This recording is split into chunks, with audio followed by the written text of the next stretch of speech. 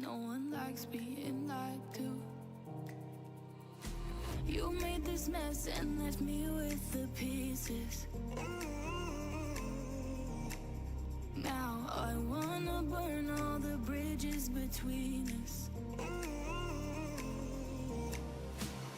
I can't focus, I can't forget.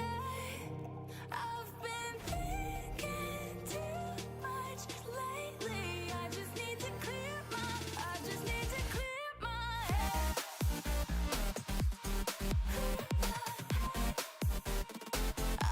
to clear my head.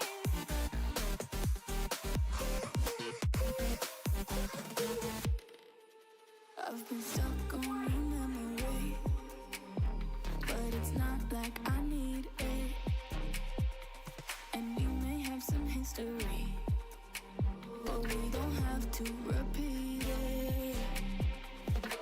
You made this mess and left me with the pieces. Now I'm gonna burn all the bridges between us. I can't focus, I can't forget. I've been thinking too much lately. I just need to clear my head. I just need to clear my head.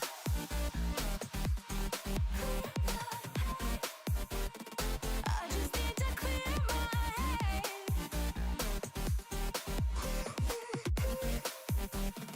I just need to clear my head.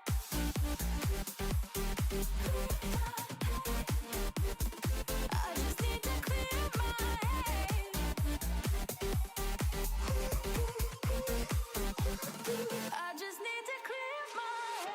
I just need to. I just need to clear my head. I just need to. I just need to clear my head. I just need to. I just need to clear my head. I just need to. I just need to clear my head. I can't focus, I can't forget. I've been thinking too much lately. I just need to clear my head. Oh, clear my head. I just need to clear my head.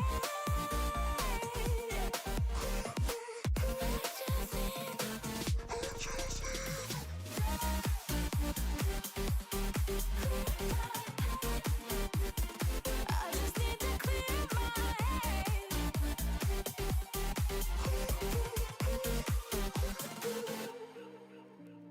Ooh, yeah.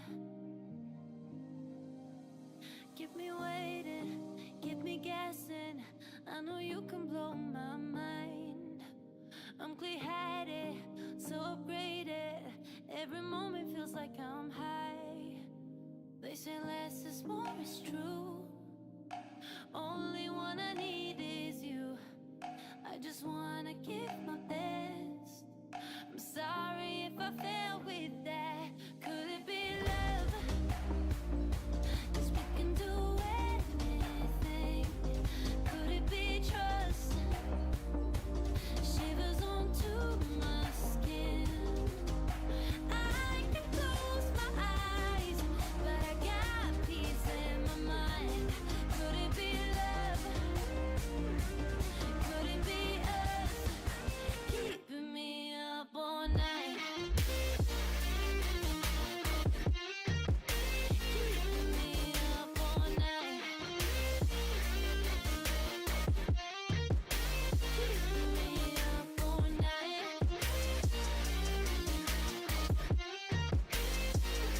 night. Good morning, everyone. Well, just about still in the morning, which makes me feel somewhat productive, like I didn't just sleep in. Actually, I didn't. I had to go do stuff. Oh, God, real life stuff. Hopefully, everyone's having a good week.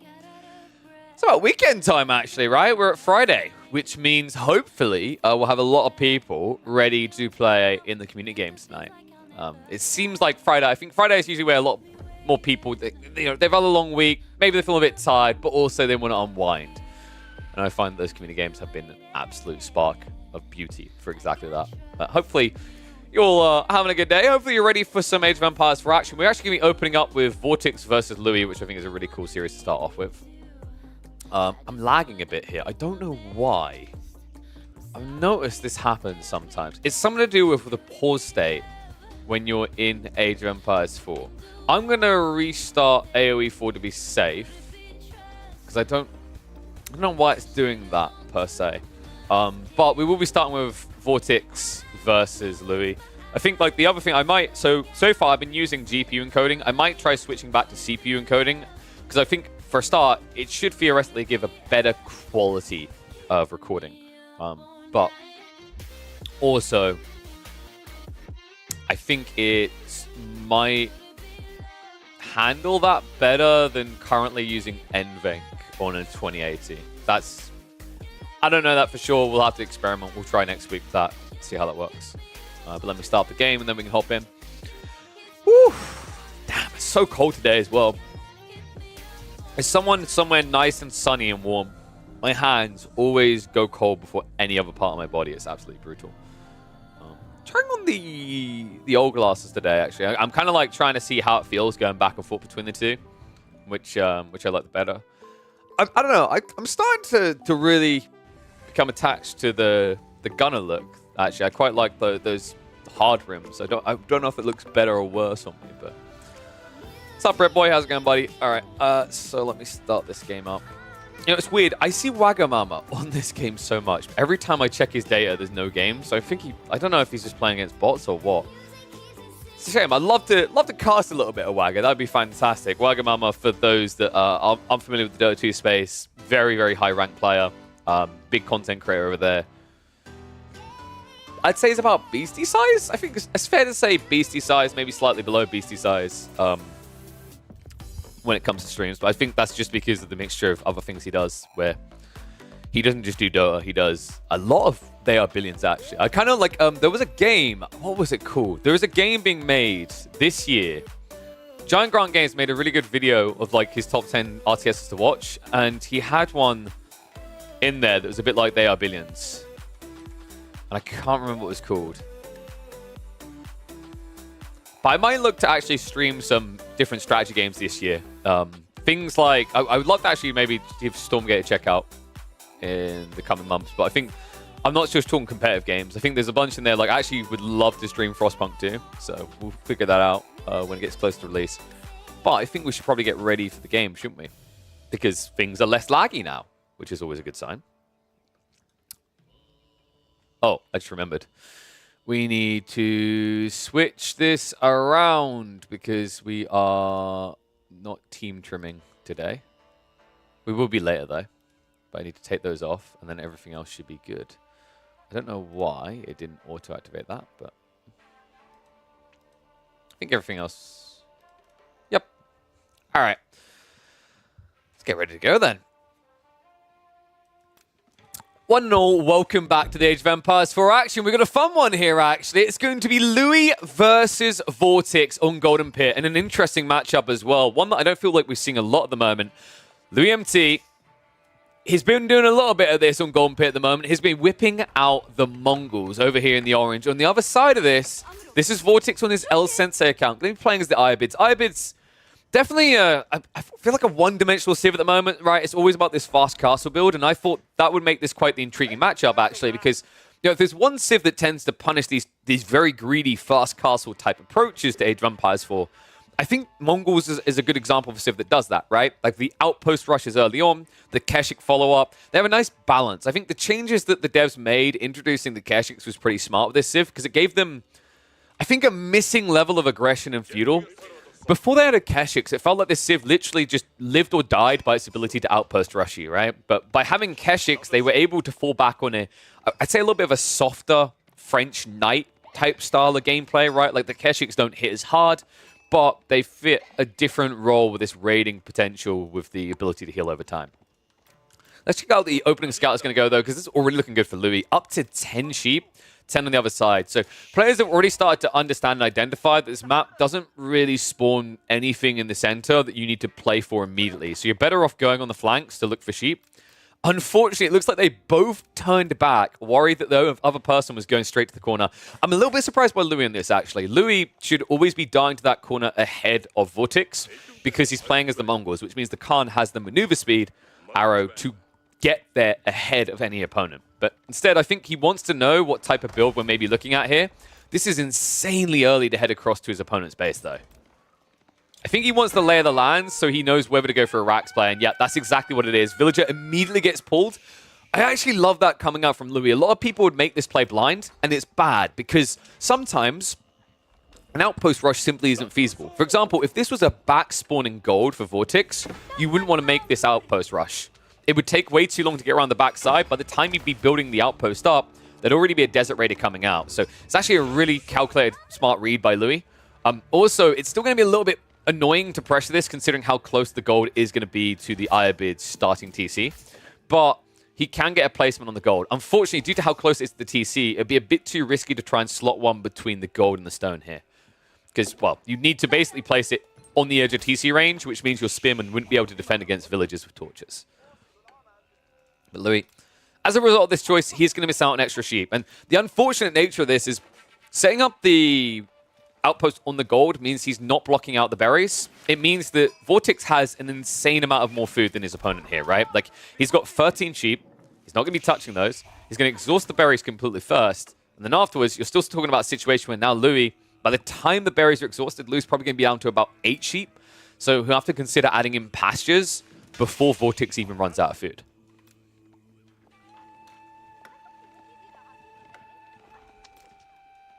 I like that. Someone's saying that, you know, they played their first games, they've been a bit worried, they got silver. Don't worry about that, man. Like, I think people focus way too much on rank, especially when they watch, for example, Vortex ranked 2nd in the world and Louis in the top 10. But I think that's disingenuous. I think one of the negatives is what's come around the pro-level content creation and focus on it is everyone feels that they need to aspire to that. It's similar to when you watch, like, Instagram and you see everyone living the good life and you're like, wow, my life isn't that good. Yeah, it's all kind of rigged in a certain way. I mean, less so with the ranking system, but I think it's more a case of you need to focus on enjoying the game first. And also, I think a lot of people are afraid to lose. 2 wins and 3 losses, I don't see that as a negative as long as you learn something from those losses. I see that as a positive. I can guarantee you, like, the best people in the world, right?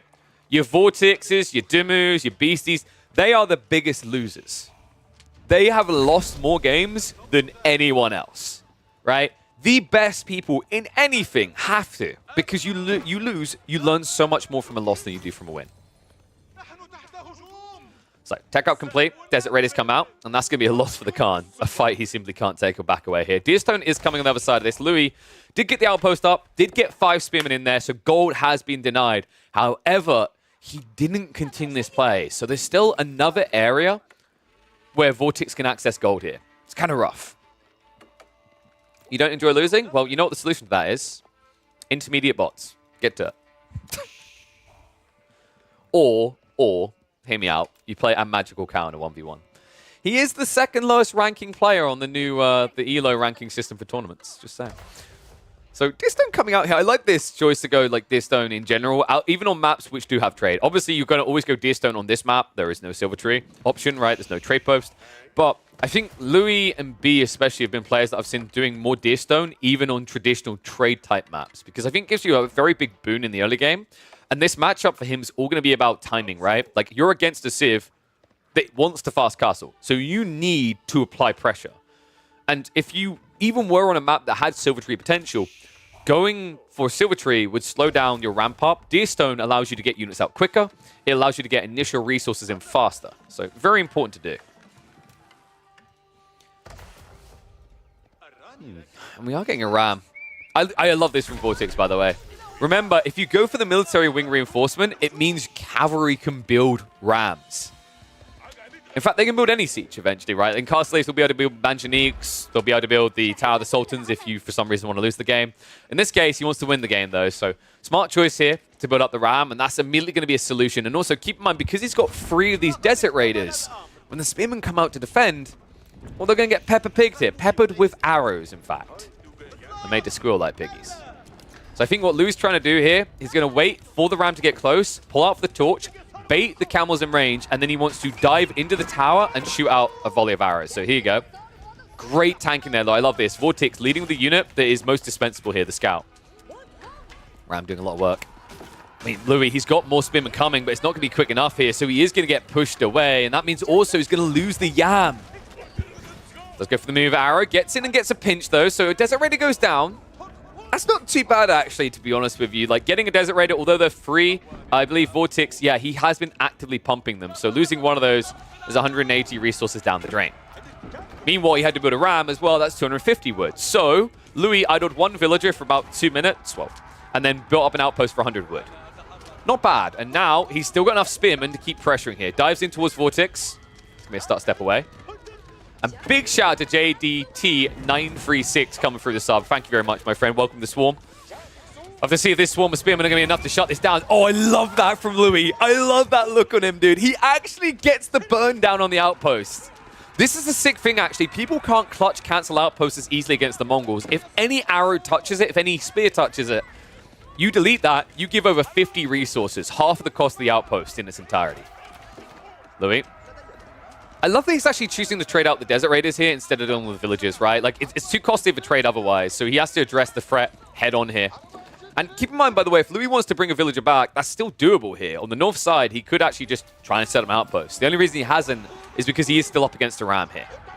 But with this many archers, I mean, he can actually just patrol the north side here and poke these villagers down. Vortix, this is quite the predicament, right? Like, this is not a pretty-looking Ironbeard build right now. We are over 8 minutes, and he has yet to start the tech up.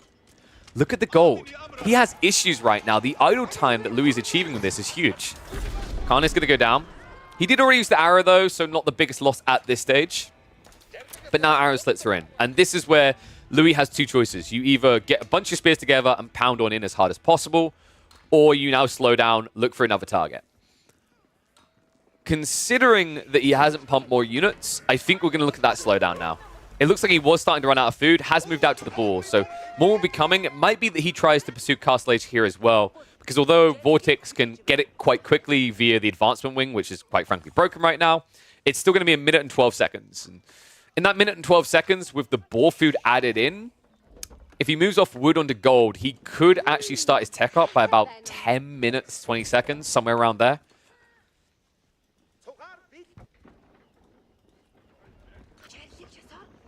More outposts going up. I like this. Like, I actually like this from Louis right now. I think he done decent damage, killed a villager. He forced a very big investment for Vortix. The tech up has been started, but Vortix so paranoid right now, he has to add in additional outposts. I do believe that Louis could have actually skirted this and poked on the left side. I'm a little bit surprised he didn't. I think he gave a bit too much respect over to Vortix there. But that comes down to the Khan loss, right? Like, he's playing a blind game if he walks around the back. And if he walks into, say, some horsemen and he's spinning out of position, it's going to cost him dearly. So instead, he resets, he preps a ram, and he looks to go in again. He is saving up, though. Like, make no mistake about it, folks. While this is ram aggression, this is going to be a play into Castle Age for Louis. He just wants to get some pressure on right now. And we have got clown car activities. You know, this has been my biggest, like, notice of the start of 2024. A lot more players using rams like this. An immediate ambush. Gets the villager. Gets back inside. Notice that he can immediately snipe down these Desert Raiders as well. So here we go. Goes after the villagers instead. He really should just target down these Desert Raiders. It's great to get rid of them. Phillies have got textiles. They do not die quickly here. Desert Raiders now being targeted. Spearman also coming out for the ambush. Great micro here by Vortix. The villager army being committed to defend this. The ram, it's getting through it. He did lose half the forces here. But the idle time for Vortix at the start of this tech up is stinging. Villagers almost being taken out. Looks like he is going to snipe another. So 4 villager kills. He got 3 out of that assault there. It was a heavy price paid by Louis, but look at the resources after this. Vortix, yes, he's still got the tech up advantage. He is now up in Castle Age. However, Louis isn't going to be as far behind as some people might have worried here. This wasn't a situation where he had to all in. He does have to replace the lost spears because he's going to be up against Lancers. But this is another reason that I absolutely adore Deerstone, especially in this matchup. If your opponent goes Golems, they can't touch you because of Deerstone. If they go Lancers, your units move so phenomenally quick with Wheelbarrow as well that these villagers can still disengage, and essentially Benny Hills the chase. And also remember that whenever someone goes Lancers, it's slow to ramp up. So those initial raids have to connect. And, well, Deerstone just makes that all that much harder.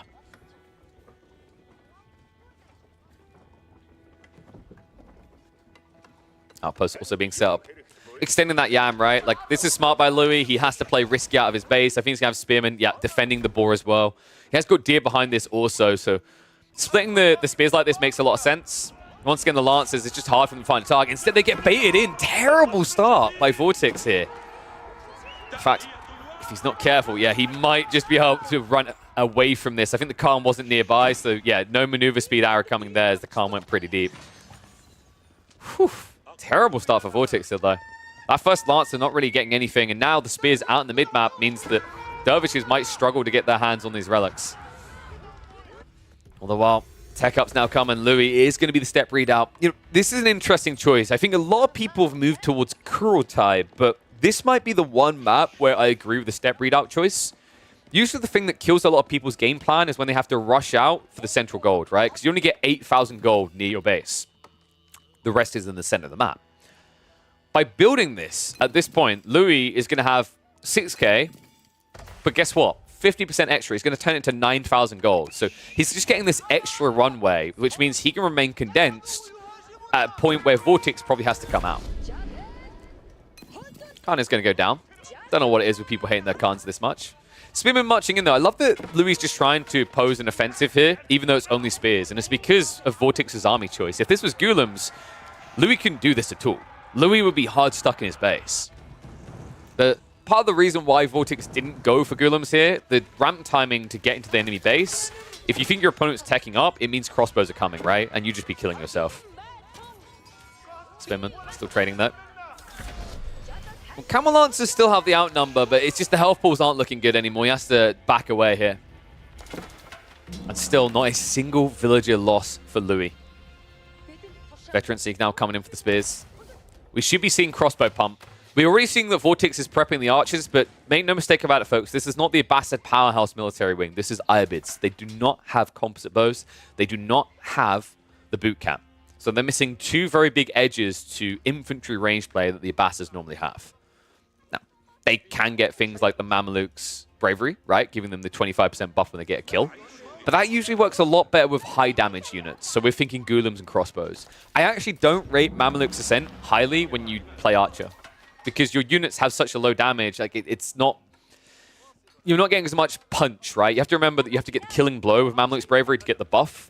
And having smaller quantities of units with higher base damage is more likely to guarantee those shots.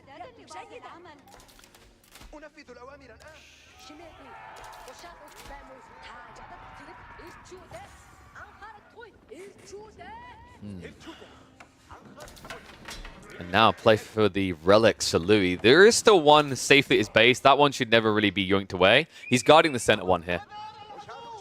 This is a very fine timing that Louis is trying to thread here. He knows the Spearmen are getting countered. So this is a pretty bold play. I think the timing might be slightly off here. Spearmen are going to get baited for by the archers. I don't see him getting this relic back home. This is looking like a 4-relic game for Vortex. Yeah, the crossbows are just a little bit too delayed getting in here because Louis did go for a second TC. Now, that's interesting. I think he expected to get 2 of the relics on the map here, so this is still a setback, but at least this isn't just a complete negative, right? Like, he's already got those early eco kills that puts him ahead, but now he's going to be scaling beyond his opponent, and Vortex still doesn't know it. This is always the crafty thing I find about multi-TC builds from the Mongols. They're better masked, right? When you see any other Civ doing this, it's very easy to predict the move because there'll be a mining camp on the stone, and you can tell how many TCs they've gone by just clicking on the stone. In this type of game, when it's Mongols, well, there's so many reasons he'd be chopping wood, right? That it's hard to discern whether it's a second TC unless you see it with your own 2 eyes. That's where I think Golden Pit can be a bit tricky, the way it kind of strips vision with this Stealth Forest. Level 2. Ranged upgrades are coming in from Louis. This is going to be a big deal, actually, in these choke points, around the outposts, around the TCs. The arrow fire is going to add up, especially considering that Vortex is now only getting the level 1 undermesh. Pulled away by the villager. Outposts really just paying their dues right now. And we have got a Mango, so this is a problem for Vortex. Vortex, he came out very aggressively. He didn't prep Springles ahead of time. He's going to learn the hard way why that's a mistake. Decent wall to start this up. Should be enough to push Blue away. Louis, it looks like his second TC is still a secret, which is bad news for Vortex fans. It means he's less likely to all in this, right? Because right now, Vortex sees a Mango, he sees an army that he doesn't have a solution for. If he knew about the TC, he'd understand that Louis' production is weak. But because he doesn't see it, he backs away assuming he has the lead. Because why wouldn't he, right? He's at 4 relics. He lost a few villages, but 4 villages for 4 relics, that's a good exchange rate. Dervish isn't going to be able to yoink that final relic away. I do love it when we see like the triple, quadruple Dervishes, though. I think the heal they provide can be insanely powerful in these engagements. I actually really rate the heal especially highly for non-Lancer formations, just because the idea is that you keep the camel debuff without having units that counter camels hurting your mass, right? Whereas when it's mass Lancer, mass Dervish, you have the ability to run and heal pretty effectively, but you've got extra units that just get countered by the same thing, right? And you essentially push your opponent away from Horsemen entirely. In, I want to say like a neglectful way, right? Because it just means you're never utilizing this aura that's so valuable. And I do think that Camel Lancers are kind of awkward from what I've been witnessing in full-on engagements. Like, usually the reason why people are able to break bases with them is because of the lead they build off of the relics. It's not the Lancers themselves, right? Lancers for raids, sure, they're great. But for direct engagements, because of the way spears react, considering the only real upside of Camel Lancers over Knights is that they have this very powerful charge the longer it ramps up, it's just a worse Knight in every single other way, right? Because Knights usually have 230 health. Their base damage, I think, is usually a little bit higher at this stage. And also, if they just get a short-range Lance, they do maximum damage. It's definitely a finicky unit right now. Mango completely left exposed, but Louis quick to react here. Power Deer Stone, folks. Damn, do you remember the days when this actually affected Siege? Oh, disgusting time in Age of Empires 4. So another outpost going to be taken down here. Louis just keeps building up to keep the vision on the area. Dervish is still sneaking around, looking for that relic it cannot find. Oh dear, oh dear. I love the conviction from Vortex. Like maybe it's still there. But of course, no. Sacred Site's now going to be decapped in the north side. It's a great little move out there, shuffle out by Louis. And the TC was pulled back, so still, Vortex doesn't know it's 2 TC versus 1. He doesn't understand right now that Louis' lead is building. He starts to march in. So the army's going to pull back, just let the Ram do its thing here. Pashas are set up on the forward side. I never like to see this as one of the negatives of when your Uvu is ahead of your base. Forward Uvu is always good for initial aggression. It's terrible for mid-game economy, because it's just something for your opponent to target, because your Pashas are usually set up around there. Nice pack up just in time. I like this min-maxing this, right? Like, you can pull it back and try to repair it. Just needs to wait for the troops to not be diving the defenses. Springles just being spammed up. So we've got 6 Springles in each side. Only 1 Mango from Louis, but he's stretched thin, right? Like, his eco is starting to get a return on this second TC investment, but it's that delayed timing. They're still giving Vortex a small window. It's just a matter of whether he can sniff it out. And now, with the Camel Lancer diving in, he should see everything here. He should know it's 2 TC. He should look to spring the trap. Louis chasing out, though. These spears so insanely fast. I mean, 1.44 by default, and then they get buffed up with charge as well. Spearmen are chasing after this Camel Lancer. He'll only be able to find maybe 1, maybe 2 picks if he's lucky. And onto the primary TC. This has taken a long time for this fight to happen. Wedge Rivets is coming in 30 seconds, so the ability to dive is about to ramp up here. Attack speed arrow does get activated really early here. Looks like you want that Springle trade out, but not quite able to get it. Louis does have anti-siege advantage, though. Trades begin. Lancers do charge in. Spearmen turn around with the brace, and that just invalidates the entire charge forward there.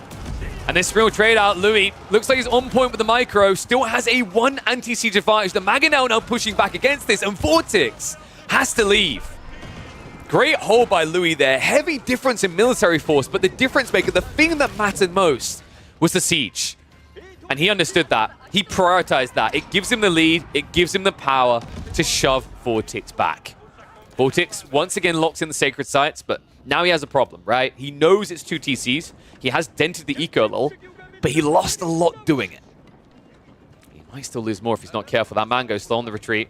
So Vortex, understanding what this game has become, that it's 2 TC versus 1, he now looks for raids. He's going to find a big one here. Louis, Villagers, worst time to come out for Deer. Great reaction time there by Vortex. Immediately gets in and starts carving them up like turkeys at Christmas. Louis now just with a free eco lead. After he built up, I think he was up to like about 12 to 14 villagers ahead. It's now shrunk down to neck and neck in a game where his opponent does have 4 relics and 2 sacred sites. So Vortex, with the undeniably stronger eco right now, there is a weak point for him coming though. Right now, he's playing on Deers. He's been playing on berries. Soon, he's going to have to start adding in farms. That's the difference maker, right? Is that the pastures from Louis have started to be added in. He has got some fallback sheep. He still needs to ramp it up as well, though. This is always clowny to watch. Looks like it's going to be a pinch, though. Great maneuverings here. Vortex will try to sneak his way out on the other side, but that reshuffle on the formation actually cost him dearly. An extra Lancer going down. So limited firepower to keep pressuring. And, well, Vortex, funnily enough, he hasn't switched off this comp. I'm a little bit surprised by his choice to keep going Lancers here. Golems do face the same counter of crossbows, but they'll also fare incredibly well in the initial clash up against spears. I think the issue from Vortex's perspective is that if he goes Golems, he's playing into Yam, right? So he'll never get to touch anything that Louis doesn't want him to touch. Still, it's such an expensive unit, right? Like, you're paying an insane amount of food and gold per unit here against an army that in its entirety does counter you. Louis a little bit slow on the reboom to siege here does have me a bit worried for the orange. He's going to pull back in time this time before the Lancers do arrive for another raid. He still has the safety. I actually love that Louis has been trying to take the more risky resource first here. So he's still got a nice about 1,000 resources down here to work with. It's 1,050 resources. It's not too bad. He still needs to consider more pastures, though. And funnily enough, he's adding in men-at-arms. That's a little bit surprising. I thought he'd just kind of stick on like mass spears and use the extra resources into Mangos. But I guess from his thought process here, he's seeing all these Springolds, and he could keep making this an awkward trade on Siege, or he could just take the thing that doesn't care about this army, right? Mangos only have to fear these Lancers, and you've got enough spears to always deter them. Oh my god. Mango's being spammed right now. He just wants one good wallop. That's all he feels he needs. Vortex, he doesn't see this yet, right? Yeah, he sees the men-at-arms. He's about to see the Mangos. Great strikes out. First blood drawn in this fight. A good initial volley. Attack speed arrows now coming out. A push in by the spears. They can actually find the Springolds trying to retreat. Okay, that was impressive, actually. Louis, right now, is being doubled up on military. Yet, he postures so aggressively there. And Vortex doesn't know what to make of it. He immediately freaks. That, by the way, is the power of the Yam, right? It's like, it's very easy to still find your siege out of location. And this is also a weakness of the flip side to the strength for the Ibids and Abbasids, right? You can build this siege by default, but if you don't have a siege workshop, you don't have greased axles. So anytime you're out of position, it feels almost impossible to retreat. And that's exactly why Vortex is being so careful about this, right? He's still confident because he has got the 2 sacred sites locked in behind this. He knows he's got military mass lead now after he saw the face of that fight. And now he's going to look to punish. Movement in here. Springolds being rushed up. Louis trying to get defenses together. 5 versus the 8 Springolds. Mango shots coming in heavy, though, for a flurry. If he can actually get the load out here, instead they go after the camels. A terrible trade. Louis, this is looking really bad right now. Mango's now starting to die. He's going to back away as the Springolds keep chasing. Army has to retreat. Now, all the Lancers went down. This army is fully archers at this point. If he can get rid of those Springolds, if he can somehow take them out, he can still turn this into a win. Mango gets sniped. Springald should also be target down. Right now, Louis, this Springald could be his MVP. It does over 10 damage per shot to Springolds.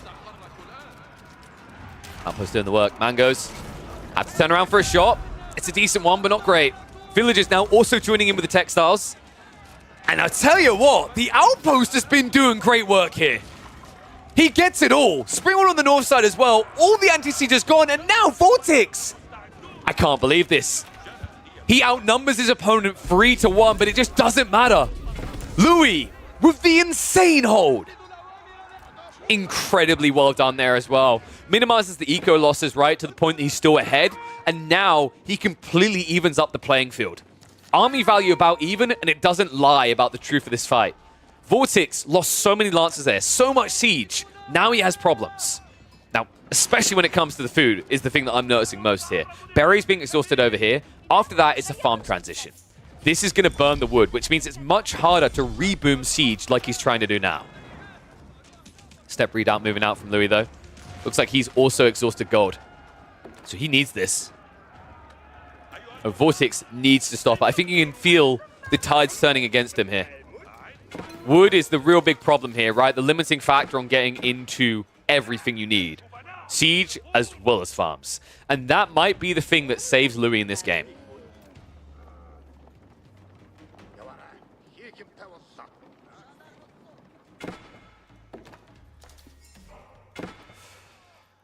This is actually... Wait, what? Wait, he's next to a Gur. If Louis just sends up a few troops, that's a lot of villagers waiting, begging to die. I can't believe that Vortix is doing this right now. And the mangoes are moving up. And Vortix doesn't know about this. In fact, Vortix is playing blind in this territory. The mangoes could get some phenomenal shots if he wants them. Louis instead, he peels off a few crossbows. He goes hunting. He sends the rest of the army home to defend. Outpost being rushed up. Villagers now in trouble. Vortix slow on the reaction because right now he's committed to the attack. So villagers just being lost here. I mean, luckily for Vortix, they're now all idle, so he should notice them in a second. But by the time he does, several are going to die. Louis just being given a gift right now. The berries are taken out, sure, but the losses, they've stacked up here. And now Louis finds himself 12 eco ahead. Outposts are denied, but step readout a bit too hard to burn here. This is looking a lot better for Louis now. Like, compared to last time, I think he's in a much better position. These military numbers are deceptive because ultimately, half of Vortix's army doesn't feel very impactful now. These archer masses aren't that impressive. I actually see them more as like a kind of a pseudo-tank where you want them to be the first thing to die. The problem is when you add this many lancers in, lancers are always the first thing to fall. And that means these spears, the things you're trying to counter, are always going to get a good start to this fight.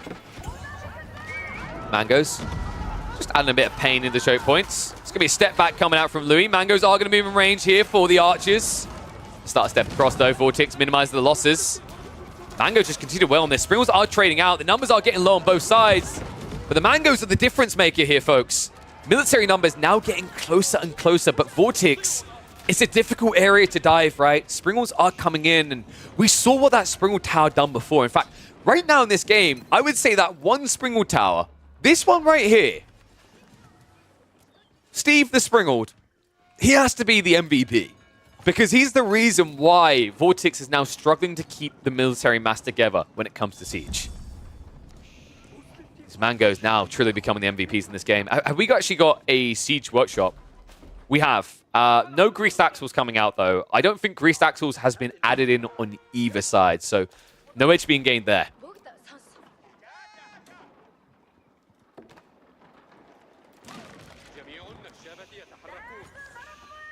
Keep in mind, if Vortix ever loses this massive archers, the entire strategy just falls apart. Like it won't even be close what follows up. And oh man, oh no, Vortix, he's not adding in more camel lancers, which means Louis' timing on this horseman transition could not be more perfect. And folks, it's not just a big brain play by Louis. Actually, it's a necessity right now. He's essentially out of gold. He has just enough to get the upgrade here. And then the only thing he can afford is food and wood units. And the crazy part to me right now is that Vortix is playing into it hook, line, and sinker. He should know that there's no other gold on the map right now. He should understand that the only things Louis can build can cost food and wood. So the fact that he's building crossbows against an army that cannot field more heavily armored units is baffling, to say the least. Even more baffling, folks, the fact that he's adding crossbows in against an army that's had Mangoes attacking your range units already. I mean, at what point do you look at this and say Gulims? I mean, this is the thing that's kind of racking my brain right now, is I think Vortex maybe he just got distracted by his own farm transition requirements or got kind of like baited in by what Louis is doing here. But Vortex is playing into this weird comp designed to just kite and punish things like Men-at-Arms. Those MAA don't exist anymore. There's only 3 of them. They all have independent names, there's so few of them.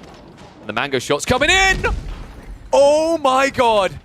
The timing from Louis here! Horsemen now ride forward, Rohirrim's arrived! And Vortex has no answer to this! A perfect move out of Louis. He snipes the anti-siege, the Mangoes move forward. At the perfect moment, Louis finds the decisive blow. And this looks like GG right now. The eco behind this for a reboom is not going to be good enough. Vortex is going to be ran down. Everything is going to be killed. The patience from the Chinese prodigy is perfect. And the results, mwah, a chef's kiss delight. Dude, that was a sick ending. That was an incredibly well-timed attack by Louis. I think Louis really did utilize the vision denial, those stealth forests, incredibly well. The amount of details he hit, I still think the MVP in that game, more than anything else, has to be... I don't know. I think it's the Outpost. What do you guys think? I think the Outpost is the highlight for a YouTube video there. The only other thing I can imagine is like maybe the fact that like he ran out of gold and Vortex didn't realize it. But I feel like the biggest thing is Mr. Springwood Tower there. Mr. Springwood McTower, of course.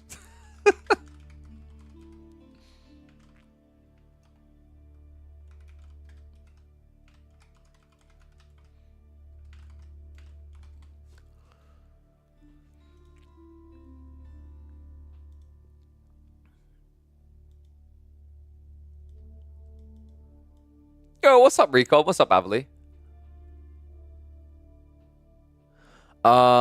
If you want to cast my last game, I think it'd be good as a teaching game. Plenty of mistakes from both sides.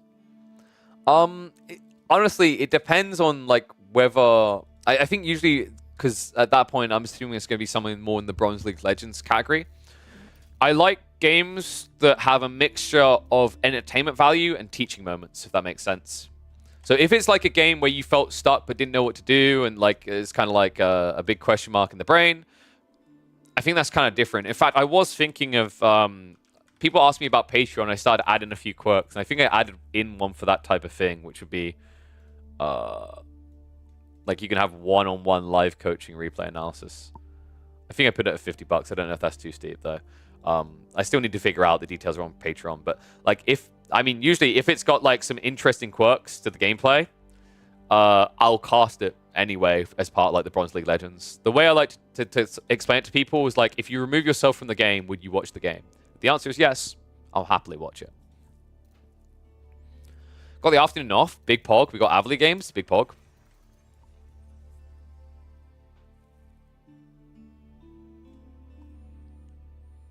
I mean, Shana, join the Discord, drop it there, and we might check it out a bit later, is what I'll say. Is the best way to go about this. Just put a little description. Don't spoil what the game is. Just something that like makes it... It's almost like you elevator pitch, like why we'd watch it. And then I'll have a look later. You fought Kurotai? Yeah, I think Kurotai's a bait. I think if you go Kurotai on Golden Pit, you're losing the game. Because I think it just rushes you out. Like, if he didn't have that extra goal from step readout, it's GG.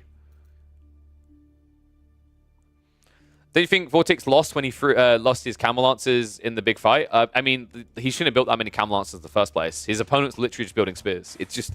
I've seen so many players do this. Like, I think I said it in that cast. Like, Camel Lancers are literally just worse knights. They are in almost... If you're using them for main fights, they are worse knights in every regard. They are only better as raiders because they can charge... Like, they can ramp up a charge into villages, and also Camel Lancers have more scouting vision than standard knights. So you can see villages on your own, and you can dive them in.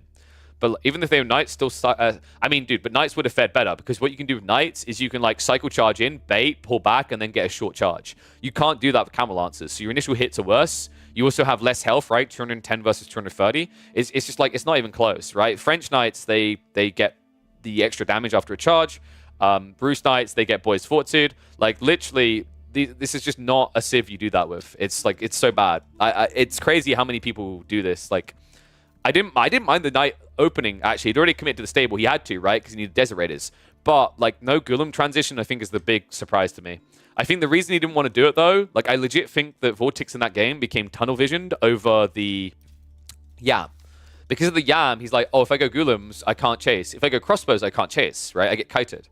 So I kind of understand why he done this, but Camel Lancer plus Archer comp early castle is kind of OP, though. Yeah, if you raid. Not if you fight. I think, like Camel Lancer plus Archer is just a worse version of Archer plus Gulam if you want to fight, right? But if you raid, sure, like, 100% Camel Lancers are better. But, like, the problem was he couldn't find that many good raids, right? Louis... The thing that Louis done really well was the outpost spam. The outpost spam just informed everything he done in that mid game. So just really great utilization of outposts by Louis. In fact, maybe that's what we call it. I don't know if we call it Mr. Spring or McTower. I don't think that's like clear enough. This is how to use Mongol outposts. Maybe is better.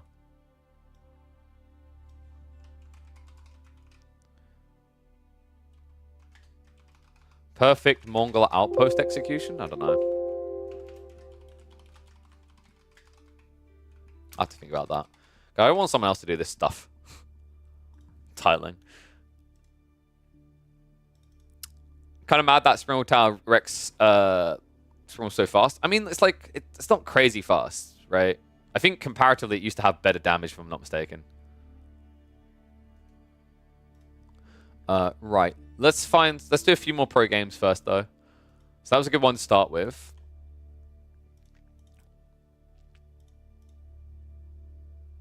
Makes attacking even slightly harder. I mean, a lot of the outposts weren't upgraded, though. So, like, it was only that pitch point in the center. If he just went for flank attacks more, I think Louis would have started to unravel, because he was still trying to avoid going for mass pastures, right? Like, he kept going out to deers. So, like, I do think that Louis played that in a really tricky way, but at the same time, Vortex kind of threw away the lead for sure with that dive.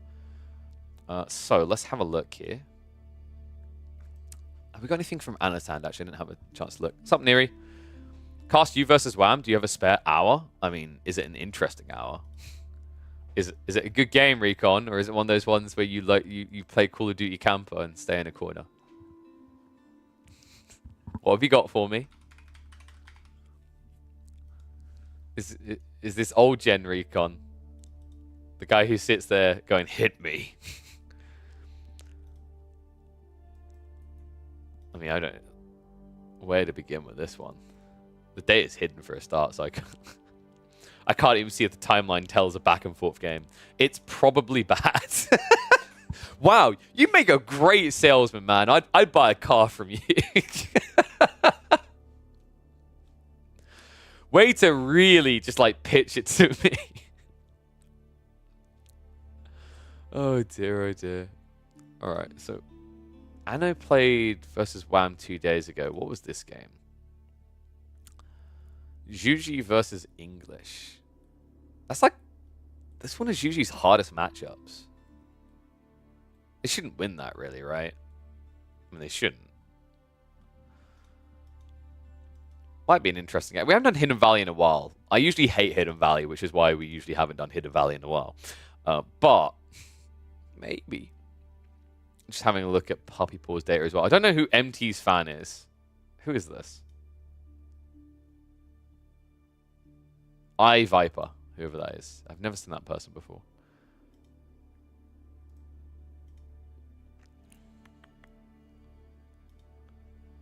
Did Numidan have any? Because we didn't cast Numidan in the end yesterday, actually. Because I said we were going to and we didn't find time. I don't know if he had any interesting ones, though. French versus Rus. I think Voldemar. There's one we'll do a little bit later from Voldemar. Maybe Faye versus Jonna Secures. We haven't done the Jonna Secures. We haven't done many Faye games recently. I think there's also one I was eyeballing between Warspite and Sassy. Yeah, I had a bunch of Faye games in mind, actually. Faye is a good old entertainer.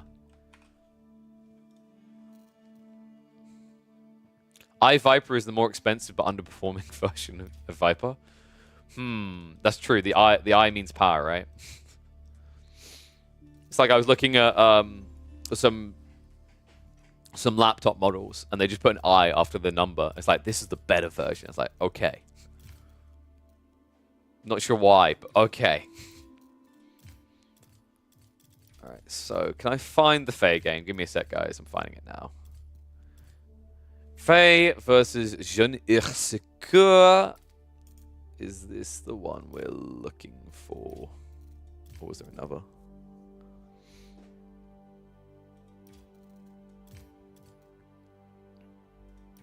It's Faye versus Knock Knock. There's another one I had in mind first. Which one was it? Let me see if we can find it. But it's so, like, honestly, the layout of the match history stuff, just, it feels like it could be so much cleaner. I think they just need to get a UX member in to give it, like, a full one-over. What was the game I was looking at? I was looking for a Fitzbro Faye game, but that isn't showing up for some reason.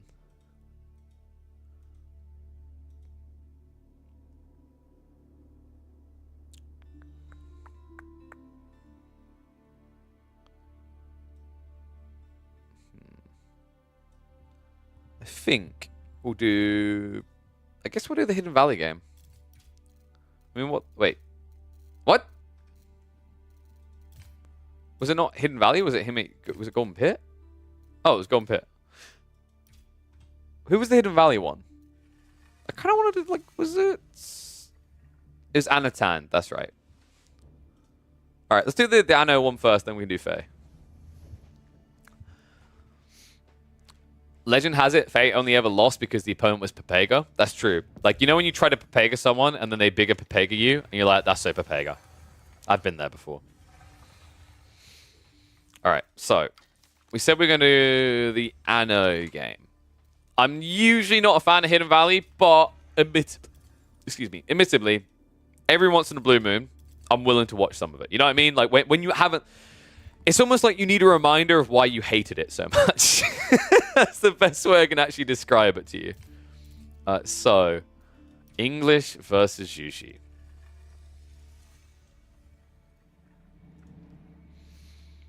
So we got good old Wham versus Anatan. Oh dear, oh dear. All right, let's get to it.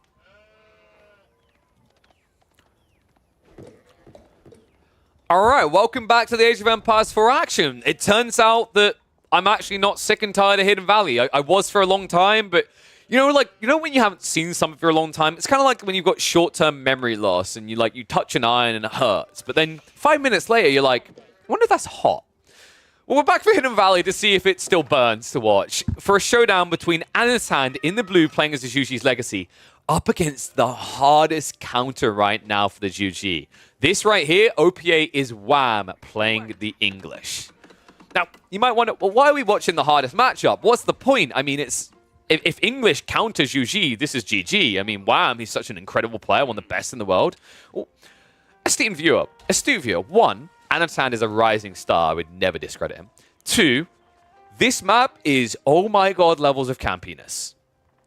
It really is awkward if you can't fully stage a fight on one side to pivot to the other. So, although Juji is usually at a disadvantage here, this is the type of Civ that if they do get that camp zone off, if they get deep enough in the game, they can actually just swing for that mid game with one of the strongest economies that exists in Age of Empires 4 right now. So, let's see how this one's going to play out.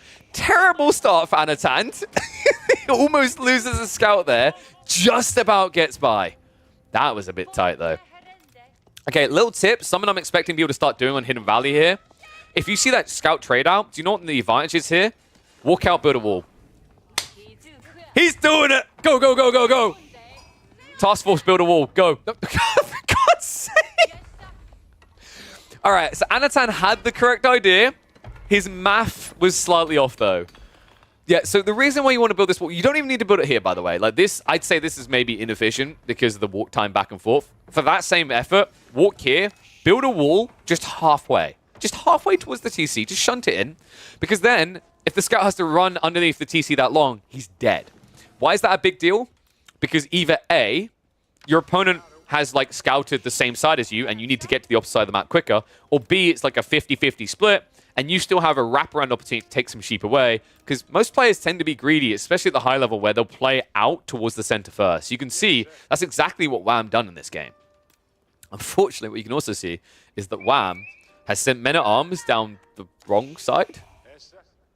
Really? We're going to try... Okay, he's actually going to try... So hear me out. If Anatan literally just short walls this men-at-arms dies. And we've got a Meditation Garden coming in. This isn't an impressive one. It's kind of unfortunate for Anatan because it's one of those spawns where the berries weren't on the same side as the gold. Those are usually the most ideal. Still going to get 30 stone, 30 gold, and probably about 15, 16 wood here. So not a crazy Meditation Garden, actually. And I think a big part of why we don't see too many Zhu Ji picks on this map. But Wham. I don't think that was intentional, but okay. Wait, is he actually doing this on purpose? Wait, what? No way did you build a men-at-arms to do this. I think what happened here is Wham, because of how slow the men-at-arms are, to make this play work, you have to drop a rack straight away, right? He was gambling that the gold was accessible. And now, after the fact, right, you build this men-at-arms, you might as well grief a little and walk away. He's like, this meat's a bit too gamey.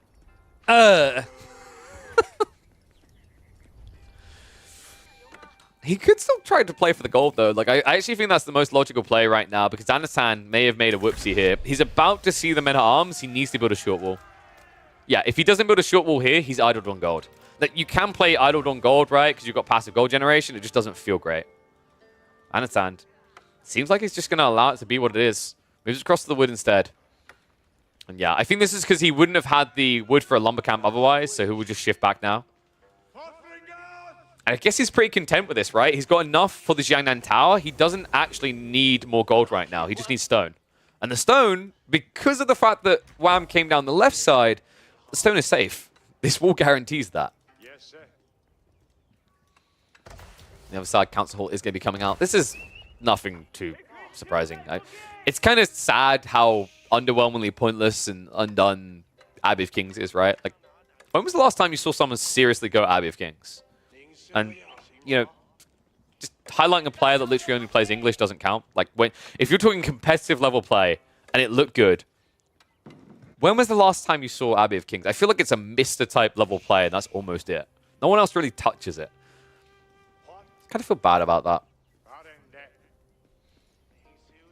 So that's going to be a march down the north side as well. This is not a bad idea by Wham at this stage. The problem is, like, the timing is a little bit off. It needed to be earlier. If he got this men-at-arms out, say, half a minute, 40 seconds earlier, he would have been able to idle out the grab for a second TC. But this is the power of the Chinese and Zhu Ji. That supervision just gives them all the extra resource they need to get away with these very tight and greedy timings. Yeah. And you know what, folks? Usually you'd be like, well, at least he can't get a good TC. Doesn't need anything else than this. Literally just going to drop it on the wood line. It's about as cozy as can be. Does anyone actually ever use the campfire, by the way? I'm thinking about this, but I don't think I've ever seen anyone bother. It's just... Would it be viable if it was 5 wood, is what I'm wondering. Because I feel like the only time you might use this is early game. And in the early game, 25 wood is a lot. I've literally seen 0 campfire games.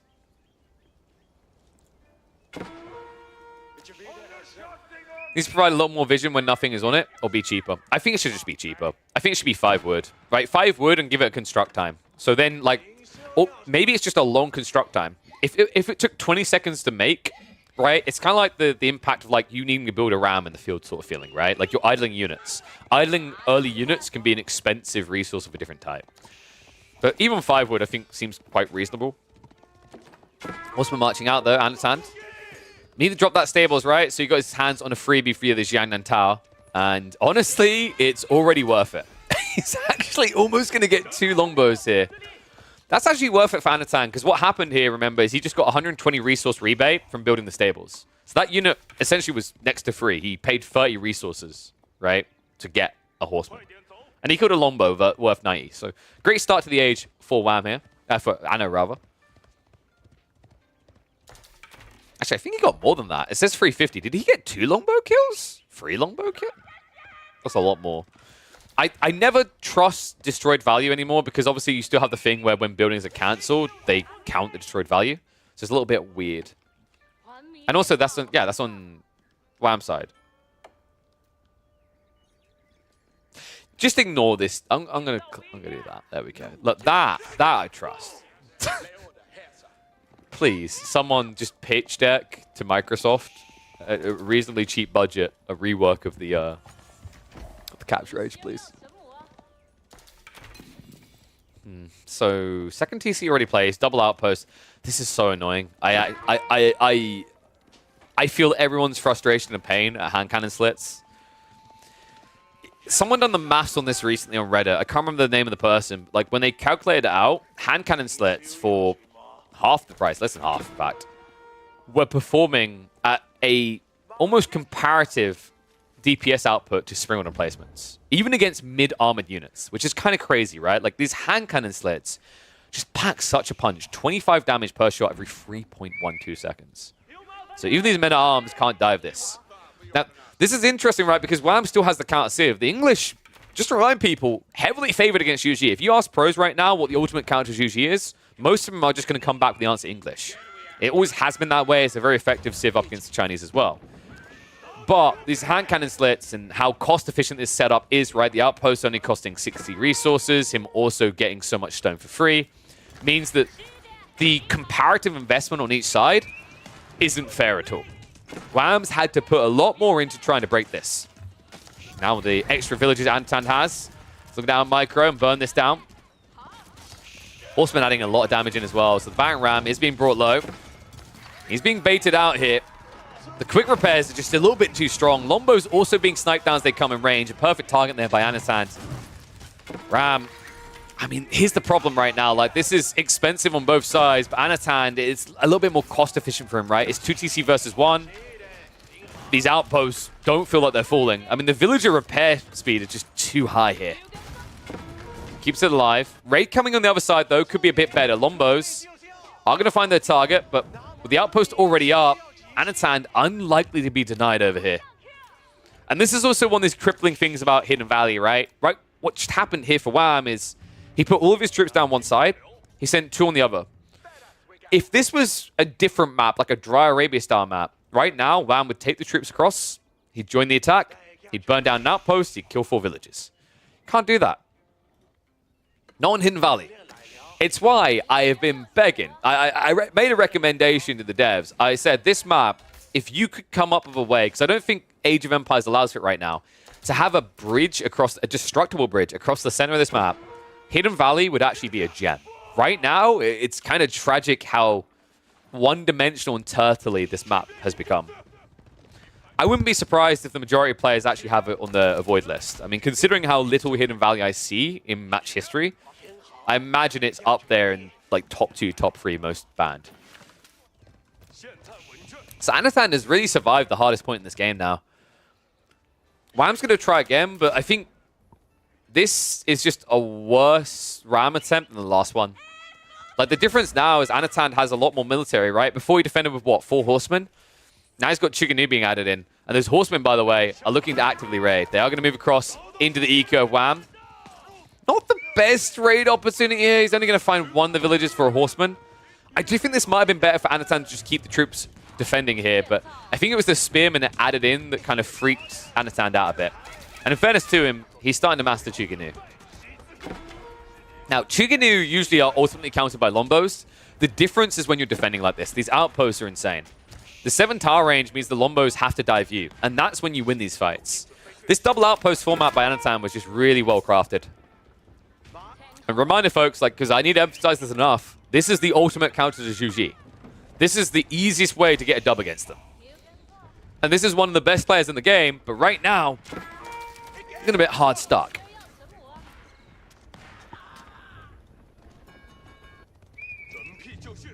Hey, don't joke about those air units, okay? I've said before, I still think we need hot air balloons, okay? That's what this game is missing. Transport. Hot air balloon transports. Don't at me. Shaolin Monster now on the way, though. I hate Chiganu. Have you guys... I don't know, how many YouTube videos... I don't know if someone actually counted. How many YouTube videos exist on my channel where I've moaned about Chiganu? The number must be getting pretty high. I mean, there's 10 of them right now. They are doing 30 damage to this Ram per flurry. It's not even remotely reasonable. I can't with how stupid they are. That's another Ram down, and now wow, I'm an entire age behind. We're officially past the hardest point in this matchup for Zhu. Wham now has to catch up fast.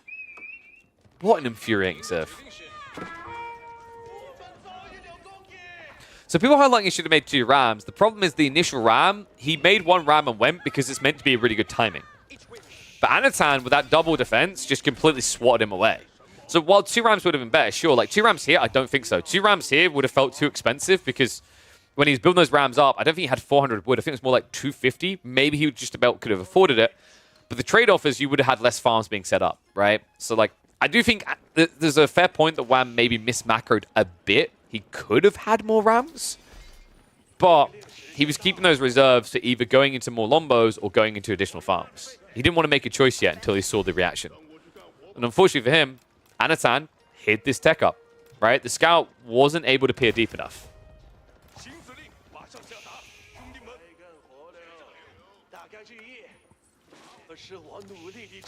Who's saying they need to nerf Chiganu attack speed? I've heard a few different ideas. I think one idea that was floated around was the idea that Chiganu aren't free burst, but 2 burst instead. So you increase their damage, but it's 2 burst instead of free. That's not a bad solution. I am a very big fan of the increased costs, where they're 90 instead of 80. The problem right now is I think a lot of the ways you can nerf Chiganu have been made difficult because of the dev's choice to add Zhu without archers. Because they don't have archers now, the way that you approach Chiganu and have to rebalance them, you always have to have that thought in your mind that you may just make one Civ impossible to play. Right? That's kind of one of those awkward things. And that's why I think a lot of Civs do have access to baseline units, right? Like, pretty much every Civ almost has Horsemen, every Civ has Spearmen.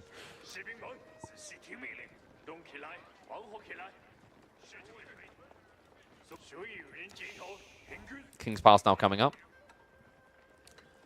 Can the Chiganu reach? No. I mean, he could dive this, actually. Those are Castle Age Palace Guard. We're going for the party. Whoop, whoop. In we go. Wait, not the Council Hall. Oh, man, he might have been able to stop the tech up time there. It would have been tight. But attacking the Council Hall, not a great way to begin here. Still, a dive worth committing to here. Castle Age units versus Feudal Age units. You take those trades every day of the week. TC Fire does sting quite a bit, though. So he's going to be pushed away in the end. But now, this tech up complete. Wham still finds himself almost 30 economy behind. And he needs to wall up quickly, because look what's happening. Shaolin, wait. Get it. Hey, did anyone lose a relic? I love the way he's leaning over like he's asking that question. Like, yeah, does this belong to one of you? Someone drop a baby? No, okay, I guess I'm going to have this baby. Finally. Unfortunately, by the time Anatan started picking this up, it means the walls are going to be up. So he's not going to get out with this relic, but there should be other ones coming home, right? Like, he should be able to get probably 4 relics in this game. Seems quite feasible. Wham doesn't have a fast army, right? It's Lombos and men-at-arms. It doesn't get much slower than that.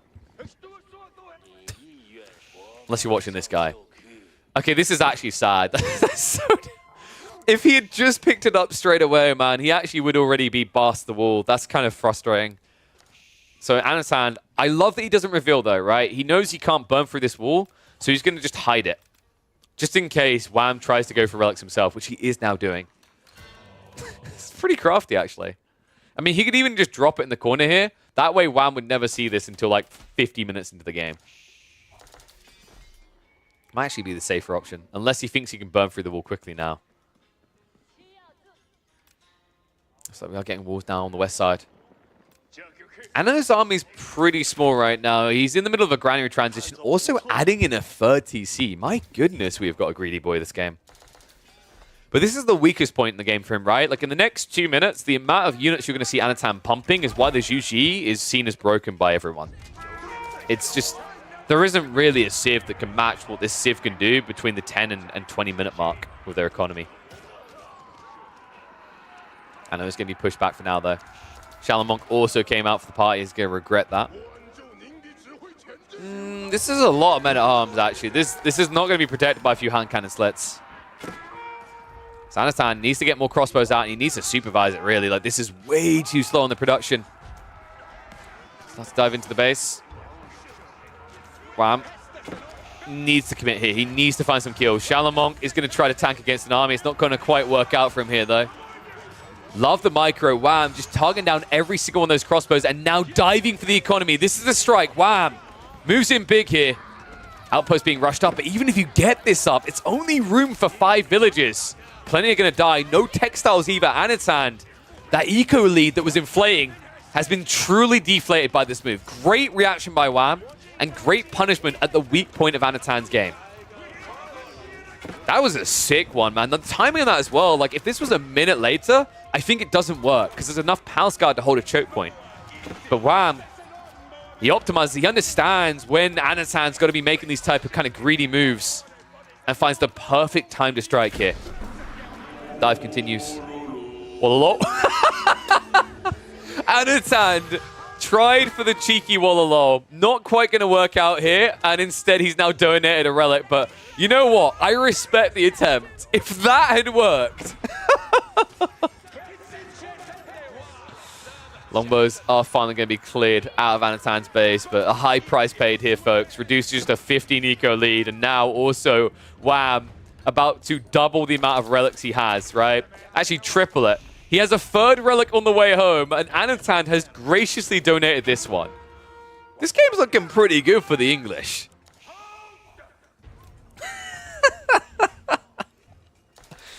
This is what I love about Anatan, right? How many players would have been like, no, it stays in the corner. Cannot risk. He's like, it's a calculated risk. If I'm going to lose 20 plus villages, you need to lose 15, I need to gain 15. Oh dear, oh dear.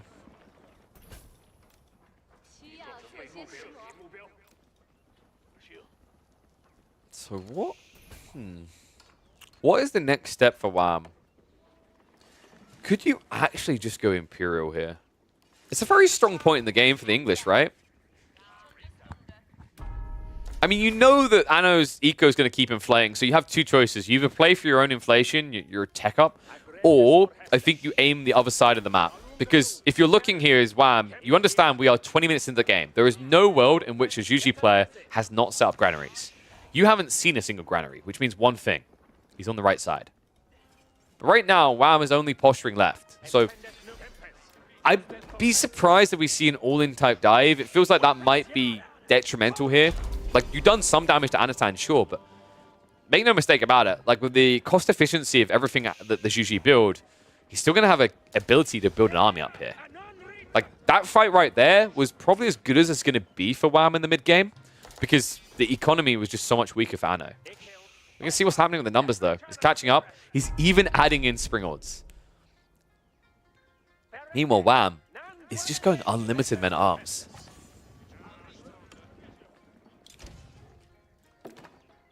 And yeah, the reason why Wham's not going for that final relic, doesn't know about it. Anatan, funnily enough, does. He just hasn't gone for it. He has got one more relic on the way home, though. I think that is about to arrive. There it is. Our Baldy boy's coming back. Doesn't feel good to rush towards Fast Castle and only get 1 relic, folks. That's a tough one. However, doesn't mean it's unrecoverable for Anatan. Melee tech upgrades are coming in. Nestabees really are the kicker here. In choke points especially, that this unit is so frustrating. This is the problem why I was expecting Wham to maybe target going Imp instead. Massing men-at-arms might seem like a great idea here, but if you've got all these melee units that can't fight because there's an archery range, a Rax, a TC in the way, Nestabees are just going to annihilate you. Like, Nestabees are the true counter to armor-clad men-at-arms here. Doesn't matter how much ranged armor, melee armor you get, this does siege damage. What do you guys think? Like, do you think it's reasonable that the gunpowder tech is on Nestabees by default? I mean, it would be hard to like take away, right? But I almost feel like this would be something you unlock. It's kind of crazy you just get the +2. I think that's maybe what makes Bees kind of ridiculous to face off against. I mean, they essentially... It feels like they have 25% more damage than what the devs originally intended on balance, just because gunpowder tech is there by default. Burn through on the walls on the north side. Who would win? Get him, boys! Fight on the west side. A bit bigger. So many pass guard here, though. I think this was a complete misread by Wham. He didn't respect the surge point of the Zhu Ji, and numbers, they speak for themselves right now. Wolves are at least going to be torched through, so an access point for Wham on the right side of this map, but pass guard, crossbows are moving across now. Anatan is going to stage a defense force.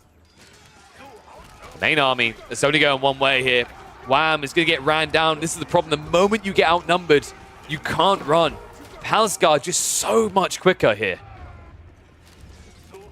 And Arms are at least going to find their way towards the economy, but at this stage, Anatan, he pulls out the ships. He says, you want to fight me? Fine. Here's the economy. Take it. I dare you.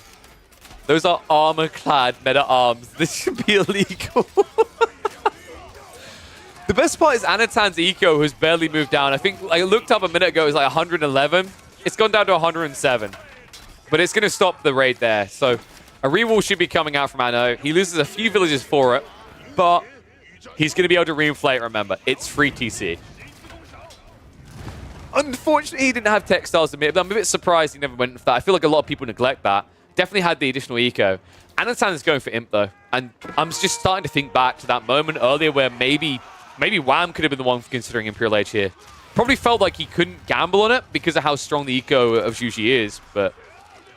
Look at where we're at now, despite your attempt to resist, right? It's just crazy, the mile of distance we're seeing here. The Zhu Ji are taking the lead, but this is the power of the mid-game economy. If Wham could get to that ultra lane, maybe he'd stand a chance of contesting, but right now, he's just getting ran over. And it's not just this way, folks. More coming in on the east side as well, so he's opening up all the passes. Crossbow Mass is going to have to back up a little here. As Wham now starts to activate Aegis Springles. It's been a while since we've had this. But at this stage, you need anything that just can't be attacked. Allow him to push back, but... Well, that pushback is happening. That slow march towards Zhu Ji's base commences. Anatan now begins the tech up. 21 villages. Love to see this. Raise your hands in chat if you're one of those filthy Zhu Ji library builders. It's okay. This is not a shame place. I'm just curious, because I've noticed quite a few pros do this. They build Zhu Ji first. They don't buy a tech up until they've got enough for a second Imperial Age. And then my immediate question is always, why? I much prefer Temple of the Sun as an opener. Just use what you've got more effectively. It's so much better. That Divine Haste is worth it on its own. Especially when you're a mid-map like this, the ability to just start a step back more effectively and trade out better, it's not something to be discounted here. One Nesta B should be enough to hold back these Lombos, these crossbows. Springle trade out coming in. Wow, marching forward. Still, it just doesn't feel like he's got enough punch behind this push power right now. Like, I mean, wow, he's trickling out men-at-arms. The only reason right now that's kind of threatening is because of the Springles. It's keeping the Nesta Bs at bay. Well, looks like not, but it's going to turn around for a shot. It's going to go down. But meanwhile, while this is happening, check what's happening at home. Wham! Struggling to hold this area. He shouldn't be able to burn through the walls. I don't think Anatan has enough mass that right now, but what he has gained is a hell of a lot of map behind this.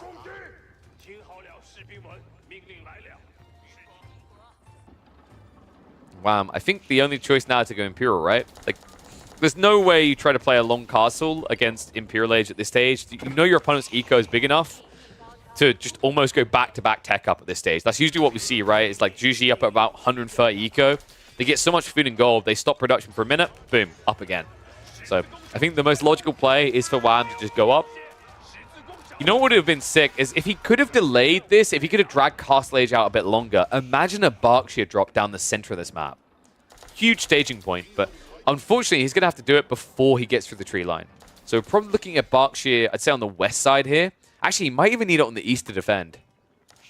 Doesn't feel great though, right? Like Berkshire at least needs to secure some resources. Instead, It is going to be west side like we talked about. Which means he's going to secure the big gold, the stone as well as a lot of wood. However, the trade-off is that now the right side flank is open, all the way towards your farmlands. Now, he has built a lot of those additional farms on the south side, but it's kind of a 50-50 split, right? And this is the thing that usually divides, and it's why I would usually favor like Zhuji, Chinese, anything that has speed on this map. Because if you can divide the map into two segments, whoever's running a slow comp, right, men-at-arms, longbows, tends to fall behind. Because they just end up doing Benny Hills in their own base. And yeah, the relic is still here, by the way. Anatan does now know about it. He just still hasn't picked it up. Wham at least has an excuse. He never scouted it out. There we go. Shame him, and he shall fix it. Berkshire up. Anatan just a little bit too late to move out to try and deny it here. However, if you feel threatened, why not just go around? Oh, these units are still so dumb. I can't. Like, half of the units that Zhuji and Chinese have, I shake my head at. I mean, at least Onobugisha are lightly armored. Also, Onobugisha don't move as quick as this. How do these guys have more armor on and run quicker than a lady in a robe with a very light stick? It just makes no sense.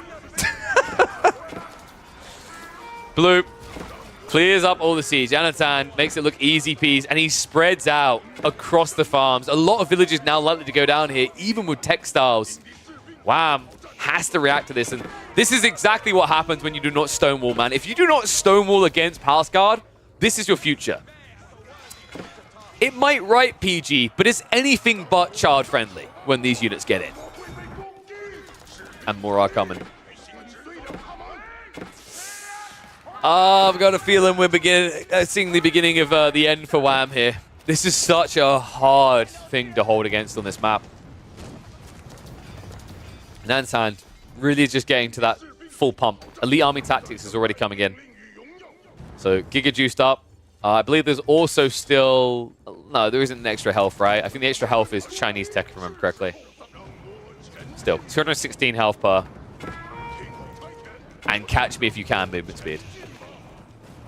Only you never will.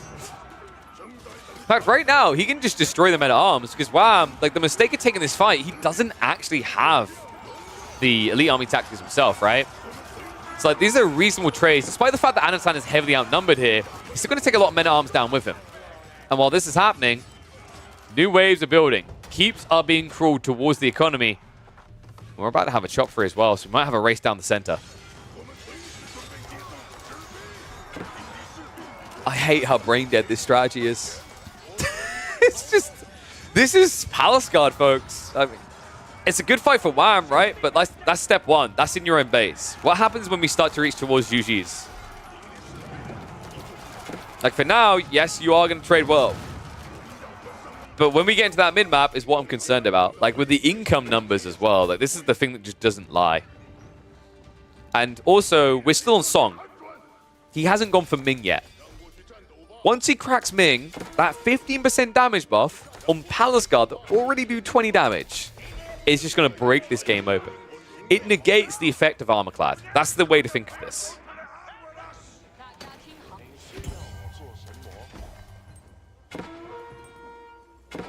Rams now also coming, Ansan. I just can't with these things. Oi, oi, oi. Dive underneath the keep. Looks like he did spot it out early. Anatan is just repairing it, though. It's like, if I just kill a few more men-at-arms, it's a cost-efficient trade. Just need to keep it alive a little bit longer. I don't know. I don't know. This is a good thing, actually. Anatan had way too much economy, so it's kind of done him a favor in a way. He needed more military, and now he can get it. Like, these numbers are still this good, by the way. Like, these villages weren't really gathering much in the last minute, so he's still got an eco that's ahead of the English at this stage.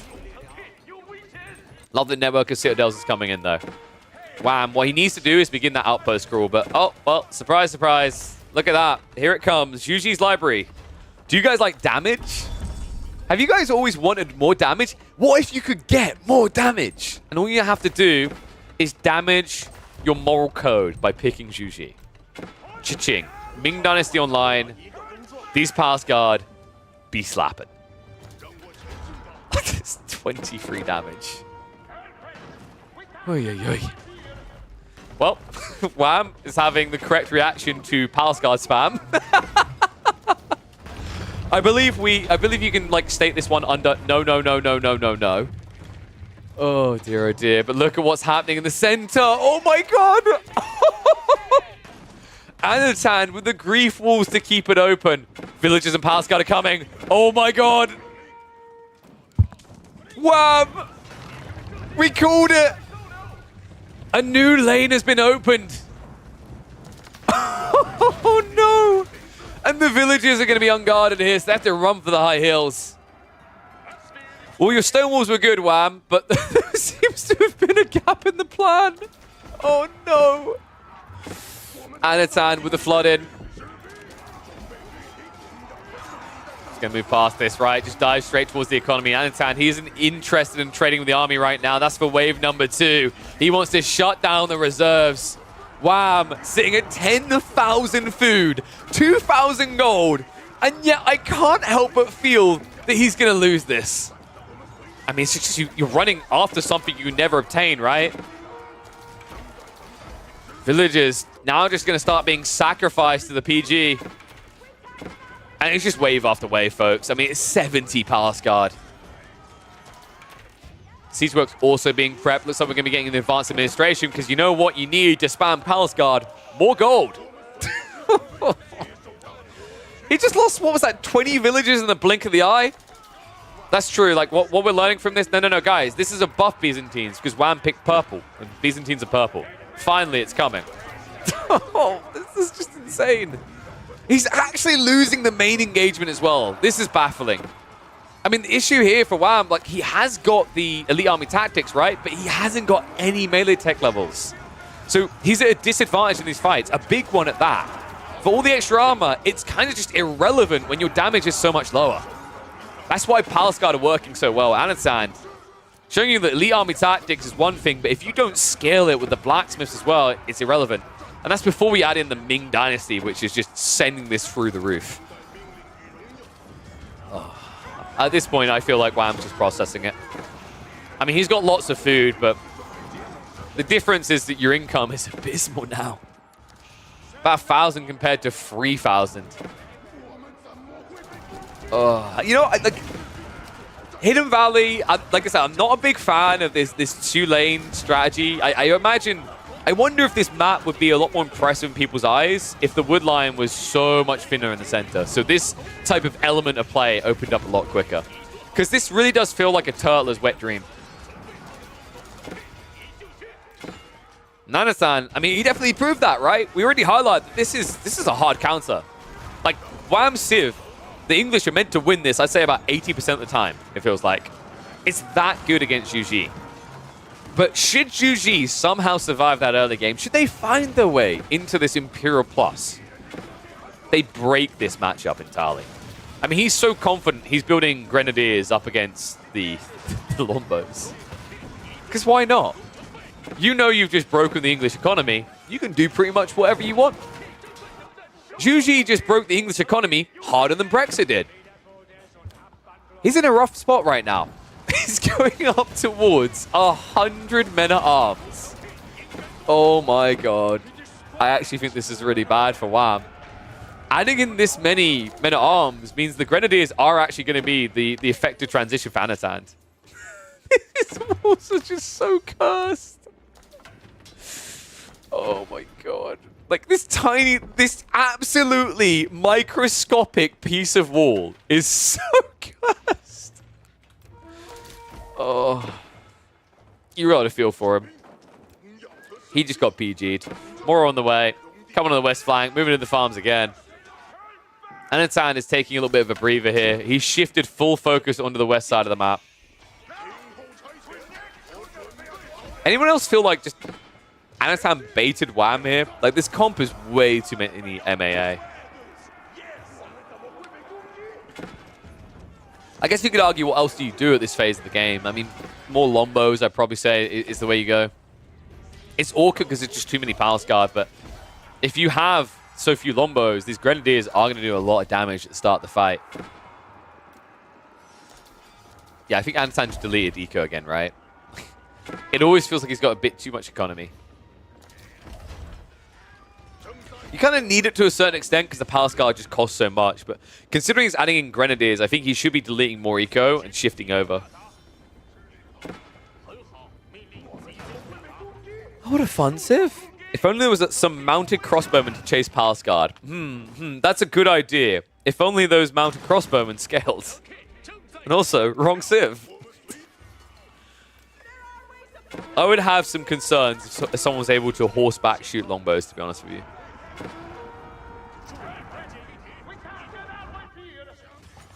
I mean, maybe if they were able to, just not very accurately, that would make sense. Wow, I'm pretty far off his base right now. This is dangerous. I really don't like Wham's positioning here.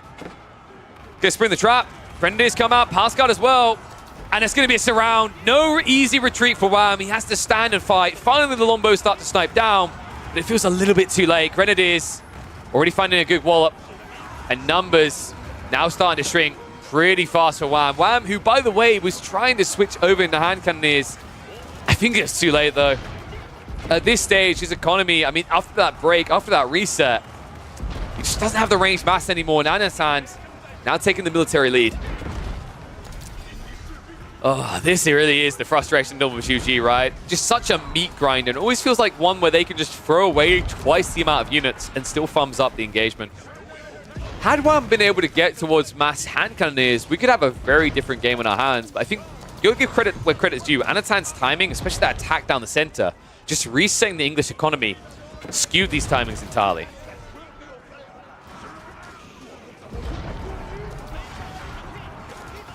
Well, now, it looks like it's going to be surrounded, just swipe them down quicker. Should be the end of the game. Apparently, Recon's saying his game versus Wham was better. Okay, so I guess we got to prove that. If it's not, it's a perma. Those are the rules. Oh, he got the wall up. What is this? It's even more cursed. Every time I look at this wall, it's more cursed. Oh my goodness. I just... Oh. I mean, credit for Wham for trying to hang in there, right? But this is... I can't see him outlasting this. He's, yeah, 1,000 left over here. There's gold over here, but I feel like this is hotly contested territory still. How's that piece alive? Like, I actually don't know. Like, it's the slimmest piece of wall I've actually seen. It's so janky. Palace Guard are in again, though. How does Wham get back in this? I guess if he slow crawls with outposts, that could work. Like, maybe with the aura, you can get a win here. That would be the main way I can think of. And also, not losing your bombards is probably a good idea. Luckily for him, Anatan is very fixated on running towards the stone wall. Oh, dear. Can Wham actually do this? I mean, he's up to 16 hand cannons. I'm wondering if I've discounted him before I should. Anatan is now switching into crossbows, which is a little bit surprising here. I think Grenadiers makes a lot more sense. I mean, you are against hand cannoneers, yes. But I don't feel like crossbows are going to fare much better. I mean, maybe. No, I'm being delusional here. Why am I trying to believe in Grenadiers? They suck. Just don't build them. Build crossbows. Oh, flash into a choke point. Palace Guard should be able to hold on and protect the siege just in time. Nesta Bees are going to have to back away as bombards are sniping them out. Actually, why are we even discussing building Grenadiers or crossbows? Literally just spam Nesta Bees here. Like 5 Nesta Bees and everything dies. I don't even know why this isn't negotiable right now. Like, Nesta Bees literally are your MVP in this game. And also, please, for the love of God, get your ranged upgrades with them. Look at what he just done there. He just got an extra 1 damage times 8. He just got 8 extra damage by building a tech up. By getting level 1 Steel Arrow. I legit think you just go full ham on the range tech upgrades and you build 5 or 6 Nesta Bees here. And then Wham's dead. Because, like, his army gets completely countered by Nesta Bees. Oh, there you go. Recon, the infamous. Oh, Recon. Ooh, he's the best. There's no bit. I'm not going to do the Kraken impression again. He knows. Nesta Bees just breaks everything. Ranged attacks work on Nesta Bees? What world do you live in? Oh, sorry. Wait, hold on a sec. Recon. Like, one of the filthiest Nesta Bees I've seen. One of the biggest knobs. And you didn't know. Yes. This is great, though. I love that, right? Like, I've seen this happen all the time. Well, like, talk to pro players in different games. Like, wait, that works? Yeah. Range upgrades. Work on Nesta Bees. Don't ask me why. But they do. Actually, no, I'm wrong. Ignore me. That's the Ming, isn't it? I'm an idiot. Ignore me. I'm an idiot. Ignore me. I am a moron. Oops. Was there a range unit that did get the upgrades? No, I think you know what it is? I'm thinking of... I think Springles get it, because their damage type is ranged, right? Anything that Siege doesn't get it. But, like, Culverins and Springles do. Yeah, so just to clarify on that for people. The increased damage is due to Ming. The ranged upgrades, it's anything that has range type. So, for example, Springolds and Culverins are a range damage type, which means they would get +1, +2, +3. And of course, Anatan is trading. Well, Wham knows. Not sure what he can really do about it. Yeah, apologies, my brain. I didn't mean to confuse people on that. Yo, what is up, Voldemar? Thank you for the raid, my friend. Hopefully the games went well. Did Voldemar have any special games I should be checking out? Is now what I'm wondering. Okay, so Wham. He got past once. He's bought a little bit. Like I don't feel like Anatan should be losing this, right? Like, I'm not being delusional here. It's literally just build 4 Nesta Bees and go. It's like he's doing Zhuji the hard way, right? Which is weird, because I didn't think there was a hard way to play the Sith. Still, I think it works. Crossbows annihilating the front line, and that means Palace Guard. They got the keys to victory here. That's going to be a hard wipe, a stacking wipe, yeah? Hand Cannoneers and Lombos didn't even start a step back. That was just 2 Nesta Bees. Imagine what 4 would have done here. Wham, he just lost all the Hand Cannoneers. I mean, that has to be it, right? Like, I don't think you can afford to lose Hand Cannoneers at that pace. The difference in gold really does tell the tale here. Wham, queues up 9 more Hand Cannoneers, and it takes every ounce of gold he had in reserve.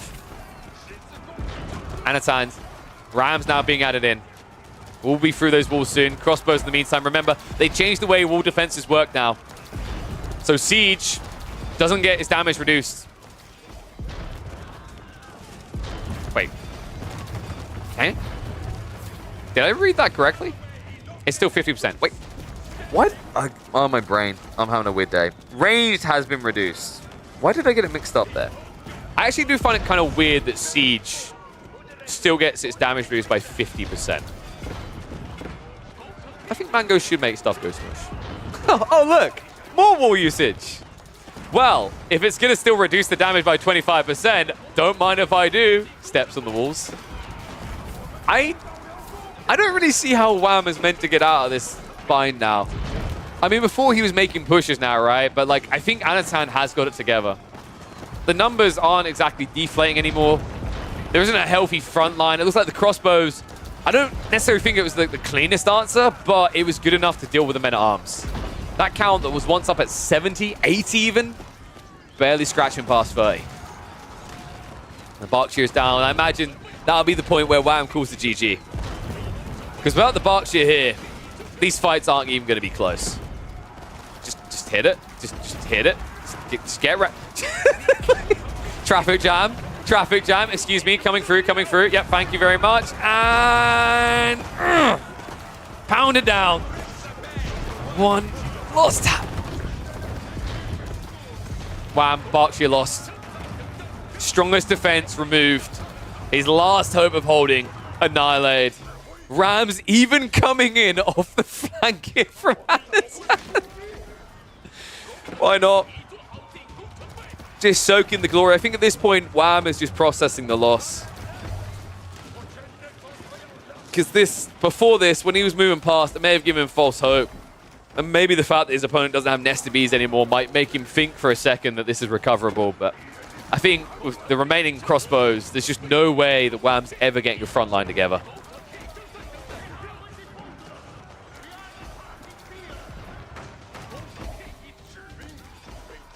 Palace Guard, folks.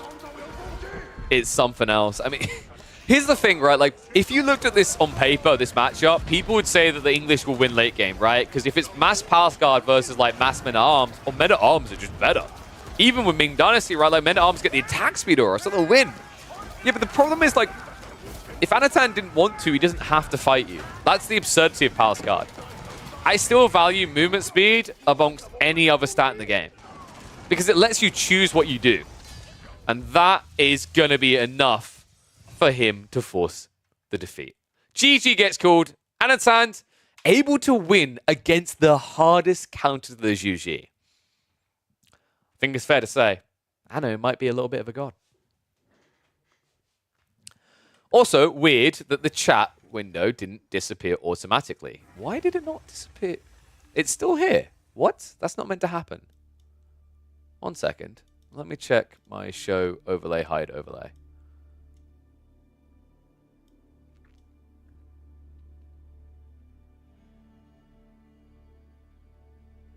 So score, trim. Yeah, trim is there. This thing should disappear. Well, that's weird. It just didn't. I don't know why.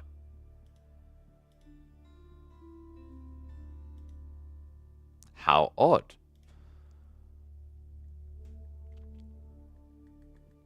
It might be because I've got all those extra ones. So let's trash a few of these. 1 second. Sorry, guys. Just need to do this in the background. There we go. We're down to 1. Do the same with show overlay, and hopefully it'll work. Fandapidosi. All right. Let's come back across to me, though. We need a K-Pig GG and a K-Pig well played. I wonder what those could be. Maybe. I wonder if people like those. There's a Biz versus Zhuji game between Voldemar and Divine. All right, so we'll check that out. Just so it'll be super fresh and people who came across on the raid. We'll check that out in a game or two. Thank you, Voldemar, for highlighting that one. But I think, what would we have up next? I think there was another one I had lined up. We could do the Faye versus Shon Saku's game on Golden Pit. I think that was the one we wanted to check out next. And then after that, we can do the Voldemar game. Yeah, I think that sounds good. There's also an English Young game I want to check out a little bit later. But for now, we'll do the Faye versus Jean Saku. So let me load that one up.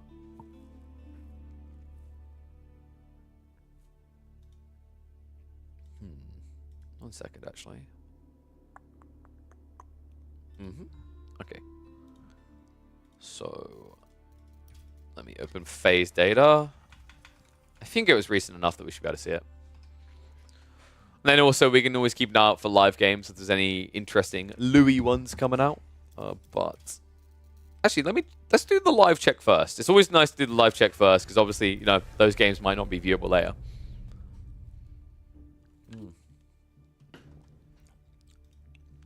Also, let me make a note on the thingy suggestions. Where was it?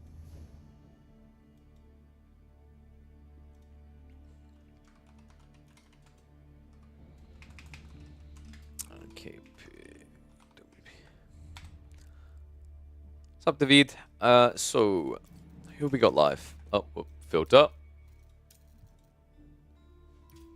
You got a 6 to 7 game losing streak today. Dude, that's great. You know what that means? That means the victory is going to taste all the sweeter. When we're getting live KP gaming, I don't think anyone wants to watch me play. I highly doubt anyone would want to watch me play.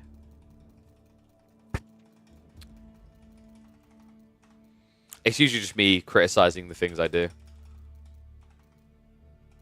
Jesus. Not casting that guy. Erudite pirate. What?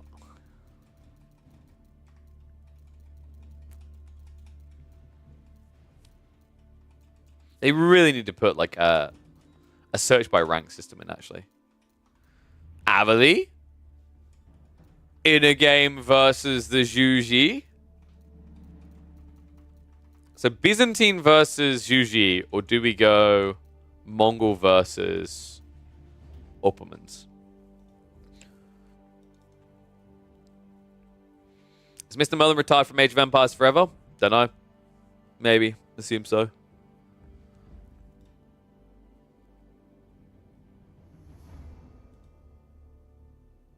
Perfect build for me. Feudal Stonewall Tower Rush with Byzantines. No, you're a terrible person. Get out. We don't do Stonewall Tower Rushing. That's dirty. No Stonewalls in Feudal Age. That's illegal. It's illegal, sir. We did it in 3v3. You're a terrible person. Is this where you're like, it's in the game? It's mangonels? Oh, you mean the output. Yeah, so you mean go... Oh, yeah, go Castle Age and do it. Yeah. Wait, what? No, wait, you mean the Stonewall Towers are manga? What?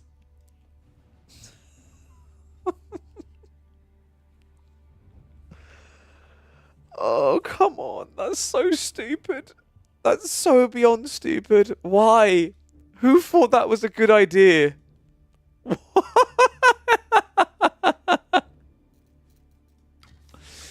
All right. I think we want to check out Pleco's data, don't we? Oh, that's so dumb. Oh, your data's hidden. What? Oh, what's that? What kind of pleb hides his data? What's going on? What is this sweat lordiness? I get it when someone's trying to go pro. What? Why are you hiding the data, Pleco? Hold my beer. Let's have a look. The one with the beer. One with a cow, rather. There isn't one with a cow. There's 5 Hold My Beers, and they all have the same default profile thing.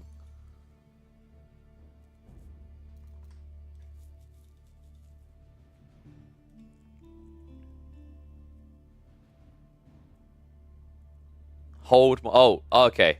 Not one word. Got you. Nope. Wait. Oh, there we go. Gotcha. The cute cow. Your data's hidden there as well. Dude, why are you hiding your data? What? Why do you hide? I'm just gonna... Just ban him. Why the hidden data? Like... What are you hiding from me, Pleco?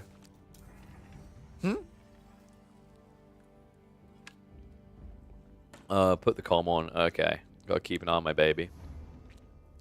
Perma him. Dude, I should. This time wasting is outrageous. It's disgraceful. It's disgusting.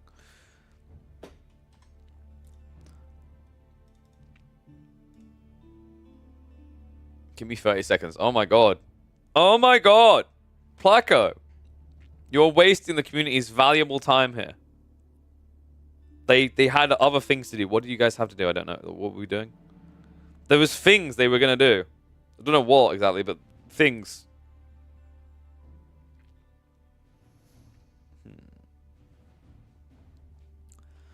What's your rank? Pleco is conk. They're waiting for the most epic? Well, it better be.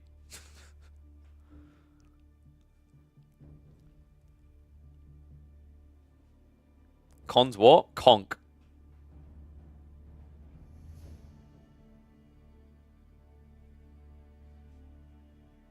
Doesn't mean he's actually got a good matchup, to be honest, in team games. Just want to remind people that.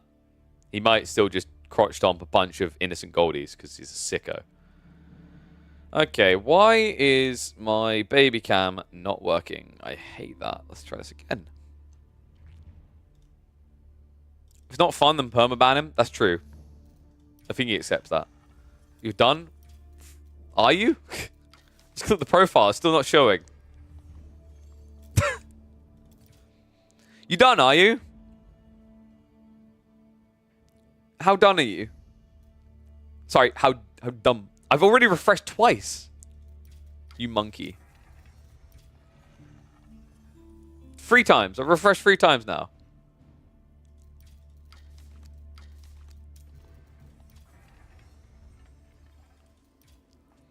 Did you press the button wrong?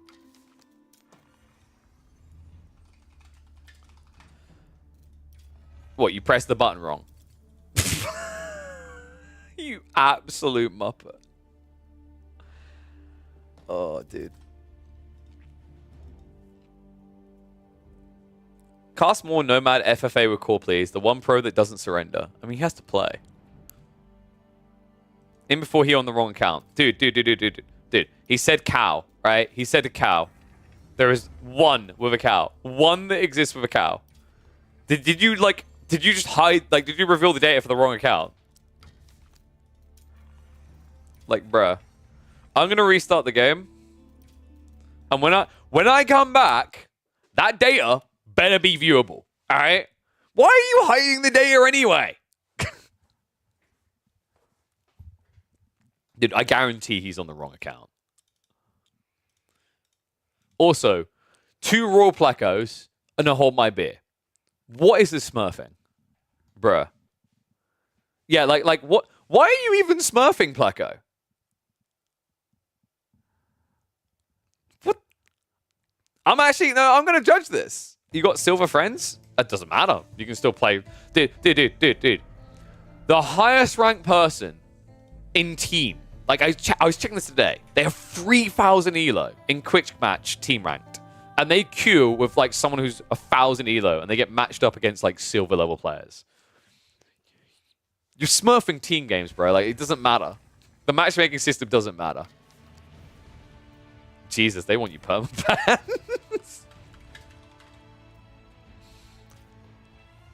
All right, it works, finally. The sweat on his brow is like, permaban. Permaban. Which, like, wait, how long ago did you do this strategy? All right, is it the Golden Heights game? Is that the one we're looking for?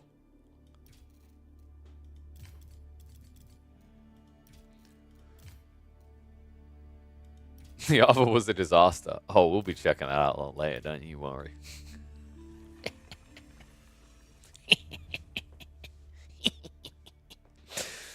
All right, let me get the casting scene ready because we need the...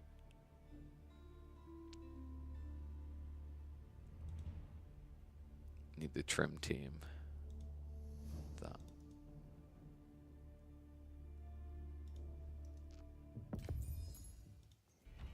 Okay, so when I switch over, this should just remove everything that was toggled on. What is going... Dude, the scene switcher thing has just broken. I'm not sure why. That's a bit weird. Whatevs. We fixed it. All right. No. I cast all game. None of this half pussyfooting stuff. You're delivering me content. All right. Welcome back to the Age of Empires 4 action, folks. We are about to witness the new broken team game strategy. The Northside Sweats. Oh my god, that name is cursed. That name is so cursed right now. We've got the Kitty, whatever that is meant to be, in the blue playing as Byzantines. Wololo in the orange playing as the Byzantines. And then finally, Hold My Beer over here. This is Raw Pleco playing as the Byzantines. We've got triple Byzantines. Underpowered Civ, overpowered in team games. How? We're going to find out. Southside, they're going to be up against Yuji's Legacy. Okay, whatever's going to happen, this person already just deserves it. Middle player is actually going to be Byzantine as well, so Teal should be able to sense the future and know everything coming. And then finally, there is Purple, Kirkland over here, playing as the Iobits. So, I have been promised something vile. I expect something vile. We're going to hit the 2 times here just to get through the early game in the team game setting. It's probably going to be a little bit slow. Just them ramping up. Already moving out onto the stone here. Only one of them... Wait. Pleco.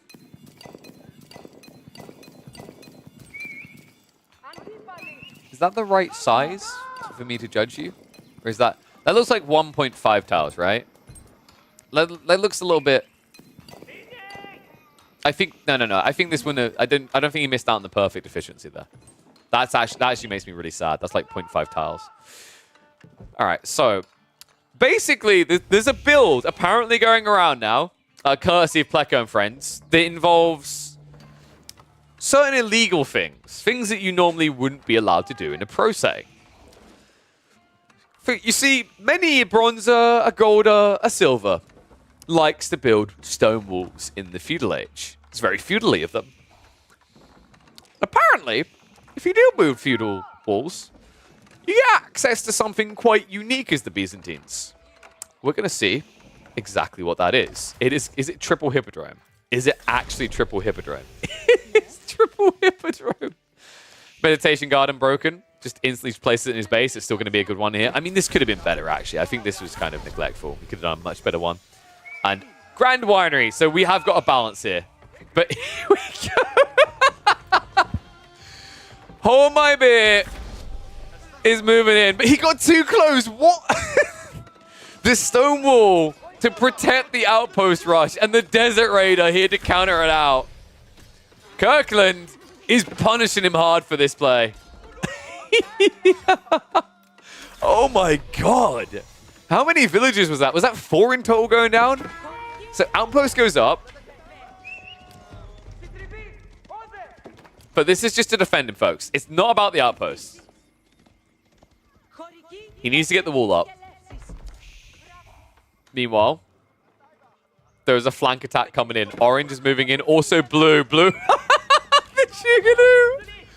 Oh, I love that this is backfiring beautifully.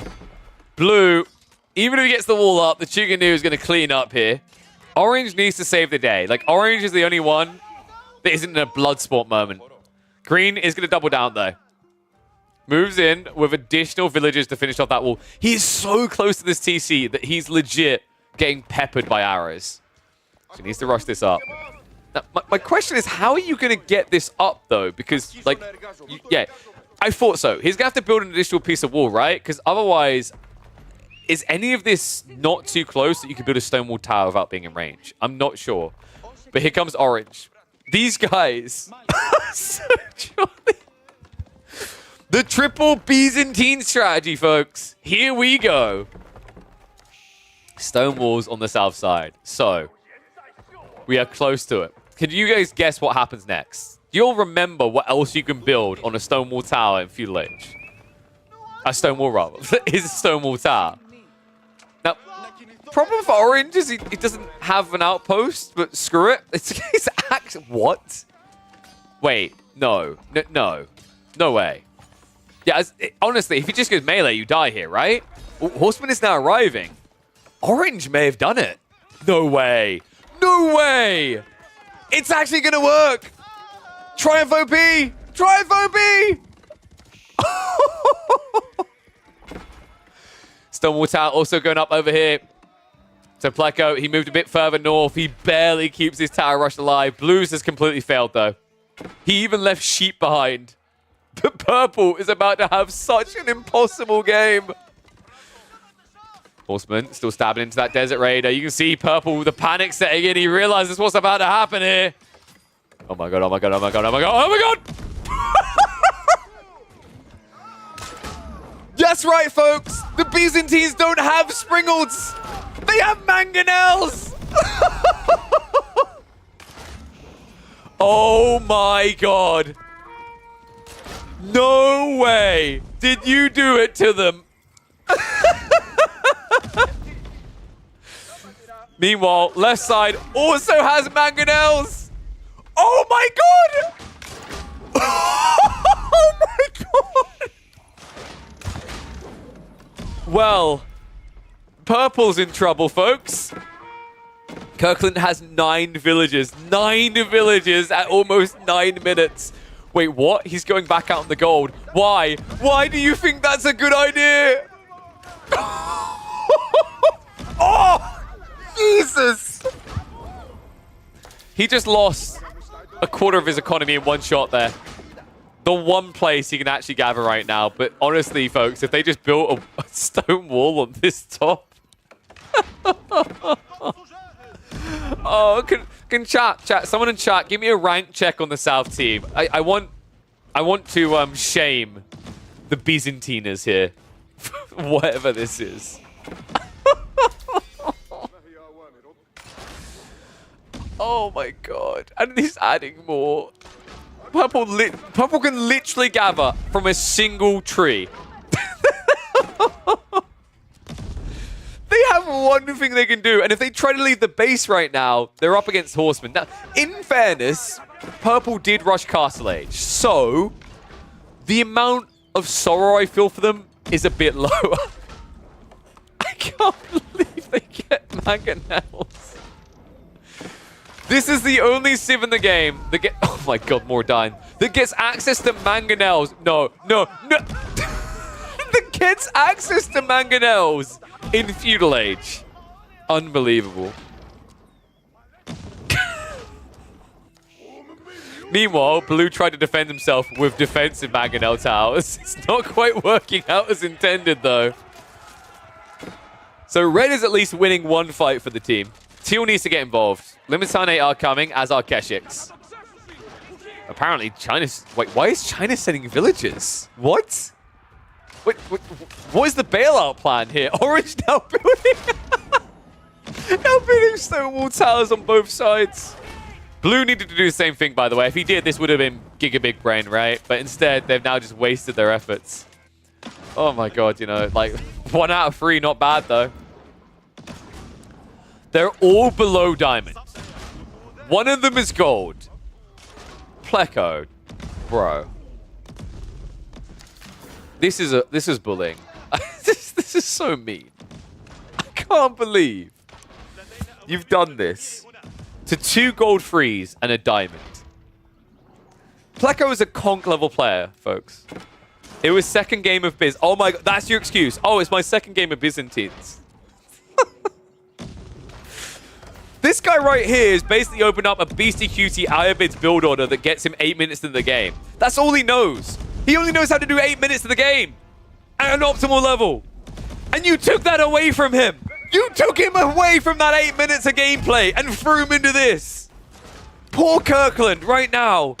He's scrolling through the manual from the Beastie Cutie guide, and it doesn't say anything about this. It doesn't say if in the event of getting outpost rushed, nay, Stonewall Tower rushed by 2 players, do the following. That's not written in the guide. Oh my god. Okay, no, this doesn't work. This is way too late, Orange. There's no way. Yes! Yes! Watch it backfire! Okay, here's the problem, guys. Although this is backfired, this is still now 2v3. Kirkland literally has no food. He has no villagers. He has no marketplace. He's dead. He's literally dead. He just GG's there. I don't blame him. Oh my god. This poor guy. Pleco's like, no, I was building extra walls. Doesn't matter now. You guys are vile. I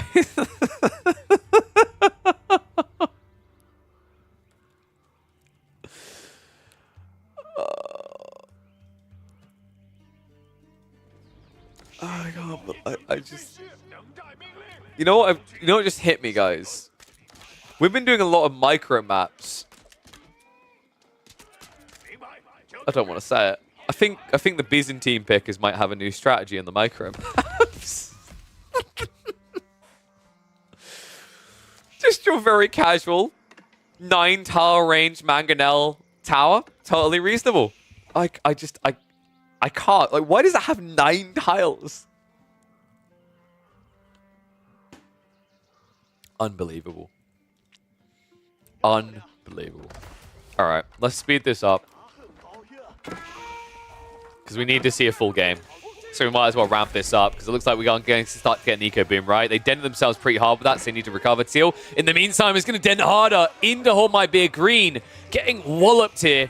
But Blue returning fire towards Red. Red has got the double TC build, already adding in the granaries as well, so they can try to protect themselves. We're just going to speed cast this up, because, of course, they are disgusting, vile, filthy traders. Green and Orange decide they want to get a bit of trade in their life. And Teal right now is the only one assaulting them. Teal, who, by the way, has Keshik but doesn't have Hippodrome, right? So he's going to fall behind there. And they've already walled this off, folks. Remember, this was the strategy. Pleco secures the left side with the walls. Hoo-hee ha-ha. There's no player to bully here. But now, there's no way of raiding the left side. Well, Teal right now is the only one raiding. Red is trying to defend his own base. And Blue gets more mangonels out. Come on. No way did he manage to still snake out here 17 minutes into the game. How did this get up? Kara Siphons are coming in. No, Teal's had enough. This is the solution. Just go around the back. It is down. The Stonewall Tower has been annihilated again. Orange is not trying to sneak another onto Teal's base, but this is still a 2 versus 3. It's such a hard battle for them to take. They need to start moving quickly if they want to. Tech ups are coming out. Blue reaches up. Orange here to defend him.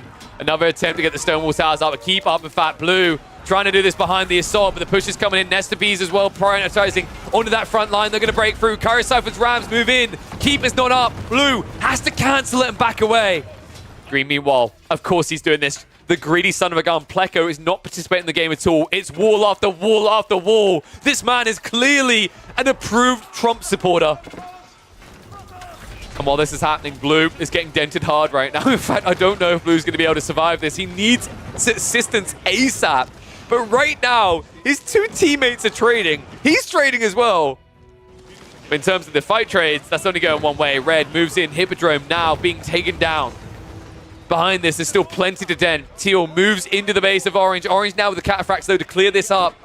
And a few Keshiks are going to find a way into the trade, but I don't think they're going to be enough to shut this down. Red, though, looking to go deeper. It's going to be a key drop. Cuckoo says, we do this for Kirkland. These are our lands now. We want a 2-on-2. Blue, heavily dented. Base has been shrunk, but they still exist. They are still a threat in this game. And Orange now with the backstab. Cataphracts come in. Red losing a lot of forces. Should be able to stabilize here, but the keep forces, the builders, they did get taken out, so needs to pull additional villages. More the base is going down. More keeps are being built up, though, so they're starting to stabilize defenses here. And I think this is the point where actually, yeah, Hornbyr is finally participating. That castle drop may have just stemmed the tide here. They're still dealing with Rams, but a lot less troops coming out. And Teal behind this, I mean, his eco is weak, right? It's 1 TC this entire time. He's going for Imperial Age all the way up. Cuckoo has done the same into an imp. So although the other side is Castle Age, it's going to be 3 versus 2 still. And right now, you're right. They are getting crushed by gold. Even if he's on Juji, I don't care. This is a 2v3.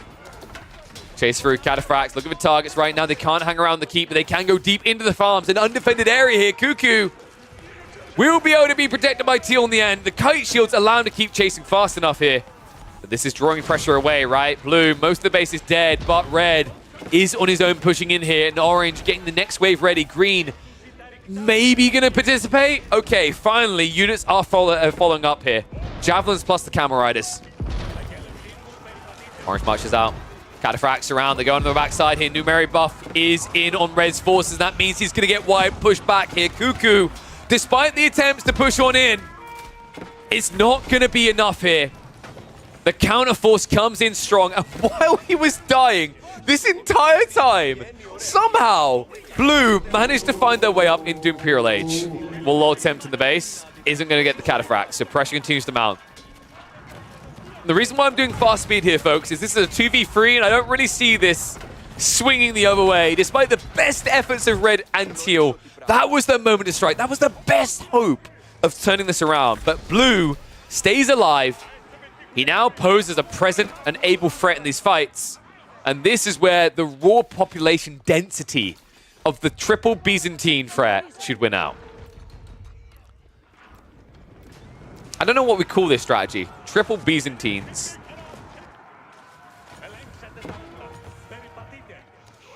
I can't think of a cute name. More mangoes, please, is just what I want to call the video, but... I mean, this might... Feudal Mangonels, I mean, it's kind of obvious. Yeah, like, I think that's going to be the thumbnail, but what is the cute name for this strat? I feel like it's just quite easily titled the most disgusting strategy. I don't know if it's more disgusting than triple Barbican, actually. Maybe not. But then again, Barbican can only be done to one player. Technically, theoretically, you could do this to all 3. Now they march in, and this is where I don't see them holding anymore. Right, Teal has got some Palisade walls up, but pathetic. Where are the stone walls? Where are the stone wall towers? Wololo now reaching up in Imperial. They are all imp age now. This is where it's just really going to start to crumble, isn't it? Red's trying to hold on. I feel like it's just getting kited quite well here, right? Bombard's getting sniped down. Wave after wave now coming towards the base. It's just so many troops to deal with at this stage. Cataphracts are torching down Teal. Apparently, there can be only one true Byzantine. This is historically appropriate for Romans killing Romans, right? Well, low, not gonna. Oh, that was rude. Wololo is not gonna have. He's like, whoa, that's my name. He deletes the Cataphracts. Wait, he just deleted 5,000 resources, I think, worth of units there instantly. Good lord. And yet still, doesn't matter. I mean, it might if someone doesn't tune in. Apparently, Green is finally ready to fight. Limitane lead the charge. Varangian wrap around too. Is this giving anyone a brain aneurysm, us being at fast speed? I'm curious if people like this or hate this. It just feels like it's a meat grinder, right? But bar a miracle, I don't see how Teal and Red are ever meant to turn this around. Even with the power that is the Juji economy. Cuckoo now just trying to stage a defense here. The Bombards rather were decent before. I love how clunky they look in fast speed. But the problem is the Springles coming out from blue are the solid solution. Castles are starting to fall. We've got Tower Elephants in the mix as well. Absurd that this is working, but I mean, guess what? It's a 2v3, so pretty much anything works right now. Red is just desperate for gold, finding it in the center. Managed to take the wood lines away from Teal, but with all eyes now focused towards the base of Red, I think this is where they're going to start to crumble. Military force has been reduced to nothing. They have a grand total of 5 villages on farms. This is the GG moment. Cuckoo, no easy way to recover this. And behind this, Teal, I don't even, like, what is he even doing? I mean, he has 51 eco. He's not doing anything. He's trying to break through the walls, maybe find a way to raid into green. But Cuckoo, GG's out. It is now a 3-on-1. So what was that? 12-minute GG, 38-minute GG. Now we just need one more piece to complete the puzzle. They're coming for him. Teal, no way he'll be able to hold back 3 players. I mean, they were doomed when they lost the first, right? It's a shame as well, actually. If Kirkland could have snuck out of his base with a few villages, it would have been a slow recovery. But in fairness, with how well Red and Teal done, it might have been the difference maker. Something to hold on for, to hope for. But in the end, this has just turned into a raw number game. And he built a... come on. Like, this is so unnecessary. This is why, like, Green... Okay, so this is the frustrating thing. After bullying the gold level players, they could have ended this game quickly. But this entire time, instead of just pushing mass military, Green has been pushing 3 units and building a wonder. You are everything I've come to hate in this game. I don't know what Teal is holding on for now. I mean, we'll see it through to the end. That's why we're staying on fast speed. But I wondered why this was taking so long. It's literally because Pleco wasn't doing anything. He's that guy in team games. I don't know if this is a perma. Teal desperately trying to hold on. He's got some elephants to work with now, but I don't think it matters. Oh, dear. Let me know what you guys think of this strategy. Like, this feels like an oversight by the devs, right? The ability to build mangonel towers in Feudal Age. I think the game focuses its balance around 1v1 competitive a lot, right? And Stonewall towers aren't allowed there. Well, actually, that's not true. A lot of recent handbooks haven't stipulated you can't build Stonewall towers anymore. I shouldn't really be saying this. But obviously you can't build stone walls in Feudal. You'd have to wait Castle Age to do this strategy. But it might be a strategy that could come out in 1v1s in pro play. And you'd have to essentially remove and give them normally Springles to make sense of it. I don't know. I don't think it's going to be good enough. I don't think it's good enough for 1v1s, but absolutely vile in team games. You 3 should be truly ashamed of yourself. 3 players just quit the game because of you.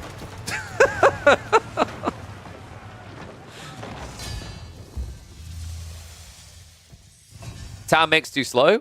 I don't think it's that the town makes too slow. I think it's just that you can't build stone walls until you're Castle Age. So you could build them Castle Age. It's just, yeah, it probably wouldn't feel worth it.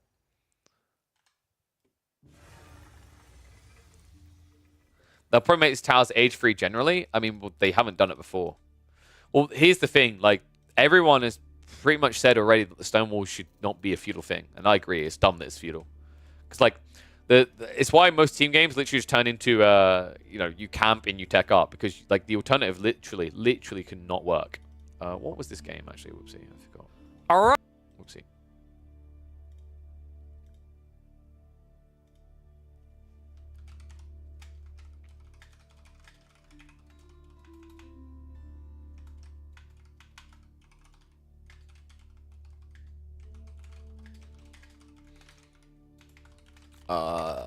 Let's see. So what are we calling that one?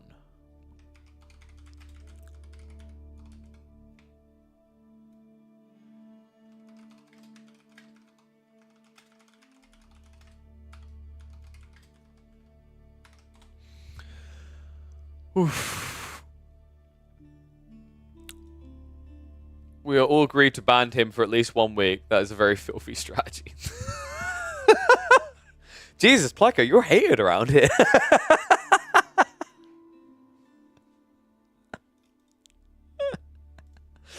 I mean, I'm starting to think you may have done this to a few people. Guys, you know what will make you feel better?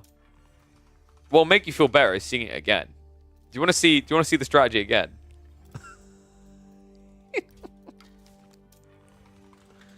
We should see the strategy again. I think that would be really good.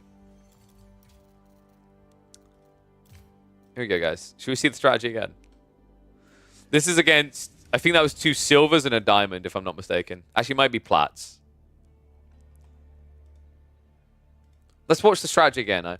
I'm intrigued to see just how much they've evolved it.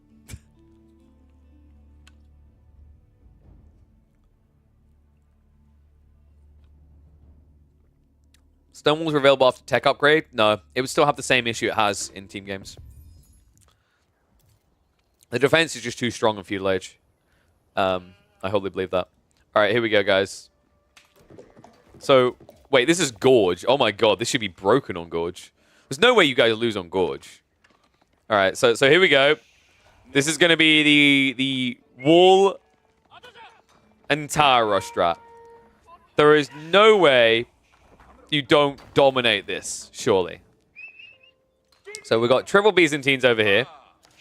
God, the game is terrible at going multi-speed, isn't it? Japanese here, Ayabids, and English. And, oh my, dude, it's a jackpot. The English are at the back. This is a jackpot, dude. The one civ that could ruin you right now is all the way at the back. There's no way this doesn't work. Dude, why? Like, that is not... I'm like 8 times speed right now. That is not 8 times speed. So that's slow-mo. That's half speed. Normal. 2. 4. It can't handle past 4. Alright, here we go. This is easy, guys. Like, these guys... You're all conch level, right, Pleco? This entire team is conch level, correct? 3 conchs. No, not 3 conchs. What, 2 diamonds and a conch? What levels are we talking here? Wait, are they golds? So you've just conscripted golds to spread it around. Like, yes, go forth. Do this to your fellow gold brethren. Oh, you're such a scum. So the tech ups are coming out. It should be Hippodrome play again, right? Oh, no. Oh, okay. So we're getting Grand Wineries. These are some greedy boy builds, actually. So this is different.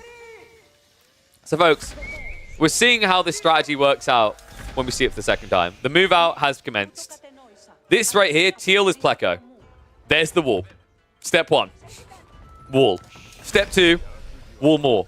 Step 3, even more walls.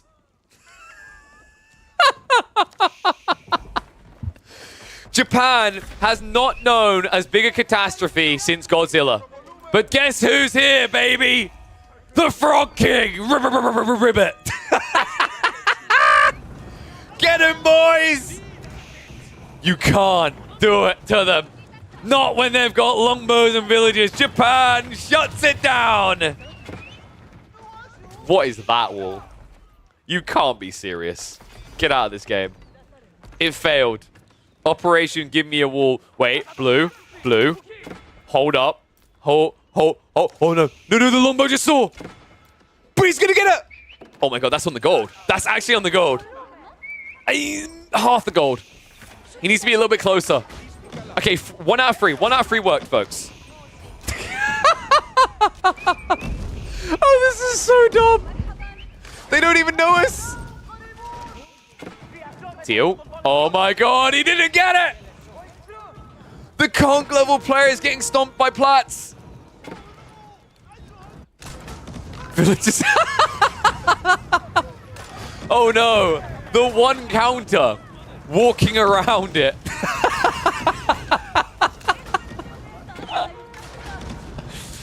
Oh my god. Teal still cannot complete. Oh wait, no, they did get it up. Okay, sorry, they did get it up. They've got the Stonewall Tower, guys. They've got it. But if you just go round, just go round. I don't think this is going to be quick enough, Pleco. I mean, the pressure point just isn't there, right? Like, now, this is so far away from their base. I mean, English is Giga Chad, right? He's just trying to hold against everyone right now. Tech ups are coming out. So Yellow is on his way up. Wait, what? Pleco, you're losing to Industry Eco Wing. Pleco. Need you to really, like, Pleco. It's freaking Eco Wing Industry. How are you losing this? That should be, that is literally the single worst landmark choice that this landmark has. You're losing to it. Please tell me Japan's gonna go Temple of Equality. Please, just make my day. Truly make my day. Honestly, I would covet this game. I would worship this game if this was Temple of Equality. Well, we are 12 minutes in the game. Your opponents are reaching castle age, but don't worry. Your walls have almost reached the first base. Oh, and Yellow's got the cav.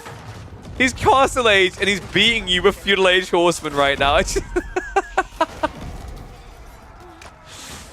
Oh, this is karma.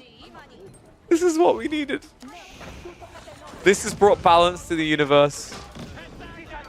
I don't think we will ban Pleco today, because this will remain in our minds. Even after what happened to poor Kirkland, I think what we'll remember from this strategy is this moment. I'm like, Pleco, like, what are these walls? This is so cursed. This is panic and trying to bring purpose to terrible walls. Like, okay, we'll fill in this gap. Oh, we'll see, make a piece here. These are 2 different players' walls right now. He's like, well, I'm dead. I might as well build Takeshi's castle. Oh my god, getting raided by the Japanese on the backside as well. It just gets worse and worse. All right, is it Temple of Equality? Boo! Boo! It's a floating gate. I'm disappointed. I had high hopes for you, Purple. You've let me down. They are literally, they're sticking their guns. I'll give them that, right? It's like, okay, we couldn't attack them with Stonewall Towers, but now they're diving our base, so we might as well defend ourselves with them. Oh my god, let's slow this down to 2 times. This is so laggy.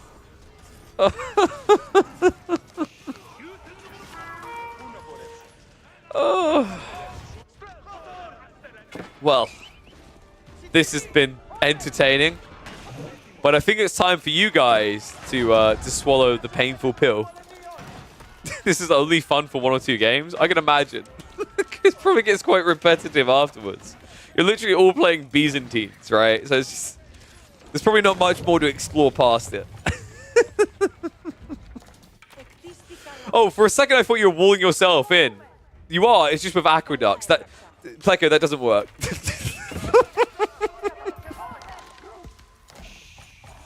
Oh my god, you lost to Industry Wing, Tower of the Sultan Rush.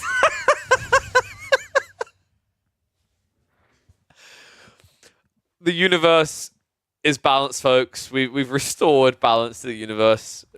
How is that a rush? I mean, he got Industry Wing. He used the wood for the.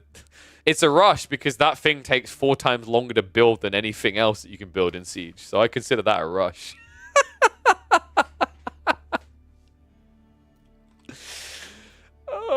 Yeah, guys, it turns out that that you should always build Tower of the Sultan. Confirmed that you can be plat rank and beat conks with it. Just saying.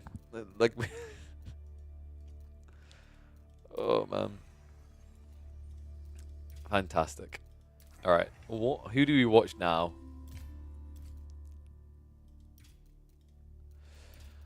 So, Avali. Who's Avali playing against? Okay, I don't know who that is. Was that fun? It wasn't too bad. It was a little bit spicy in the end, you know. There was some tasty meatballs to munch on, sort of. It kind of tickled, you know, a little bit. Kind of worked. Right. So I don't think Avali is up against a high rank opponent. You have another epic strategy, but you'll leave it for another day. Ooh. Who do we watch now? Do we have enough people for community games? I'm wondering if we actually have enough people for community games. I'll run a poll.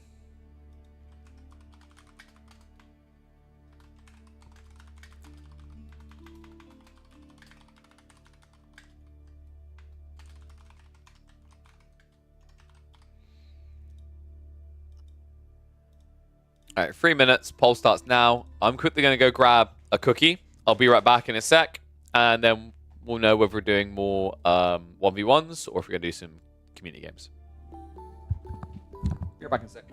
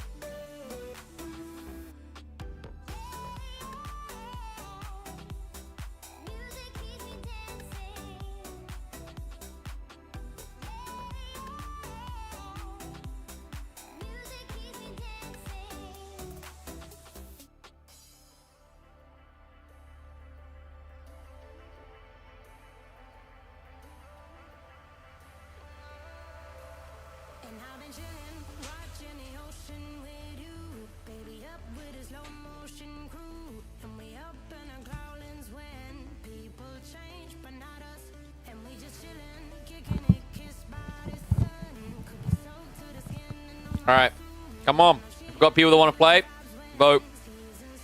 I think if we have at least 5 people saying yes, community games are doable.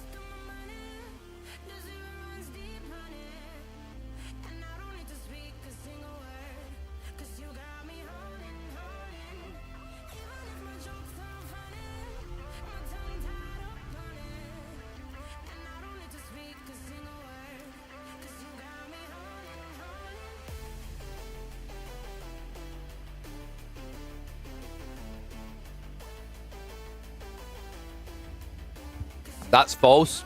I don't make you play Lord of the Rings. I make you play micro maps. I make you dance like a monkey and get spanked by Corvinus. That's what I do.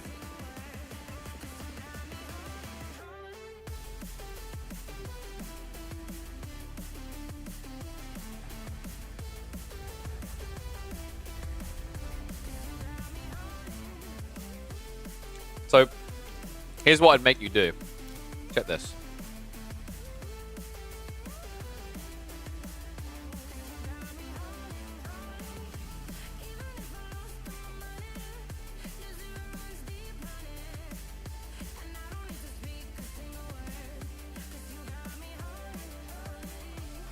I think he called it Small Glade. Did he not call it Small Glade? Oh, it's still showing up as this. It's been renamed. Let me resubscribe so that comes up correctly. So the guy who made this map that we played yesterday, the Borfuru one, he actually made some adjustments. Absolute champ. Merdenu already changed the map a bit. So...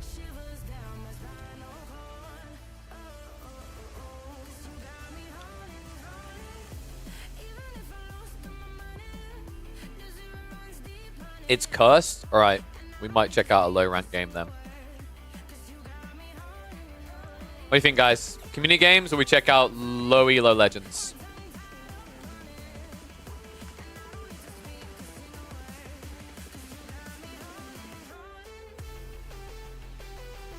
Just need to get this map sorted as well.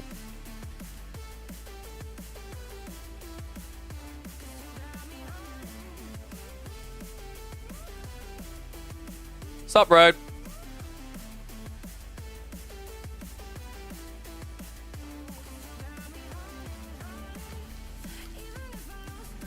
Alright. I'll put poll up. New poll. What to do? These are your two options. Community games. Low elo legends. Actually, I don't know. Do I have more pro level games lined up? I'll put high rank games. Alright, 2 minutes. Go, Paul. I got some push-ups to do. Tilt relief after losing streak. Oh. Remember, don't spoil the result when you suggest. Just say whether you won or lost. 2, 3. Don't say whether you won or lost. Rather, just say it was interesting. Give me deets and I'll check it out. Oh. How are we looking? Just give me a sec to eat more of these cookies so that I can keep casting. Ooh, people want low elo legends. Get voting, folks.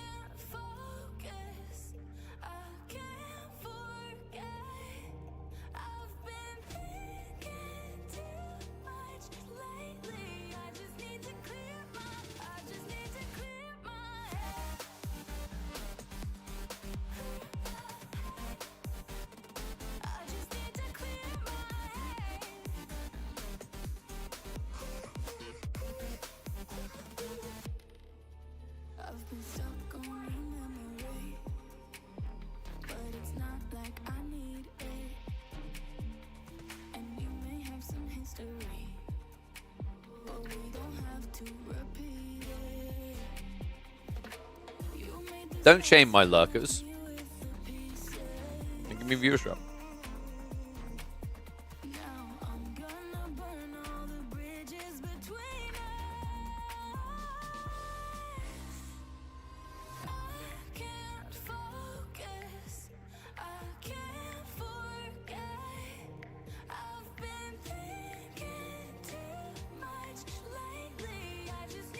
Alright.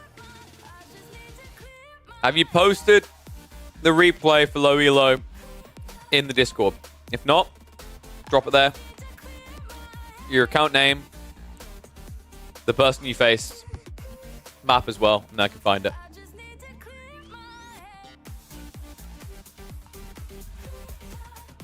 And then we'll get that one open up. So we'll do some low elo legends, guys. Whoop whoop.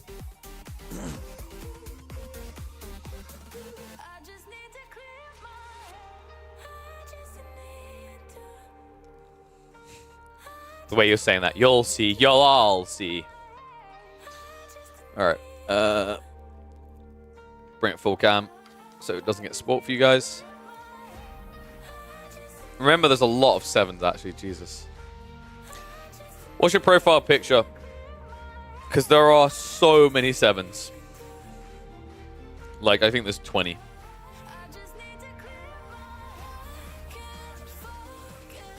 Yeah, level and picture, please.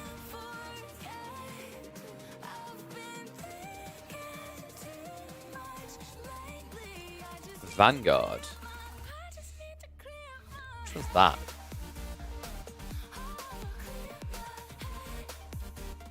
Oh, it's a Byzantine. Ah, yeah, I see. Yeah. So we got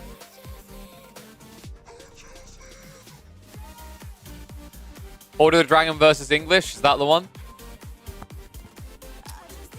On Gorge versus Bamboo Rambo. Is that what we're looking for here?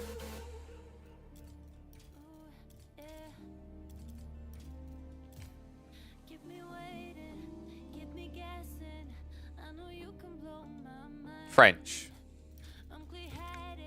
What map?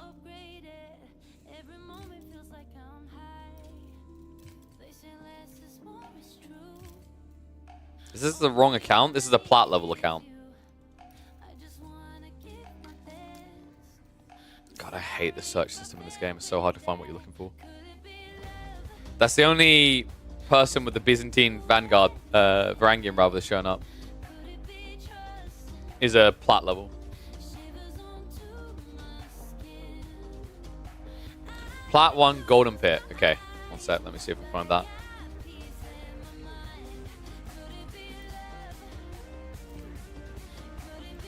Atarist, Order of the Dragon versus French. I assume that's the one. Don't imagine there's going to be predictions up for this one? No. There will not. Look at you, Blitzkrieg. Just waving your chips around like, I want to gamble! Chill. I have to start doing kick streams. Alright, let me switch over. Alright, that's the one. Alright, thank you. Let's get ready to go. Let's pull down the team overlays. And I think... Wait, what? Why is it not... Like, it's broken again. This is so weird. I have to have a look at this afterwards. So inconsistent what it does. Anyway, let's get ready to go. In fact, what rank did I say you were? This won't be part of the bronze... I think this will be part of the mid-elo series, I guess. Let me check your account again.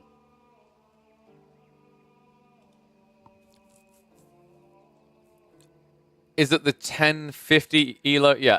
What do you think? Okay, I'll let chat vote on this. What is low elo? Would you consider someone at 1050 elo to be mid elo?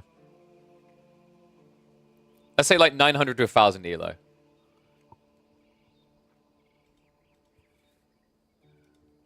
Would you consider that mid elo? Under 1200. Yeah, to what? What the range are we putting here? Is it 900 to 1200 as mid-elo? I think that's, like, fair, right? Oh, you consider 0 to 1200 low-elo? Really?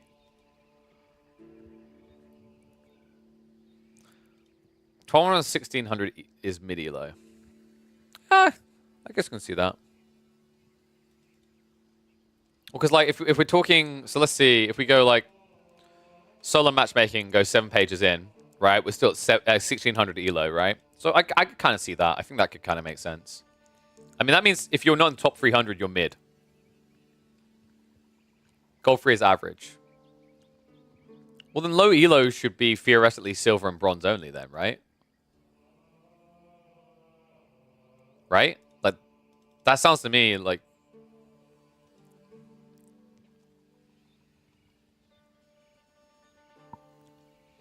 So would we put this in...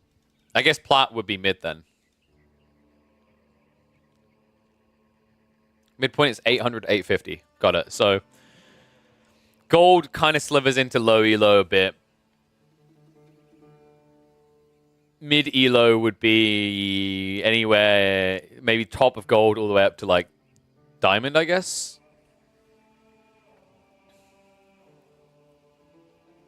We'll categorize this as a mid-elo. Okay, thank you, Pleco.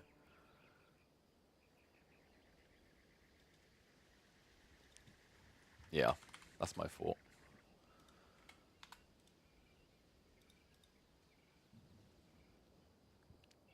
All right, 1600 and above will be competitive elo. I mean, it's just like competitive elo is just like a weird, like, are you saying high elo is different to competitive? Like, I don't care about competitive, right? It's just like statistically, like mid elo should probably be 850 or 900 to about 1200, 1300, and then I think like 1400 probably, like 1500 or above feels like high elo. 1450-ish maybe even feels like high elo, right? Because you're like, I think you're high diamond at that point. You're in the top percentile. Because like I went down, so 1600 elo, you're at 300, rank 300, right? So like from I would say high elo is like top 500. And if we go top 500, you're looking at like, so if we go page probably 12. Yeah, so I found Sanish. 553rd, they're 1500 elo. I would say above about 1400 elo, you're considered high. That makes sense.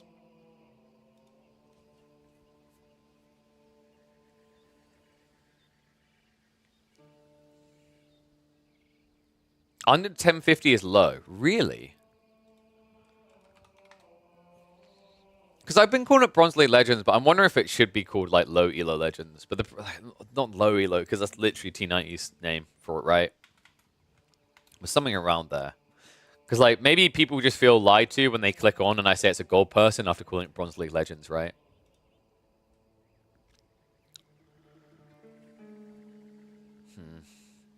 Just type that on my Discord if you can, please. It'd be nice to have it written down somewhere. I mean, I'm going to make a note, and I'll see what people think of my general quickly, and then we'll start this cast. It's like, my feeling is that I would say low elo equal under 850.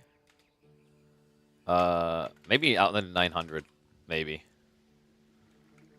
Mid elo equal, like, 901 to, we said 1350. And then high elo equal 1351 to the moon.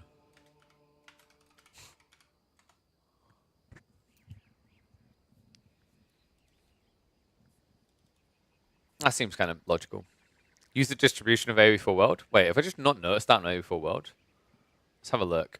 Where is that rank distribution? I don't see it. Am I blind?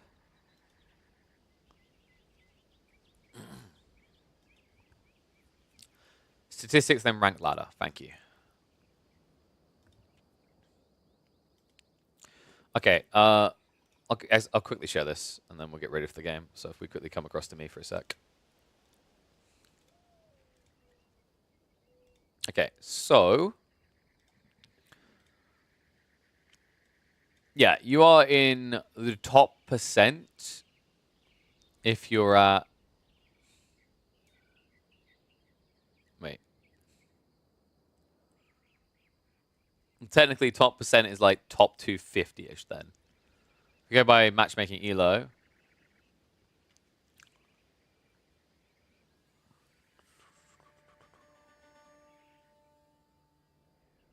Top 2% if you're in 1500.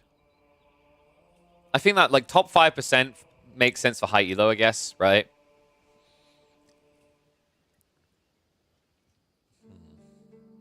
Game length across ratings. I like that they've got the map actually as well. I'd love to see game length equated to rank, actually. That'd be more intriguing to me here. For this part. That's a much more interesting statistic than like... Oh wait, sorry, it's rank ratings. I'm blind. I just didn't see down here. So yeah, high ranking games, much lower as expected. The threshold really does seem to be on the cusp of what we're calling mid like at the top of mid elo, right? Interesting. All right, let's get ready for the game though. This is a mid elo.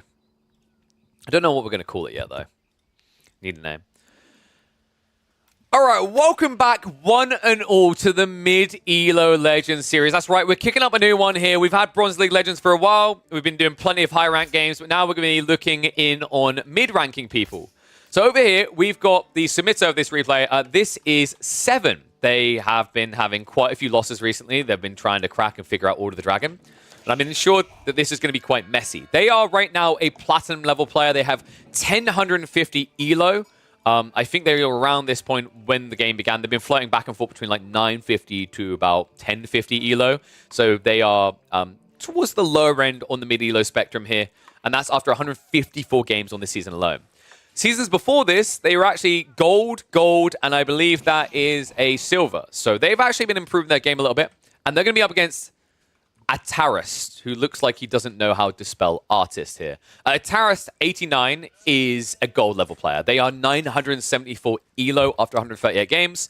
So, like I said, both these very close to each other. They're within 100 elo, and they are sitting on the lower end. And then he's going to be on the French. Now, French is a civ that I would think would have the edge here just because of simplicity and understanding, but it's not going to be that simple, is it? Seven. Has he been watching my Crackety videos? He goes for a proxy Rax on the very edge of vision here. What? I can't believe this. No, was that planned? That was pitch perfect, man. Seven right on the edge of TC range. He's going for the proxy Rax.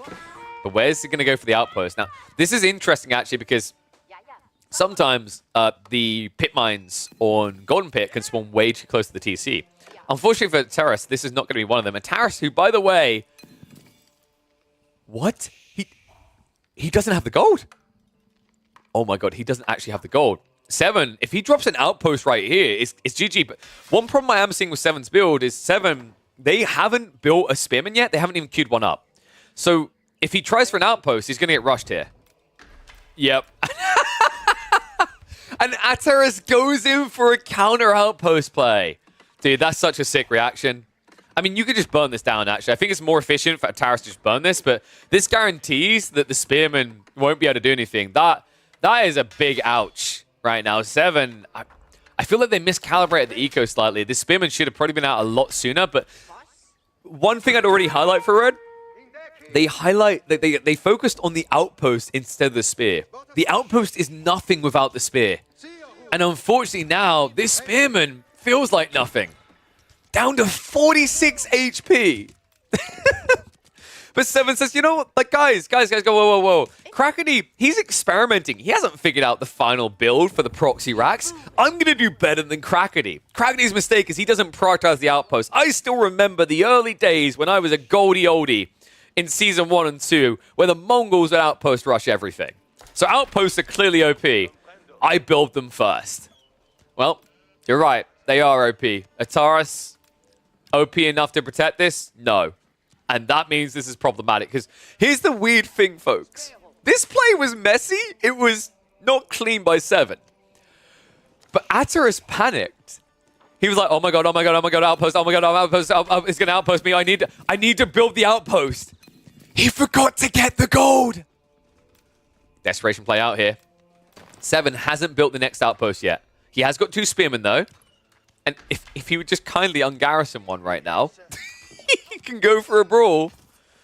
Wait, I don't think that's enough. Oh my god, Ataris, no. That's not going to be enough gold. I think it's going to be about 7 shy. Okay, no, ignore me. It looks like some villagers started earlier. Okay, so he has 11 extra. He does make it. Whew, I was worried, man.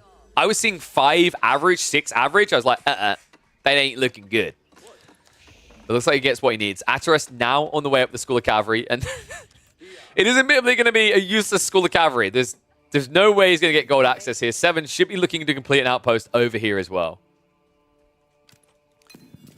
Oh, my goodness. So, it's not the... Wait, what? Ataris is like, I need feudal knights, I really need feudal knights. Ataris is like, it's imperative. I have read guys that say the first French knight is worth more than the next 5. KP has said it on repeat, so I will rush it, darn it. However, Ataris, like, you actually need gold to get those knights. Oh, no. And 7. This is interesting because where's the villager?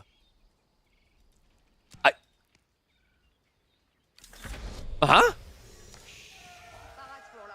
Has he walked home? Yeah, he's just given up. He's actually gone home. So no second outpost here is kind of funky. I mean, weirdly enough, this can still work because now 7. Seven's like, you know what?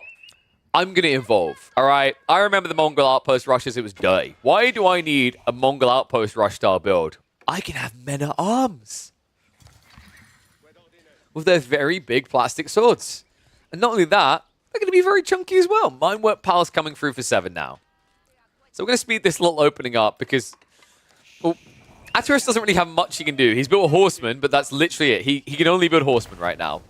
Against spears. Oh, no. This is not good. This is really, really not good. Ataris, I mean, how's he looking in his position here? His horsemen, I don't know what they're looking for right now. They're actually going to find 7 scout who's been standing still this entire time and reminding me he actually has to move on the map. But right now, what? So here's the thing. Like, most players would say in Ataris' position, you add an archery range, right? Like, you're up against spears. Spears need to die. Not Ataris. Ataris like, no. It's going to be a men-at-arms. So I'm going to build so many spears. And he's not going to expect it because, I mean, French don't build spears. But I'm already breaking the meta, folks. I've got horseback spears. I've got footman spears. I've got unlimited spears. What's a stupid little guy with a sword and a shield going to do? That stupid little guy with a sword and a shield has quite a lot of health, folks. That stupid little guy with a sword and shield has 230 health. But hear me out. Ataris says, if you get enough spears, who cares? Oh my god. Oh, no. This discount knight's not good. Not good. Oh my god. Wait, hold on a second. Do I need to sue? I think I need to sue Microsoft. That sounded like me. Did they steal a voice line? Okay, Ataris, like, so I'm trying to think through, like, Ataris's, like, thought process right now. Is this...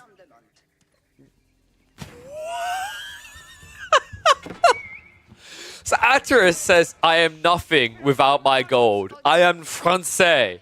There is only one logical maneuver to make here. Grab half my economy and then run straight for the center of the map. And Ataris is like, ooh, this is a mid-elo game. No one scouts properly. Oh, no. Seven's like, what are you doing here? Out for a stroll. Nothing to see here, guys. You know what it is? It's like we're all locked in our base by those outposts. And, you know, we really want to just, like, stretch our legs. Get moving a bit, you know? It's healthy for the body. And, well, Seven says, so you want exercise? Okay. You know what's really good exercise? A little bit of mixed martial arts. Oh, no. He's trying to get outposts up, but folks, men-at-arms are coming from 7. That's like a 7-11. It's just not going to stop pumping either. This proxy Rax now has to run halfway back across the map to counter out his opponent. Men-at-arms and spears. Getting some kills. I mean, there's just too many villages. Ataris, he's one of those get a resource one at a time type player. But here come those OP spears, folks. Doing like no damage. Seven's like, Alexa, play Forever Young. Do you really want to live forever? They really are going to as well. Somehow, one of these men-at-arms is down to 35 HP. I don't know how. It just doesn't feel like it matters right now, though. There's so many more of them. Village is now running. Ataris, after investing half his economy, he walks away 250 resources worse off. Oh my god. Seven right now is just making very loud monkey noises as he continues to build men-at-arms. I just like,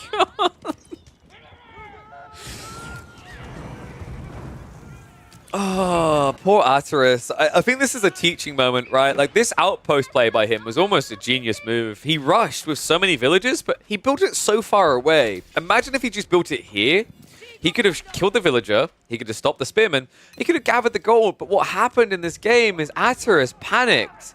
He rushed the outpost. He didn't gather gold. His tech up timing took ages. And, well, by the time he was ready to roll, Seven already had extra spears, so he couldn't even play for gold at all. He's still going for more outposts. I mean, this is unnecessary at this stage, okay? I'm just going to call it what it is. This is completely unnecessary now. But the other crazy part as well is, like, Ataris had all this access to archers. But it's almost like he said, whoa, whoa, whoa. Attacking people from range? I picked the French because I like knights, because knights are honorable, sir. I refuse to engage in ranged warfare. So instead, he literally has the most pathetic tool in his arsenal right now, coupled with the other most pathetic tool. I mean, he didn't even get the upgrade. At the time, he didn't even have enough gold to get a hardened spearman. What more do I need to say here? Oh, dear. So Seven, by the way, he does watch our streams, and I can 100% tell that he watched our recent Proxy Racks Crackety game. Because the idea, the execution, I mean, he went beyond the Stealth Forest here. That's the extra next level Giga Chad move. But the idea was like, he saw that, he's like, I like the look of that. This did get a little bit messy very early on, but it shows you how easy this can be to execute, especially in lower level lobbies. Realistically, the solution was to go archers for Ataris. Or to just secure more gold. Because actually, if he built knights and archers, it breaks this, right? Because men-at-arms just get cycle charged. But now he doesn't have the resources. In fact, if I'm not mistaken, don't do it. Please, please don't do it. Ataris, he's just scrolling through the guides right now, right? He's picked up a literal textbook. He's looking like counter solutions to men-at-arms. Rush Castle Age. I just need to buy the gold, guys. I'll be there soon. Just need to sell a lot of wood, but I will be there soon. Unfortunately, he's running out of food. Ataris actually is completely out of what? That is so cursed. Wait, where are we going? Is he going? No, what? I can't believe he's getting away with this. Seven sent the entire army after economy. He left no one behind. So the outpost is going to get torched down. And Ataris, he's now going siege engineering. With what army? Ataris is like, you know what? That sounds really good. I played Ibids once and my cavalry built up all of the siege. Wait a second. How are we still building outposts at this stage? Well, in fairness, he's losing them quicker than he's building them. However, it is the entire economy doing this, and now the backstab comes in. Seven doinks a few down. Oh my god, no, panic. Wait, Seven, no, don't leave. You have so much HP. Seven, though, he is a loving leader. He's not one of those guys who would blindly send the troops into their death. He says, no, they must survive, all of them together. Really? We're trying this again. Guess we're not. Wait, he tried this out. Oh, no, Ataris. Alright, I think it would be fair to say at this point, this game is looking very, very bad for Ataris. Once again, if he just built archers, though, because here's the thing, like, Seven is so far ahead. He hasn't even needed to get under mesh. He completely forgot it. Right, like right now, Seven literally built the Minework Palace because he saw it in a Crackety build. He's just not quite sure why he built it. He's like, there must be a reason behind this. And oh my god, no. Ataris is like, I don't get it. He's playing the HRE. Why is he still in Feudal Age? We're 15 minutes in the game. because he doesn't want you to be in this game anymore, buddy. Atyrus, you're dead. Like, the amount of outposts he's attempted. Oh, I felt bad watching this. Atyrus, I think it's fair to say this all really unraveled with that outpost play on the gold vein originally. It's really unfortunate as well in a game like this that he got double gold spawn. Like, look at the comparison. If he had 7 spawn, this play doesn't hit as hard for the Order of the Dragon. But unfortunately, he got the double gold spawn together, and his panic reaction was just kind of all in the wrong places. And now he's transitioning farms at 16 minutes with 20 economy as the French. This is hurting me. You think OOTD might get higher win rates than low elo? I'm curious, how many people agree with that?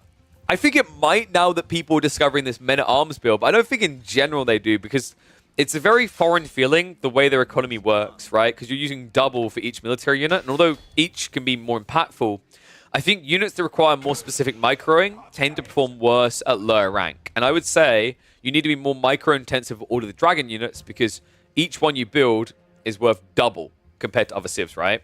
So it feels like you can't neglect the way you use your initial ones. This was just simply a case of an insanely being built up off of the outpost play. It completely broke him. Reckon now on the way. I think this game is over. We're going to speed this up a little bit. I don't think we need to prolong Atyrus suffering at this stage. There's no way back. He has built farms, yes, but he's an entire age behind. He has 0 gold access. He hasn't got multi-TC. He doesn't have really access to anything. 7 is so bored, he just randomly killed the boar. Oh, dear. And now, Regnant's complete. Relics are going to start getting picked up. Atyrus, I mean, sure, buddy. We tried it before. If you just try another gold vein. No, there's an outpost. 7, what are these outposts? Oh, no. Atyrus, once again, with half his economy. He's like, I just want to build knights. Let him build knights. What are knights going to do to you at this stage, 7?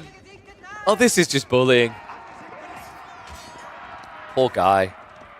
I mean, the upgrades haven't even come through yet. This is still a feudal army slapping him in the face, but there's no textiles. And you're seeing that correctly. Because he never built a mill that lasted long enough.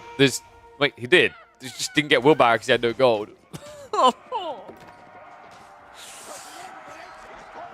Oh, playing French without gold is not an easy feeling.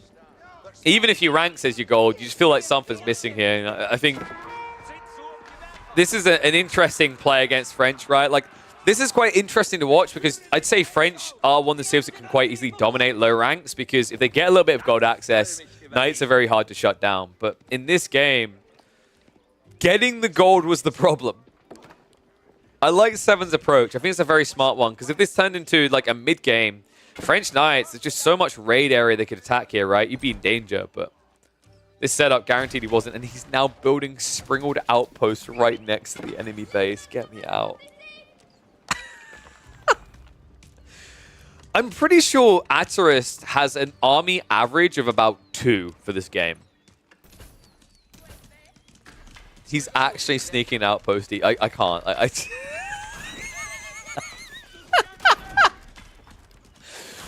It's actually working. This is not fair. He's bringing relics as well. He's shutting down the farm. Oh, poor Atyrus. He did not sign up for this. I mean, this is just the slow death now. It gets worse, remember. These relics, they increase the range. So this Springle that was going to reach about to the house can now reach to this farm over here. Okay, Atyrus, I don't think he's had more than 20 eco for half this game now. Actually, no, at that point, he hasn't had more than 20 eco for practically the entire game. There was that one moment where he had 30, and ever since then, it's been below 20. And 7 just keeps using the villages. Horseman Rage just ain't doing it. Oh, goodness. Yeah, we've got an army value of 7,910. versus 260. Yeah, lesson for Ateros. Get the gold sooner. Secure with the outpost. Like, the thing is, he scouted this play when the racks went down. He had time to react to this, but he just panicked. He didn't even get the gold. That delayed all his timings. And since then, for guys wanting gold so badly, I mean, he's avoided the idea of just running out, grabbing one load of batch of gold and getting siege engineering. In fact, wait, no, he got siege engineering, right? He used the ram, he cleared up the outpost, but all the while, he just keeps going back for this area. But, you know, that was early in this game. Like, this game has been over for about 7 minutes now. It's 86 military pop to 1. I just can't. Oh, this is... I don't know why Purple still believes, but I respect him for deluding himself. GG instantly comes out. Interesting game to kick off the mid-Elo series. Let me know what you thought about this game. It felt like Purple was out of his element here, right? Probably had a build order, one that he knows well, but this new build from the Order of the Dragon, the Proxy Brax, seems to be throwing everyone off. I wouldn't be surprised if a bunch of these low and mid-Elo players climb close to the high Elo end. If you like what you saw here, make sure you subscribe to the channel, make sure you're liking these videos, and let me know what you thought of this game. I'll catch you all in the next chapter. Oh dear, oh dear.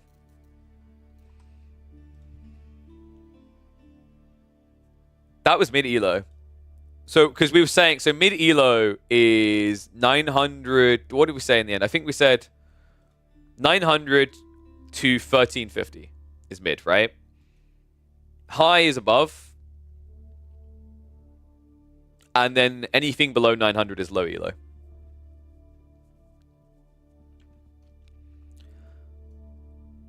I should probably rename the channels a bit for that. So low Elo is...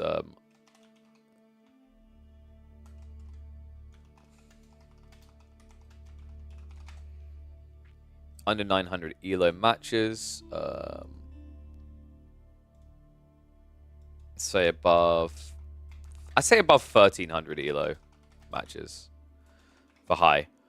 Just updating my Discord channels. And then finally, mid-Elo can be anything between 900 to 1300 Elo matches.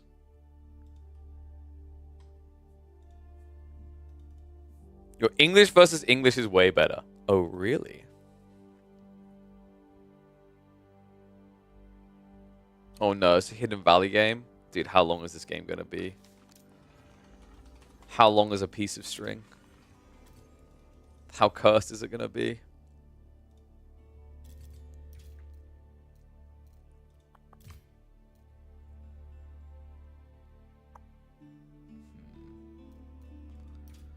Part of me wants to do community games right now, actually. We could maybe do that one later. It's weird. It's like, ever since I've got a taste of really quick games... Oh, no, okay. No, that's unfair. Community games aren't quick, right? Like, on average, I think they're still 40 to 50 minutes. But it feels quicker because there's always something going on, right? That's the thing that's quite nice about them. It's very refreshing.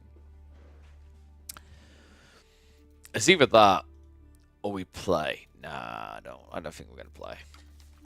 I think we'll do some community games.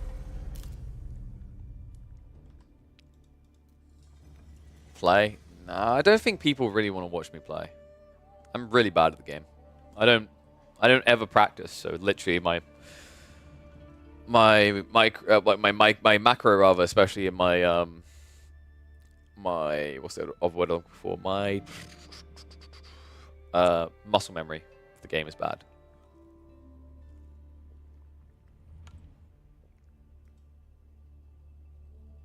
You're not really bad. Yeah, but I don't know if people would really want to watch me. I'm also worried that I get super sweaty try hard. I mean, whatever. I guess people can vote.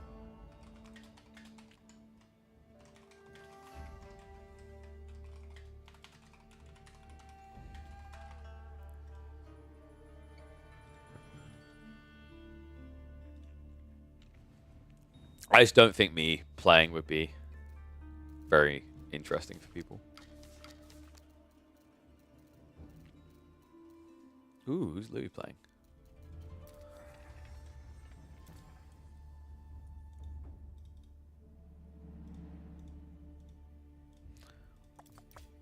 So, what map are we doing? I think we do. We could do the small ball for all again. It's not quite micro, but it's close. Alternatively, because we've been doing a lot of the same map as anything, so I want to like mix it up and do a different one. This map has been fixed and adjusted, so there's only shoreline fish now, and also they've made the outside inaccessible, so no one should spawn there. Do you want to play with the community? I don't know. I wonder if people prefer me casting, because it gives them the full picture, right?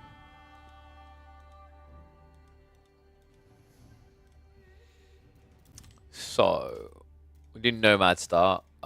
Revealed. Display score. Reveal elimination. Not revealed, sorry. Explored. I like casting more than playing, at least for community games. I think it's like, well, it's because people won't have the full picture, right, if you're playing. I think it's the thing. I'm always curious how much people actually enjoy watching the playing perspective as well. Like, it works for pro-level players because people try and improve off it, but otherwise, I wonder if it actually really kicks for people. Because the other thing is, like, if you're playing at a decent level, you're also spamming around the map really quickly. Like, compared to casting, right, it's very chaotic from a viewing experience, I'd imagine. So, looks like casting community games wins out, barely. A few people did want me to play, which is interesting. I will get ready to open this lobby. It's still called Ball for All, though. But it should be fixed now. It should not be called Ball for All. I don't know why it's still called it. It should be called Small Glade. But it should be fine. We're going to do Nomad, so people might just end up holding hands instead of having those fixed starts. Let me change the name of the lobby. In fact, let me update the stream name as well.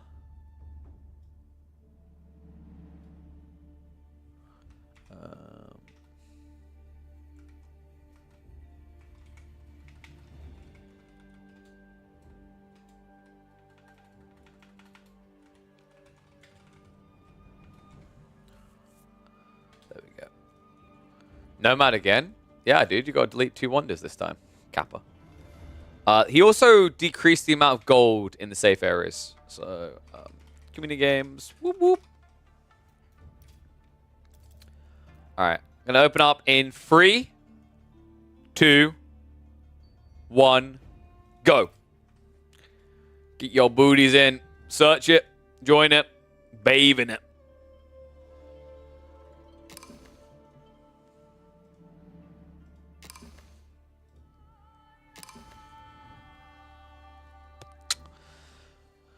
Oh, I think we'll just let people pick what they want here actually as well. It's fine.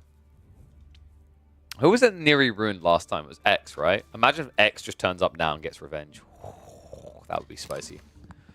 Got Blitzkrieg. 3 more slots. Well, actually 4. But 3 until we're full. And then I'll drop out for that final spot that people can take. It does say Small Ball for All, but this is Small Glade. I want them to go smaller than the small, though. I want micros soon. I think they are working on 1 or 2 micros. I'm already looking to bump other people. If I have got additional map creators in the chat, feel free to get started on these type of things. I'm always looking for more. All right, restart your game.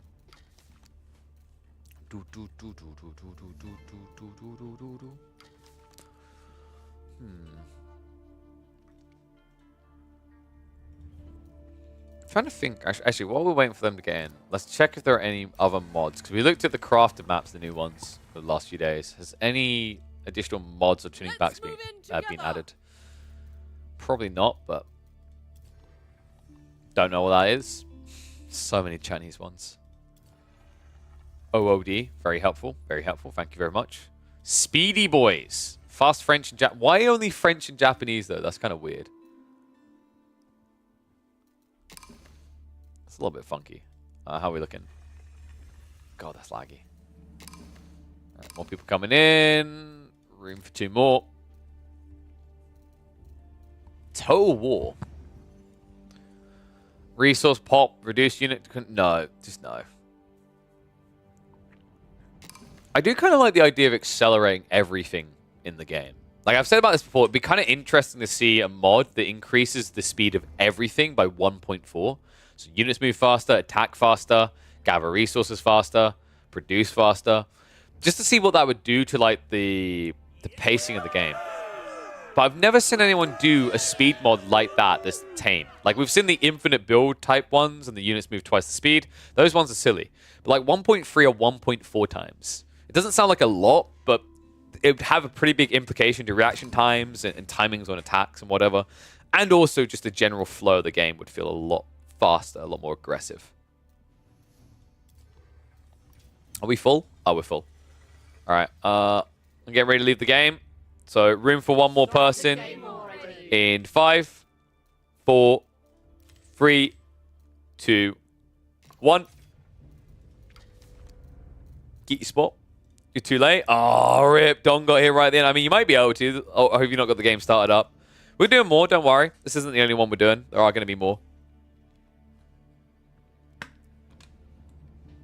We've got a fun one, Don. It's not micro glade, but it's like small glade for 8 players. So it's kind of like it's pretty much I think the standard size map or roughly slightly bigger that you get for a 1v1 with 8 players on it.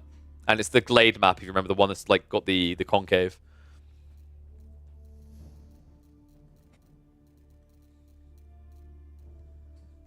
All right, we should probably check to see if the other person's got in. Has it filled out? What the hell? That said 4 out of 8 for a second. I assume it was just catching up. You're still 7 out of 8. All right, Don, there's still an opportunity here, mate. Whoop, whoop. Careful of Neri. He's such a Chad that he deletes wonders and still wins games, so careful. In other words, kill him. I mean, I didn't say that.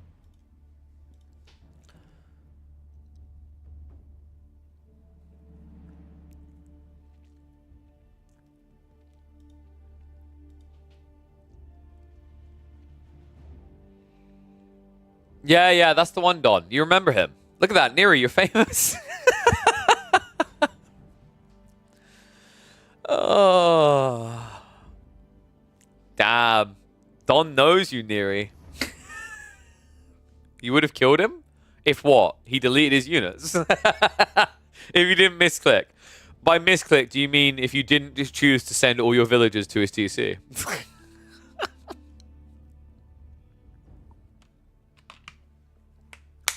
Yeah, tell him cursing. All this crap like, look, this is what would have happened. Really? That's not what we saw happen, okay? You research siege engineering instead of +1 defense? That's your defense? Oof, tragic. Terrible. I mean, the funny thing is actually like if you want to argue misclicks that you would have had him, he misclicked as well, because he misclicked on your Keshiks instead of your villagers. If he just attacked your villagers, you would have been dead. In fact, Neri, I highlighted at the time. Do you want me to make it even easier for you? You could have just got textiles and won. If you just got textiles, you would have killed him. Screw the undermesh. Oh dear, oh dear. I think I remember saying at the time, I was like, could you imagine if he just... Because like basically the first half of your assault, Cursing was attacking Keshiks with the TC fire instead of the villagers that had no armor. So it was a very inefficient way to slow down the torching.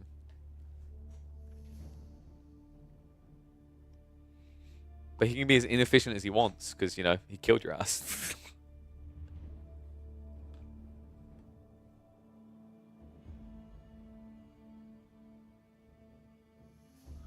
What the hell? Android's giving me a warning that I've used 2.25 gigs of data so far this month. Like, yeah, I have 50 gigs, bro. I should have 50 gigs.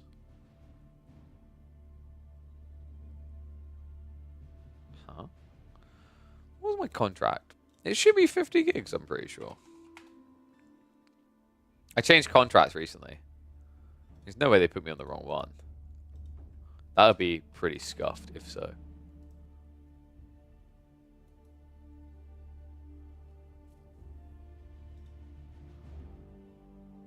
Yeah, 50 gig.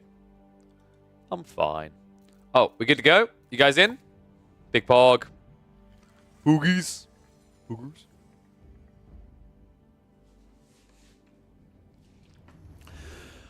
Yeah, you did forget about the hunting canoe. That was pretty cursed. I remember that. All right, let's get ready. Oh, we better set up the scene, hadn't we? Because we need to... That comes on. So there's that.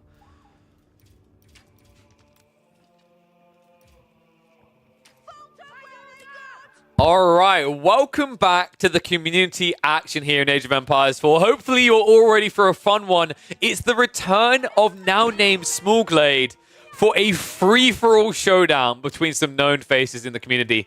And this is the new improved map. We actually had an early iteration coming from Murdernu. I gave the feedback. They fixed it within a day. So no more spawns up on the hills outside. This is just a map that feels incredibly small. From one side to the other, for 8 players, it's not much room to work with. And we are going to be starting a Nomad here. Let's go through the participants, because there's already going to be a bloodbath here.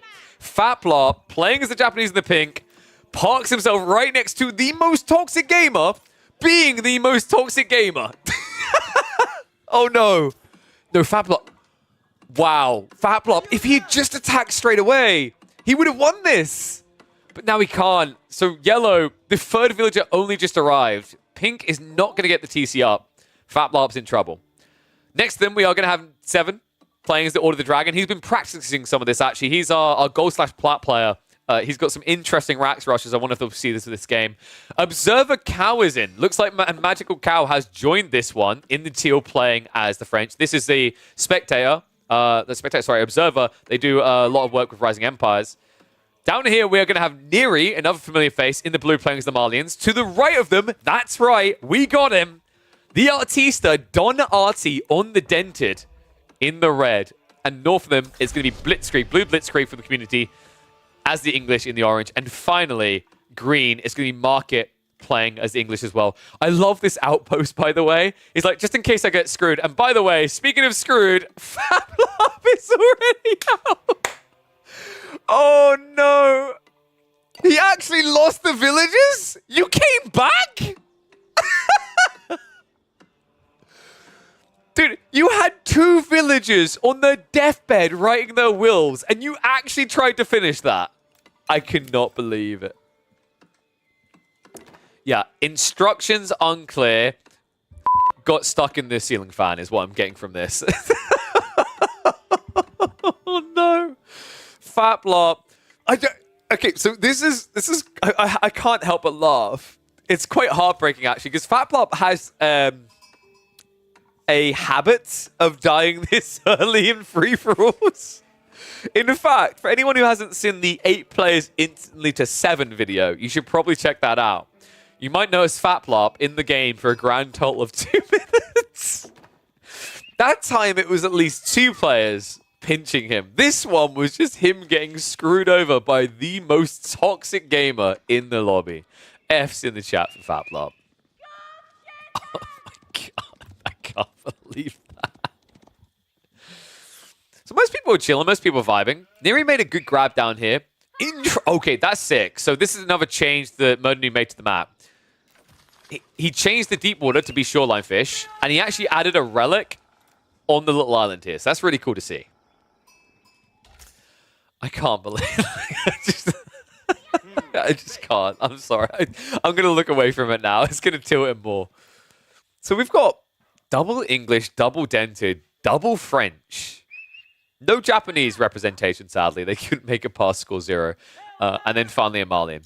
Malian didn't really get a great spot here, actually. In fairness, the best spot would have been up where there was a contest between yellow and our former pink here.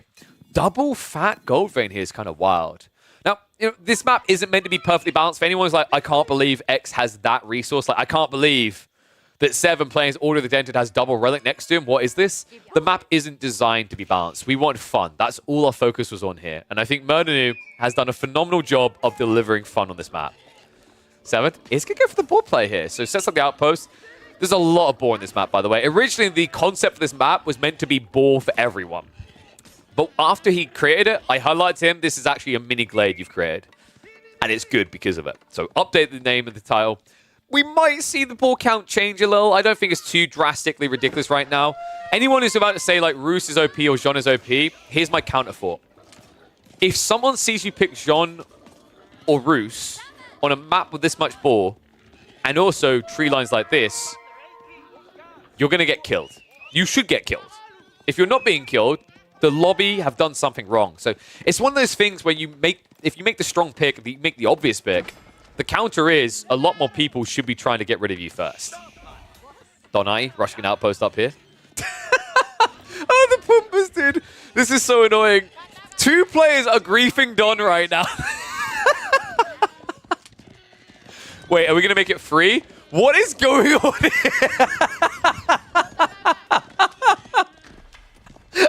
Oh, this looks fun, says Seven. I want to play too. Yeah, let me play with the ball.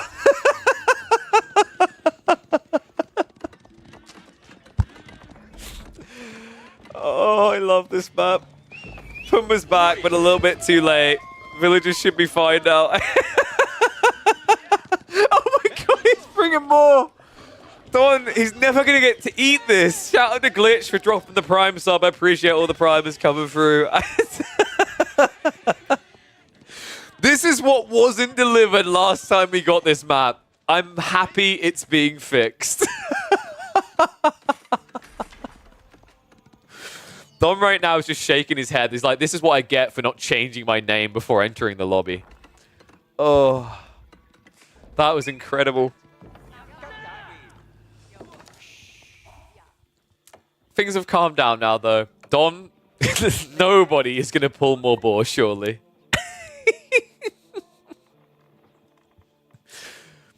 For those wishing there's more boar, I'm going to be talking moderately about creating a map that is more boar. Like, a lot more boar everywhere. Just completely littered. There isn't a safe spot. Because that's actually what I really want to see. It'll also make it very interesting on the early villager aggro pulls, right? What on earth is that? That is... That might be the prettiest and pretty weirdest I've ever seen for walling. That is toxic. It actually looks kind of pretty, though, doesn't it? Oh, dear, oh, dear. So everyone has their own pocket now, right? Like, poor Fat Plap. There was one left. He just didn't want to take it. I feel like most people just don't rush towards the northern one, which is a bit surprising at this stage. Don, what are we going up with? Are we going to do Ark in this game? I feel like people still go mine work, even if there's like a good area set up Arkin, right? I don't know. He's moving the right distance for Arkin here. It is. It's going to be Arkin. Yeah, there you go. So onto the stone. So we might be looking at a multi-TC build. Makes a lot of sense here. Well, would normally make a lot of sense if you didn't name yourself Don Artie when you entered the lobby and now everyone wants to kill you. Now, it's a little bit more questionable. Next to him, Neri is going to go for shoreline fishing with the villagers. Not too bad here. Oh, dude, it's kind of like that's actually appropriate. There's canoes, and it's the Malians. I never noticed that before. And tech ups are coming out across the board. So while we do have one Order of the Ark indented, we're actually going to get the mine work coming out from Seven. So Seven has been watching the Crackety build. He's been watching the video on YouTube on our channel back again and again, the proxy base build, to try and figure it out. And I imagine we're going to see some rack shenanigans quite quickly. He's playing another ball. I mean, dude, you're not even half done with the first. Chill. This is so greedy. Wait. Oh, the panic. Seven. Oh my god, why? What? Wait, no! Oh, that is so cruel. That was the messiest ball pull I've seen in this game so far. And I'll remind people of what happened down here. Oh, good lord. Don, in the meantime, hasn't been harassed more, but that's about to change. What? Market went for the king. We've got Abbey of Memes. Now, I do wonder why, but we've got Abbey of Memes. He's willing himself in. Uh-oh. Alert. We've got filthy feudal stonewallers over here, folks. It's always the English players. I don't know why. It's always the English and French players. Saharan trade networks. And Neri really feeling that pressure that he needed the defense. Makes sense, right? He's between two of the highest ranked players in this lobby. Like, actually, it's kind of crazy. The south side of this map is elo stacked, right? Like, Cal, I mean, he's the second lowest ranked person when it comes to, like, tournament rankings on the rank system that gets used in competitive. But he's still pretty high up there, right? Like, this Observer Cal account is 723rd in the world right now. So 1,446 elo. He's a conk. Neri is also a former conk. We call him a diamond player. Let you be the judge. And then finally Donati, who is regularly in the top 100, right? So this is by far the most stacked area. And I'd have it no other way, folks. This needs to be a blood sport. I want to see purple, yellow, green, and orange vibe up. And then come down south with force. Don is just trying... Kyle is just trying to make enemies right now. He really doesn't want Seven to get a third ball. He wants it for himself. I love this. It's so good. Oh, purple. He's like, please? Please? No. It stays here. You get the kids. I get the condo. That's how this works. So, what's happening behind this from Market? I'm wondering. Are they going fast castle? They might be in this game. Kind of feels like it. Oh, we didn't put predictions up. I totally forgot about predictions. We should do that now, shouldn't we? Who won the last one? I didn't give the predictions out for the last one. I'm going to just delete that and refund. Oops. Sorry, whoever actually won. Who's going to win? So we'll put all the names in. We've got yellow, orange, red, blue, teal, purple, green, and just to check everyone's paying attention, pink. You guys have got 2 minutes. Get your predictions in now. Go. Oh, enjoy it, Twitch. It's interesting, actually, because, like, who would be the biggest threat? Like, the obvious ones are by names. Like, Donati should be seen as the biggest threat. But, like, Civ-wise, is there enough gold on this game to make France really dangerous? I think, like, double gold vein like this could be pretty threatening for a toxic gamer. But, in fairness, wait. Hold on. Fablop. I don't think he wants to talk about it, but I think we need to talk about it. This was the person that killed you. They done double farm cluster before they done feudal age. What is this build? I don't think I've ever seen this. What rank is most toxic gamer? I don't think they have a rank. Let's have a look. Let's check their quick match elo. So they are actually ranked 844 in 3v3s and 1,059 in 4v4s. That is it. They don't play solo at all. I don't feel they might be like a little bit low on the rankings just because this is a very interesting approach for anyone to take. Like having access to nothing but spearmen this deep is pretty bold. What? It's getting more cursed. How does it get more cursed? I just can't believe this. What is he doing? I mean, I've never seen Wallen like this before. This is unique. Yellow is one of a kind. Green, meanwhile, is vibing. He says, okay, I've got a king. He needs a castle. It's going to be White Tower instead of a King's Pass. A little bit surprised by that. Orange has also stonewalled himself in. These filthy, stinking English feudal age wallers. And then Donati's vibing with Trip TC. Don's going to have the biggest economy, right? Yeah, by a mile here. I mean, it's one TC play coming out from Observer Cal, who's playing as the French.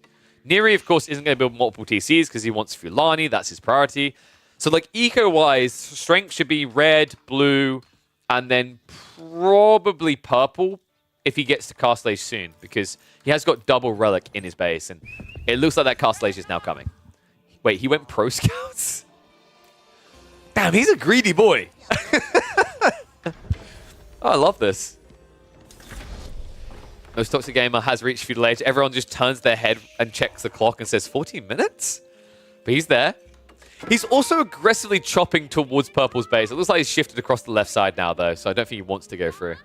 And the walls are complete. How? Like, how does this look so cursed? I don't know where to begin with this. You know what I thought for a second? I genuinely thought for a second that they were going to do... so I don't know if you guys have seen this, but there's an interesting trick you can do against Boar where you can aggro them. You can create like a long funnel, long little track for them to run along with walls. And then when they run through to be aggroed, you wall off the starting point, and then they run all the way to the end to get out again. So you can basically... You could run a Boar from here all the way to the back corner of your base. Like, you could actually start a track here. You could run them in. You could have, like, walls all the way along across to where Don's base is. And you could aggro them into that funnel point, wall it off, and then they'd run all the way across to Don's base to get out. And then you could wall them in there twice. It was a weird thing that someone done, but they basically used it to pull a Boar all the way across Dry Arabia. It's not really efficient in a 1v1, but it was still pretty cool to see.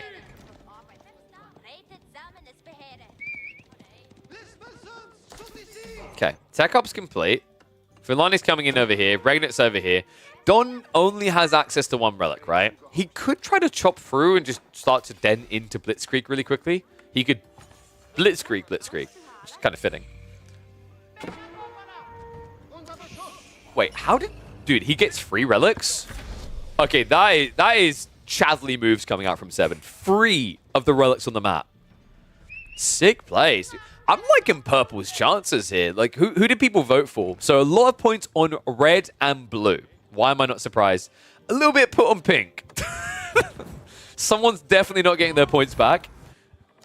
Interesting. No one believes in the power of 7. Admittedly, for those that haven't seen it, we did show a mid-elo game of 7s before this that may have informed that choice slightly. 7 should wall against the wood line. He doesn't know yet, right? Like, once this tree gets chopped, he'll get confirmation, and yes, that would be a sick play then. Meantime, though, Spears keeping green away. He's just yoinking so much deer from this map. I love it. How's Don looking? Keeps coming up, so he's paranoid. I understand this, right? If I was Don in this position, you're probably wondering, why is Don just camping? 3 players came and griefed his ball play. I would do the same thing in this situation. I'd be super paranoid. And now this keep drop orange. No! Oh, no. He's sending rams? Wait, how is he able to torch that? Damn, those guys got a good throwing arm. Too bad they're diving a keep and dying. Treb is attacking this, by the way. Oh, my God. Please tell me this is not going to be one of those classic landmark complete, landmark deads. It is, isn't it? There's a second Dreb coming. No. The Blitzkrieg. Not like this. Anything but this. Please. There's a second Treb now. It's going to be half HP upon completion. Nay, it's going to be 1/3 HP upon completion. Shots are coming out. Oh, no. It's cursed. Blitzkrieg, I hope you've got a lot of wood. Wallow. Oh, he broke through the line. That wasn't a deep Wallow. Spearman are going to be able to hold this yellow a bit too aggressive here. These are Feudal Age Knights versus Feudal Age Spearmen, but they are Gilded Spearmen. So Purple now going to dive in. Mistakes have been made on Microglade. Those outposts aren't safe, folks. Like, actually, if 7 just attacks the outpost, they're all dead. Oh my God, I think Yellow's dead. I'm just imagining Faplop right now going, good, good. The hate truly is flowing through him. Most toxic gamer that ruined Faplop's game is now going to get ruined by 7. And you know what? Stocks are rising in the Purple Prodigy. Because Yellow has no comeback from this. Elsewhere, the white tower has fallen. The keep is almost dead, but E-Repairs is coming off cooldown, folks. So, suck on that one. And it's only 1 ram. So this is not going to be able to clear up the keep. Don is going to be able to hold. Neri's been very quiet, though. And I'm getting a bit worried about that. Oh, he's... Oh, that is so dirty. So Don taking losses. Admittedly, he's at 3 TC, so it's kind of a shrug right now. The Trebs, though, dude, he's actually going to take him out. Wait, does Don see it all? Dude, he sees almost everything. The Council Hall is literally 1 tile away. Oh my God, Blitzkrieg barely holding on now. And I imagine Don He's going to send a scout in. Yeah, he's already produced one. So he's going to move over. He's going to see this council hall soon. And when he does, that's it for Orange. Oh, no. I feel so bad for Blitzkrieg. I mean, in fairness, he did build the White Tower out here. So in some ways, you know, he was asking for war. But against Don as well. I mean, maybe he was thinking someone else was going to assist. That's just not the case. Don also being very careful not to break through too quickly here as Neri is waiting. And there it is. He just GG's. Blitzkrieg doesn't see a way back into this. He surrenders over. Yellow, meanwhile, the peasantry are marching forward. I do think that Seven's got this, though. I mean, it's 2 men at arms. It's 10 spearmen. They have all now been upgraded to Castle Age. What is Cal doing here? This is absurdly chill out of Cal. Like, I'm surprised we haven't seen more out of Teal in this game. Reminder that this is a conk level player, but he's been probably the most chills, kind of vanilla, standard. Like, you know, we'd usually expect like 2 or 3 TC with French by now, but no. Nothing out of line at all. And now Neri is going to punish him for it. Dude, Neri is so much more scary right here. I mean, Cal, like, these archers, you really need all the trio, right? But there aren't any. So he's playing into Donzo and Sofa. And that just wipes him out, right? Neri breaks through the walls. Villagers panicking, seeking shelter right now. A Wallo is going to come in from Don. He wants more villagers. Hey, look, they've got more health suddenly. I always find that so stupid. And Yellow is dead. TC's left alive, but not for long here. Wait, he's out of all the ways you could trade. Oh, this is so spiteful. He's like, I'm dead anyway. Take the farms. He was like, you may kill me, but I will end the game with more farms than you, sir. What was... I'm still trying to figure out what happened to Cal here. I mean, he poked and prodded a little, but he looks so small. Look, like an incy-wincy, teensy little cow, you know, like a little calf baby just being born. Discovering Big Daddy Cow Marlians right now. It's like some sort of poetry. It takes the cows to kill the cow. The cow most definitely looks dead in this game. There's no way he's going to be able to hold this. The entire army is going to be wiped out. And he can't even go for a keep drop, right? There's just no way he'd be able to place it that would work here. So it should be the end of the road for Teal. Yellow did finally get eliminated. GG comes out of Cow. So there you go. We are now down to 4. Please let them ignore 7. I mean, 7 has some serious food issues right now, right? He's only got a few farms. Turns out losing those ones actually hurt a bit. Green is vibing, though. Like, Green has so much of the map to himself. Market moves out for the Berkshire. And also an outpost assister here. And Don should be ready to party very soon, right? Like, I think eco-wise, yeah, 102. He can go up to, like, 120, but that should be more than enough. Also, now getting his hands. I believe that's going to be... Is that the second? Look, I thought you already had one. I guess not. So second relic coming in now for the red or the dragon player. Purple already has 3. I don't mean to brag for 7 here, Don, but, you know, the Plat Boy has flexed you on the Regnants, my friend. That's a hell of a lot of trebs. Do you think Don needs to think about a real army here, though? The Kriot Bara now coming in from Neri. He builds it in the next pocket to make it harder to snipe him out. Interesting choice, Kriot Bara here. I think, like, for the Huntress isn't too bad. A strong point defense that doesn't cost stone.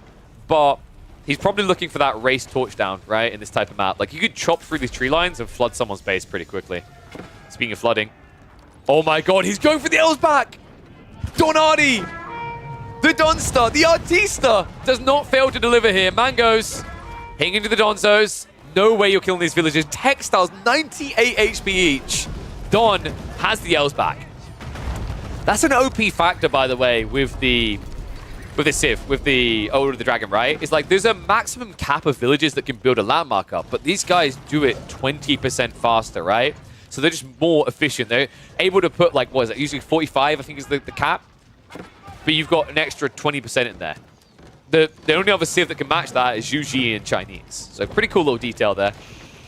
Trev now sieging in. Looks like it's a good thing that Neri did move his landmarks back over here. He's got to fight soon, though. Castle's going up, but slowly. Also, keep in mind, if Neri loses the Fulani, this is pretty much over anyway. He threw away quite a lot of troops just trying to take down Cao. It might be his undoing here. I mean, it's crazy, right? Like, I understand why Neri does this. He's between a rock and a hard place, but essentially what you just done is you chose second place out of this clash between three Kongs. It's also the relic for extra measure into the Elsbach. Neri, Fulani's about to fall. I mean, he's not going to last much longer than this, right? He put the landmark out here, so only the Griot Bara behind this. Where is Neri going? Please tell me. Yeah, okay. I thought he was griefing. He's not. He's actually going to try to counter this.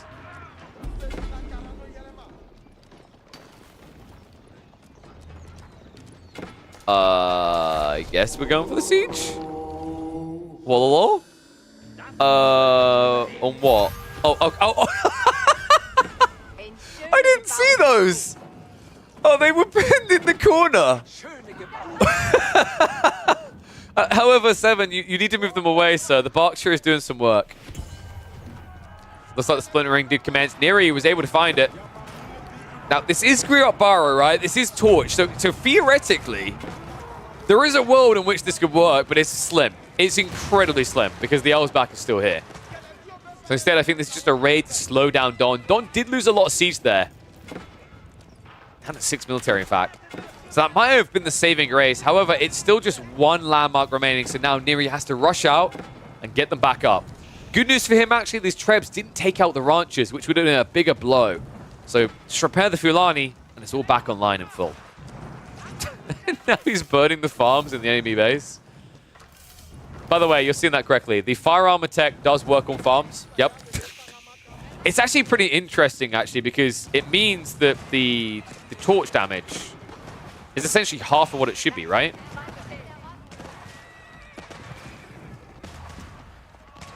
Because, well, here's the thing. You do 50% more, right? So you are still going to get buff damage because you're at 20 torch. That means you do 30.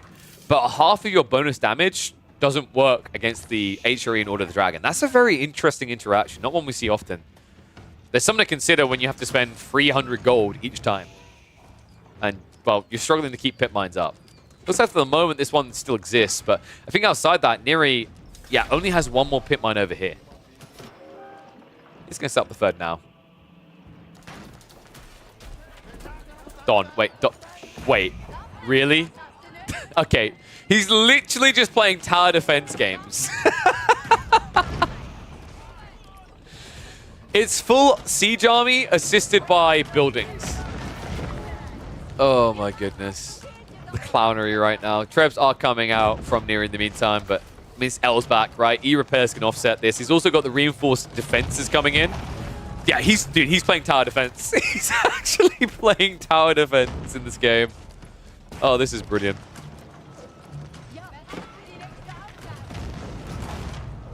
Fulani's down though. Now, Don, he needs vision on this. In fact, if this outpost goes up, he might actually see the Griot Bara. This is important. Oh my god! If he got a little bit deeper there, that would be GG. Don, just A-click it. Like, legit, if you just dive it with the villagers, it's over. He just upgraded the outpost. The unique tech came in. This one's going to see it. This is actually it. If this outpost goes up, which it most definitely is, Don's going to kill Neri. There it is. He knows. Trebs have to back up, though. Culverins are here to counter him. Villagers. Immediately, he pulls it across. Corvs are going to go down. Trebs are going to move in. Neri gets absolutely played by the Donster. Don Artie, the pure clownery of this man. Put some face paint on. Wear some bit oversized shoes because this right here is the clown fiesta we came for. Don Artie is going to take out Neri. And there ain't nothing he can do about it. Villagers panic, but it's too late. Neri will go out in fourth. Reminder, folks, Neri, who tries to always correct me and say that he's actually a conk level player. Well, I mean, just saying, buddy. Market is 929 elo, and 7 is just over 1,000. 1,177. Just saying. Just saying. Read into that how you will, folks. GG, Neri. So Don now has a big chunk of the map. Green's been parking for a very long time. And purple's been coasting too. What I like about Don is like, Don is just not going to sit back, right? He's going to start sieging another player very soon. That's what I like about the Treb approach here. Trebs are pretty crafty on this map because it's just the map is designed to be kind of claustrophobic. So Trebs are usually not ideal. They take a little too long to get things going. But in a trenched map like this, the reach of these Trebs is essentially from a tree line 2/3 into another pocket. It's a pretty cool strategy. Now, if Don wants more villagers, he can just walk over with a wall, by the way. I mean, there is 2 different players' villages here. Please, please do it. It's actually 40 villages, but not just 40 villages, folks. It'll be 40 dragon villages. They take ages to produce. And they're incredibly tanky. Oh, looks like Finai's going for the Sacred Site. Nobody has played for this relic, by the way. Like, Neri literally had a knockdown here, but he never went for it. I'm a little bit bummed by that. I wonder if Don will go for it. Remember, the map is set to explored, so they should be able to see that. The reason it's set to explored, by the way, it's a crafted map, so it always looks the same. So if you didn't have it as explored, it'd be an unfair advantage to people who've played the map before. Market. Is he actually just Age of Springalding his opponent here?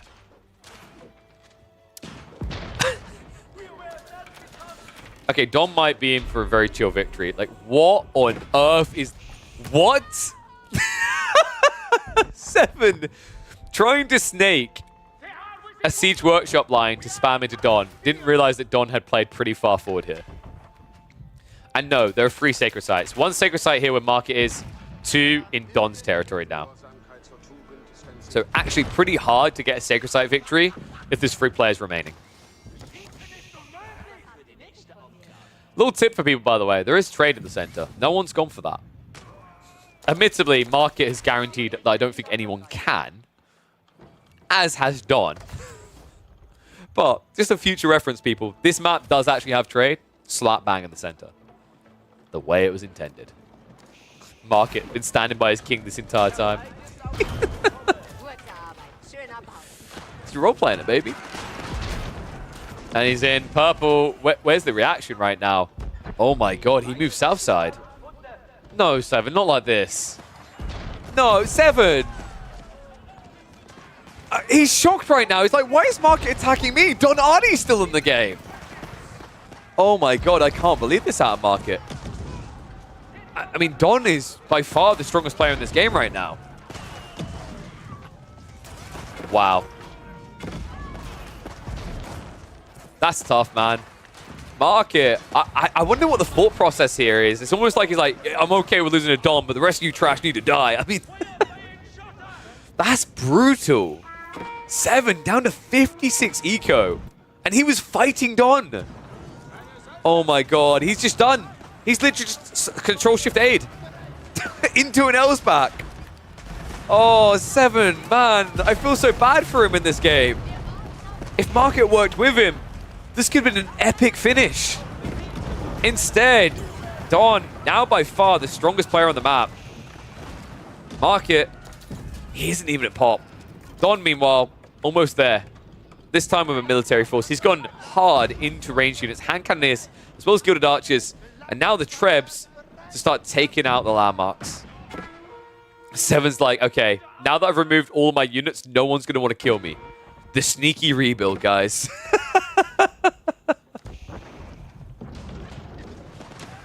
Market finally turns his attention east, immediately regrets it. It's not as easy to just run in as it was into Purple's base.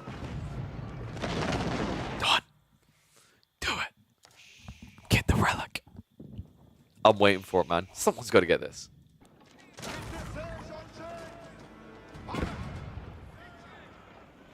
Oh dear, oh dear. I'm just gonna start poking back a bit.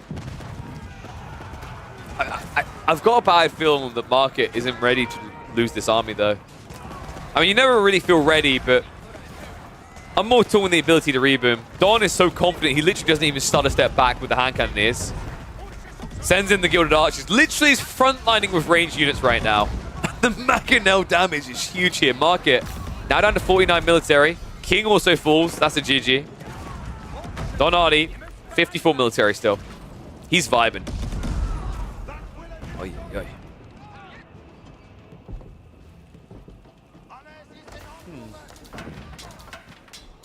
Is Purple actually properly rebuilding, though? They're up to 12 eco. They are actively getting back. He's building rounds. He's actually still trying, bless him. Seven's like, no, stop. I give up.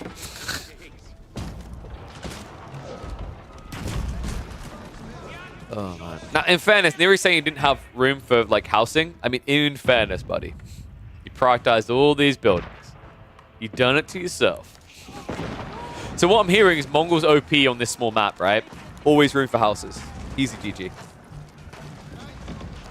Trebs aren't even at the box yet, but Market, how we look at the numbers, 45, he never got elite army tactics. No way, he's got all this wood, but lacking the food and gold now. Meanwhile, Dawn, I imagine we are vibing. Yep, 2.3k food income, about 500 gold.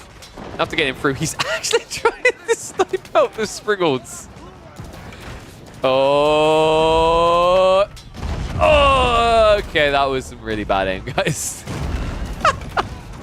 How do this many Trebs miss the Springald? How is it that he's still winning this fight after that? Market has to walk away. More TCs. 7, please. Please, please tell me 7 is going for the villager ram only strategy. Could you imagine if this game goes like another 15 minutes, they reboom to 200 eco, and they just rush? I'm so here for it.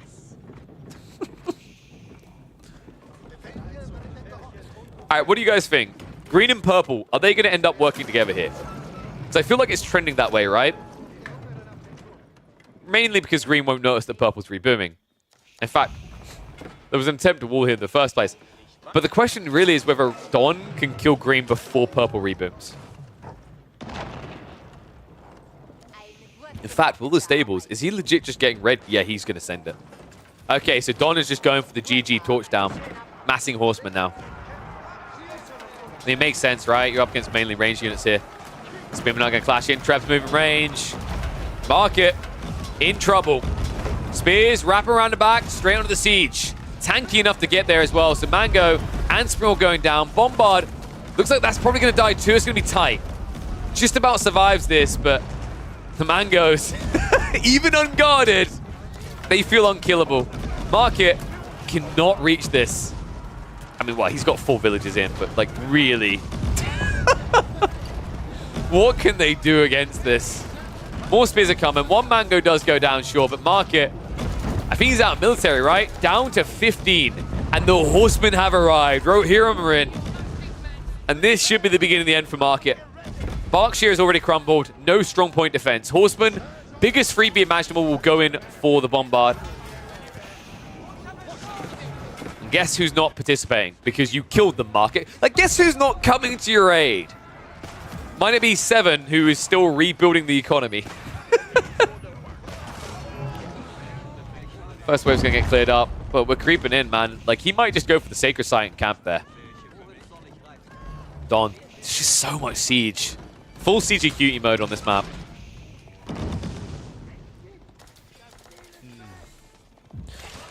You know, one thing I was thinking might be pretty cool to do with these micro maps is Regicide. I'm just not sure if it's feasible with advanced game settings not working. So I'll have to test that, actually. I want to, like, talk to someone about, like, updating advanced game settings. If I could get that to work, these smaller maps with Regicide would be incredible. For now, though, it will just have to be good old landmark snipes.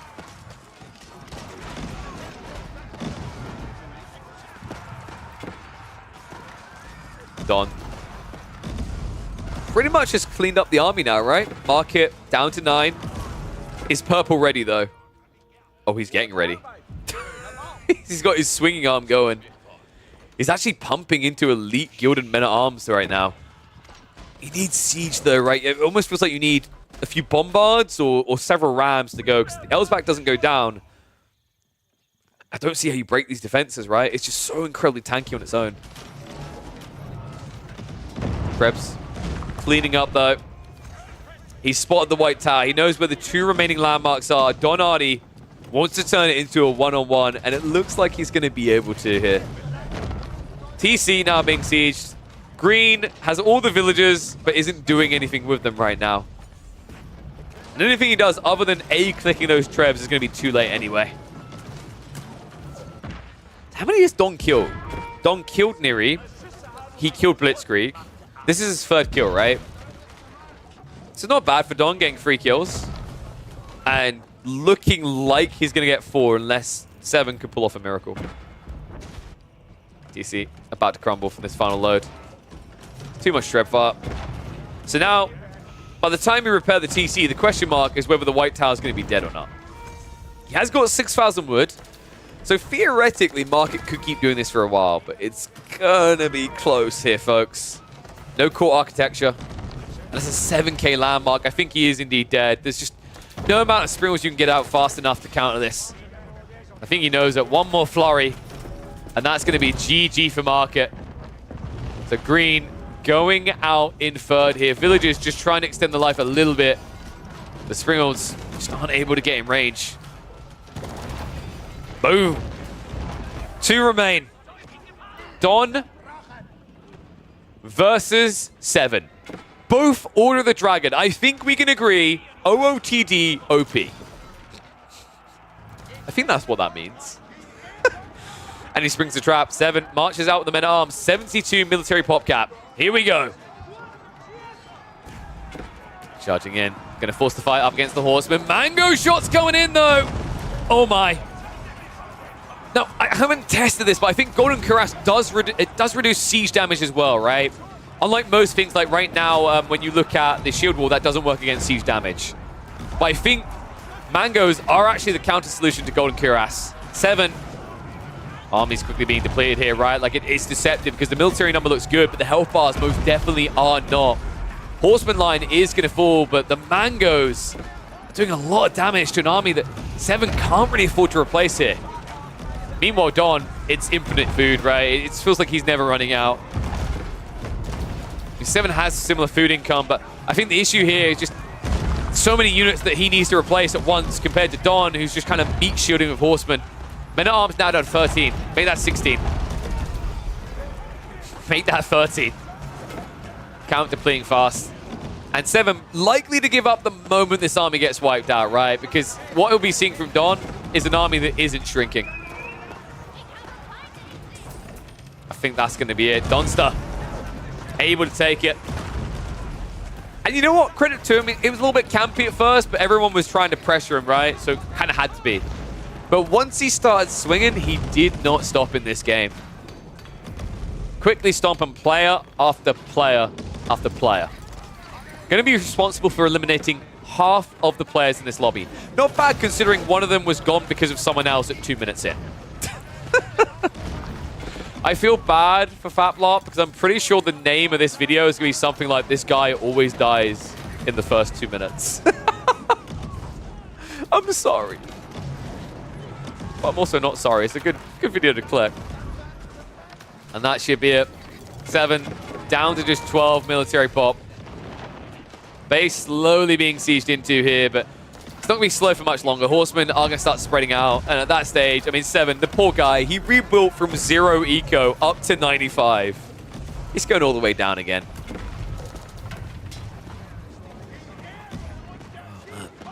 Cool map, though. I think it's coming along nicely. Someone was highlighting the Sacred Sites. I don't think the Sacred Sites need to be well balanced. Like, the entire idea of these maps is not for them to be well balanced. That's why they also have Nomad starts, right? It's literally meant to be a Clown Fiesta. If it was a one-on-one, I get it, but it's literally a free-for-all. And after a few plays, like, people are going to identify which ones of these pockets are strongest. If they see someone gets it, if they have a certain civ, those are going to be reasons for people to pile in on those players. I'm fine with that. I'm not looking for perfectly balanced maps. I'm looking for fun maps. Maybe I tell him to remove this one Sacred Site, so it's 2 in the center. That's the only thing I'd say maybe needs an adjustment.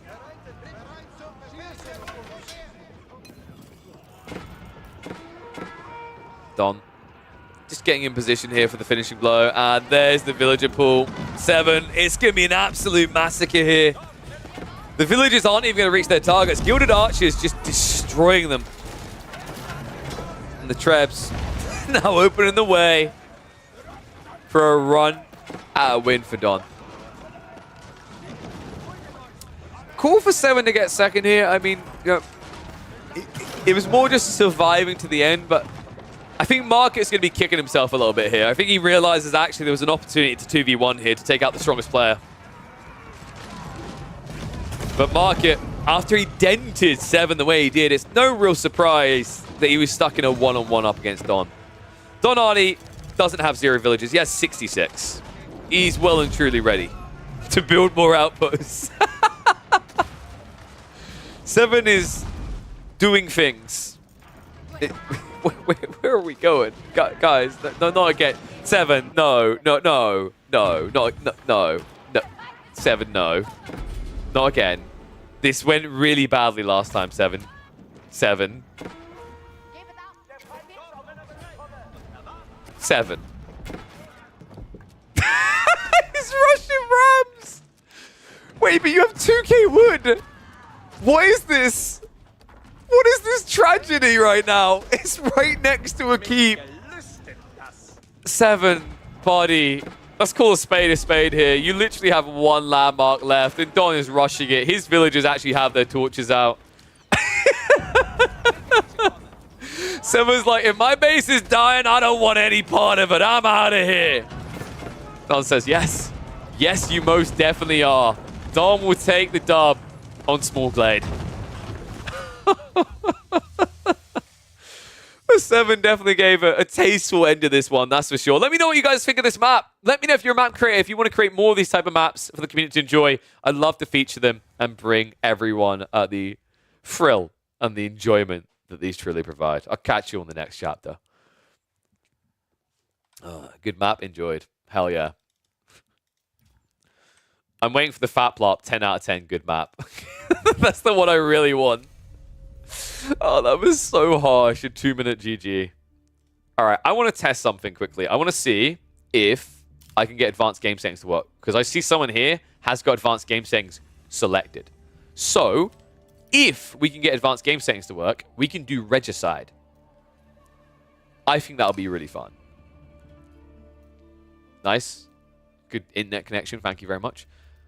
So, did I uninstall advanced game settings? I might have.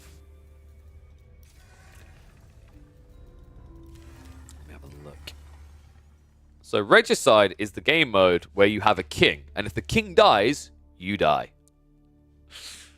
So advanced game settings. That's true, Blitzkrieg. That's the magic logic, right? Well, actually no, because you didn't beat him. But if you did, you could have been like, yeah, I'm better.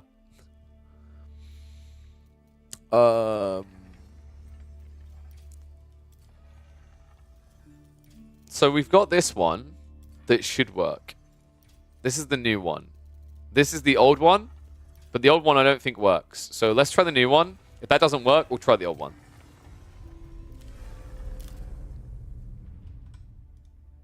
There are many different versions. There aren't. There are 2. There's advanced game settings, the new guy doing it, and then there's the old one. So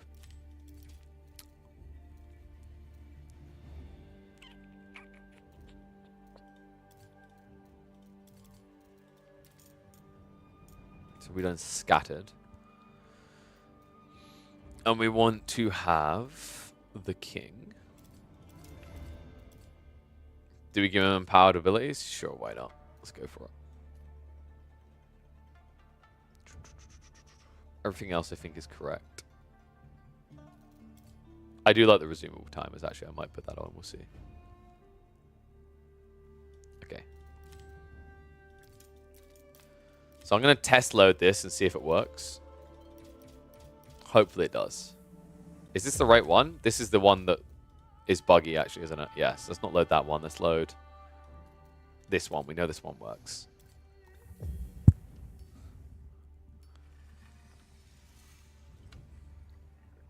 Give all conk players a handicap. You can do that at the bottom. True. You could. Maybe. If it works. Let's find out. It should. Dude, my phone just keeps trying to flag me at like 2.5 gigs of data. I'm like, that doesn't matter. All right. Let me quickly restart. We'll try Woprox's version and see if that still works. It's just... it's sad that there's no one else in the modern community that's been able to make one of these that works. So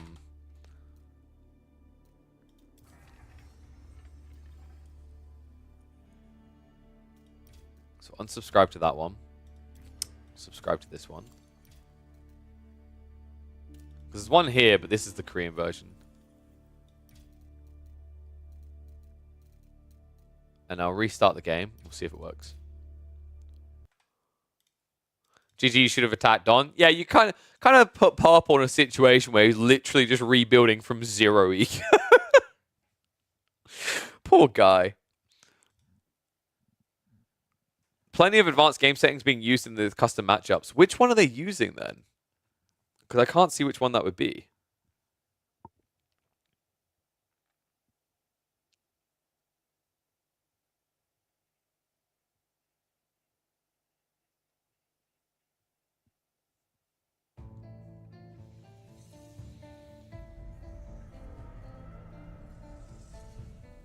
I'm trying to figure out how to set my mobile data threshold on my phone. Because it's giving me warnings at 2 gigs, and I don't know why.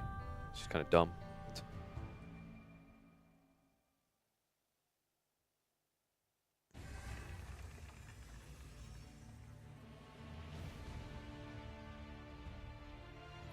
Okay. So, let's have a look. See if this works. You are a big wiener, Don. Big wiener. We're now trying to figure out if we can get advanced game settings to work. Because if we can, then we can do... We can do Regicide. So, the settings I'd want... I'll try it. I don't know if Empowered King caused issues. I don't think it would, though. Don't think there's anything else here bugged that would break everything.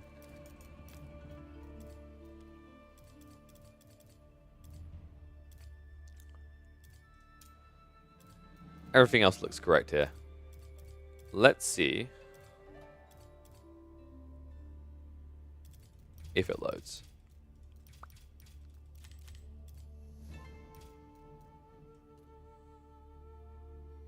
Let's say there's the correct map, right? I've selected the correct one. Yes. Okay.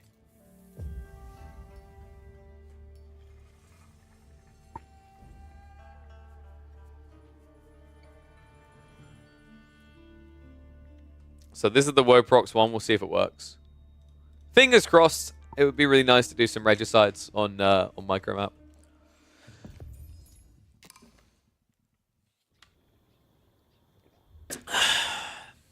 I don't know. There are free? You don't mean the Korean one, do you? Because I can't read Korean, so that doesn't work. Don't know how smart you think I am, but me speaking only English. There's 2. This one is Korean.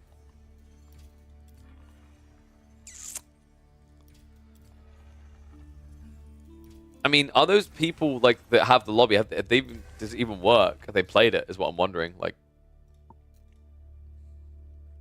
maybe it works. I mean, it doesn't matter if it works. I'm not going to sit here with my phone Google translating as we go through the options. That's just going to be painfully dumb.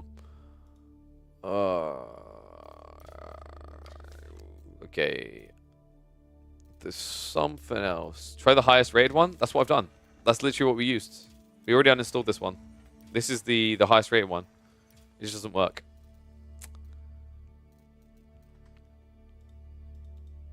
We need someone in the community to take over advanced game settings because Woprox is gone. He's quit. He didn't like the way that modders were being treated by Microsoft, by the AOE4 team. So being left in the dark essentially was the problem. So he just bailed. He's like, nah, it's not. I feel disrespected, which yeah, I don't blame them. Maybe it doesn't work for crafter maps. I mean, that's. I mean, we can try, but that's a punt that would make no sense. I don't think that would make sense, but we can try. So we'll try and spin this one up.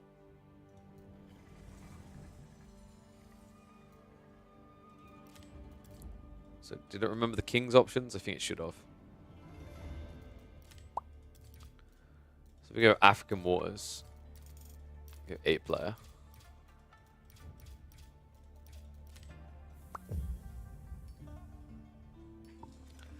My feeling is it's chalked.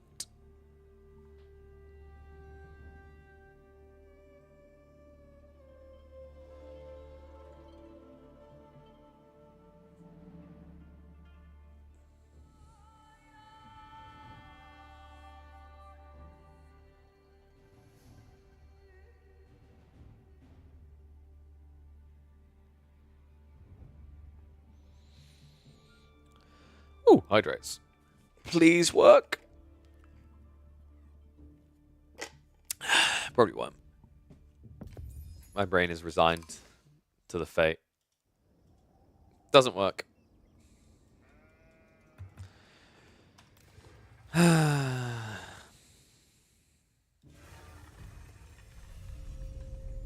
mean, the problem is, and this is another reason why advanced game settings are so useful, is that normal size free-for-alls are way too slow to ramp up.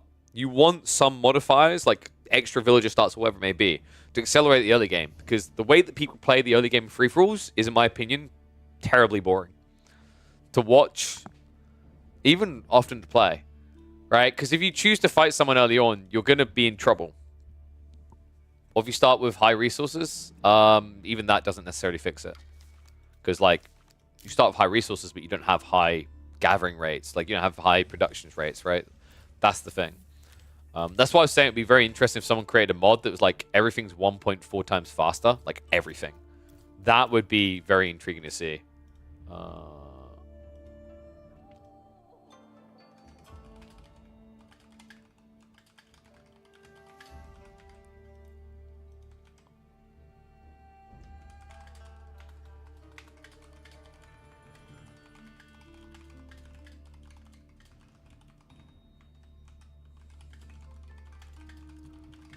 I'm just typing out a message now.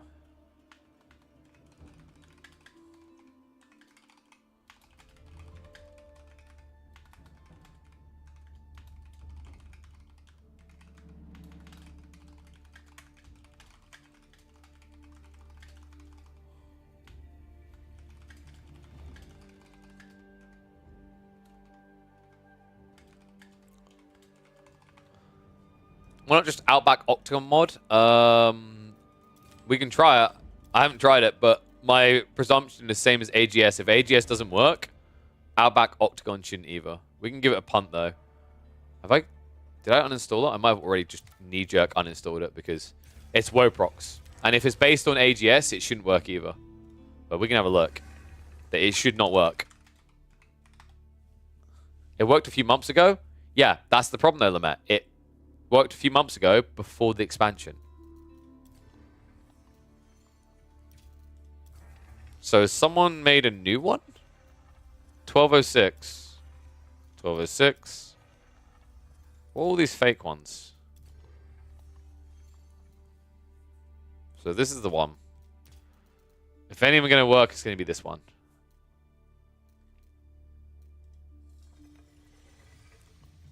Let me just remake.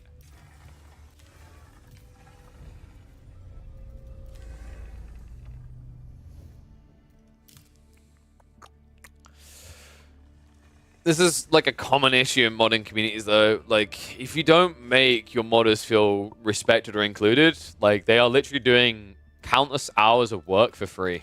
And then when they feel not valued, this happens. What on earth? That was weird at first. Alright, so. Let's see if we're in luck. It's annoying, though, because I still can't set all these different parameters that would be really fun to do. The customization is what makes it really cool and creative. But let's have a look. We haven't started yet, Blacko. Blacko even here?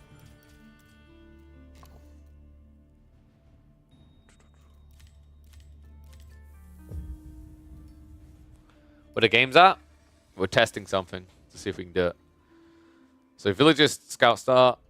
The king is in. The king has the abilities. He scales. You get the 50 pop stuff.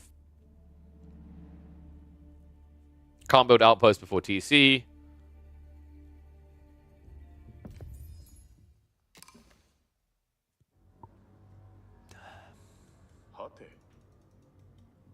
I mean,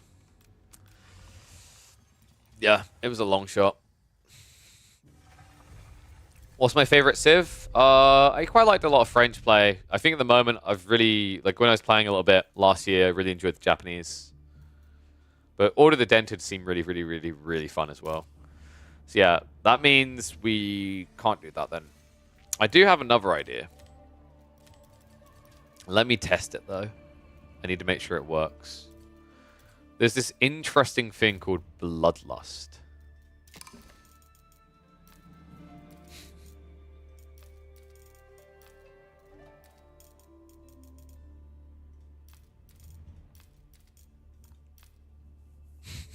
No, I won't do health. Health will be broken. Let me see if this works. Oh, we won't be able to do random spawns though, will we? I don't think so, because it's not a tuning pack. But let me test it nonetheless. Because we could do thingy. I mean, we could even do a normal map of this because it's quite intriguing. Let me test it first, though. So...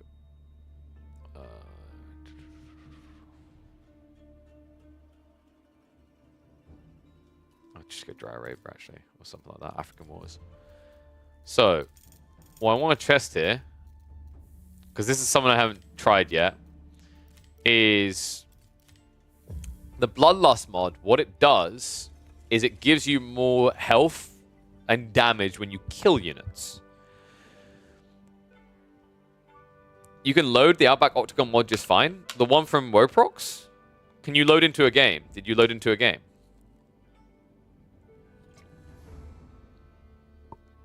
Because I'm just getting errors. You're in a game. What the hell then? Why can't I do it? Can you test advanced game settings as well, Don? I want to see if there's something wrong with my files. But yeah. What I was going to say, can someone remember the cheats? AoE4, Stroger's board, or whatever is cheat.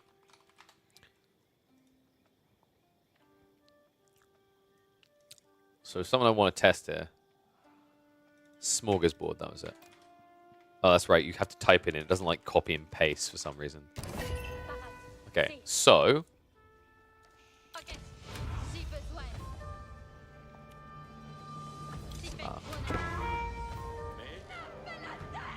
So what we want to do... So if I kill units with this mod...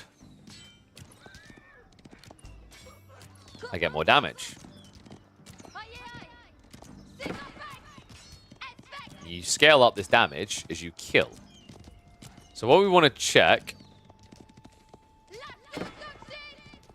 Show a game? Wait a sec. We're testing this. Because this will actually be hilarious if this works. This is a snowballing John game.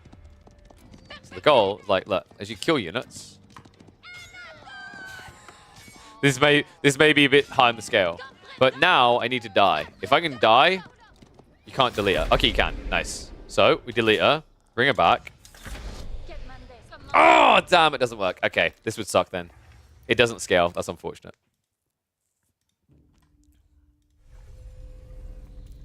But why is mine not working then? What's that? We shame him.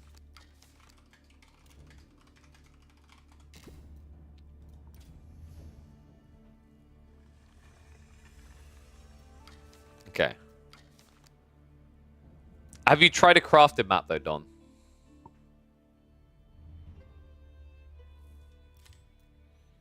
So it'll work on, maybe it'll work on Mega Ran. We'll work on a crafted map. That was the thing I done different. Have you got a crafted map? Like you've got the micro one, right? Try loading that.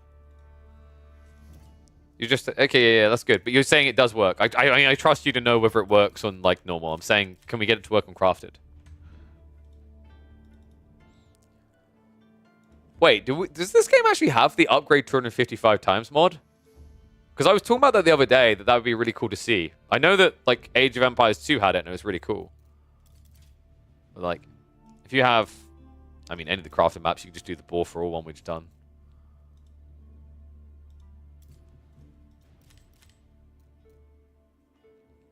Because I already have this mod. Like, that's the thing. I'm subscribed to it. So, yeah. If we have a look and see if this works.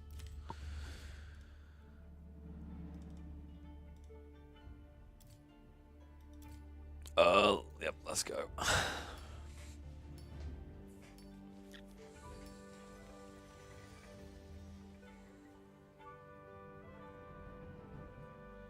GG, I win. Maybe don't host if it works. Yeah, I think that's what we'll have to do. I don't know what that is then. I'll have to verify my files. Nah. It's cursed.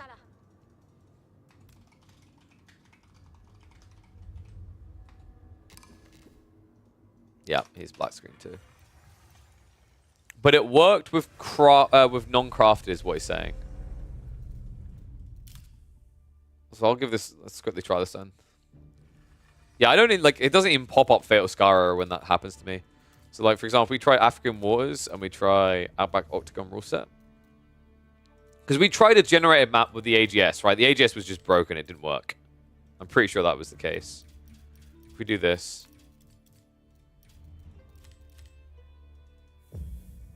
And we start it up.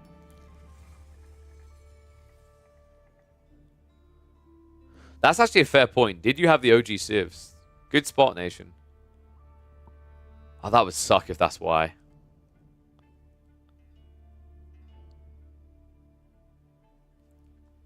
That'd be a real big disappointment if that's the case.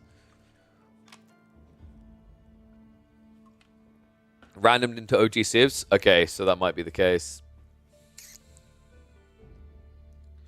Weird that this one wouldn't work. And the advanced game settings wouldn't. Yeah. So, looks like the AGS isn't formatted for new civs. Because I'm pretty sure if I now do this on that crafted map with everyone French, for example, it's just going to start. That does suck, though. I hate that we're being limited like that. I think the new civs is so many of them are so fun. So it really sucks that that's the way, but that would mean, so for example,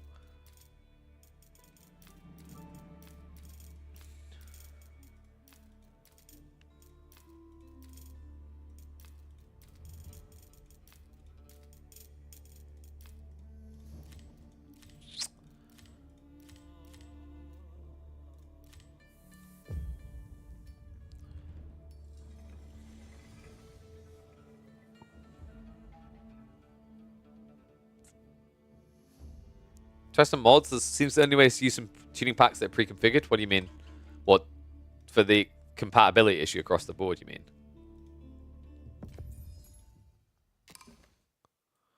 Yep. Oh, that's so dumb. That's actually so tilting that that's the case. Wait, what the hell? Why does China already have their TC? Okay, they didn't have it built. They were just building it.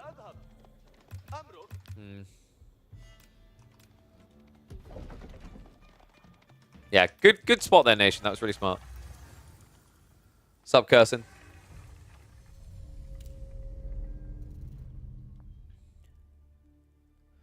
Oh, for faster villages and such. Yeah, that's a weird interaction, though, for the most. I'm surprised that's the case, because, like, for the most, you're just modifying...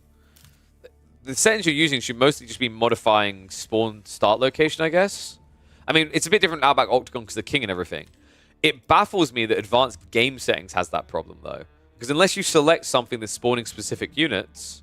And I know we were trying to do regicide, but we've tried it before without adding anything specific to the civs. Just having them spawn villages, and it couldn't handle that. That sucks. I guess we have to do... What do we do? Is it Mongol only?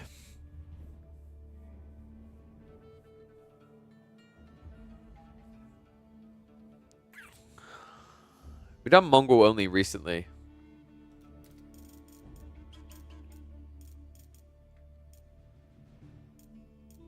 Malian only would be a clown fiesta.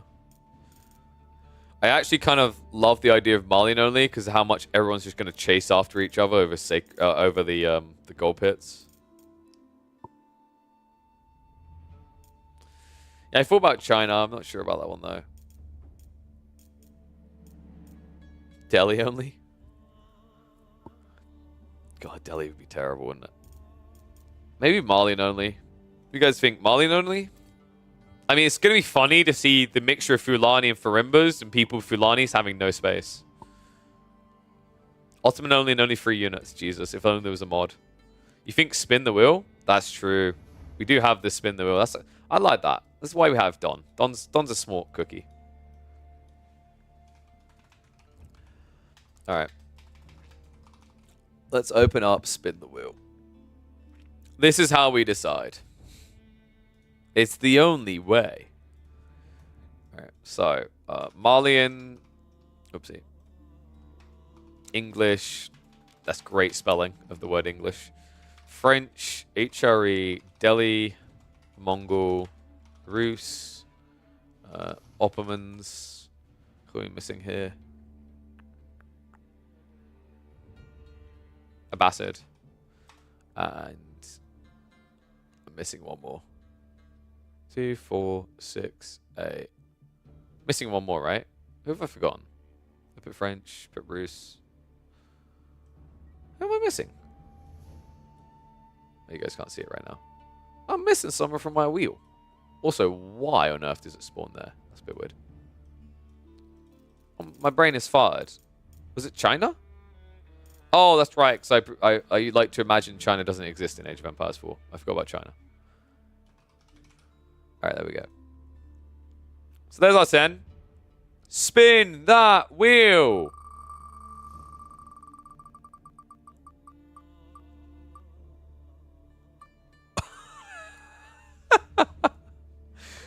Abbasid only. Is that going to be cursed? I feel like that's going to be cursed. Screw up.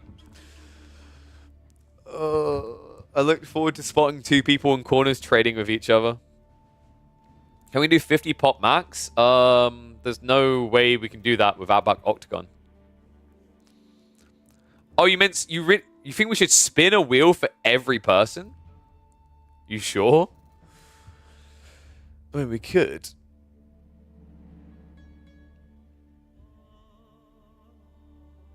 Oh, it's going to take so long. All right. Well, first of all, we need to get people in this lobby. All right. This is how I get no one to join the lobby. Do you know what I do? I say whoever's in first has to be a Abbasid. All right. Micro maps. Gonna open up in 3, 2, 1. Go. Get him in. I like how this is like... This is technically no different than if we were to literally just have everyone select random. But it's somewhat more creative this way, right? It's like a lottery draw. I kind of like it. All right, so let's move this across. So, Dragavan is Abba. Don, your Civ is going to be... It's like having a draw, isn't it? It's quite nice. It was almost Abba again. China. Never celebrate that. Outback Octagon crashes with new Civs. Yes, that's why we're doing old. Tiberius Longshanks, your Civ shall be... Delhi. Commiserations. Lamette right now is praying for France. Oh, dude. Wait, is that another Delhi? Ooh, it's Mongols. Mongols for Lamette. 7. Ooh, English. It's an English. French. 7 gets French. Oh, that was close. Is anyone going to get the fabled English? Faplop. It might be the only way that you can get a TC up without dying. He needs English right now. It's going to be China. Oof. And China, they have the same build speed as everyone else. Just be aware of that, Faplop. It's the Outback Octagon rule set. And finally, choose my Civ. Oh, I happily will, my friend. You are going to have ABBA. 2 ABBAs. All right. So, last player that joins. I'm going to spin now, and then I'm going to leave. Your Civ will be... You have no say in it. You're going to be playing as the Malians. So we have 1 mold in. So whoever gets this slot when I leave, you are a Malian. There's something quite nice about that compared to random. And it also gives people time to strategize in their brain a little, I guess. So, I'm about to leave in a few seconds. Whoever gets in here, you are Malians, okay? Yes. So, I'm leaving in... Oh, wait. Tiberius Longshanks. Yeah, everyone who hasn't already, on the overview, click these 2 mods, download them. Download them both now, so there's no issues. Choose my Civ and Tiberius Longshanks. Do this. Click I, get Micro Mega Random. Click I, get Outback Octagon. Do that now. So, remember, Malians is the final pick. Malians secretly OP on this map, I swear. Just, you know, so, like, ask Neri about how you lost to Malians. So, let me get rid of the window capture now. I'm going to leave the lobby in 3, 2, 1. Who's my Malian? Get your boots in there.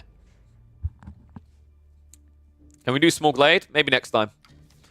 We're doing a micro map now.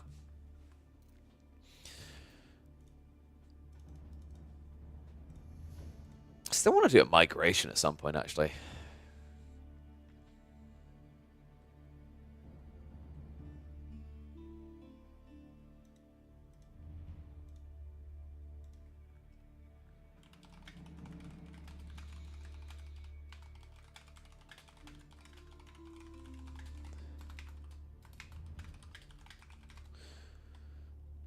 We don't have... Dude, don't get me started. Like, I might do a Byzantine game later after what a certain someone who shall not be named show us. Alright, so we're full. We should be starting in a sec. I imagine we'll play this one out. We'll cast this one, and then I'll go eat, and then I'll come back and we'll do more. So don't worry. If you are sitting there, you're like, damn, I really want to play in this one. Don't worry, we're going to be doing more of these. Random guy telling me he has to be Malians. He doesn't have a choice. Say, you're Malians or leave.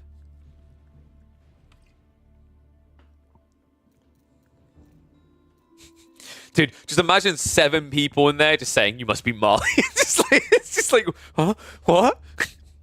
We're playing an alternate history scenario here. You have to be Malians. Oh, okay. You don't have a say in it. Okay. Here we go. That would have been great, actually. I would have loved to have been there when 7 people just type Malian in chat at him. Are we loading? We must be loading. I definitely hit spectatable. I'm pretty sure I did. Yeah. Good, good. Woo! Should we get ready for this one?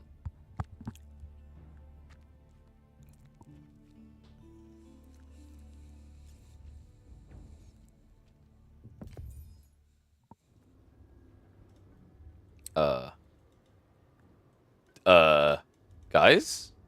What happened? Did we crash? Okay. Nope. Wait, yep. We crashed. Why? Why have I got issues then? Alright, I'll restart that. Alright, you guys play that out. I'm going to restart the game to be safe. I don't know what caused that, but... Wait, don't tell me the UI doesn't work. Please don't do that. It might be that the UI just doesn't work for some reason, which would be ultra cursed. There's a caster mode for 8-player free-for-all? Yes, it was something that was concocted for the Outback Octagon.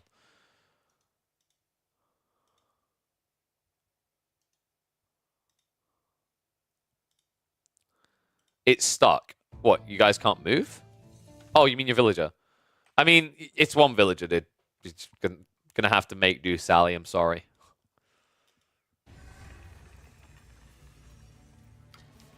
You have an excuse if you lose now, right? It's creative.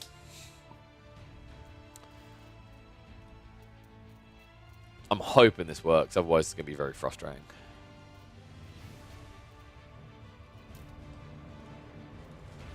have a look. Have a ganders.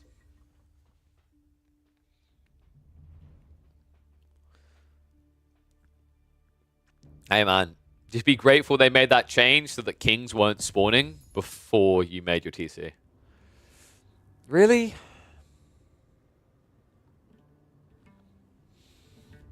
So we can't watch it.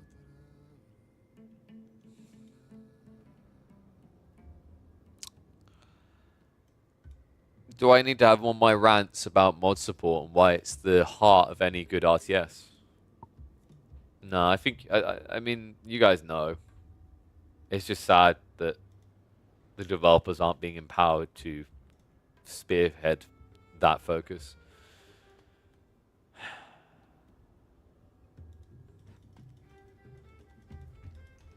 We'll try and load it one more time.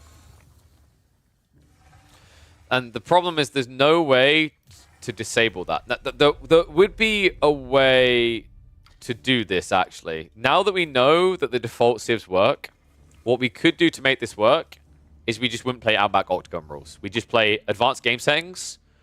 We'd make a few tweaks, right? So I think we still do Regicide, because I think Regicide is quite funny. Maybe make it a 6-player start, a 6-villager start, right? And go from there.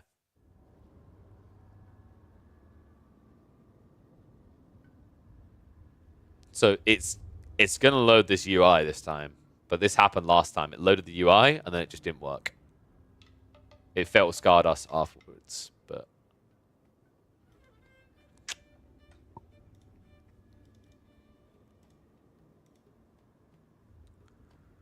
I mean, we can remake if people want to. If the people in the lobby just want to play the game, I'm not going to stop them. Like, it's up to them, but... I can't watch it.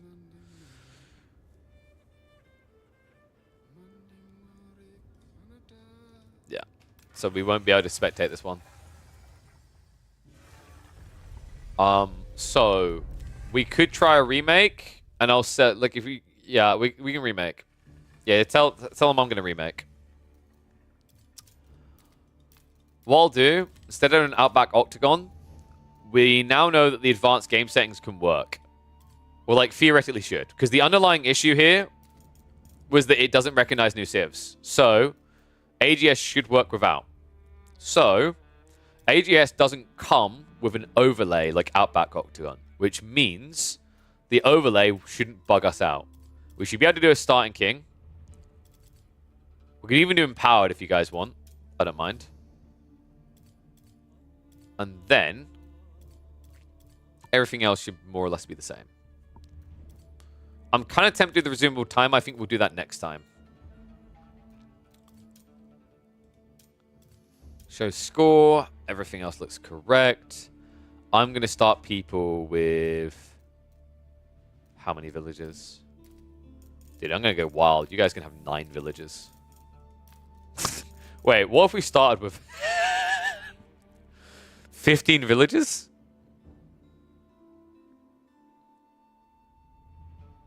Yeah, Don. No, it's because it's not a random. It's a craft. Those micro maps are crafted, so they will be the same. I'm trying to work with some map creators to get new ones made, but... Dude, we're going to go wild. We're actually going to start with 15 villages. Wait, is 15 villages going to be broken with a king, though? Because you could trap a king and kill them, right? I feel like you could legit just kill a king straight away.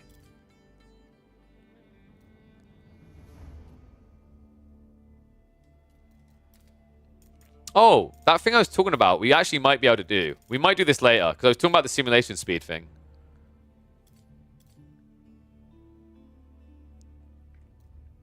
There's truce. Is there truce? I'm looking for the truce option. Am I being blind? I mean, you say that, but someone could still trap a king and hold him there until truce ran out. Like, that's something you need to realize. I don't think there's an initial truce. Oh, there you go, treaty. 3 minutes treaty?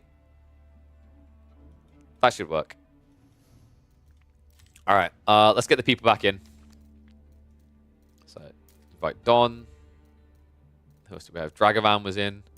You guys remember your civs, right? Fatplop, you were in.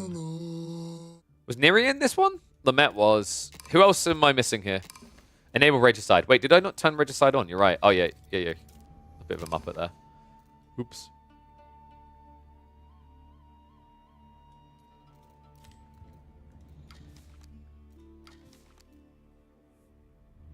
Choose my Civ. That's right. Someone called Choose My Civ. There we go.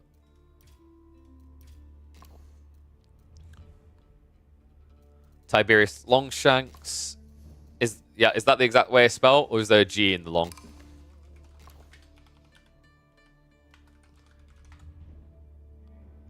I take it there's a G.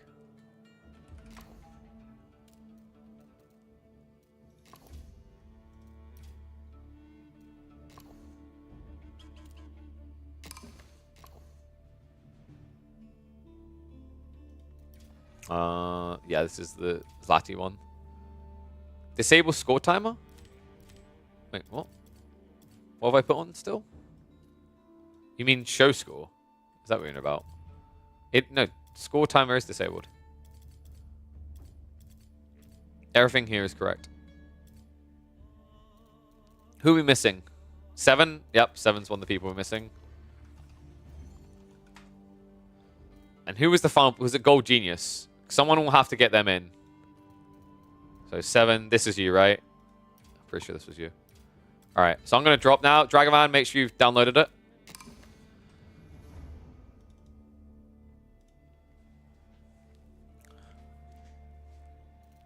And make sure you get it as well, 7. Then I'm going to drop. One of you can invite Gold Free Genius once I'm gone. And then we'll be Gucci to go. Let's set that. Allow observers, no delay. Everything else looks good from what I can tell. I don't think there's any other issues. Yes. I see standard. Need to restart. Yeah, you shouldn't see standard. Alright, hurry up then. You can restart.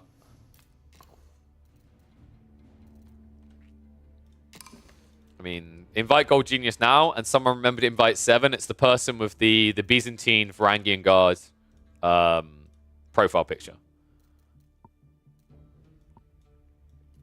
But that should be everything that we need.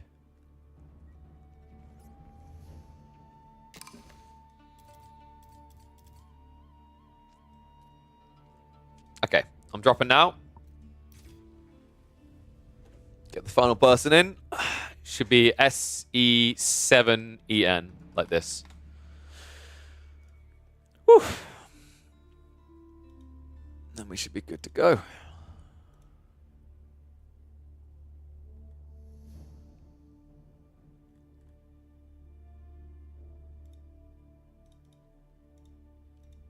I'll cast this game, and then after I'm done with this, imagine this will probably be like a 40-minute game, maybe 45. And then I'll go eat, and then we'll come back and do more of these when I return. Whoop, whoop. So, Emma, if you're in chat, probably going to eat for, I reckon it'll be about past then.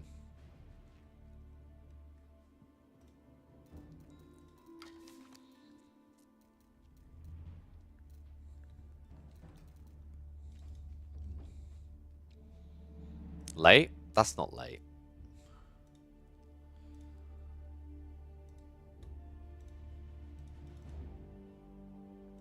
He's here.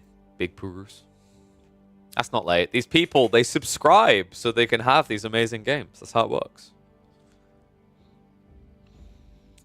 They goad me into making more and more lobbies.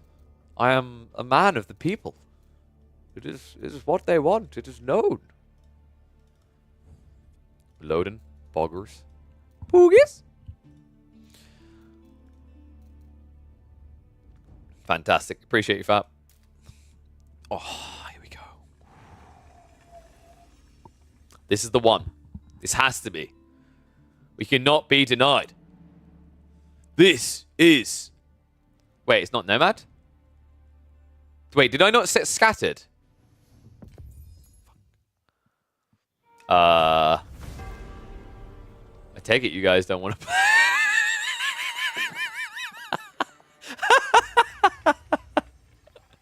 No, we can't let this be, right? We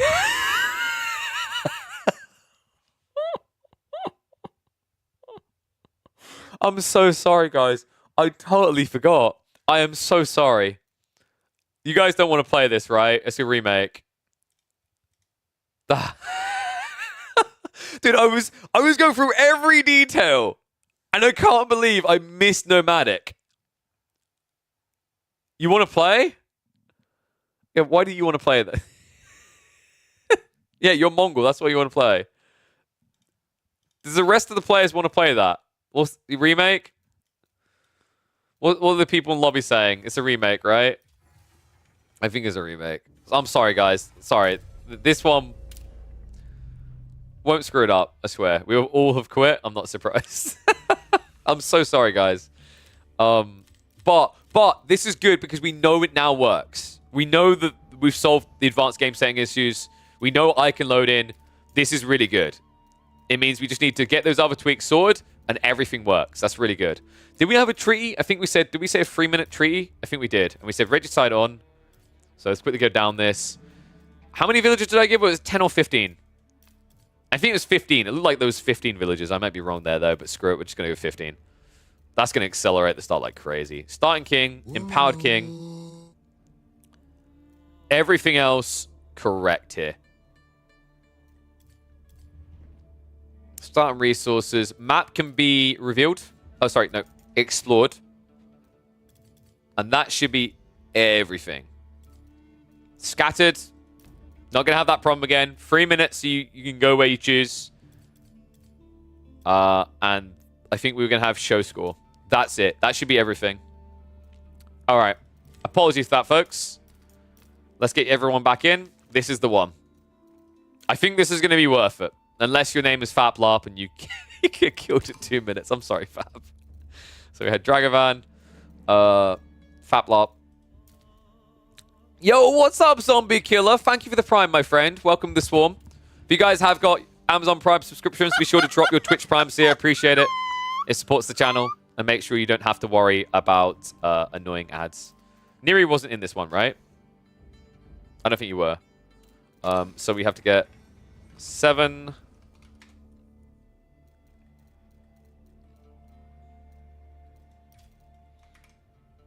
No, that wasn't the person. There was the gold person above. What's her name? Thank you, FapLarp, man. Appreciate you, buddy. Thank you. Gold Genius? Okay, someone got Gold Genius. That was it. Tiberius Longshanks. We've got Gold Genius. There's one more missing. Choose my Civ. Okay, someone invite Choose my Civ after I leave. This is good, guys. This should be everything we need to make this work. Just double check, because I'm always terrible for doing this. It is explored, not revealed. Okay, fantastic. No teams, of course. Do not have teams. All right, get them in, and then we should be ready to roll. What kind of game are we playing? We're playing a regicide 15 villager start, scattered nomadic beginning with empowered kings on a micro map. So yeah, we got a few things going on there. Should be a spicy meatball. I'm excited for this one. It's going to be chaos. I think I put a peace timer of 3 minutes, so there isn't just going to be an ape in with villagers, because I don't think it's a good idea to like go no peacetime when people could just kill your king. So that's why I put that implication in. But yeah, it should be a spicy one for sure. Dude, I'm hyped for this. It's a shame we can't use new civs. Like, it really is. I'm gonna keep like poking at the modern community and see if anyone actually has access to WoProx files.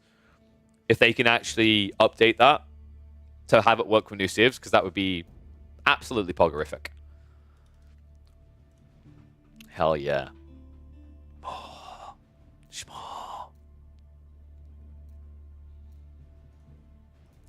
I think we're a go, guys. I think this is it. Well worth the wait.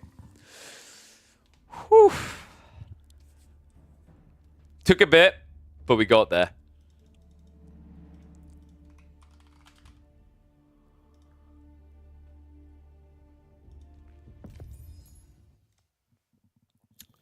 Let's go. All right, here we go.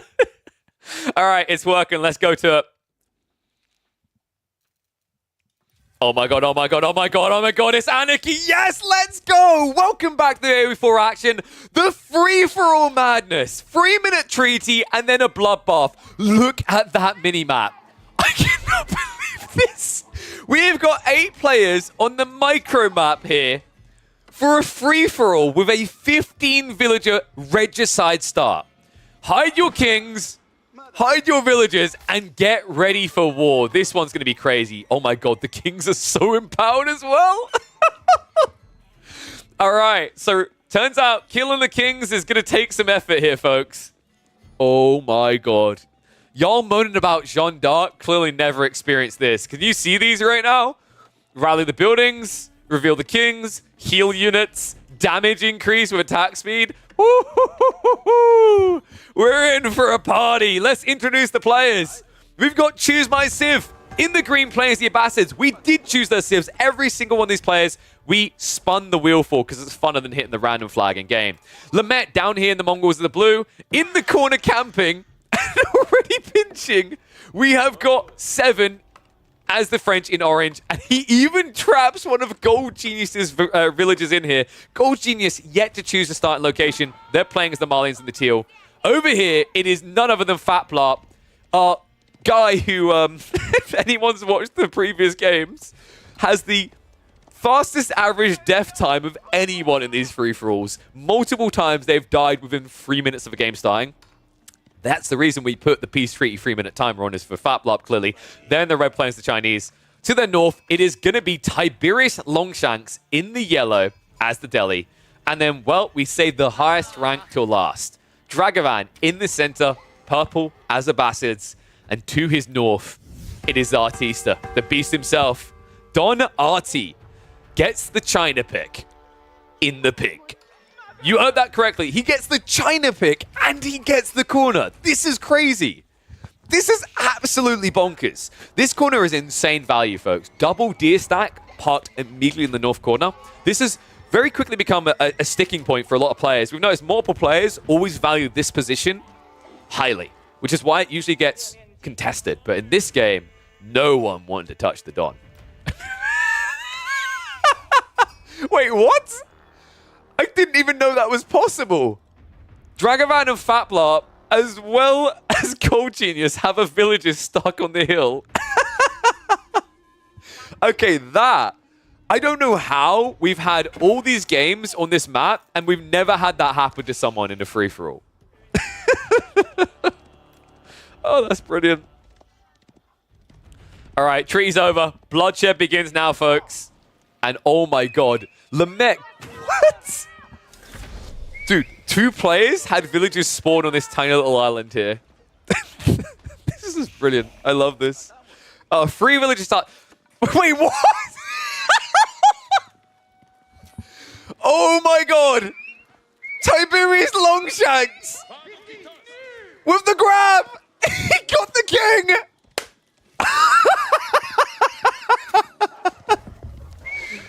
Oh, 7. This is about to be the slowest death in the history of Regicide. These are empowered kings. Oh, wow. He let him out. He actually let him out. So, yeah, this is the empowered king mod, folks, which means that we have got Regicide, but the kings can't be sniped easily. They have 1,000 health. They might be a little bit too strong here, but Outback Octagon is a bit clunky. It's bugged. It doesn't work. So this was like the next best thing we could get going. I'm hoping we get some extra mods that allow us to do this, but technically you could kill a king in the mid game. That is doable, right? Like they have got 5 melee and ranged armor, 1,000 health. It's going to take a little bit of effort here, but it is realistically possible. And 7 looks like he's going to make his way all the way back and hide in the TC. Honestly, I don't even know why you're hiding in the TC, coward. You got 1,000 HP. Flex it. So 7 escapes imprisonment and makes his way to the other side of the map. And now we're all parked. These kings are fast, by the way. 1.72 movement speed. It's not one of those chubby kings you may have seen in your normal Regicide games. These guys swing, and they provide a lot of buffs, right? You've got the attack speed increase for nearby melee units, as well as their attack damage. You've got the one for all types of units nearby to increase their damage. Healing, and then also production. I love that he's ramping the production. If I remember correctly, this doesn't work on TCs, but I might be wrong. I'd have to double check that. I haven't tested this in a while.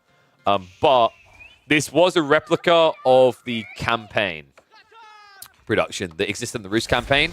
And I know that one didn't work for TCs, if I recall correctly. Fast tech up's coming out. I mean, this is what you get, right? Like, we are at a 15 villager start, remember. Don is going to be a big problem, though, up in this corner. Like, China is still the beast it can be, even on a tiny map like this. It's the eco-efficiency with which they inflate. We have 2 Chinas in this game, both on opposite sides, or opposite corners, shall we say. Well, not fully, but they both have their own stretches of the map. And players sandwiched between them. That north side is stacked, though. Right, like Don and Dragovan, they are the highest ranking players in this lobby. And then I think Choose My Civ, Fatplop, these players are around like the Plat Diamond level. Lamet, if I remember correctly, is like Gold? Plat? Gold Genius, I think, is actually Gold, if I'm not mistaken. And Tiberius Longshanks, I think I looked at them and they were about, I think they were also 1200 ELO, if I'm not mistaken. Is 2 Conk, which one? Let's have a look. I might be getting them mixed up. Tiberius Longshanks, sorry, no, they're not Diamond, they're higher. Tiberius Longshanks is usually, I think, Plat. Yes. They on average, they are usually Plat. The Choose My Civ account, we already checked that one. Oh, wait. Sorry, I got this mixed up with another one. Is this... No, this is the Diamond one. A lot of these people have good conk ranks in team ranked, which is why I'm getting a little bit mixed up and puzzled here. So, like, either we've got capable players on solo, or they're pretty decently ranked in team. And no, you do not get the extra pop when you kill a king. This is not the full Outback Octagon rules. This is advanced game settings rules. So the main things we've done is the Empowered King. Regicide, we gave people 15 villages to start and put on a Nomadic Scattered with a 3-minute peace treaty timings. So outside that, everything you know from Age of Empires 4 is standard. Oh, Lamet. Lamet? No. Actually, I don't know. I've never been able to pull up his data because of the way he writes his name. So I'd have to double check that next time he's in lobby. I could have sworn I clicked on him before in lobby and he was gold, though. And then finally, Gold Genius. Just to confirm, it seems we are doing the round table here. Gold Free Genius. I don't think they're ranked at all. Oh, they are. They're Plat. So they are between Plat and Gold. They're Plat this season, but every previous season they were Gold. Bar 1. So yeah, we've got an interesting mixer of people. The thing I would highlight is, regardless of the ranks, like, don't just take that at face value and go, oh, well, Don's going to win. I mean, he probably is because he's playing China, but rank doesn't really mean much. We've seen plenty of Conk players get dumpstered. It's not as simple as you are Conk, you win game in free-for-alls. It never has been. So, we need to do predictions here. What? Don was red last time, yes. So let me just give out the prediction rewards for that. And let me set up the prediction for this. I keep forgetting to do it quick enough. So I'm going to do a quick who will win here. You now see all the players. You see the locations. And this is going to escalate quickly. So we need to type these predictions out ASAP. So we've got orange, teal, pink, green.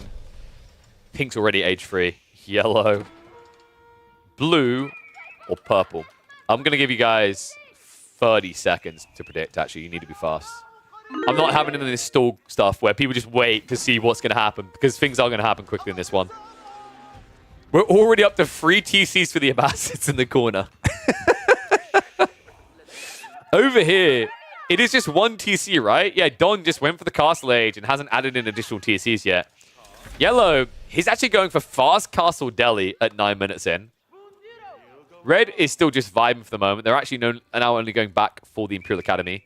And orange, oh my god, this is so claustrophobic. Oof. That...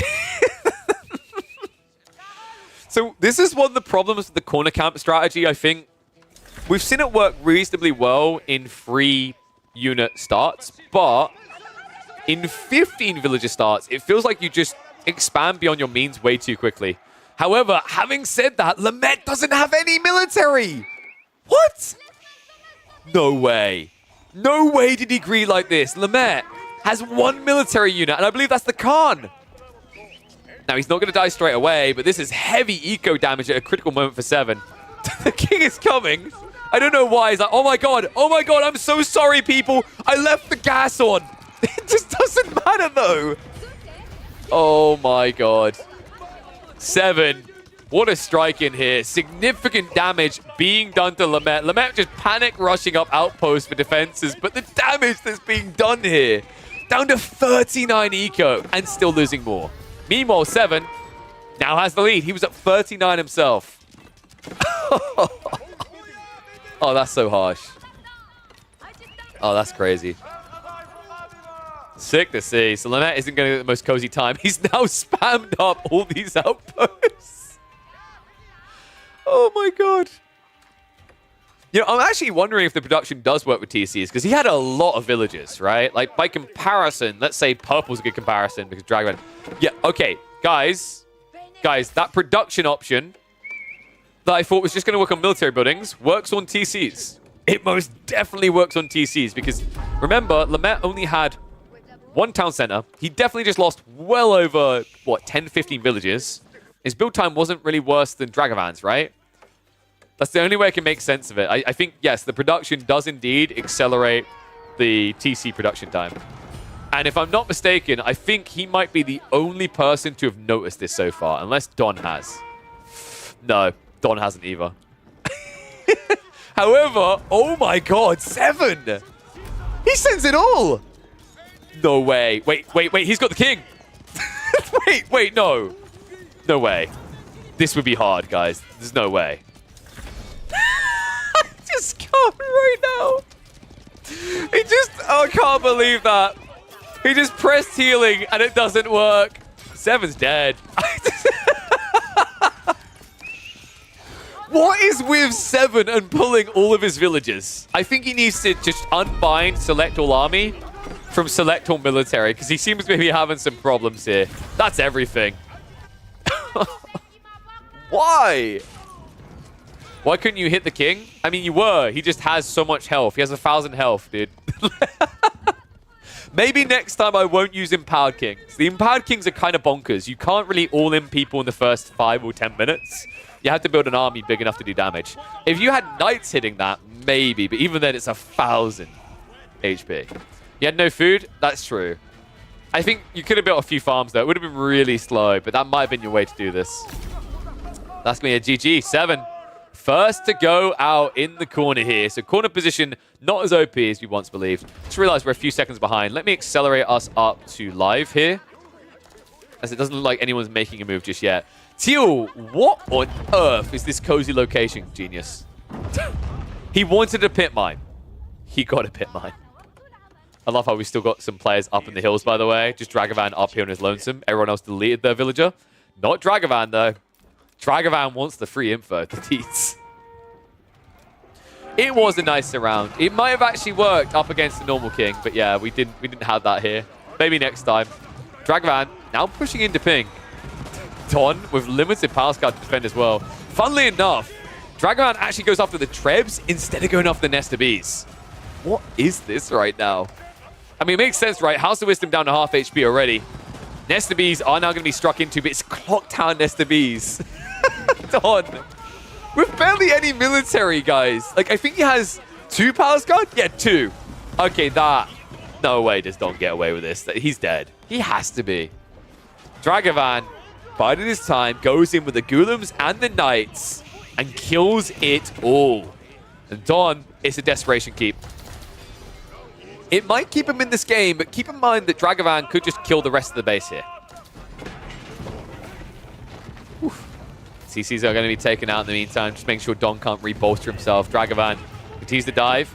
It's still eco behind, but decent military damage done here. A little bit of breathing room. However, if Teal decides to start pushing him from behind, this might become problematic. Tiberius Longshanks now with the... Wait, what? With the what? What is this? Oh my god, it's for the stone! Oh no! Longshanks! There is no stone! It was a lie! I can't believe this. Longshanks just walked across the map because he's playing Delhi. He built Compound of the Defender. And he has no stone. Oh, come on. That is actually heartbreaking. I mean, he got some stone, right? He took this in the center, but that's it. So they have, what, 1 keep? Oh, come on. At that stage, you might as well have just built House of Learning instead. Oh, that's so unfortunate. Red, meanwhile, is just vibing in this corner. He's even setting up the granary now. Don hasn't done that yet. Don is playing more of a mechanical game than a bio game here. Problem is, there's a lot of bio coming your way. Rams, Guillem's now moving in. They're looking for those Nesta Bees. If they can just get on top of them, easy peasy. Don, 75 eco, he might have to frontline, but in the meantime, it's going to be the spears to hold. They are only hardened spears, though, so the Nesta Bees has got his work cut out for it, and unfortunately, the Guillem have reached around the back here. Dragavan just being relentless with his push in. Barbican down to half HP, and Don, he'll hold for the moment. But I'm not sure how much he can do this, right? He's got a few farms at the back, a few berries left over, and still some sheep to work with. But he's going to be food limited, and I think, yeah, Dragavan behind this has got farm set up, so he can just keep pumping. Barbican being kept alive. He wants in. Dude, this Nesta Bees, this choke point from Don, this is why Nesta Bees are toxic, folks. I mean, this is insane. He's actually holding on. Don isn't going to fall here. Not so easily. The Rams are still a problem. But cool thing about Nesta Bees, siege damage, right? So you will gradually kill off the Rams. Oh, man. Wave after wave diving in, though. Village is now being accessed. Don, the food is a problem here. I don't know if he's got enough troops. I mean, what? He's still at 75 eco. We shouldn't doubt him. This is the Don. This is the Artista. Dragavan. He's going to lose one Ram. Second one now to full. Don. It costs him so much. But he's able to hold on. And Dragavan now only with 8 military left over. Looks like he's drying up the gold pretty fast. Okay. So Don able to hold on here. Able to stay alive. Love the stone wall on the right side to guarantee there's no interference here in this one-on-one. Now, I mean, the cool thing actually is if Don wants, every time he's got injured units, he can just pull the king and heal. I'm kind of surprised no one's using their king on the offensive. It has 1,000 HP. It's such a strong tool. If you thought Jean was crazy in your games, this takes the cake.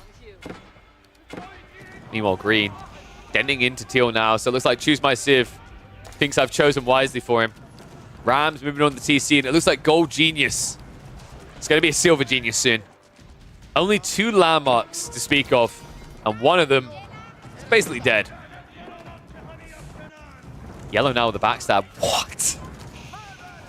Okay, this is a full bailout. Like, Don was holding on, but now he's going to get time to build up. He's up to 4 Nesta Bees now. This is just disgusting. Yellow's also coming up here. What? I beg your pardon, sir? What is that lumber camp? I mean, it's like self-griefing right now, isn't it? Like, TC plus the Barbican's just going to snipe you down. Red, meanwhile, has started to dent into yellow. So, actually, Dragavan might get saved here. I think Tiberius, if he continues on this path, Red could wipe him. Red's looking really strong, by the way. Faplarp. While Don is struggling to stay in this game, Faplarp is thriving right now, right? I think Don could still impress here. The Nesta Bees approach is pretty strong. But in terms of freedom to do whatever the hell they choose, Faplarp is head of the queue. And on top of that, he's got enough food now for Imperial Age. So if he finds himself a gold vein, we are going to be... Oh, look, a gold vein right here. So I think we're going to be looking at Imp after he sets up the granaries. He's got all this room right here for it. TC approach as well. Meanwhile, Gold Genius is going to be GG'd out. So teal is down. Green with a lot of breathing room in this corner now. Oh, you were so confused you can walk across the water. Yeah, so you can walk across here, here. I think there might have been another one here, and there's also one spot like over here and here, I think. So there's quite a few crossings. It's not perfectly clear. This map was not made by someone who is a seasoned veteran of map crafting. Rams in though. Faplarp looking to get rid of yellow. So many chicken here as well, these dirty ass units. Men-at-Arms have got the Undermesh upgrade, right? But they're still taking 2 damage per shot, times 3. So in these choke points, they're dying fairly fast. Nesta Bees also just stacking up a lot more damage here. And Faplarp, military at 50. Meanwhile, Tiberius Longshanks down at 36. The Nesta Bees being added in is a problem here. I think Longshanks rather, is going to be dead. I keep calling Sharks. Right now, it's getting sharked. Nesta Bees will at least be backstabbed, but I think that the issue is going to be the reboom after this. Remember, this is the Chinese economy, which means Faplarp, look at the food he's got in reserve. Easily able to re-afford the army. Speaking of China, Don now moving out. Dragovan, he tried to strike. Instead, he's in trouble. That's 6 Nest of Bees. Time your heal right, son, or you're dead. This is actually crazy, by the way. Imagine if Dragovan used the king when he attacked Don. I think he could have killed him.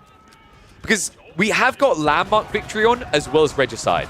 So it's not just one way to win. There's more than one, but right now, Don, he goes in for the king. The pinch here. If the Nest of Bees just reach. And they're looking to do exactly that. However, they're attacking onto the Ghoulims instead. The king down to half HP. The heal's been used. Don is taking so long. Oh my god. Has he got enough spears? This is going to be tight. If he was attacking the Ghoulims straight away, I think this would have been it. It's going to be close, but he breaks free. Dragovan! Run! Run, you fools! Into his little tower. Oh, I can't believe that. Don, I mean, he robbed himself there. The Nest of Bees, they were attacking the lumber camp. If they'd just been targeting the king, I think he would have got the kill here. Oh my goodness. So far, 3 players have been eliminated in this. Wait, Lament went... Yeah, Lament went down. I was about to say, we never actually covered that element. It looks like Green took him out with the wrap down. So 3 players out, 5 still alive. But not for long. Dragovan is being hit by 2 right now. He's running. I don't know where he's running. I don't know what his hopes are here. That heal is on cooldown for so long. He still has 200 seconds to wait. Asgard, not as quick as the king, but they know exactly where to chase here. Is he going to go hide in the remains of his enemy's base? Like, I left Landmark victories on. I'm not sure these guys realized that. Nest of Bees are going to be backstabbed, so Choose My Civ actually coming to the aid of Dragovan here. Wait, what? So wait, Don, instead of setting up the farms in this area and building some walls, he literally has set up the granaries in the remains of Dragovan's base. And it's going to cost him dearly. Choose My Civ chooses aggro here, pushes him all the way back to that corner from whence he came. Oh, this is brilliant. Oh, interesting, Lament. So you're conk rank. Okay, got you. Thank you for the clarity on that. I wasn't sure. Oh, my God. So, who do we favor in this game now? Green's kind of hard to bank against, and I'm not just looking at the score here. Like, I actually think they look really cozy in this game. They are in Imperial Age. They're the only player to do that so far in this game. And also, they've just layered themselves really well. Like, Abba's kind of reaching late game. Like, I can't believe this, but he's about to have level 3 Golden Age on a micromap. That's not easy to do, folks. You have to actually take some space away from enemies for that. That means he's going to have a production advantage. Also love this. Improved processing coming in. That's sick. Just getting the extra resources on such a limited map makes a lot of sense here. Dragon. How? Like, how has no one chased him down? 2 players saw him go there, but they're too busy murdering each other right now. Green, moving in on the landmarks. Nest of Bees still fighting Green, funnily enough. I think Don is just mentally done at this stage. He needs food, but he just doesn't have the room for it. Looks like the House of Wisdom is going to fall. And this will be the test. I said Landmark victory is on. It should work. You should be able to kill by Landmark or by King. So this should be a kill onto Dragovan. I'm glad we left it that way, by the way. The King's having 1,000 HP makes it a little bit silly if you don't have Landmarks as an alternative. Especially considering the Kings do move incredibly fast at 1.5. I love these, like, wait, no, my kingdom, I must protect it. Donis? Oh, come on. No way did he just dodge that. I mean, it doesn't matter. He's dead. Dragovan is going to be taken out here. So there you go. Eliminated in 5th. 4 remain. Maybe not for long, though. Don next on the chop and block as Choose My Civ moves in. Don, dude, this is so rough right now.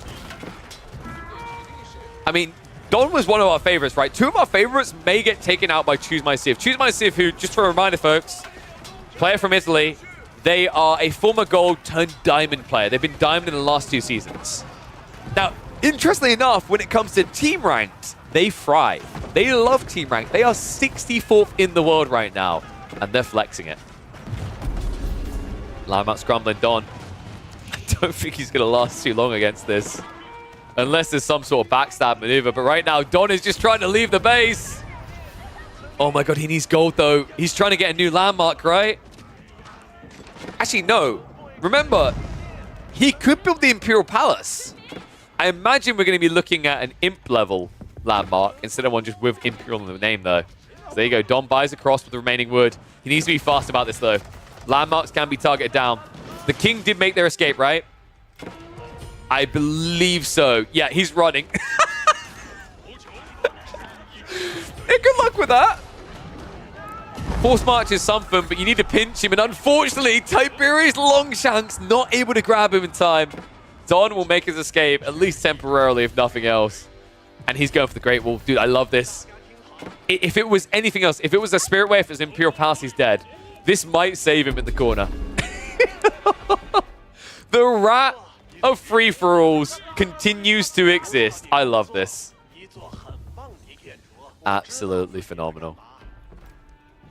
FatBlop, in the meantime, has reached Imperial, so we have another strong player in this game, and oh my god. It looks so big in this game. Covers a lot of the area. Meanwhile, Choose My Civ is going to clear up what remains of Don's northern holdings. He now has to somehow delete as much as he can to build a new base in the south. Oh no, not dude. I hate this so much. This clunky behavior of the villages. Wait, what? Choose My Civ is trading. It's not much, but it's going to add up. Oh, I love that he left that marketplace. And Don... Wait, what? What happened? Wait, what? Oh my god, he didn't get it up! Oh my god, Don! The build bug killed him! All these villages! 34 villages and only 10 of them were working! Look at the bar! That would have been the landmark in time! I just blindly believed it was going to happen. Don will not be able to slip his way into a new rat hole. Choose My Civ, now obliterating the map, responsible for killing 4 of the 5 eliminated players. We're down to 3. This might be an East versus Wester. Usually it's North versus South, so it'll be a beautiful difference here. But first of all, they need to shift Tiberius Longshanks out of the way. Tiberius, not a really scary army here. Only 53 military.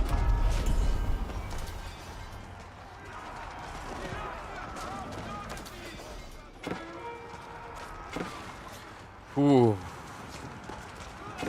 Red has to help, man. If FatBlop just sits here, I think... I don't know if FatBlop can win. Dude, his military is a problem, though, right? 48 military in this game. I'm starting to wonder if anyone can stop Green. I mean, there needs to be communication. Longshanks right now has to be screaming, come out. I need help. However, this delay on coming out from FatBlop means that by the time he arrives, Yellow's entire army is going to be dead. Oh my goodness. Oh, Red marching out now. Finally getting involved, but the damage that Green's doing at this stage, I mean, he's diving eco. This is over for Tiberius Longshanks. It's about to be a one-on-one.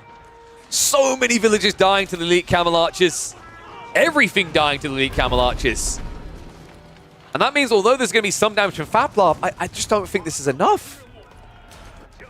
Maybe if he pulls everything, all the villagers and everything, just sends it to the base, this could be it. I actually think this is the one way that FatBlop could probably win this matchup now with the eco scaling. Because this army, I just don't feel like it's one he can fight right now. I mean, it doesn't look that big. But he's queued up another 26 behind. FatBlop still isn't even popped. I mean, this has to be just the send it moment, right? Instead, he's fighting the army. I love that he's got the king, though. This is sick. Live by the king, die by the king. This king, I was expecting more people to use this in fights. Because this could be the tide turner, right? Because I'm pretty sure Choose My Civ isn't using the king in fights. And folks, that king isn't squishy. He's insane. He has 1,000 HP. Has healing, has damage, has everything he needs. I mean, funnily enough, I think he is classified as infantry, even though he doesn't have the tag. So I think boot camp scales him harder for Green in this game. Here we go, though. Green continues to just dent in, moving in now for outpost spam as he fights the main army at Red. Red, who's got the attack speed, Gatling gun mode activated. I just don't think it's going to be enough here. Fat Blob. Military down to 35. Choose My Civ still up at 58, and it looks like he is going to be able to wipe out the army. King has ran away here, but now he has no army to command. Fatblop down to just 18 military and shrinking. Choose My Civ has chosen well here. 57 military still. I mean, he just looks unstoppable. Yellow, the problem right now is like Yellow doesn't have much, right? Yeah, no wood income, barely any gold, only 500 food a minute. They can't rebuild, and there it is. They get the king. They pinch him. Fatblop is gone. An immediate GG out from Tiberius Longshanks. Sick game out of Green.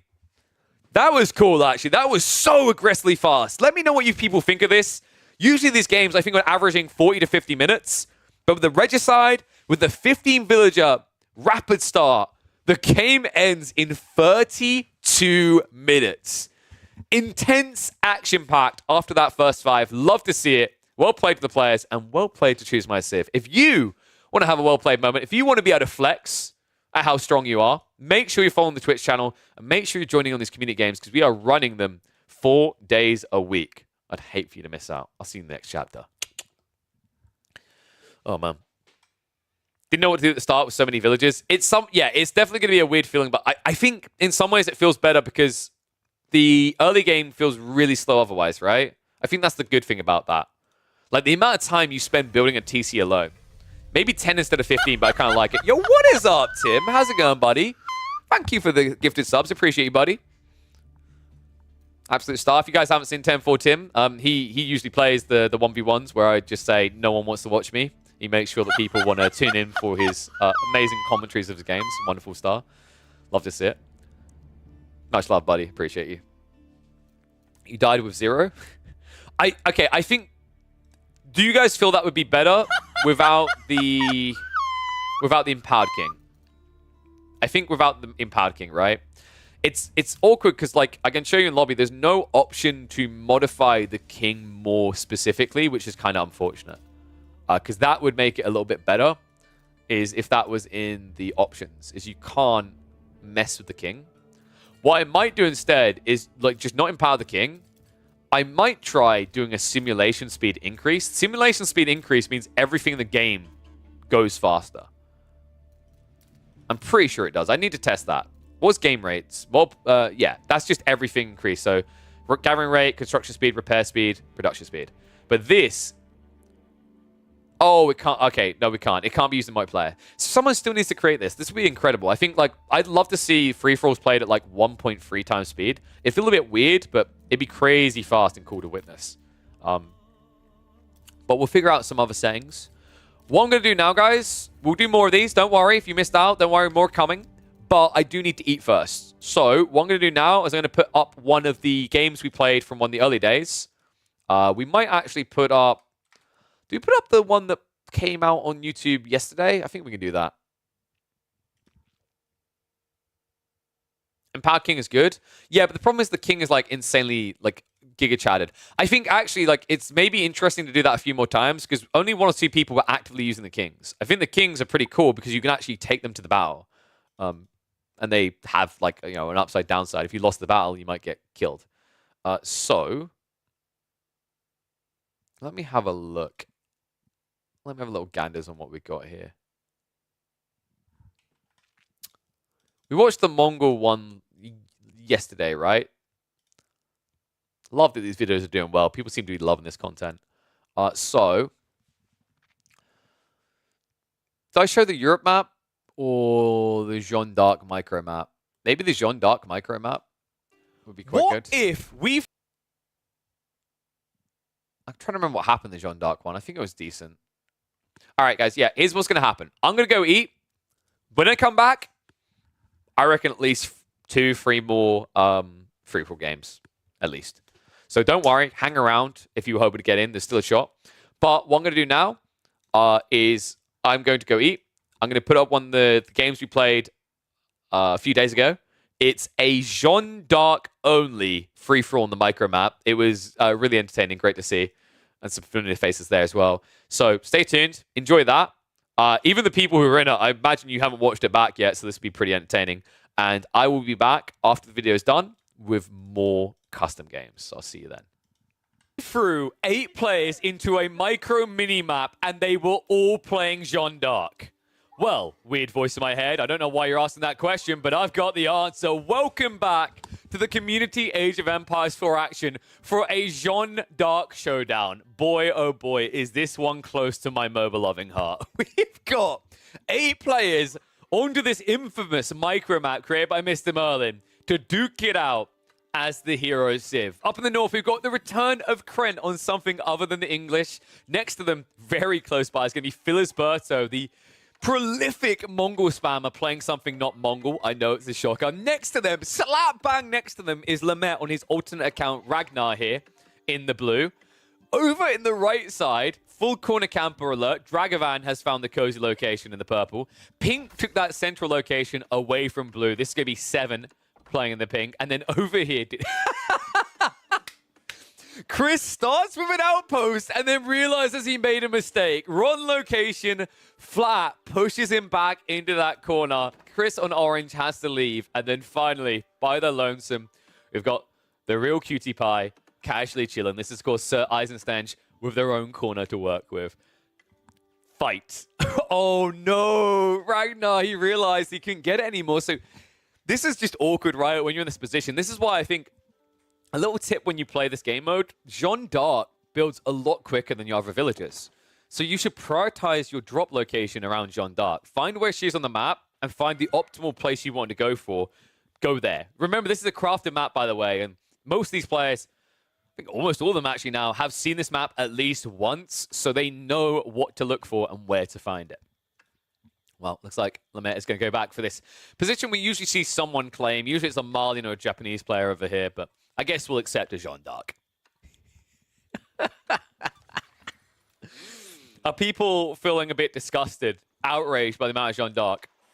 I mean, you know, I read on Reddit that this hero's OP, so I figured, you know what? I like super duper OP nuclear tactical games, so why not take OP and times it by 8?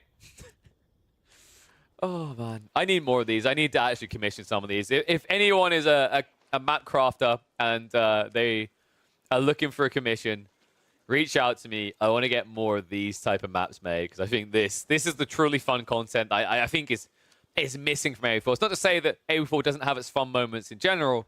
It's just I feel like we're lacking on the custom game side, and this does look so enjoyable. So everyone more or less set up. Let me hit the speed up because I think we're about 15 seconds behind, so we can go full catch up here to the latest second. Green has played that northern corner. There's a lot of deer up here. A lot of deer up here.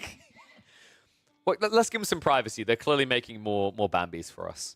Over here, yellow's also got a lot of deer hidden by the tree line. What I'm curious about is with such a congested map where there's almost always going to be a TC no matter where you go. Do you go Hunter Jeanne or do you go Woman at Arms?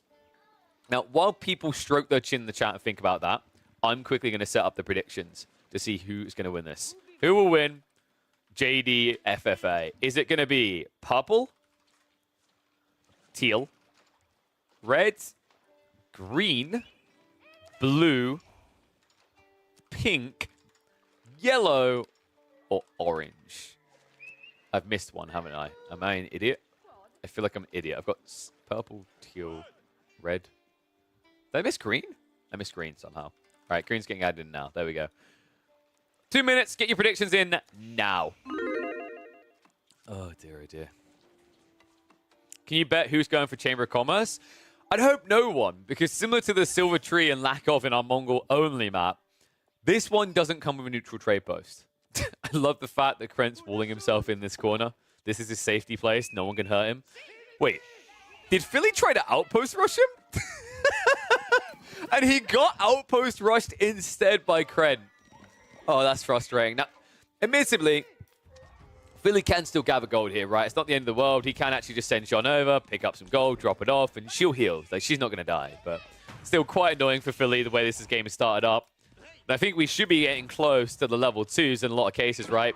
The interesting thing about this particular Nomad matchup is, remember, usually in a Jean d'Arc game, by the time they're getting feudal, they'll have level 2 Jean. They had to build a landmark already, folks, which means Dark Age Jean fights. Not for everyone, though. Flat is on their way up.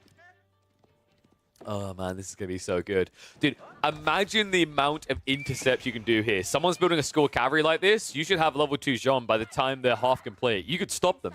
You could kill them. Oh, dear, oh, dear. All right, who's the most Jean d'Arc right now? Whose position do I like the most? I think Dragovan has a very chill beginning to this game. It's just, the thing that I like about this matchup is because it has XP in it, you can't just sit back in a corner and vibe, right? Like, you're going to be behind on XP level, and that could just be the game breaker when it's Jean d'Arcs across the field. So I'm looking for a person who can take fights and not just die. And by the way, it is actually Hunter Jean. Wait, actually, like, can he do this? It's difficult. You only do 5 damage, right? Jean has 150 health. I don't think you can stop her here. So Pink being a little bit annoying. The tilt should survive. I feel like Green has a pretty decent position here, right? With that outpost up, it means there's only one location where it can get gold. And look who's coming. Jean, what choice are we making here, Kren? Kren? It's time. Make a choice. Make a dive. What's it going to be? It has to be Hunter mode, right? He goes for the Woman at Arms without a zero cleave. Without 0 cleaves. Word's not right tonight. He hasn't got a single cleave, folks. Philly hasn't noticed, though, because the pings were going off earlier. He hasn't noticed! Oh, my God. Oh, my God. Philly. Philly. Straight out of Compton. What's going on here? That's 2 villages dead. Make it a 3rd. I can't believe this. Kren, our gold level player, is stomping on a top 100 conk player right now. Now, Kren does need to get his own tech up. He's a little bit off on the food, but shouldn't be much further behind. The deer take a bit longer to drop off, remember. And Hunter Jean coming out from Philly. So they're going to return fire a little bit. Nice scout block there to keep open, but can't get too close to the CC. Unless you want to die. We should be able to get out of range of that, though. Okay, so tech up underway for Philly. Kren is now ready to start with the School of Cavalry as well. This is the problem with going Archer form in this matchup. From a poking eco perspective, it's really good. But the way it kind of sucks is up against Knights. Like, Women at Arms will also get destroyed by Knights, sure, but they do at least have some melee armor. More health and more movement speed. That's the problem with Jean d'Arc Hunter. Very slow. By comparison, very low damage, no armor to speak of. Less survivability. It's one of the big struggles I've had with this unit. That's why it's going to struggle here. The moment it gets clonked. Oh, it's actually going to turn on the scout there, so Philly is able to walk away at least. Fishing going on from 2 of the Jeans. I love the fact that Chris has snuck out here. And we have got more Women at Arms down here. So there's been a lot of deer murder actually by Jean. I don't know who's the real one. Like we've got so many imposters right now. How's Dragovan looking in the corner? He went with Women at Arms as well. So, what should I say? She went. There we go. I think we've got 2 Hunters and 6 Women at Arms, if I'm not mistaken. I think Pink and Red are the only ones to go for Hunter form. Everyone else went for Women at Arms. Okay. Intriguing. I think the Women at Arms will get discounted by the Hunter form if we reach late game, right? If you're able to get late game, I think Pink and Red's choice is much better. We've seen the power of Siege Jean with 7 tile range. It's kind of bonkers what she can do. Even having the ability to snipe down Siege units like Springholes. So don't discredit this choice. Don't think that Red and Pink are dead. I mean, their position is kind of terrible for hoping to reach the late game, right? They're going to have to secure themselves quite a lot of area here. I think Pink might already struggle from that perspective. Like teal to the west, purple and blue to the east. I expect Red and Green to fight, and then those other 3 aforementioned players to go after Pink. So it's going to be a wall in. So Philly has had enough of the ride-bys by Jean in melee form. Good way of keeping her out. Should be quick enough to get this up, actually. The Knight is charging through, so Krent, he has scouted this out. Uh-oh. Not going to be quick enough. You could die for the villager kill, but that should cost you a lot. Unfortunately, Philisberto, he seeked Garrison, he seeked shelter, so he ran straight towards the Knight, gave that lance charge off. So 2 villagers going to be chopped down. That Knight not really taking much damage from this, though. Philly finally will complete the wall. A little bit surprised he didn't go for the arrow slits here, actually. He's got stone right next to the TC. Might have been a good jout in this type of match. The wall's now up. A reaction coming in. Philly has the numbers right now. He's ahead on Knights, and also he has the health pool to outdo his opponent. Wait, did he just shoot the scout? Why? Okay. I mean, those take a while to charge up, buddy. I don't think that was the optimal use there. We're just testing the abilities, right? How's Orange looking? Chris, he's locked in that corner, remember. He tried to contest Teal. It backfired heavily. And now Teal has him on guard. There's an outpost up, at least, for Orange. So this isn't an easy area for Teal to just dive quickly, but I feel like we've seen this before. Usually the player who's pinned in the corner falls down if they are similarly matched. And I think Flat and Chris, neither of them are conk level, if I recall correctly. I think Chris is slightly higher rank.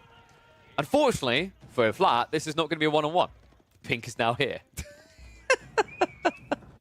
I wish there was a way to quickly check every XP bar. I mean, I guess we can quickly just smash through the... So, wait, who has the lead? Who only just got level 2? Cutie Pie. He's going H3! And he only just got... Wait, what? Cutie Pie. He's no. Okay, so I think Cutie Pie thinks they're being big brain, but they're kind of not here. You have an increased build speed with Jean, but if you just upgrade her already, all these villagers will get the aura. This is him missing out on a lot of extra tech up speed, so kind of unfortunate from Cutie Pie. Still hasn't chosen to level. Is this ethical Jean or something? Like, what is going on? How are we 12 minutes into the game? Where everyone else is halfway, roughly, to level 3, and Cutie Pie is still level 1 Jean. Oh, this is brilliant. Chris getting a bit ambitious there. Almost does get pinched. Should be able to back away, but I mean, Divine Restoration needs to be pumped here. Okay. Actually able to hold on to it. It's going to be pumped either way, right? You might as well get the heal at that stage. Blue walled himself in because Pink is getting very aggressive, dude. This is full rabid dog mode. They just want to bite of everyone. That's Red vibing. Philly's not doing too bad. He's going for farms pretty early, but there's not really any other food nearby, right? So this is more a necessity than a choice. Green is still proving a nuisance here. And that's a good question. Does Jean continue to get XP if she doesn't level up? No. You just saw it here. Cutie Pie just finally went level 2, and look at that. Down to the minimum. And that's intentional, by the way, because if it wasn't for that, then technically you could keep just farming XP by building and fake building, right? You almost complete the build, you cancel. Build again, cancel, build again. That would give way too much XP across to Jeanne d'Arc. It would just allow you to get level 3 by probably like 13 minutes, if that. Just a bit too strong. Love this play, though, from Real Cutie Pie now, though. The follow-up is sick, right? Gets age 3 and immediately goes to the Sacred Sites. And the funny thing is, at this stage, people will easily decap it, but every time they do, just walk in and capture it again. It's another 50 XP. This is pretty crafty, actually. I wasn't expecting anyone to do this. Meanwhile, elsewhere, what I was expecting, bloodbathing. Looks like Purple does lose the Jean to Dragavan, choosing the wrong fight here. Yeah, his comp is kind of greedy, right? Just Knights. He went for age 3 as well, so looks like the play choice here coming out from Yellow makes a lot more sense, right? Don't try to contest the Jeans that stayed in Feudal Age, because if they stayed in Feudal Age, they must have Knights. They'll always lose that fight. So, Sacred Sites locked in. This is annoying, though, because if you start decapping the Sacred Sites straight away, it's just more and more XP churn for Real Cutie Pie.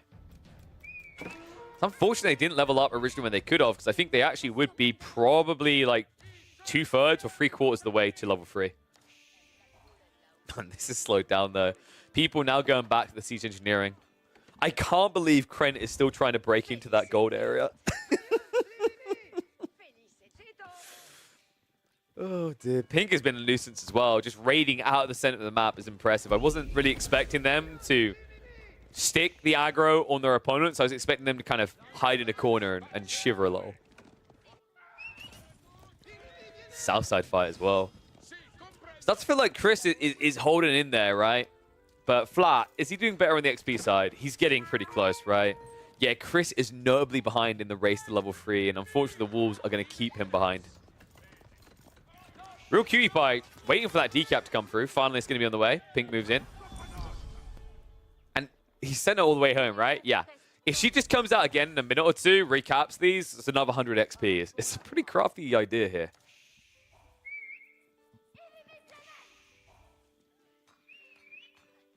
And I'm curious, actually, what I could do to make this matchup even more funky.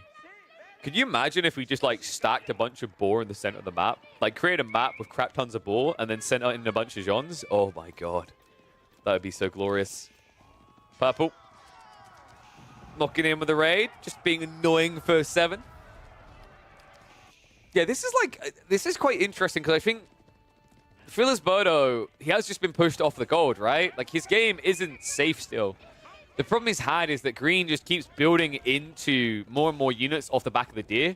Meanwhile, Red had to set up these farms. And also, Red still stuck with this woman-at-arms, hunter mode, rather, instead of women-at-arms. So, although you can kind of tickle away at troops, the issue in a Jeanne d'Arc versus Jeanne d'Arc matchup is you have to really commit to snipe out a unit. Otherwise, the Divine Restoration can screw you over. Yellow vibing, though. Dude, 4 TC? And he got the relic. And the keep. Okay, I'm not going to lie, folks. Like, yellow to me, it's kind of hard to deny the power here, right? If they get to Red Palace, the amount of Arbalest emplacements they're going to have is going to be through the roof here. Good cooldown coming out from Flat. I mean, even if you want to do Chris, where would you build it?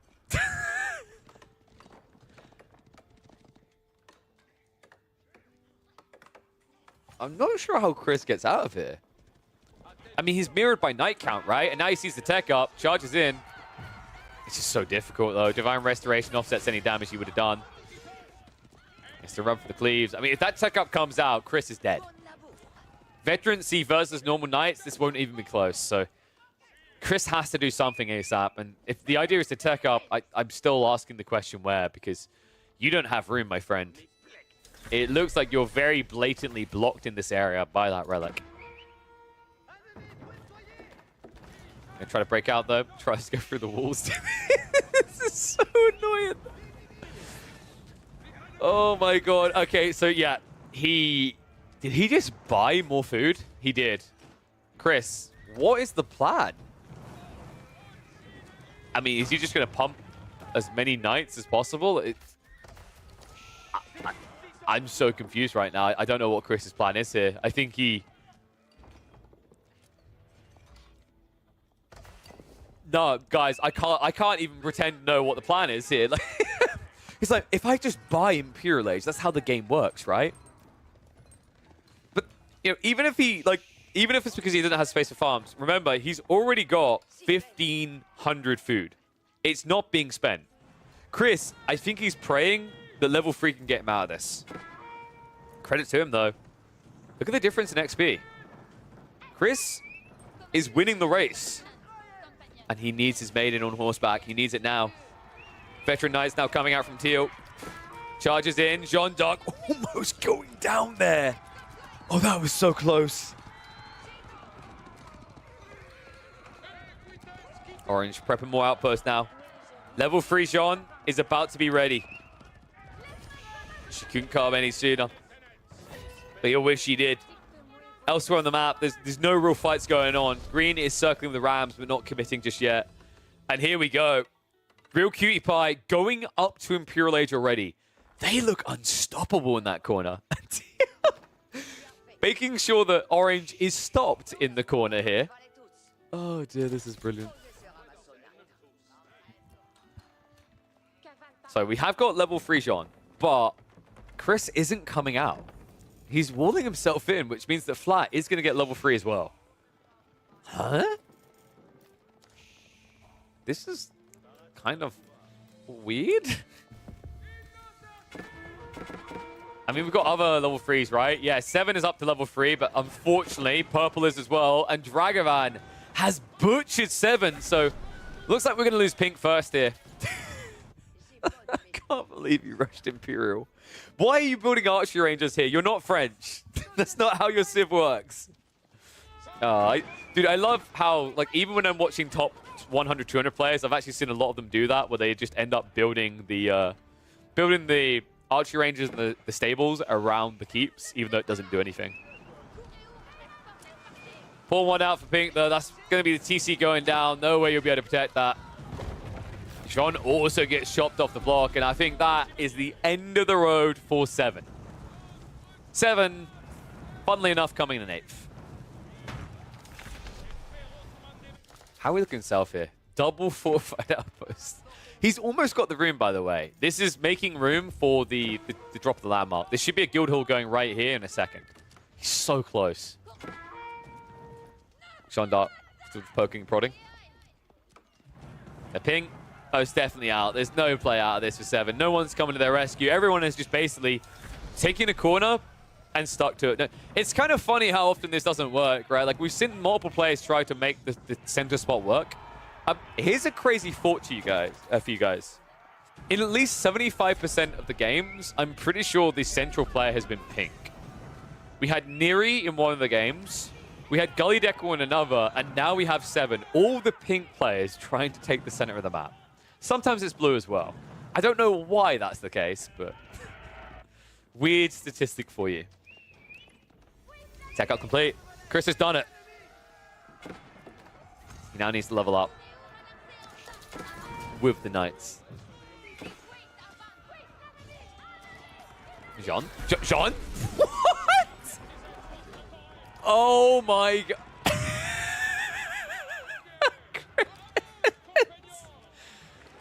They aren't your army, they're his army, okay? I love this, though. Chris now going in for the archery range.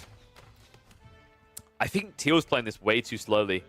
They need to get a Mangonel already. Yeah, they're going for it. Siege Workshop being dropped here, so this could be the cheeky backstab over the tree line, right? While we're talking about that, Philly... Oh my god! Kren killed Philly! What? No way! Dude, Kren is such a beast. Our gold rank Ukrainian player is dunking on people non-stop, man. Takes down another Conquer.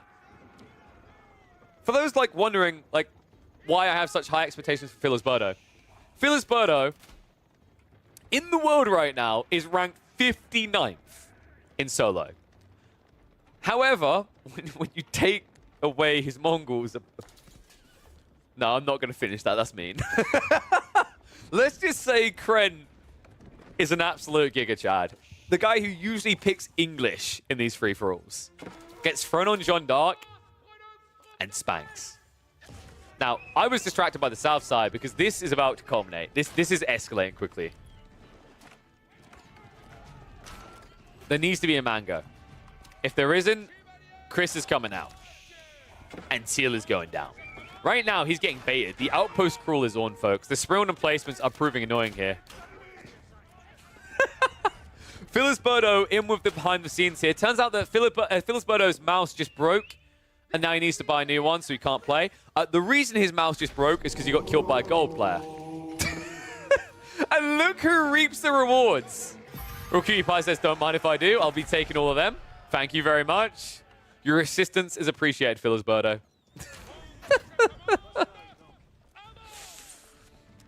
I actually think Chris is getting out of this, man. This is like a dam holding back the tide, right? It's coming soon.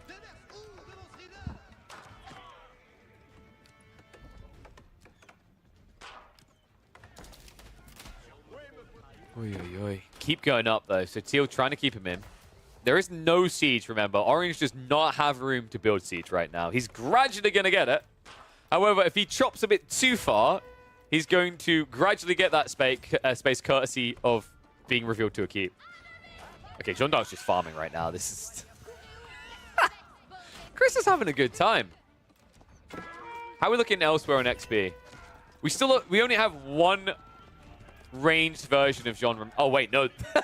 Okay, guys, if you need a reason not to pick Jean Dark range form, they're both dead.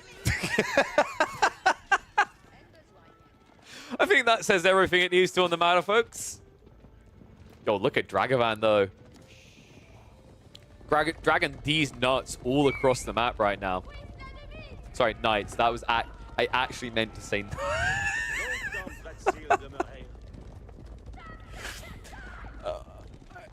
I actually meant to say Knights. That may have been a Freudian slip. And yes, there were 2 Jean Dark range picks. Behold, they were both of the center players. Yeah, it didn't work out very well. I was kind of surprised in a Jean Dark showdown that people wanted to pick range form. I mean, I highlighted though, like if you're able to get to late game, if you're able to get level 4, I actually think range Jean Dark is just better. Like if you're not able to get in for the cleaves, if you have to like probe and you have to snipe down Siege, she's incredible. But you do have to get there, right? This is like when people say, oh my god, X-Civ's late game is over. Oh my god, Order of the Dragon are incredible in late game. Yeah, but they don't get there. They die.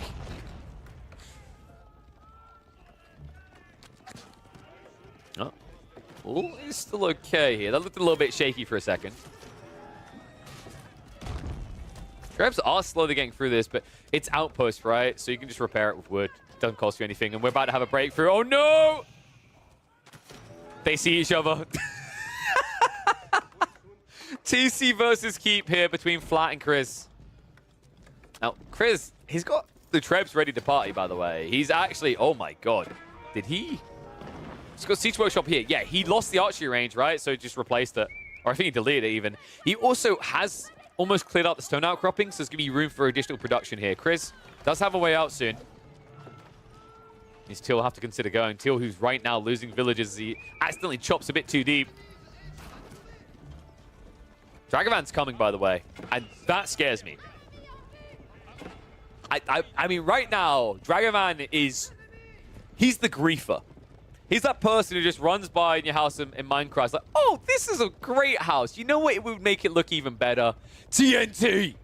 Yeah, we all know that guy. Yeah, purple is a tricky bugger. Dragavan, he's not going to pounce yet, though. It turns out it wasn't TNT after all. It was just a red wall block that looked a bit funny. Yellow's creeping out, though, man. I'm worried that Cutie Pie just kind of has this on lock right now. I mean, Dragavan is up in Imperial as well, but this is about as Call of Duty corner camper as it gets, right? Like, wait, what?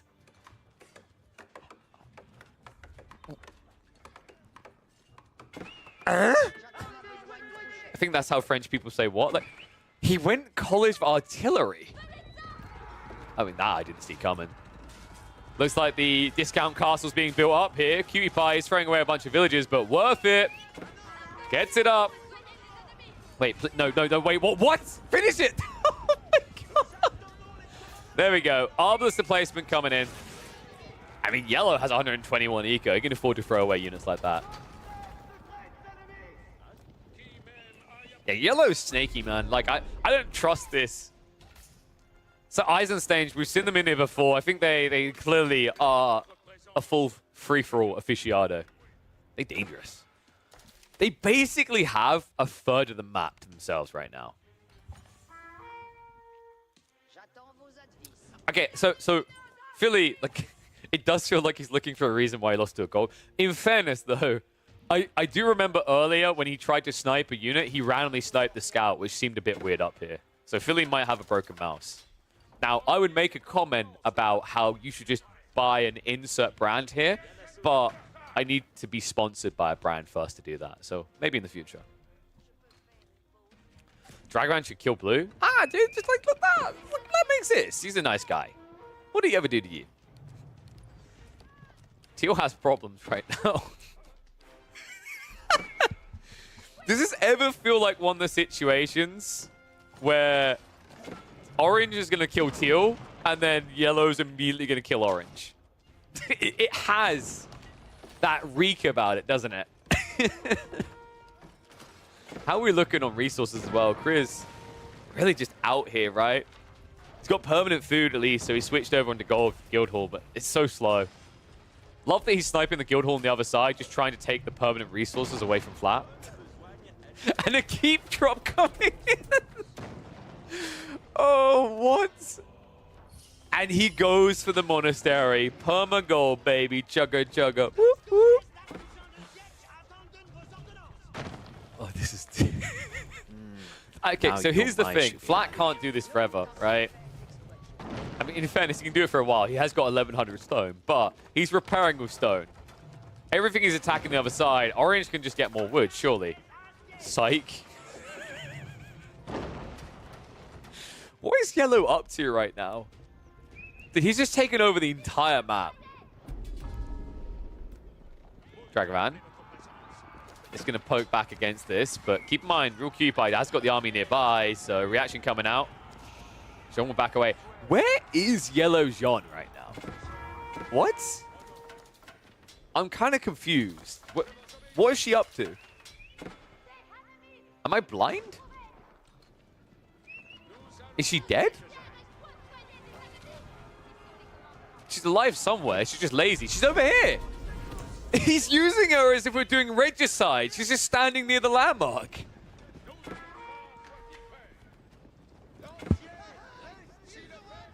Chris, can you get out here?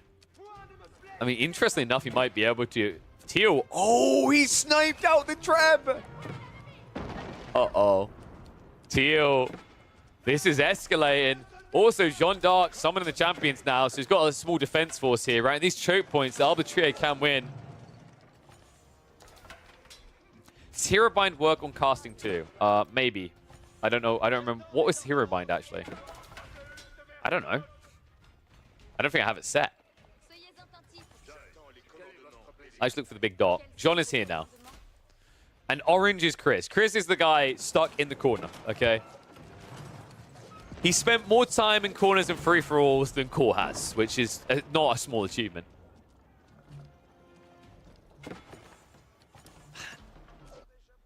No one wants to blink, you can tell. Green, by the way, is ready to fight. Kren, the absolute beast, has built up hard in this corner. And now the Red Palace. Love the placement on this, right? Next to the Sacred Site. Just blocking that as a win condition. I think a lot of players are taking note of this, as we've had a few too many people snake their way out and take control of these two Sacred Sites for wins. Fairness, looks like Yellow's almost exactly where he needs to be for exactly that. I think Guildhall probably should be set to stone at this stage. I mean, he's set up for gold reserves, but I'd love to see him just save up for 5,000 or 6,000 gold and then switch to stone. Now, stone has half the generation rate of anything else in the Guildhall, but if you do get a stone together for a double keep drop here, feels like you're unbreachable.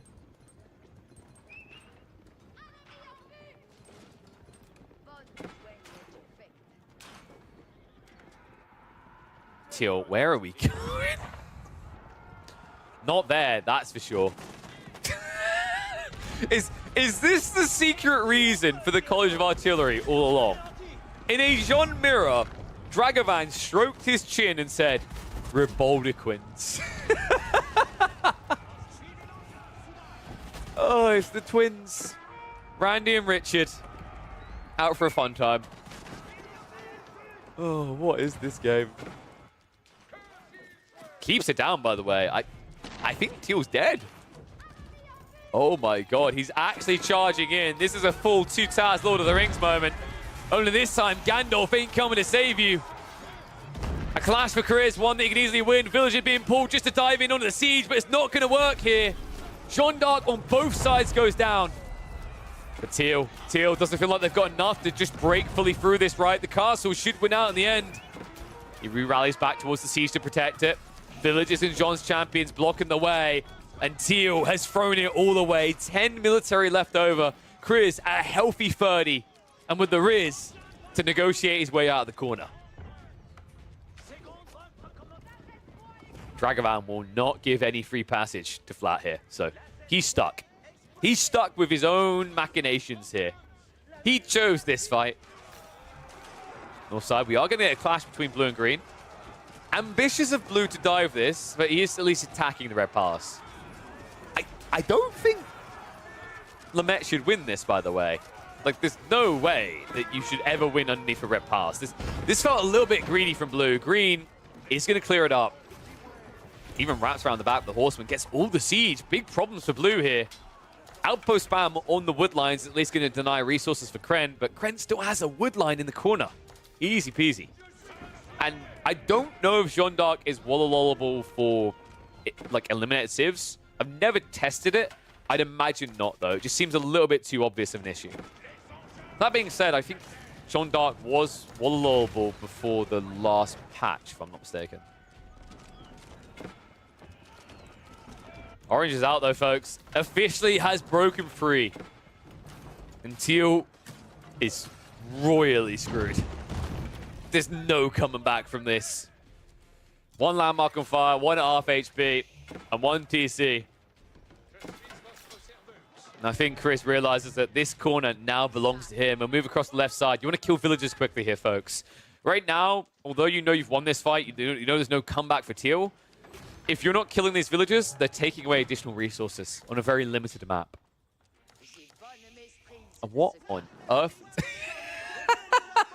Dragovan, buddy, you're a bit late. Came looking for trees, ends up burning trees to get no trees. Oops. Dude, look at yellow. This is an absolute destruction. Green, in the meantime, diving in. Kren looking to take out another player. I'm so impressed with Kren. He's incredible. Rookie pie down the center. Lemaire?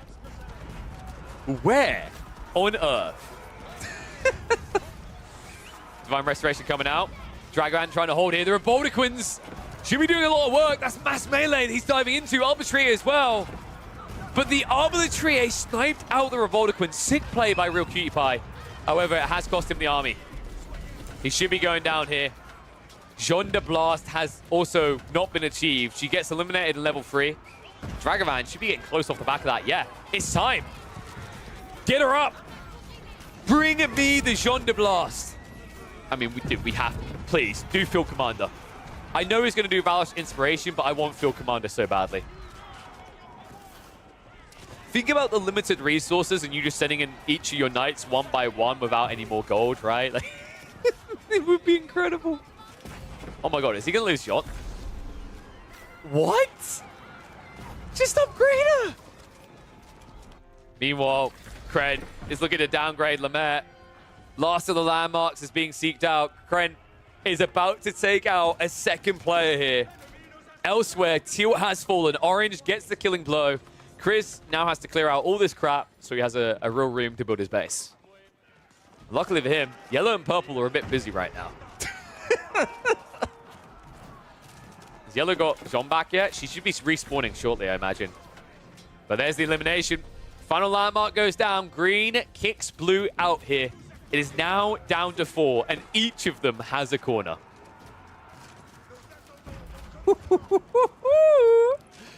I don't know, man. It's hard to bet against Real Cutie Pie here. Right now, I think every player remaining needs to target him. If I saw this score right now, I might have to change the bed sheets. Like, this is messy.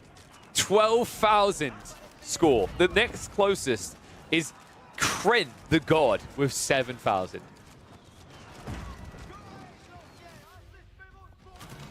Orange. People hoping he'll find gold. I mean, if he just sticks on the guild hall for a while, he'll be fine. He'll catch up. He's still an age behind. This is slightly a problem. And by slightly, I mean, oh my god, oh my god, oh my god. But we hopium. We copium and we deal with these problems as we go. Jeanne d'Arc is back for Real Cutie Pie. It's getting ever so close to that level 4. Just needs one big fight. Not going to find it here, though. Dragovan, limited resistance left over. Yeah, this is the thing. If this was Mass Knights, the Revolticons would have been genius. But against Arbalest, it's literally the worst thing you can build. Oh, man, this was not a great choice out of Dragovan. If only he had a Red Palace. Keepi's Chad, man. Oof.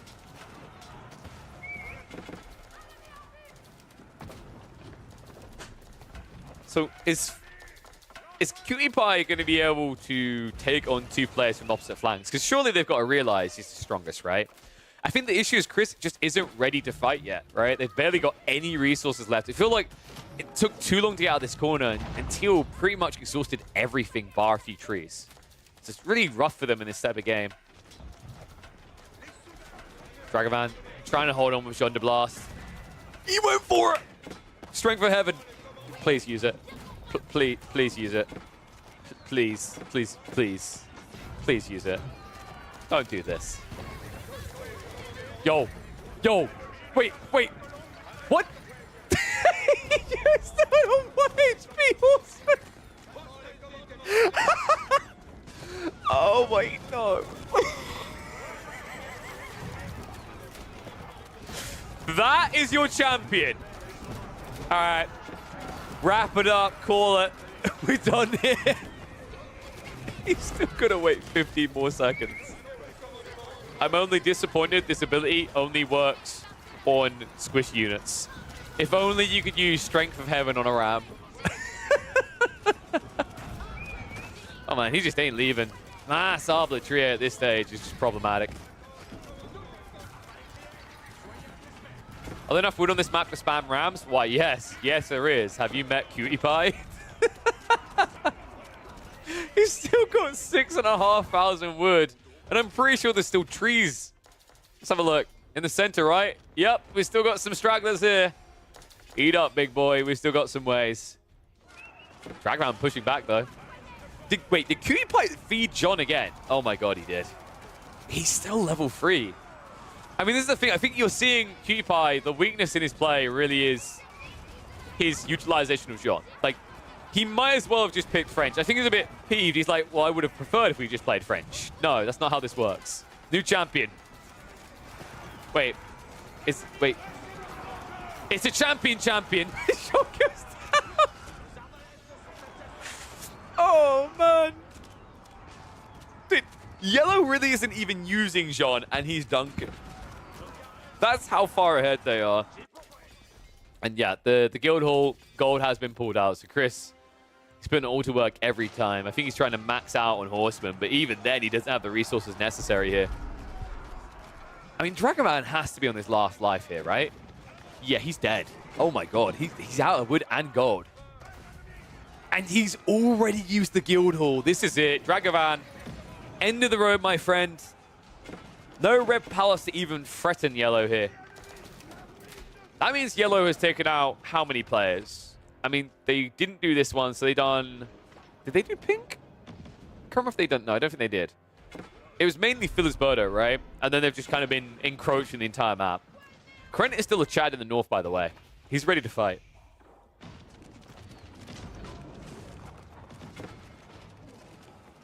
Whew, Dragavan refusing to call it, though. I mean, there's nothing left here, though. Like, even if you somehow kept economy alive, you just got no wood and gold. And with this many farms dying as well, good lord.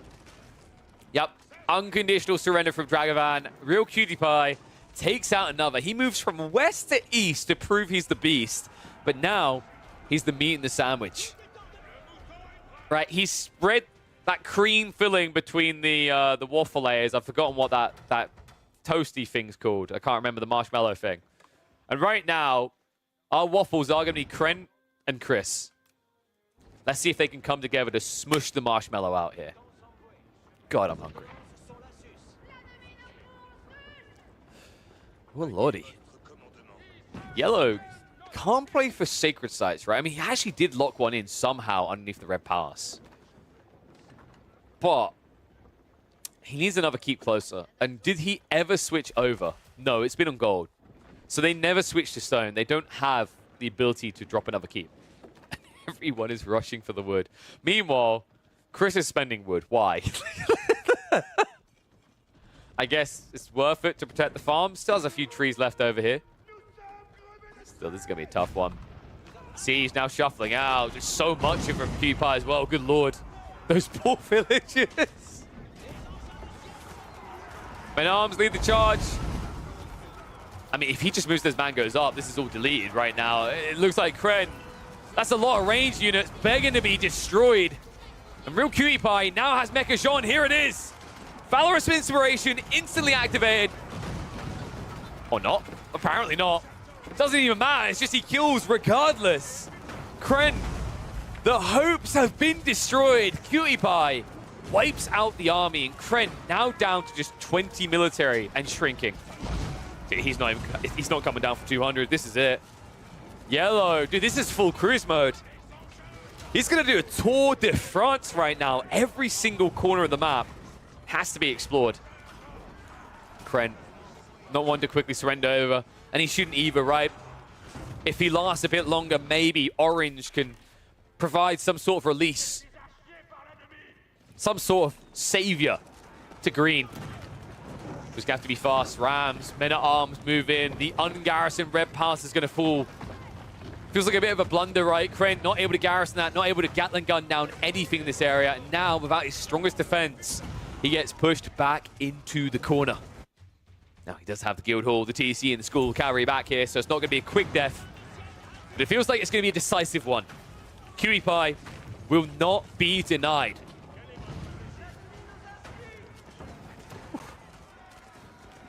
I'm not sure anyone really can deny him now. I mean,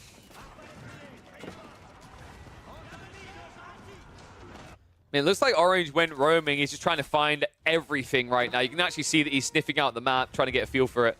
Chris only just got what he needs for Imperial, by the way. So everything he gathered is going into this Red Palace. So what's going to stop Yellow? Jeanne d'Arc's taking the Sacred Sites, folks. Jeanne d'Arc's also taking all land to the north. Rams are in. Kren, the only way you stop this is if you pull the remaining villages to burn them down. Otherwise, you are dead. Oh, man. I just don't think he's coming quick enough. This is rough. Sacred Site's now locked in. This is going to be a 1 versus 1. And Orange literally only just now got Imperial Age.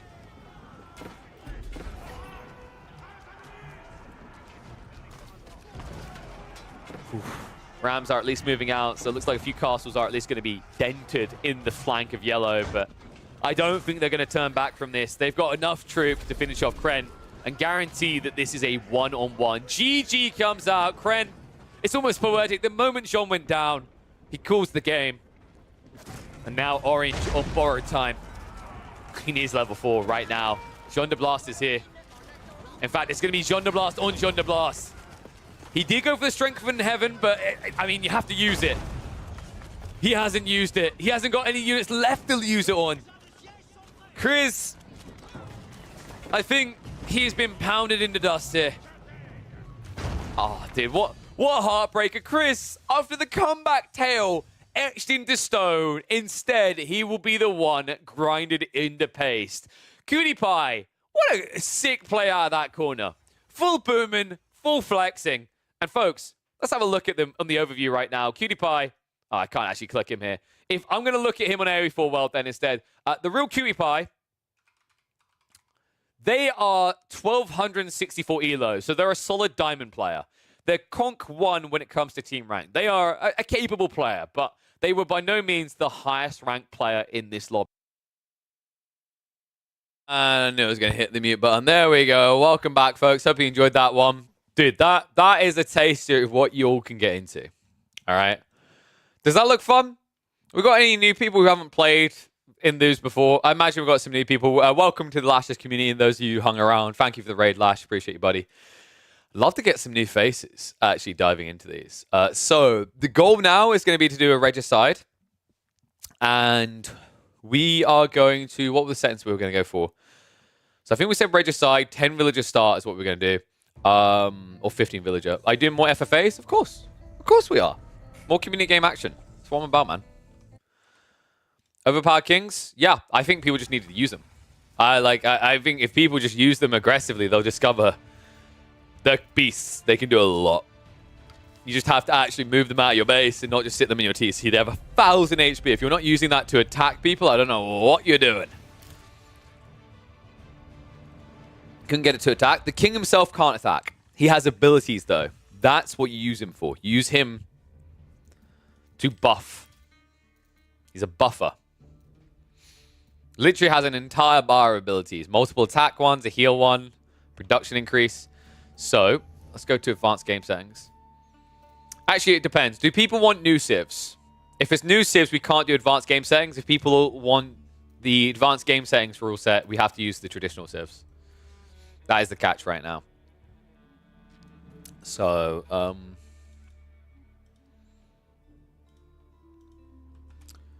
what do you want? I'm going to put a poll up for it. So...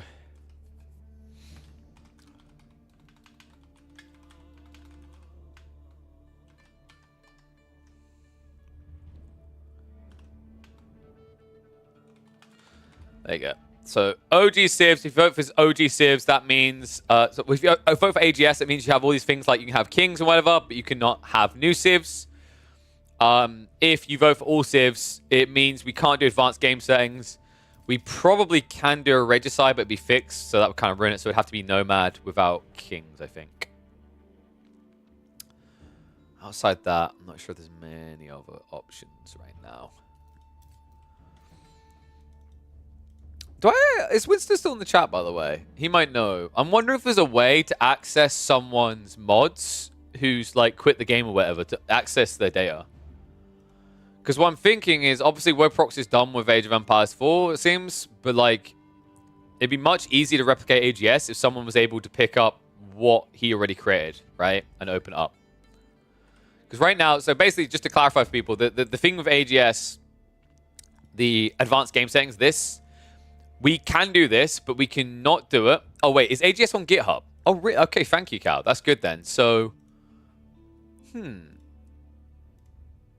interesting that nobody's picked that. Well, apparently there's a guy who tried to pick it up, right? But he clearly didn't do a great job of it. No offense to him. It's just, from what we could see, it couldn't work, right? The new one. I'll do some thorough tests of that. But, like, from what I saw, the new advanced game settings just doesn't work with new civs. Like this one, we tried this one from Megalord, which was made after the expansion. So I thought, it would work, but it doesn't, from what I can tell. Yeah, Cal, come on, dude. AGS, do AGS. I mean, dude, it's. I've said this already. It's kind of criminal that all the options of advanced game settings aren't in the game by default. I actually think, like, it's in my opinion at that point it's dev responsibility because a lot of those customization options feel like they should already inherently be in the game. It's crazy that it has to come from a mod, but like. Yeah, those type of options should already be there. Looks like we are indeed playing AGS. Okay, so here's how this is going to work. I am going to pull up my magical wheel. Do you guys remember the wheel? Oh, to decide everyone's civs. So how we're going to do this. To decide people's civs, I'm going to spin this wheel. And then... in the order of those people appearing in the lobby, that's how they're actually going to end up doing it. And magical wheel. And yeah, we are actually going to do a mini glade here. The mini glade. Oh, not a mini glade. It's small glade, actually. So we're going to be doing small glade, which I think it still hasn't updated its name. So it still shows as Boar for All. But this is small glade. We're doing small glade with a nomad start. So you can spawn anywhere and go anywhere. Let me sort the settings quickly before we start getting people in. So it's going to be none. It's going to be scattered. We had a 3-minute treaty before. I guess we'll have that again. Regicide is going to go on. I'm actually going to take off the landmark victory. Wait, where is landmark actually? Is it elimination?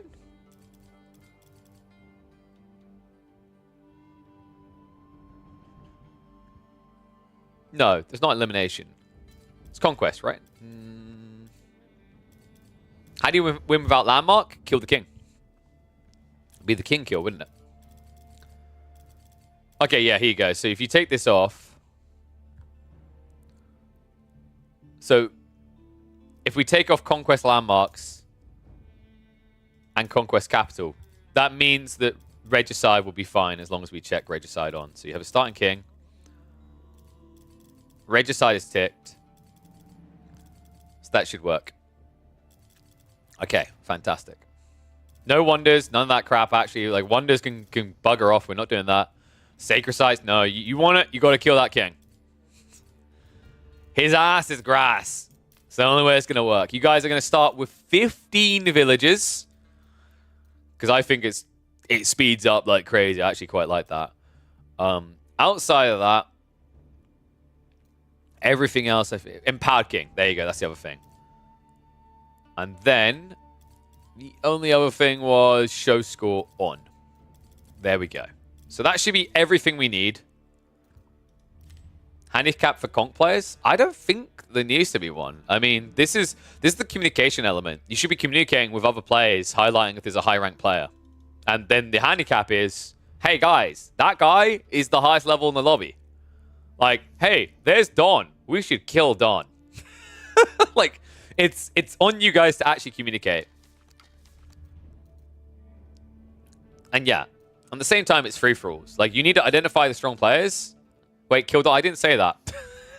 All right, guys, you ready? I always love doing this to people because it's like, so we're going to do the wheel. And I'm going to do the wheel for each person that comes in. So the first person who joins this lobby will be...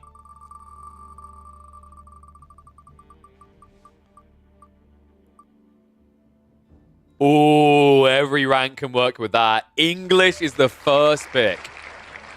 Okay. What do you mean there's no chat? Is that an option in here? There isn't a disabled chat option in here I missed, is there? There shouldn't be a disabled chat option. I don't think so. People were just silent. Okay, yeah. That's on you guys then. You need to communicate. Stop chickening. Yeah. That's all your fault. All right, here we go. I'm going to open the lobby. So we'll call it Small Glade. I'm going to open the lobby in 3, 2, 1, go. Buoy's in. Go, go, go, go, go, go, go, go, go. Whoever's first in, they're English. There it is. Tiberius Longshanks. Appropriate. They are your Eng player. And look at the follow-up. Dude, the amount of people who are like, I want England, I want England, I want England. All right. Here we go. Lamette, your Civ is going to be... It's looking like you're a China boy. Ooh, Malians. You're a Malian. Except that bathing it. That is your existence now, sir. You are a Malian. Fury's mom. You don't get Mongol? Oh, I can feel it. I can feel it. Is it coming around? Oh, you're as far away as possible. It's an M, though. You are a Malian. Double Malian already. There's going to be a war over gold here. Dude, imagine if half the lobby rolls Malian. Let's see. Kajira, where are we sending you? Oh, they're going to be our Mongol. No walls for Kajira. Mongol pick. Lock it in, big boy. Kajira here. Yep, there we go. Over Monkey. What have we got for you? Oh, dude, this is the Delhi, right? This is the... My condolences. Enjoy trying to get those sacred sites. Delhi pick for Over Monkey. Here we go. 7. What's it going to be? I'm sensing a French pick. I wasn't too far off. Well, I was kind of. China. Okay, 7. Getting a strong one here. China's pretty good. And then finally, Cal, you shall be... I'm sensing HRE. Are my game sensors that bad?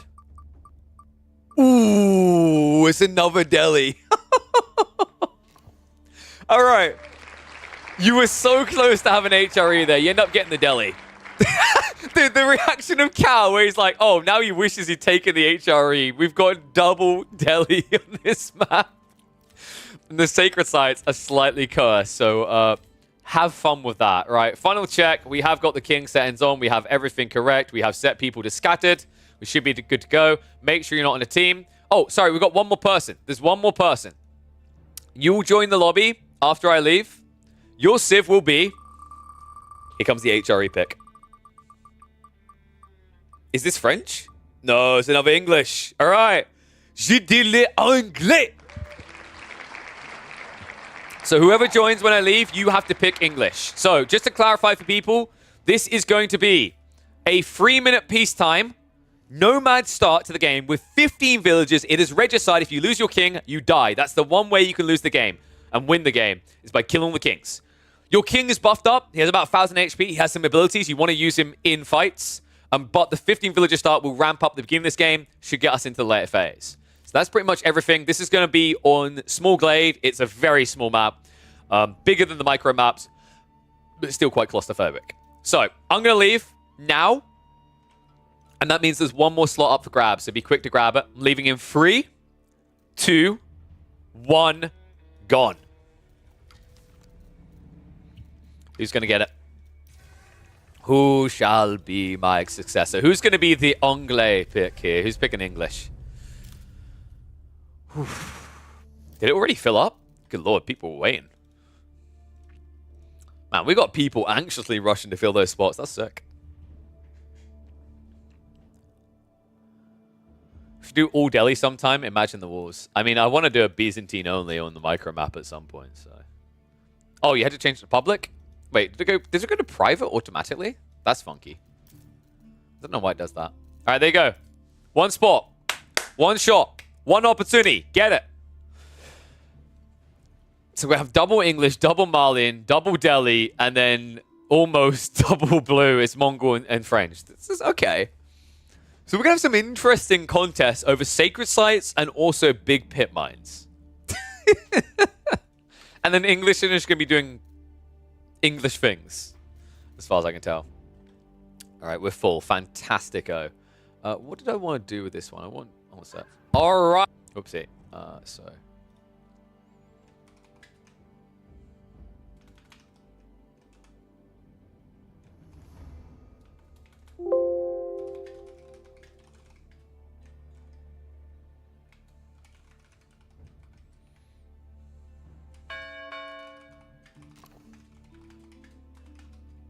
Okay, there we go. Update that. Ring, ding, ding. I think we're good to go. There we go. Thank you very much, Cal.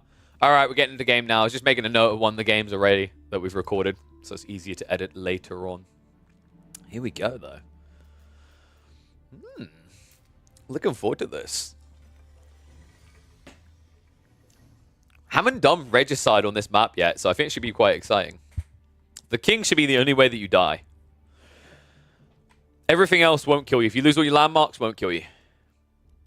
So let's get ready for it. Ooh.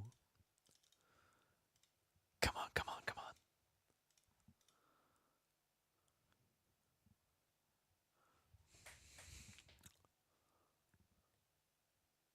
It's taking a while.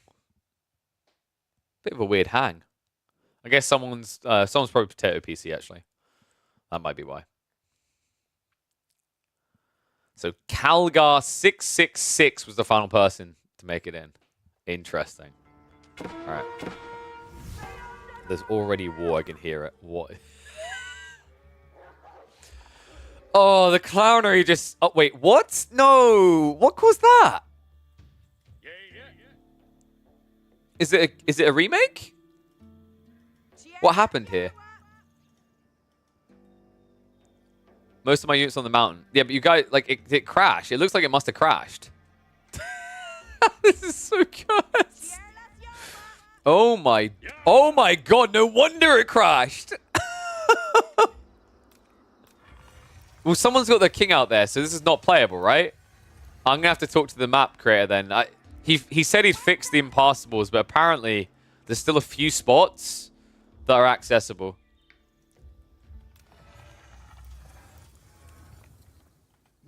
Is your machine same as last game? No, like the last time it was a different mod. Is that a remake? I think that might be a remake. Yeah, yeah. We've all left. Okay. I think that the Scar issue that time was... It looked like it was because units were trapped inside of each other. I think that caused it. So maybe... Oh, dude, I hate that it doesn't save your settings. Because I haven't started the lobby, right? So I'm going to... I need to do that at some point. But... If we do that map again, I think maybe 10 villages. 15 might be too many. It might not like 15, and that might be why that's happening. So, scattered. No tuning pack. We said we're going to remove religious and wonder. Check Discord. Okay.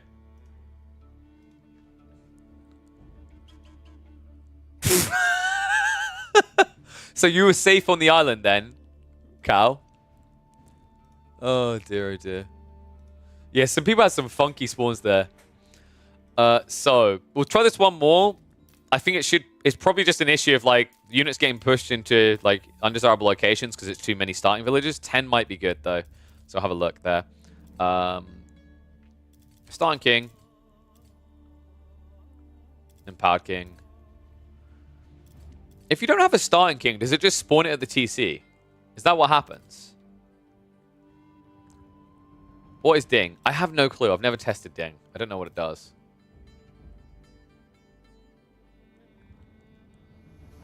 It spawns when TC. Okay, so let's turn starting King off. That way, like, it's playable, right? Because alternatively, you have this awkward issue where someone's King might get stuck on the outbounds. If it's just like 2 of your villages, whatever, right? Play on, deal with it. 2 villages are stuck. So, outside that, we needed... Did we turn Regicide on? I don't think we did. Where is it? There it is. So Regicide is on. So that'll spawn your King. Okay? Good, good. Those can go away. Now, we go for Explored. Oopsie, not revealed. Explored. Everything else looks good here. That should be everything that I can recall.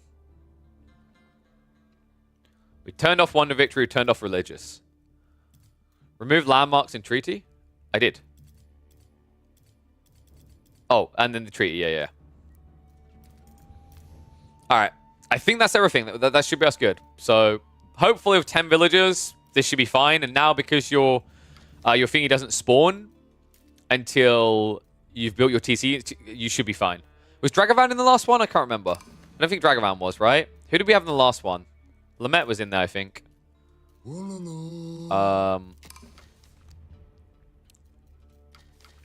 So, I know Overmonkey was.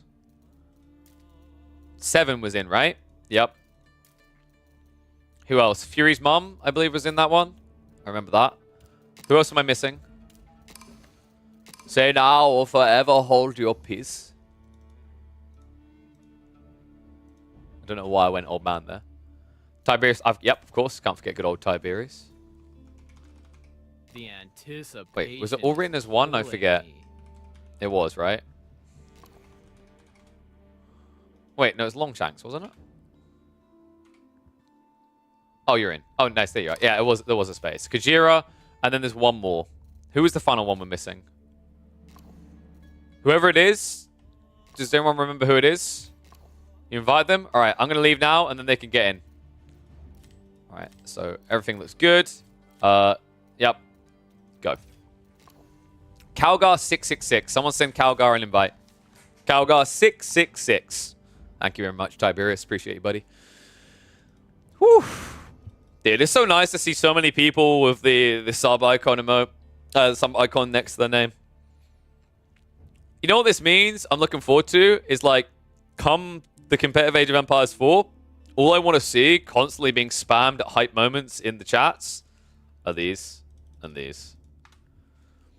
Any tournament, anywhere. That's your new tool. That is your weapon as a chat now. Looks like I missed it. No problem. There should be another one after this.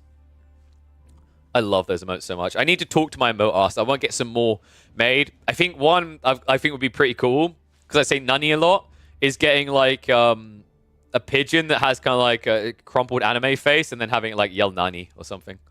Calgar not joining? Okay, if Calgar's not joining, that's fine. We can just get another person in, just whoever it is.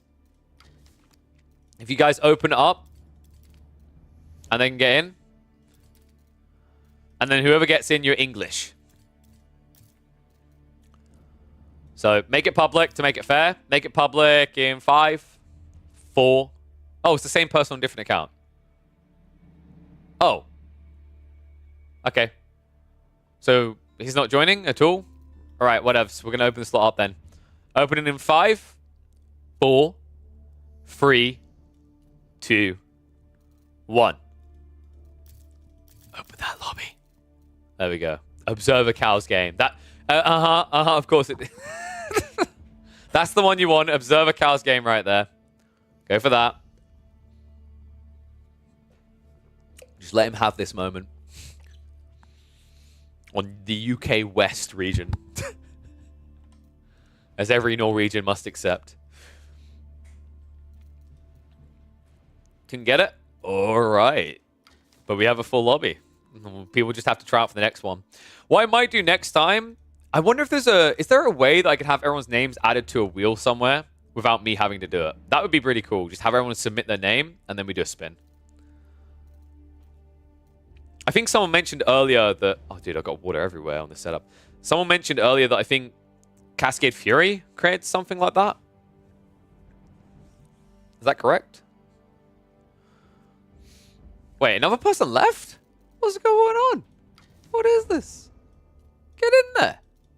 Fill that game up. No excuse to wait around. I need my entertainment. We need our entertainment. It's community effort. Dance, monkey, dance.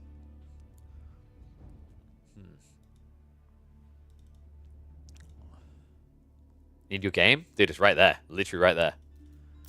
Whoever gets it, you're English. There we go. Someone just took it. Someone just yoinked it. Yoinked it and boinked it. Oh, actually, lobby music while we wait. There we go. So we got our 8th, right?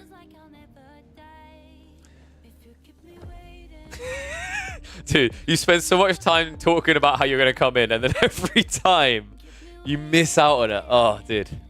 Mod is missing. Someone needs to download it. Who didn't download the mod? Just get it.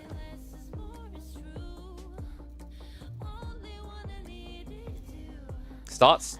Nice. Let's go.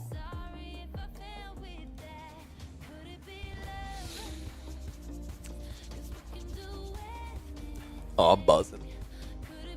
It will download if you start. Sometimes it crashes, so it's always safe to just download automatically. That's why we always recommended people to download.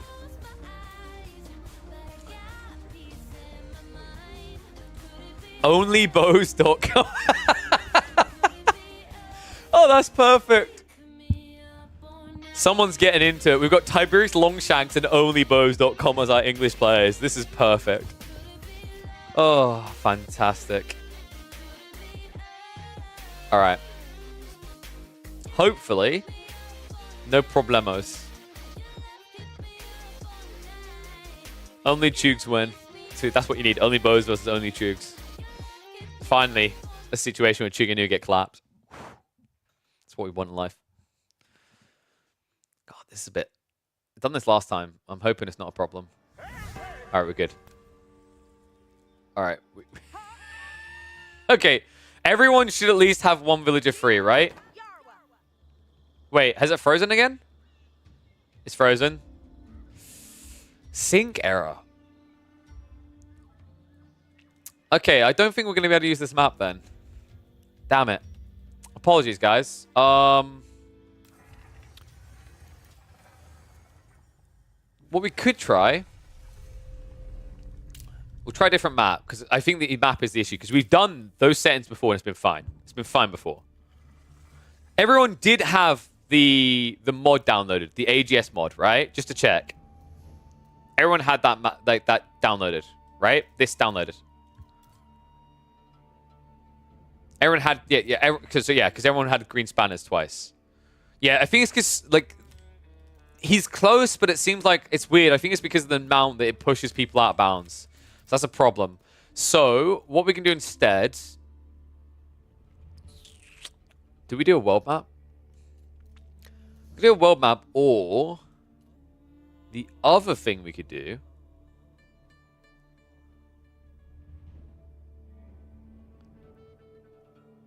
There was this one, wasn't there? There was the one where it's like forests around the outside, so all the building area is inside. Oh, really, Cal? Rip. GG, buddy. Damn it. We're so close as well. So this one could work. Do you guys remember this one? We've done this one. It's like, it's not micro. It's more like a 4-player map size. So it's the entirety of the outskirts is just wood. I don't think it's map. It worked before. I think it is map, though, because I think what's happening is the villagers are being pushed out of bounds and stacking on top of each other as well as the king. So, presumably, it's something to do with the way that advanced game settings sets the spawn boundaries, that it allows everywhere within the plane of the map as a spawn opportunity. But then the contradiction is that the crafter map behavior is saying you can't spawn in these areas. So I think that's the issue. Someone didn't have the mod fully loaded. Is that the case? Did someone else notice that?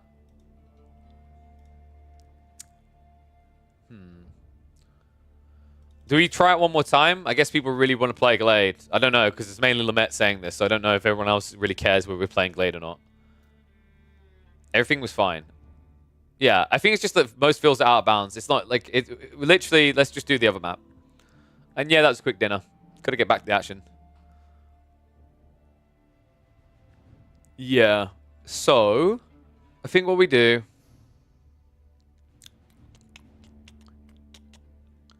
is we can go for... Wait, where was it? It's up here. Mega random island maps. It's not island maps, though. It's land. Let's do other map. Well, we can either do the one that's the size for 4, which I don't think I've got a replay on my PC right now.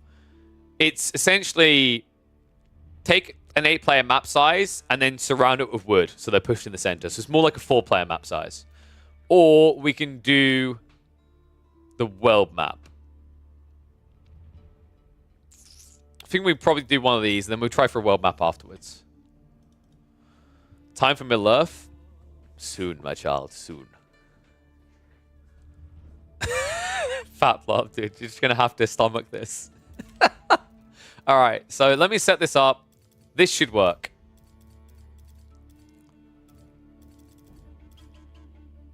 Turn off that.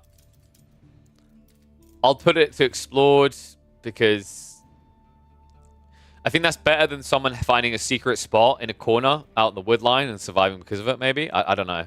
Do you guys prefer concealed or explored? Outback Octagon crap off. Treaty for 3 minutes. I'm going to give you 15 villagers again because it shouldn't be a problem here. If it is, then it's just cursed. We said you're not starting with a king. It's spawning in afterwards once you build the TC. Explore, please. But it's a randomly generated map, though. Hence why people usually like to not have explored.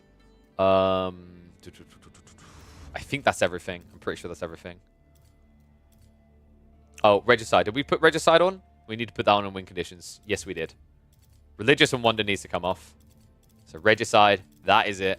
Only way you're going to do it.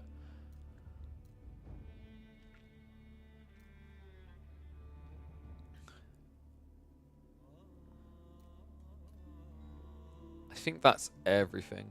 The only reason I was thinking of having explored is just because sometimes there's a safe corner. You can do that, people can't leave? What do you mean? When you do what? People can't leave when you what? What are you on about, Pleco? I didn't remove surrender. Surrender's right there. What are you on about? It's right there. Chill. People can leave.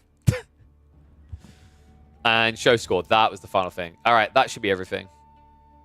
In fact, if I start a game now, it will all these settings will remain saved, right? They can't leave if you uncheck it. Yeah, I know, but I haven't unchecked it. I think you're just trying to suggest that I grief people. That's what I'm hearing right now. Alright, so 8-player lobby. It will not save. Wait. Oh, I got you. Yeah. Okay. Alright. Did I just... Oh, you 1 second. I can't, dude. Why is there a reset button? That's cursed. I'm sorry, guys. That was a fumble as I was clicking across. So, one more time. Regicide on. Religious Wonder off. Scattered. Show score. Conquest. Capital and landmarks off. We want Empowered King. We want 15 villager start. Do I put tree bombardment on? I do like tree bombardment. I think that's everything. That should be everything, right? I haven't missed anything this time. Scattered. Yep, great. Fantastico. And the religious and thingy win condition shouldn't work.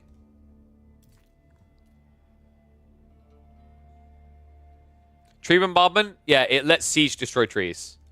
It's something that if you ever play Forest Nothing, you should use. But then again, if you're playing Forest Nothing, you clearly hate your CPU and GPU that much. It's like... I mean, I'm going to put it on because it shouldn't really matter much, but whatever. It'll make the game less campy, so we'll go for it. Right, let's get the people in quickly. So I think Cal said he had to go. Faplar, you were... Lamet was in. Who else was in? Remind me, folks. It was... Overmonkey was in.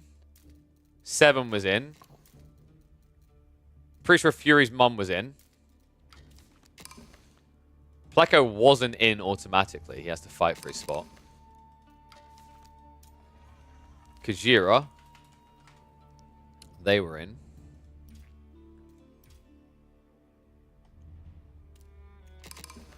Faplop. Wait, was Faplop in? Faplop wasn't in automatically. Guys, only the people who automatically are in. There might be one left, but that means that it goes open. We don't just literally invite our friend, guys. There are other... If people are going to start doing this, I'm going to have to start resorting to like having the everyone puts their name in a hat thing. Sorry, Faplop. Who was the other person who was also in? There was one other person who was also in. Don't worry, Fap. There's going to be a chance. I'll be doing another game after this anyway, so even if you don't get in this one, there's another one. Who was the... There was one more person that I know was automatically in, but I can't remember who it was.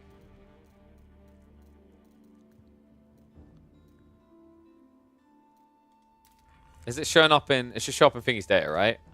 No. Onlybows. Thank you. Onlybows.com. That was it. You guys remember your civs, right?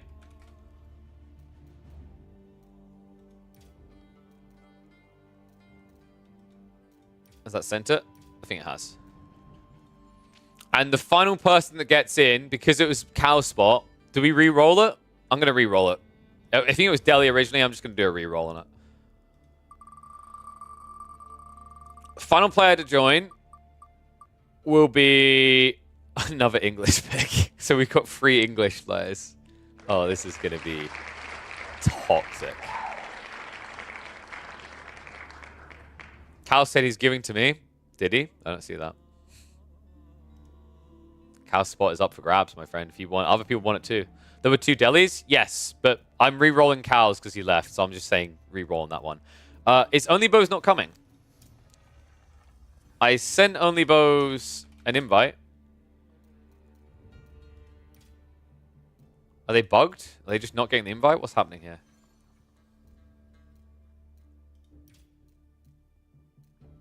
Who is this? They're a higher ranker.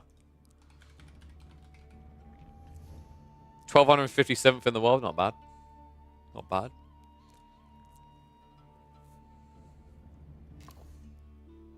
Was Onlybows Cow? Oh, he might have been. You can't download the map. Why can't you? What? Leave and rejoin Tiberius. I don't think Onlybows was Cow. Because he played... the Cow was Delhi. And Onlybows was an English pick. Alright, if I don't hear anything from Onlybows in a sec, literally two spots are opening. So... They've had their chance to get in. Fuck's sake. Alright. Who got lobby lead? There's 2 spots, not 3. Calgar 666. Did Calgar come back? That's a good shout, actually. It was Calgar, wasn't it? Because without Cal, there's 1 spare slot. Or was it 2? I don't know. Oh, dude, why the... How many are we at? Let me... Don't make the lobby public. We have 3 slots. Inv didn't work. Someone sent an invite to Tiberius Longshanks. It's the name as it's written there without the underscore. Just a space instead. Pleco should not be in. Why is it on... Wait, what? Is it on public? Alright, it's been set public. Lamet's game. One of those slots needs to be going to Tiberius Longshanks, though. Don't set public without someone telling you to. It's back to private. Okay. So. Tiberius is in. Okay, so there's one slot left. On my say-so, make it public. Why are we full of... Did Pleco get in randomly, even though we literally hadn't said to go? I mean, Cameron, you gotta wait, man. One missing. Okay, no. Okay, here we go. So, because I know Fatblop and Pleco at least are freaking gunning for it. So it's only fair that on my say-so, it goes open. Okay? Open the lobby. And I will draw the next Civ while I'm doing it. Open the lobby in 5, 4, 3, 2, 1. Yeah, enjoy that. Whoever it is getting HRE.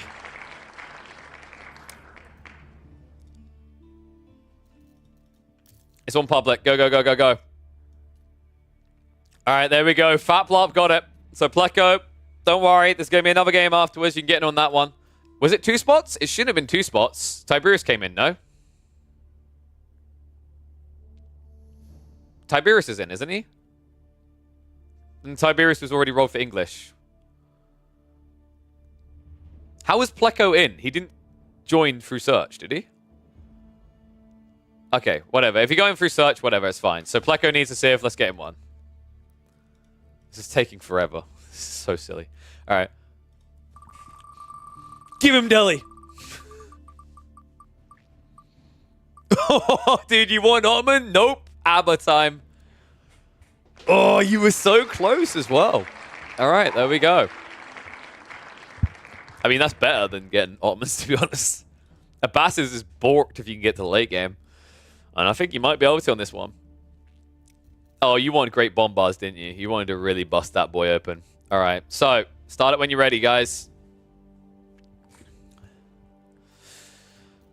Whew. So this is an interesting one, folks. Just to explain this map. This map is... It's not micro, but imagine you took an 8-player map and you surrounded the outer half with trees. So you pushed everyone essentially into a 4-player map. So has a bit more breathing room, enough to set up your own base, but you're going to quickly start contesting people. Crashed? Dude, what? Everyone had the... Why? Because I don't understand, because we've done 15 villages before. We've done everything we've done before.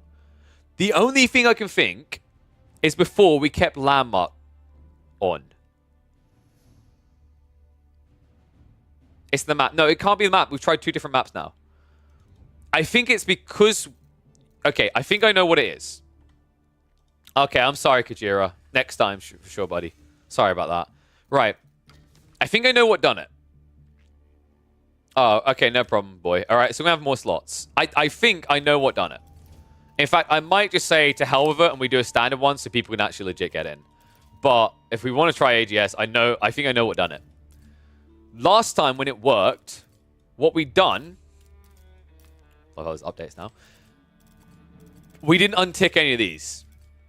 We just turned this on, didn't we? Last time when it worked, our settings were like this. This didn't change. We had starting king and empowered king. That was the thing. What? Is there server maintenance? What's going on here?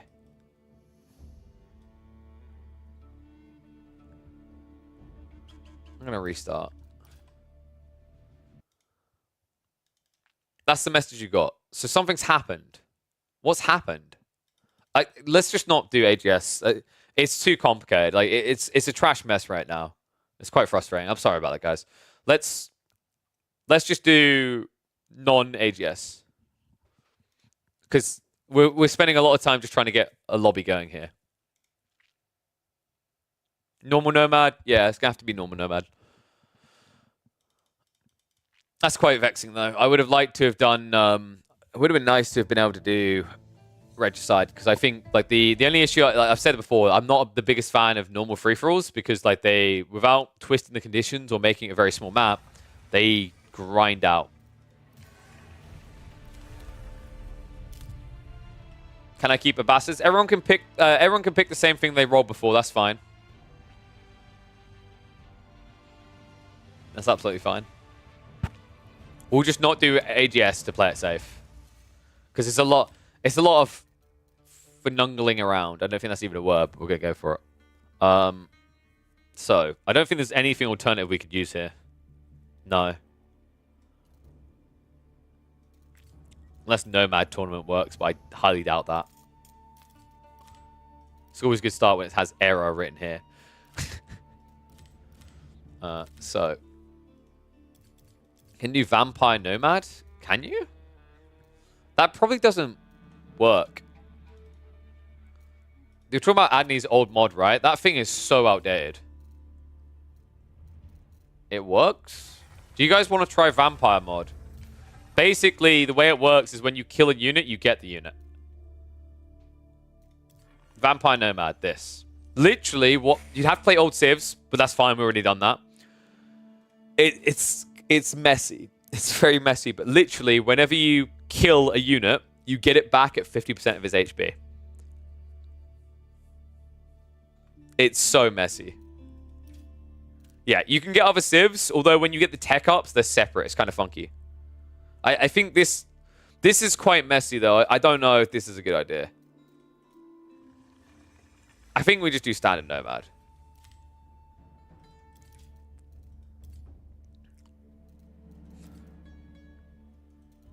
I'm just thinking if I got a tuning pack to spice this up. I don't think I do. No, I need new tuning packs. Sag.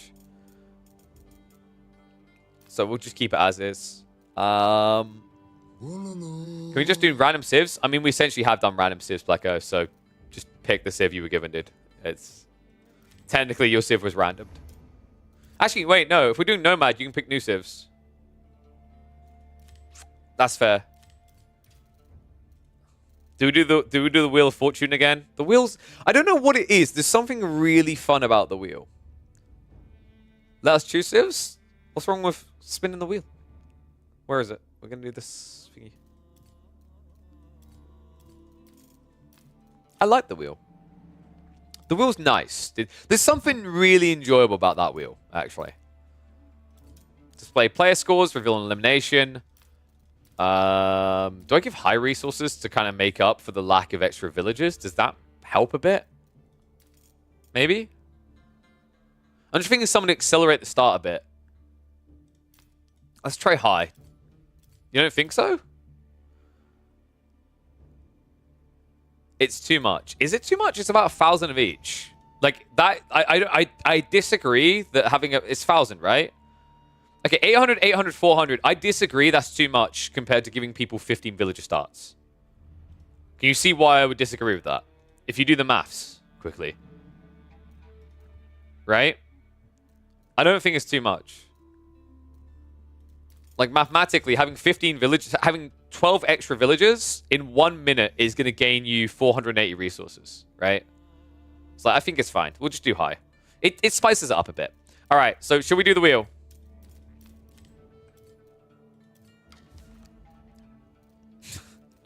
So let's fill up this lobby again. Fap was in. Lamette was in. Apologies for this, folks. It's the scrappy nature of like the modded environment right now in Age of Empires 4. It kind of just is what it is. It's annoying though because it's like it's taking a while, so it's like we can do less to games, which does frustrate me a bit. Fury's mum said he wasn't coming back. Seven's coming back, right? Overmonkey, you were in, I believe. Who else am I missing? Invite Beastie. Don't think you guys actually want that. I thought I sent an invite to Blacko, have I not? One of them's right. Mega random extra small? No. There isn't. What are you on about? Tiberius. Thank you, Tiberius. Sorry. Don't mean to forget you. Tiberius. Close enough.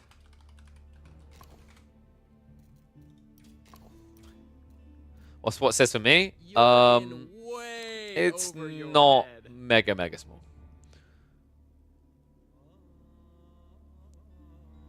Should add a field that bans the player currently rolled from the game. Well, not banned, but I kick. Dude, that... I'm evil for actually agreeing to that. All right, 1 second. Why am I agreeing to that? So, Order of the Dragon, Byzantine, Japanese, Iobids, Juji, and finally, Jean. We're doing random? We're doing the wheel. We're doing the wheel. Who are we missing? I can get kicked? Maybe. If there's someone I'm missing, you need to say now or I'm opening it to public. You're out of time.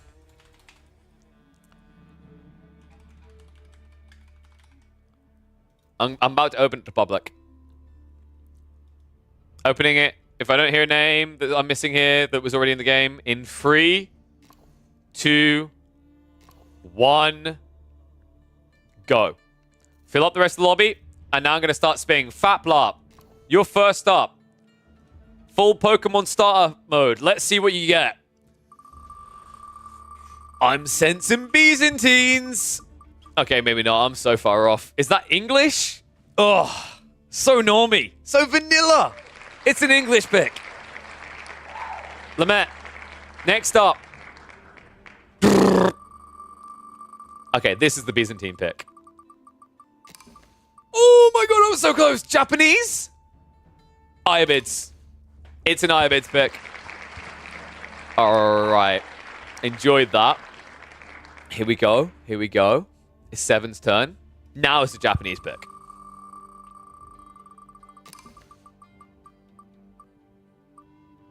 Wait, is it ABBA? Okay, it's ABBA. I'm so bad at predicting. I might as well just say, Juji. Pleco, is he about to be broken? ABBA.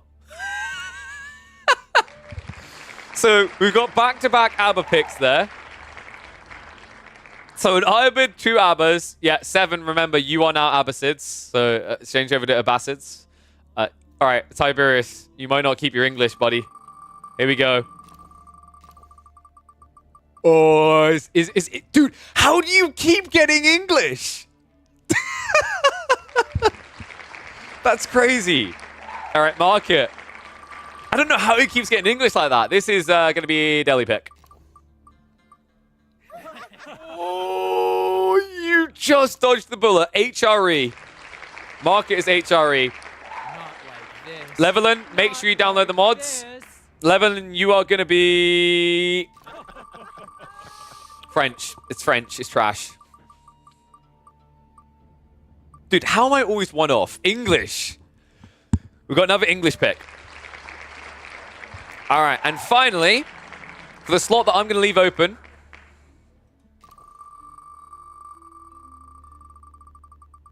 Give me Jean. Dude, it's HRE again. It's another HRE. All right. This is about to get spicy. So, Levelin's English. Whoever takes my spot, you are HRE. I am leaving the lobby in 5, 4, 3, 2, 1. Get in there. There's no way this one can crash on us. Look, it shouldn't. What is the wheel? The wheel is fun, dude. Oh, and we need to spin, don't we? Did I spin already? No, I did. It was HRE. Ignore that. We already done it. HRE.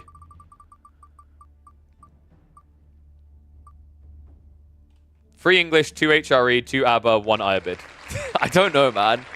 Like, funnily enough, I rolled again. Order of the Dragon came out.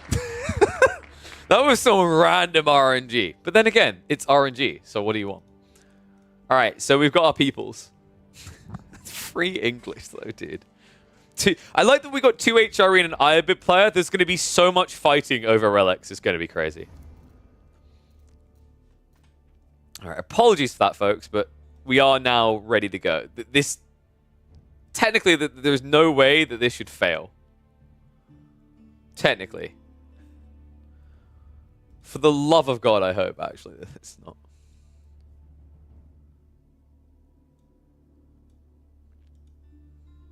It can't, right? It just couldn't.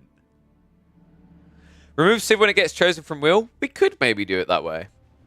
Anyone coming? What are you on about? You're full lobby, aren't you? Oh, wait. There's still, wait, please tell me someone made it public. You guys did make it public, right? I may have not clicked the public button. Okay, someone's in. There we go. Hopefully it's someone from the stream that now, like, just a random guy. Timmy literally just hops in. He's like, I'm ready to vibe today. The weekend's upon me. I'm going to play some good old Age of Empires. Everyone just go, pick HRE! Could you just imagine that poor guy if he's not part of the community? He's like, what is going on? Oh, dear. Dude, I just love this idea of the eighth person always being a random person not from the community and just having that yelled at them by the entire lobby. All right, we should be kicking off in a sec. Apologies for the delays again, folks, but we are finally ready to go. This has... Okay, I'm probably going to grieve myself, but technically this should have no way of crashing. Absolutely no way.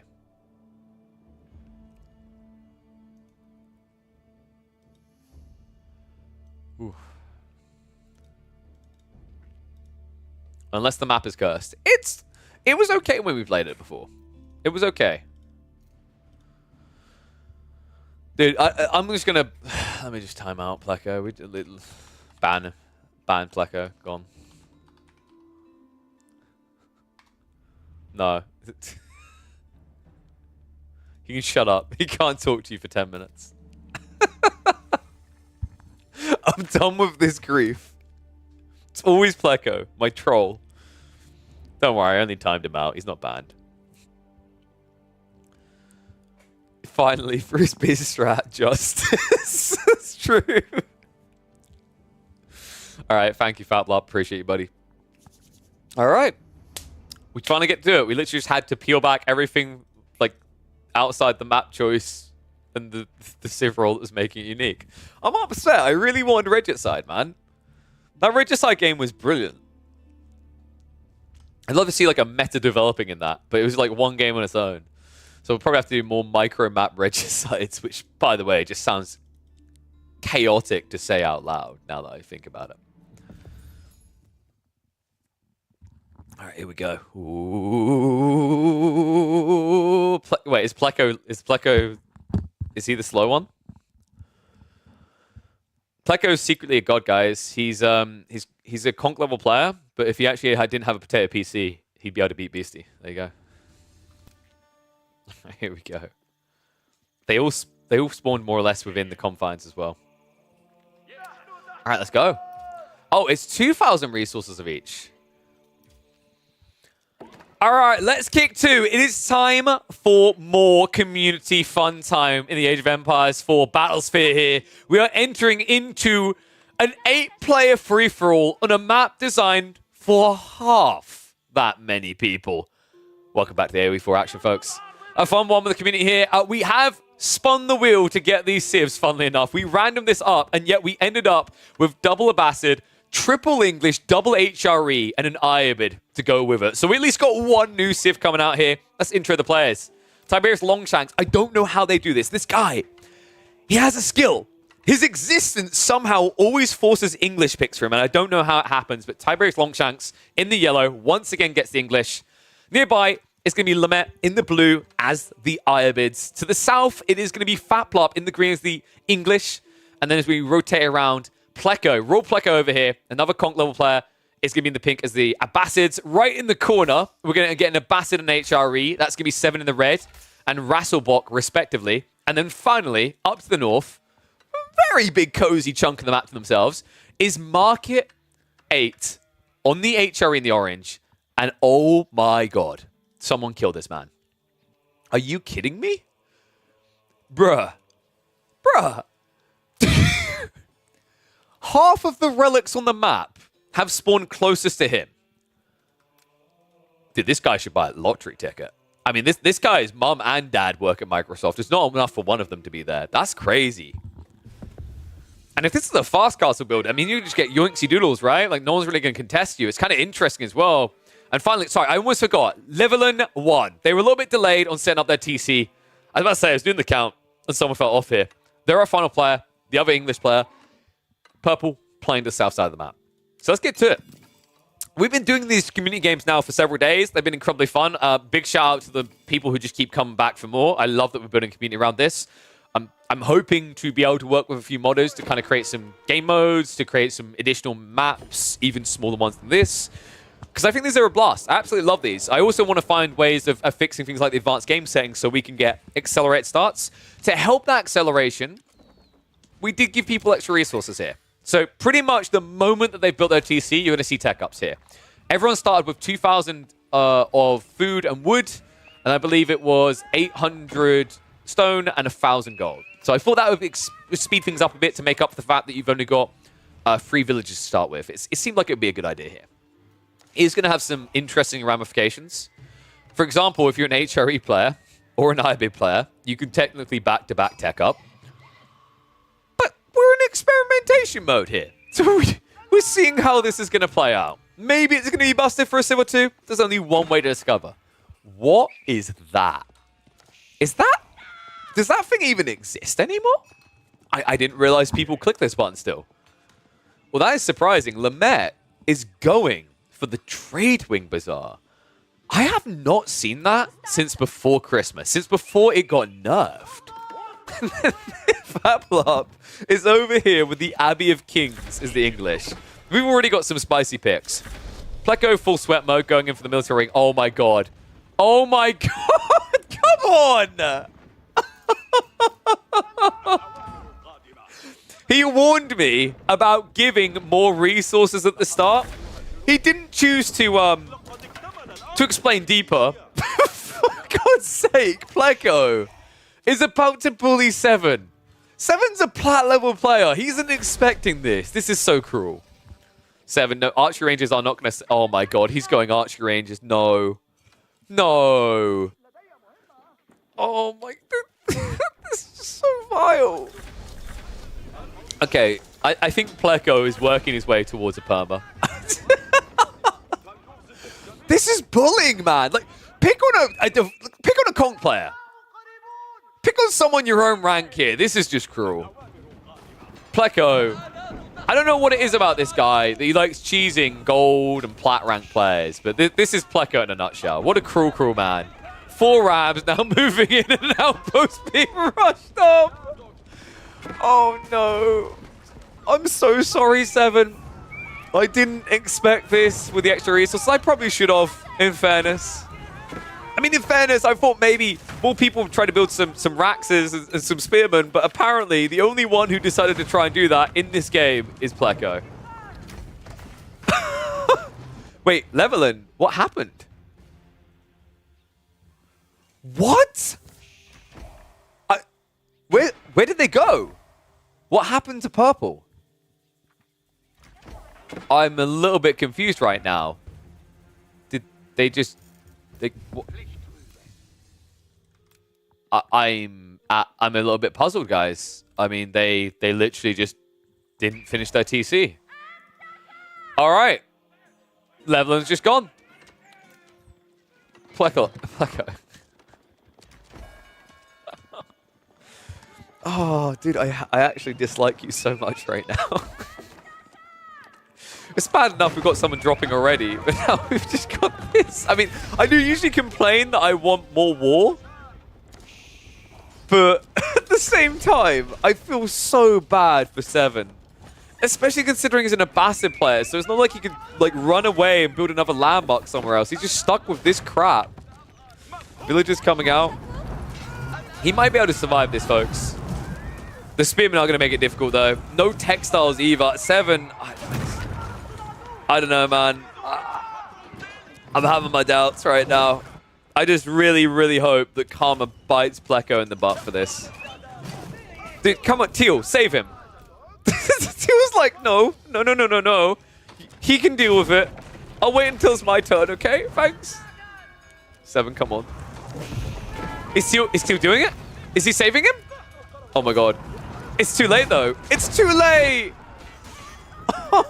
Russell! He tried to help. But in the end, it was too little too late. The men-at-arms can at least make sure these Rams don't move into their base as well. But Pleco, I hope you're happy with yourself, mate. That was so unnecessary. I mean, it's just like, I'd understand if he'd done that to like one of the conk level players, right? Like if he was going after, so who are our conks in this game? Lamette is one of them. I'm trying to think if there's any other conk levels. I can't remember. Lamette's the one I definitely recall because we were talking a little bit earlier about in chat. But no, he goes after a plat level player. Dude, that's bullying. And I'm glad he's now getting bullied in return. Get him, Teal. Right now, Pleco has made himself the villain of our story here. We live to see him die. TC should be going up, though. It's going to be tight, but access to villages is denied long enough. It looks like he will be able to get the defenses up. And oh, Rasselbach, buddy, you need to... Come on, get rid of these.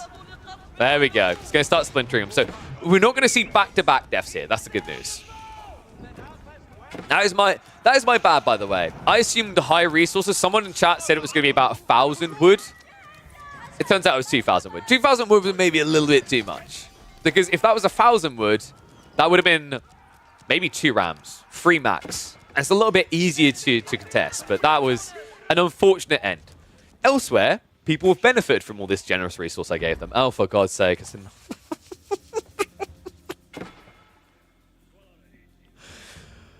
Are you kidding me? I give you guys extra resources and this is how you repay me. The goddamn Rams. Oh, poor Tiberius. I think you might have problems, folks. Oh my God. Come on. How's Orange? Like, Orange, make me proud. Yeah. Oh my God. It's Relic Central, folks. I actually think Market might end up being the biggest threat. 8? Sorry, not 8 relics. 6 relics. So 12 relics worth of income as the HRE. Lamette, are we going? Like, I mean, if you're going to kill him, kill him. Don't stare lovingly into his eyes. Actually kill him. He's like, I just want to switch on some Marvin Gaye. I just want, hey, baby, how's it going? Get off my lawn! Tiberius Longshanks will have none of it. Badoon Swordsman, get badooshed out of here. Now, he does need melee. And there they come. 17 villages. Lamette's like, I may have miscalculated. I heard that this was what a Bastard player's done. I just thought it was going to be fun. No, too late for that, sir. And you're not a Bastards anyway. You discount a Bastards, Lamette. Why are you not why are you not pumping Castle Age units, huh? You rush the age, get him out. He actually might have problems soon, by the way. Fablar, he's waiting to the south of this. He has all this corner behind him to safely boom into farms. I think we might be seeing a dive north by green. Meanwhile, Pink and Teal are existing. Teal has access to 2 relics. This isn't a bad position. What's the play going to be out of Pleco here? He's not rushing an age up, right? So he's hanging around this age for a bit longer. Curious. What's he planning? I mean, I guess he burnt a lot of resources, right? Like, right now, I imagine Pleco's kind of paranoid that everyone else got all these extra resources, but he spent a lot of it on Rams. And although it killed a player, there's still another one at his door. And yeah, he can't easily get around. He will be able to snipe out that villager, but the wall does go up in time for the Camel Archers can ride on through. Not that Camel Archers should be doing too much here with TCs to try to defend you in that area, but better to not even give them an opportunity. Has he fully backed? Lamette has realized the mistakes he may have made here. This is why most people go for corners, folks. This is why I think actually some of the best maps that get designed for free-for-alls are ones where the corners have barely any resources. So, like, it's upside downside then, right? Like, if you take a center location, sure, you can be attacked from multiple angles, but the flip side is you've actually got lots of resources.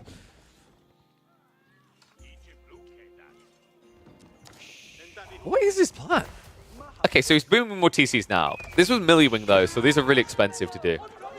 I mean, I can see what he's going for here, right? He's up against men-at-arms, so he's just going to spam out camel archers because it's a good way of sniping. The problem is he's up against archers as well. Warlord attempt is going to be a nope. Fat plop. Wait, wait, what? How on earth did Green get all the way up there? Market says no. That relic belongs to me. It is a 6 relic HRE game, folks. No, wait, 7? Okay, big spender. Market just became the most powerful person on this map by far. Good lord. What a strong boy. I mean, they must be getting close to the next tech up, right? Are they doing back-to-back? No, they are actually producing quite a few knights here. Food-wise, they haven't made the farm transition yet, so they are going to have this slowdown now. Luckily for them, they've got 957 gold income with... Wait, what? With no one on gold. I think that number's going to go down a little bit, not much, right? I guess it is where it's meant to be. How many relics did I say? It was 6. It's about to be 7. So... that's going to be... Is it 560? I think it's 560 gold a minute, right? Times 2. Oh my god. Oh, that is... 1,120 gold a minute is what you should roughly get, right? Good lord. That is crazy. And I don't think anyone knows. So, no one's communicated this, right? They've just been vibing. They've been chilling. They're also going to all have time to boom up before they have to now go, like, full offensive, right? You know, bar this, what's happening here is just atrocious on both sides. You ever get that feeling you're just setting the runway for someone to come in and just kick you both out? Like, because that's what this is starting to feel like. Pink is at least on his way up. It's going to be the Eco Wing. However, Rasselbolt's a bit stuck. Someone's got the food required. Feels like they've been baited in range of these towers a bit too much. They're fighting some camel kills, but they are losing a lot of troops in return by the looks of it. A lot of farms now coming from Fatlop. So this might just be a rush towards Imperial Age. Maybe build enough troops just to kind of field in case Blue attacks you, but otherwise no. And Blue... I love how, like, Yellow has just allowed this now. After Blue's attempt to murder him, Tiberius Longshanks is like, I'm watching you. He's like, okay. No, really, I am. Okay, I believe you. I don't make a move. I wasn't going to. He does at least have the white tower now, so very hard to dive him. While that's happening, tech up in the north side, so it looks like Market is going to rush up towards Imperial Age. This is your classic HRE boomer. Looks like he did actually have extra resources to work with. He moved down onto the deer packs here. Does also still have the berries at the backside, so maybe he doesn't have to rush a farm as quickly as we thought. Yeah, so Levelin... So this is what happened. So his villager went all the way up here. I really don't know why he GG'd out. I mean, this wasn't a terrible position. He had deer, he had gold, stone, everything he needed. Just one of the weirdest tap-outs I've seen in free-for-all so far. There's no reason for it. Oh dear, oh dear. I still feel so bad. I'm so sorry, Seven. I shouldn't have given him 2,000 wood. Pregnant's now on the way, though. I mean, Teal... Have they still got a decent number of men-at-arms, or did they... Wait, what? Oh my god, they lost everything!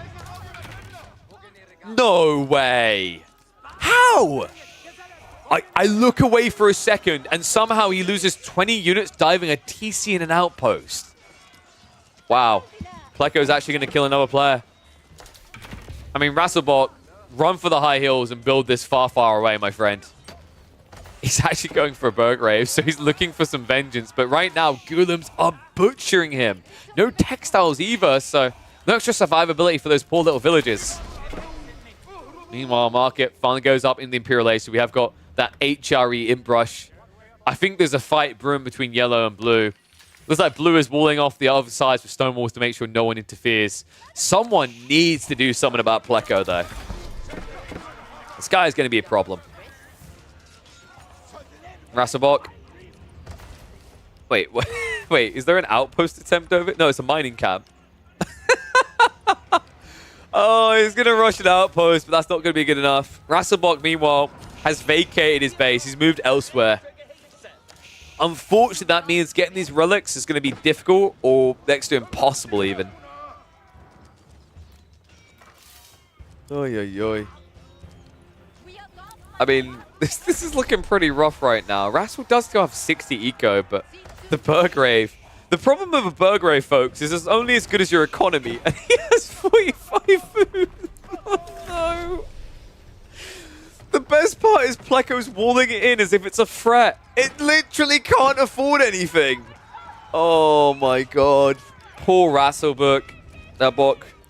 He's looking pretty bocked right now. I can't believe this. This is the single worst Burgrave I've seen in months. It's not Rassel's fault. It's just he can't access food. I don't think I've ever seen an HRE player with 23 farms go for a Burgrave and not have the ability to use it. That right there is a new one for me, folks. I have never, ever seen that before. And he's learning the hard way that these forests are not to be trusted. I probably should have explained this to people. Those forests can kind of be walked through. Now, you might wonder, why would I select such a map? Why do you like your wall so badly, is my response. Oh, this is rough. Dude, he's actually walling him away from the Burgrave. What? Pleco's having way too much fun. Someone needs to do something about this. Yellow making a move, by the way. He goes after Lamet. Oh my God. Lamet went Imperial Age. With what army? What? No way did Lamet just kill himself like this. Tiberius Longshanks played the Long Castle. He built an army of men-at-arms, and he's going for the kill. That's very tanky, right? 17,000 HP, but he's halfway done. He's literally ignoring the Ghoulims right now.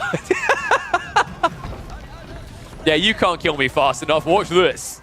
Finally turns around. Oh, my goodness. I can't believe Lamet, without a standing army, just decided to blind punt it into Imperial Age like this. This is a lesson in greed, folks. Sometimes an army is better than a tech up. I think that's usually true with Castle to Imp, right? Like, Feudal to Castle, you can get away with it more, but usually this Castle to Imp, we see it so often it costs people the game, and that's definitely going to be the case here. It's just too many Rams coming in from Tiberius. House of Wisdom's down. TC next on the chopping block. Meanwhile, over in the Kingdom of Teal, Rasselbock. I don't know if I'm calling this holding on right now. This feels like slow suffocation. I mean, if they could get the resources together for Imp, it would be impressive, but I'm going to be shocked if they ever manage that. It just feels like it's going to take a lifetime. Raz moving in. Lamet, every villager is coming. Oh, but it's too late. They're going to go out. So Lamet, one of our conks gets taken down here. And, well, almost each of the remaining players has chosen a corner. Pink's still trying to skew this. Dude, I actually want to give it to Rasselbock right now. After what Pleco done, we know Pleco's the villain. I think he knows he's the villain after what he done. We're ruined for Bok here. I don't think we... let's not be delusional. I don't think anyone here thinks that Bok's got this right now, okay? But, like, this is who's going to be Batman? This is Robin, okay? Batman's going to come and save the day. Robin might die. Okay, this is a very dark version of the DC Comics. But the Joker's going to get it in the end.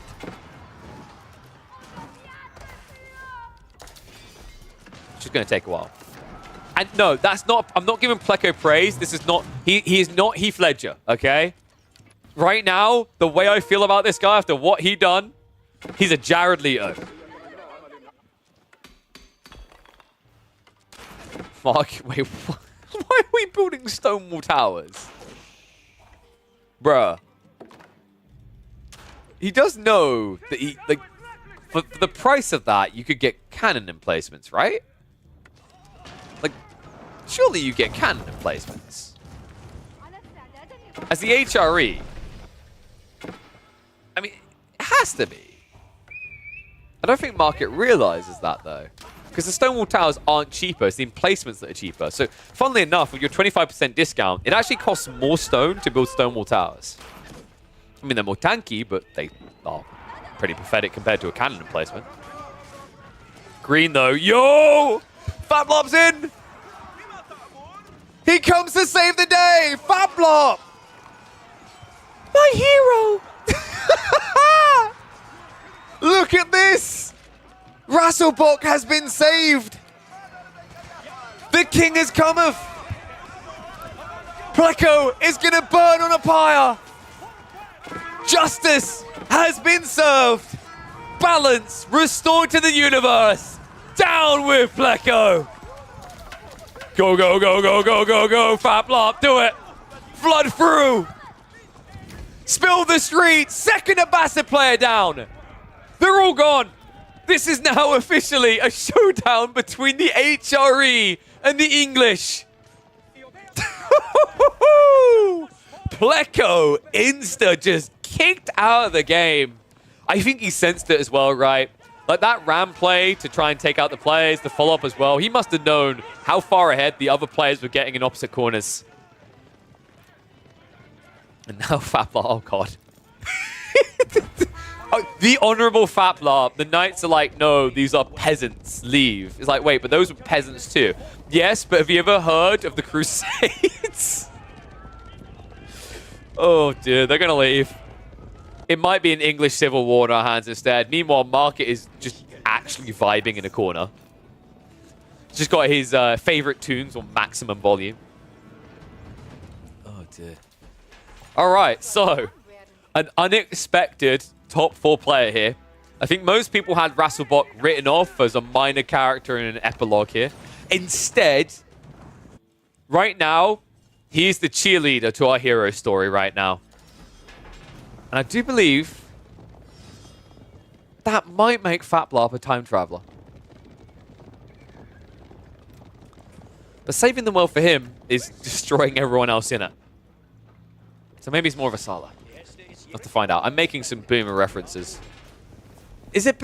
It is actually, now that I think about it, Heroes is that old of a TV show. It is kind of Boomer references.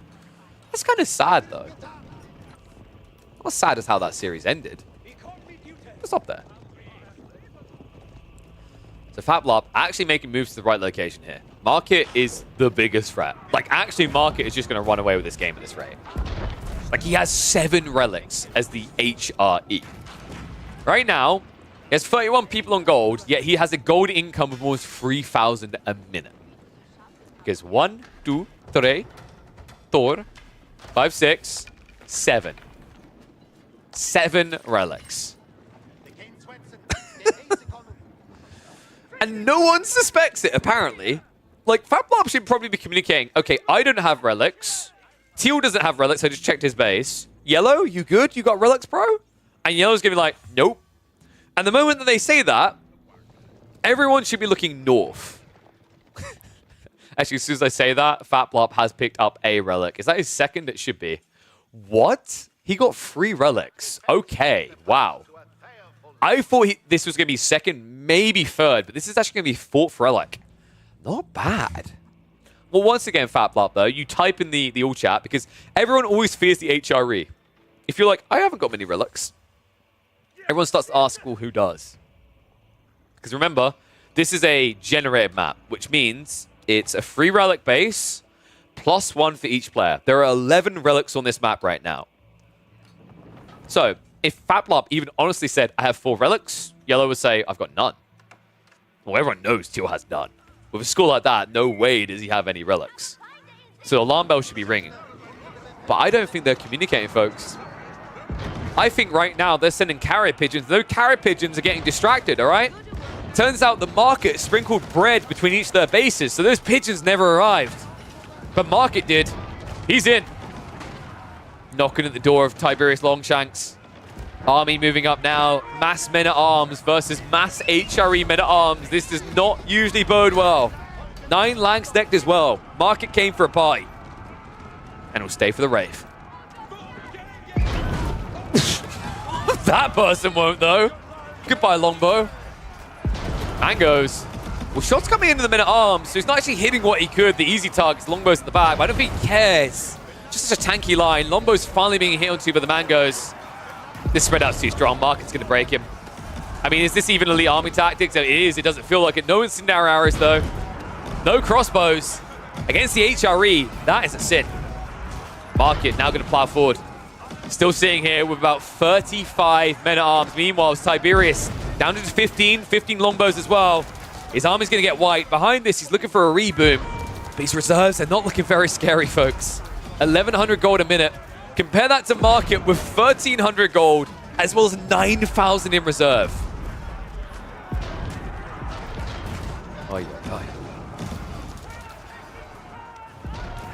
Well, players quickly getting dented here. So, I think this is a type of push that's going to be hard for Yellow to continuously hold. Fooding comes at 2k. I imagine Market's up at 3k. No, he's actually pretty weak at 1.4. So not as many farms as I was expecting here, actually. Only 25. That's a really weird economy for Market. 56 on wood is not usually what you see out of the HRE at this stage in the game. Weirdly enough, it just doesn't matter. He's still plowing through. Second wave comes in. Market now with 57 men-at-arms. Diving deeper. Longshanks down to 120 pop. He can barely maintain an army. Not just that. Oh my god! Fablob comes in! No way. What is this attack? Wait, what was this base?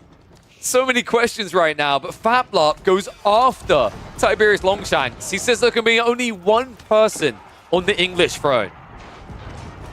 And of course, the Germans and the English would be in cahoots. I mean, this is around just before World War I era. It's kind of fitting. He's actually just destroying Yellow. I mean, unless Teal comes in to save the day, Yellow's just dead, and I'm shocked by this. I mean, these guys, just to remind people, they can see the score. So Fablab and Market know each other are very strong. Apparently, they just don't want to deal with these little rats. These little people hiding in their corners. So they go after the third strongest player, and they're going to leave Rasselbach until after that. Rassel who... Wait, is he making a move? Please don't make a move. Please, yep, just walk back. It's not that I don't like action in games. It's like that I like to see reasonable fights. Like, no one wants to watch Mike Tyson versus a Girl Scout who's 8 years old, right? If Mike Tyson was to actually be, like, completely roided up and fighting with you as if you were in the same weight class. Let's not do that, all right? Let's have this more like the Kill Bill story, the upcoming, like, follow-up they're meant to have. Rasselbot can be the little girl that witnessed their parents go down. They want vengeance. But you've got to train for it, son. Come back when you're stronger. Meanwhile, Market marching in. Well, it is a Berkshire in a White Tower, so he's not going to insta-die. However, there's not much base left. Oh, man, this is hard. This is so tough right now. I mean, green is just slowed down, but orange keeps on plowing in. The bombards are on the way, 4 of them, in fact. So, starts to look like it is going to be a loss of landmarks here for yellow. And yeah, people highlighting where Market is when it comes to going for a wonder. They're getting close. 4,000 more stone to go. And remember, they've got Tithe Barns. They're getting 210 stone a minute due to those 7 relics. So, it's some time off, but it looks most feasible for them. White Tower down. Rest of these landmarks are not going to last long. I just don't think there's anything left for Tiberius, and he knows it. He's officially out of food. He can afford 1 spearman, and that's literally it. His standing army is 6 units. And what baffles me is the fact that Fablab has dove all this way in. He's killed all this infrastructure, and at no stage has he gone, this is unfun. He's just not attacking me. I almost feel like Tiberius just randomly all chat typed, your mama so fat, ... Because this almost feels begrudgingly targeted by 2. Final landmark. End of the road for Tiberius. Bombards move in to blow their load. And the Berkshire is going to flop dead because of it. And that will be the end of Tiberius Longshanks. 1 English player, 1.5 HRE players. That HRE player's knocking, folks. Oh my god. Wait, what?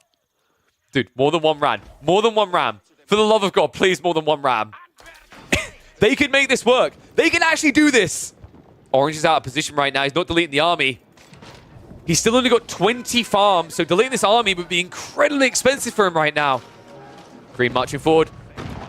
Wall's being broken. Meanwhile, Orange has pushed Teal back. Although Teal, a little secret here, buddy. Those tree lines, they're not exactly thick. He could walk around. Unfortunately for him, if you look on the map, he'd have to walk all the way around here to get in, from what I can see. So Teal needs to get more siege. And I don't think they're building any. This is just, yeah, right now he needs someone else to open the door for him. FabLab needs more troops than this. It's too many trebs, right? Like, it's 12 trebs with 24 knights. I guess that can hold a little bit against men-at-arms. And right now, Orange is moving to the right side, so they're conceding territory here. I guess they have to worry about Teal, right? Like, if they get too absorbed into the fight with Green, they lose half their army. It's another HRE play, and although he's an age behind, he has got these heavy maces. He has got that bonus damage against your melee.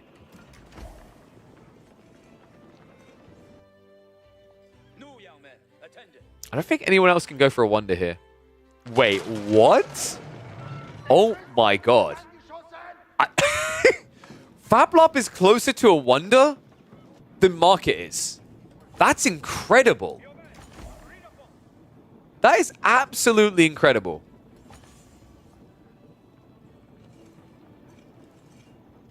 Wow. I actually can't believe that the HRE is getting outgreeded here. FabLab is giga-chatting it up, though. I mean, right now, he's actually convinced Teal that they should be killing Market, which is funny when you look at the score. Like, the score should tell a different tale right now. Gets the tower and a bombard. Ringing the bells as well. It's the trebuchets. They're reloading quicker now. Flash comes out for the Knights. Hand cannoneers on the wall. Trebs, look at that snipe out. Not finding too much damage, though. Knights, I mean, dude, you need to actually shower projectile this front line right now. FabLab, instead he goes after the sea. Dude, there is 12 of you. Can one of you hit a slow-moving cannon, please? Trying again. Got him. No covering. However, the bombards are here now, and I think FabLab might be in a bit of a pickle. Trebs once again go for the siege. This is quite possibly the most underwhelming line of shattering projectile trebuchets I've ever seen. Finally, they hit something. Hey, you know what they say? You give a stormtrooper unlimited laser shots, they're going to hit something eventually. Oh my goodness. Is Teal going, though? He is. Elsbach's being built up here as well, so he's knocking on the door. Unfortunately, the timing is terrible here. Oh, man. This is the problem, right? It's a tiny bit too late. If it had been sooner, Orange would have been split. Those Knights might have been able to hold. But now, instead, Teal is going to start drawing the attention of Orange. Rams, I don't know if they get this. It's going to be tight. Remember, Rams do get a lot of bonus damage against walls. So, theoretically, this should break. Boom. We're in. Go, go, go! Get him! Where are you all going? All right, there's a lot of outposts. They are spring order placements, but they're relic spring order placements. They hurt quite a bit. He needs to find the landmarks. He needs to go for them right now. FabLab, meanwhile, prepping the next wave. Rasselbach, what's going on here, buddy? Let's not waste time. Orange is coming. Wall's being built up. It looks like he's trying to actually block out access towards the Palace of Swabia. FabLab, he's going to get the time needed here. Market splitting his troops now, heading into green territory when he's everyone to defend here. Rasselbach, where are the upgrades? Please, please, no, no, no. No way. You cannot have 45 men at arms and no elite status. I cannot believe this. I am baffled right now. And where is FabLab? Kind sir, would you like to come out? Like, where's the reboom of the army here from FabLab? It's all over the place, apparently. These walls. Wait. wait, Fab. Explain? Ah, of course. The classic English conundrum. Pardon me, no, pardon me. You ever done that? We Brits do it all the time. Everyone tries to get out of each other's way. No one ever gets through the door. Apparently that's what's happening here. Oh, man. And now the Ausbach's going down. Market. He might get the breathing room he needs to take out Teal here. However, if this turns into a 1v1, this could still be phenomenal for FabLab. Remember, he's been hoarding a lot of stone. He needs to start buying up. But the problem is he needs to find more gold as well. I think he's got, yeah, 1 gold here is completely neglected. Another gold here that he's tapping, at least. There's another one up towards the remains of Tiberius. Only a small 500 fortune left over, though. Oh, dude, this is tough now. I mean, Market, how do you really... I don't know if FabLab can get there first. Yeah, look at the stone. I think this is the issue. FabLab was buying stone. I could see it, but he started to build additional things, right? Like, he's building walls up here. Oh, wow. Wait. How have I only just noticed this? This map. I'm pretty sure it usually spawns with like 2 or 3 sacred sites. This game is spawned with 1. What? No way. If he times this right as well, look at what Rasselbach is doing. That's 2 landmarks down. He's about to kill Teal. And if this turns into a one-on-one, oh my god! Look at the keep spam. Dude, this is gross. This is actually gross. Market, he doesn't realize he's doing the hard work for FabLab right now. FabLab, who convinced Rasselbach to help him, who turned Rasselbach against his own German kind. And now he's going to die at the hands of Market. Surely. Or does Market sense something's wrong here? You see, Market hasn't scouted the whole map. He doesn't know it's only 1 sacred site. He's going to find out soon, though. I can't believe it's 1. I actually can't believe it. Market. Marching over. What does he suspect here? I think, yeah, did he see this outpost? I mean, it's been there ages. That can't be what it was. Cannon placements are going to start sniping into him, but I mean, he has so many men-at-arms. I don't think he really cares here. So, Market doesn't kill him. Rasselbach is still alive. That's really smart by Market, by the way. Because even if he wants to go for a wonder, he needs to confirm the state of the sacred site. So Market is moving in to check for that before he even considers eliminating Teal and turn this into a one-on-one. That's a really high-level smart move out of Market. Sharon projectiles again, for God's sake. Well, at least he's hitting the infantry mass this time, which means he's hitting some in the Revoltiquins! Dude, I am so here for this. Oh my god! Market getting deleted. Woo-wee! Well, stocks in Market are actually dropping quicker than stocks in the NFT market right now. This is an absolute deletion of an army. 2 Revoltiquins in a dream. And with that attack speed, oh my, does that dream become reality. 3 Revoltis now. Market loses every single men-at-arms. Oh, that is so sick. That is so awesome. I think that is the first time in a long time I've seen Revoltiquins and I've nodded in approval. Dude, no, that ain't no Randy, okay? These are all called Richard, the goddamn Lionheart. Don't you forget it.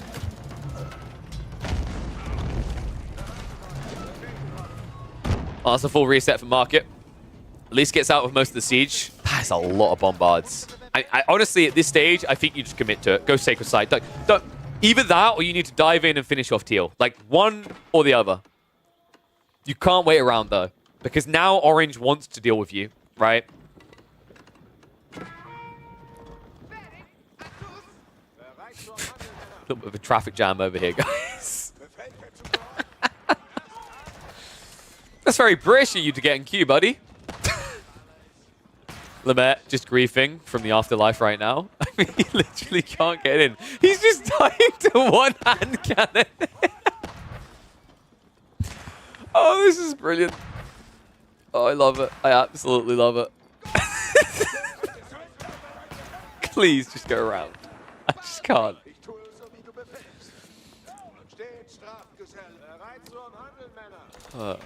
They're like, I don't understand what it is with these British people. What's so cool about queuing like this? You just die, yeah? Go around. Just do it the German way. Go for the lowlands, yeah? And then dust Duncan him. Oh dear, oh dear.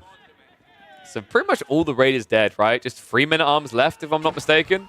Probably gonna get cleared up by a single hand cannoneer if it targets the right unit. Or not. But elsewhere, outpost going up. This is so good. Labor, good worker.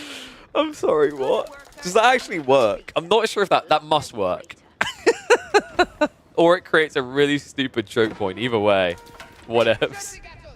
It does. Okay. It looks so clowny. I love it. I love the changes to walling. Like, the wallings was such a huge improvement. Really want to shout out the devs for that change, because I think it was very smart. Okay. Time to crap or get off the pot, Faplop. Trigger the win condition. You're not going for a wonder anymore. Wait, so I'm pretty sure, if I'm not mistaken, what Faplop is doing is he's waiting for Market to make a wonder. And then he's going to capture sacred sites. Right? Because then Teal's like, it's almost like choose your daddy.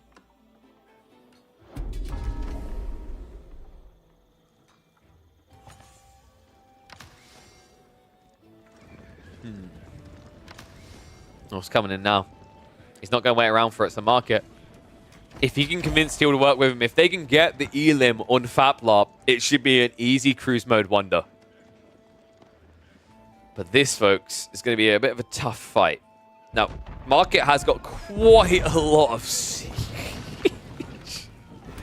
I'm sorry, what? How do you have 13 Mangonels, 6 Bombards, 4 Culverins, and still 10,000 plus gold? Oh, that's right. 7 Relic HRE Regnance gameplay. Of course. Lock it in, folks.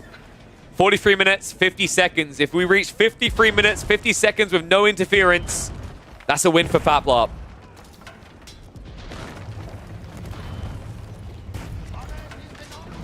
Push forward, break the wall instantly. So it's getting baited in range. A lot of spearmen here, but the hand cannoneers can move out for that. The Mango's not targeting them right now. Hand cannoneers immediately go for the wall. A dart through for the Knights, trying to find access. A few are going to wrap into the siege. They need to target this down right now. The spears are washing them out, though. Cav gone. Men-at-Arms, your turn. Right now they're looking like going, no, I don't want to. I don't want to go. Have faith, men. Richard the Lionheart is with us in cannon form. But he's not coming. Men-at-Arms, they dive in.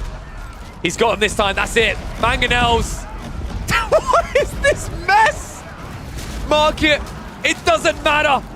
Nothing can beat the Chunky Boys. You switch to spears against MAA. And Market losing 13 Mangonels. Runs back with his tail between his legs. I don't even know what the thumbnail title is going to be. Originally, I thought it was going to be I made a mistake giving them 2,000 woods and then the Ram Rush, but this late game, the Reboldigan plays, the Mangonel attempt in itself has been beautiful here. And now, Teal, realizing that they are going to quickly start running out of time, he needs to start running in. This is so difficult, though.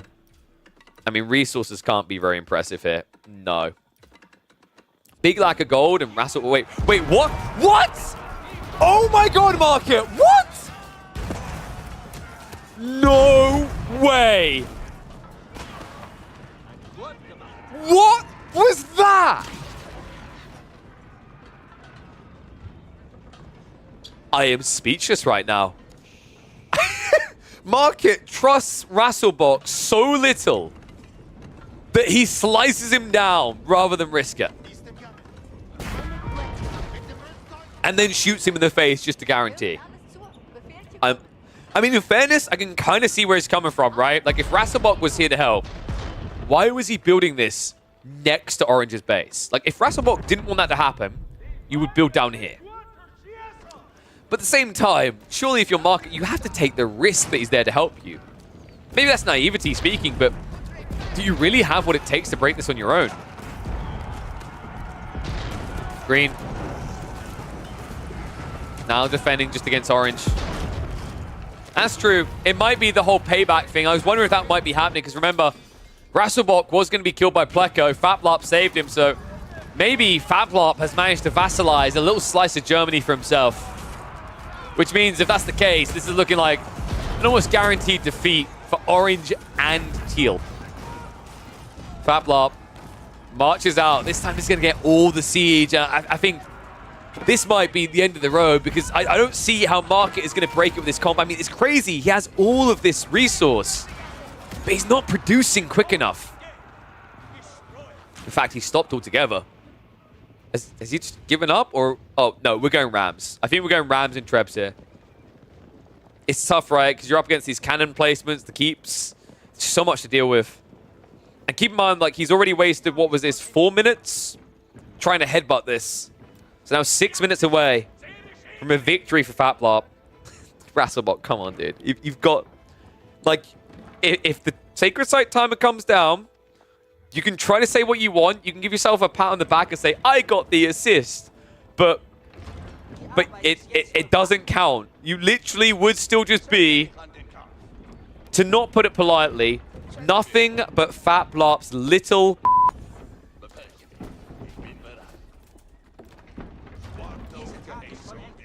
Then again, I do think Pleco may have domesticated this puppy earlier, so it's kind of his fault. Rasselbach's going to have quite the bite. 16 Rams.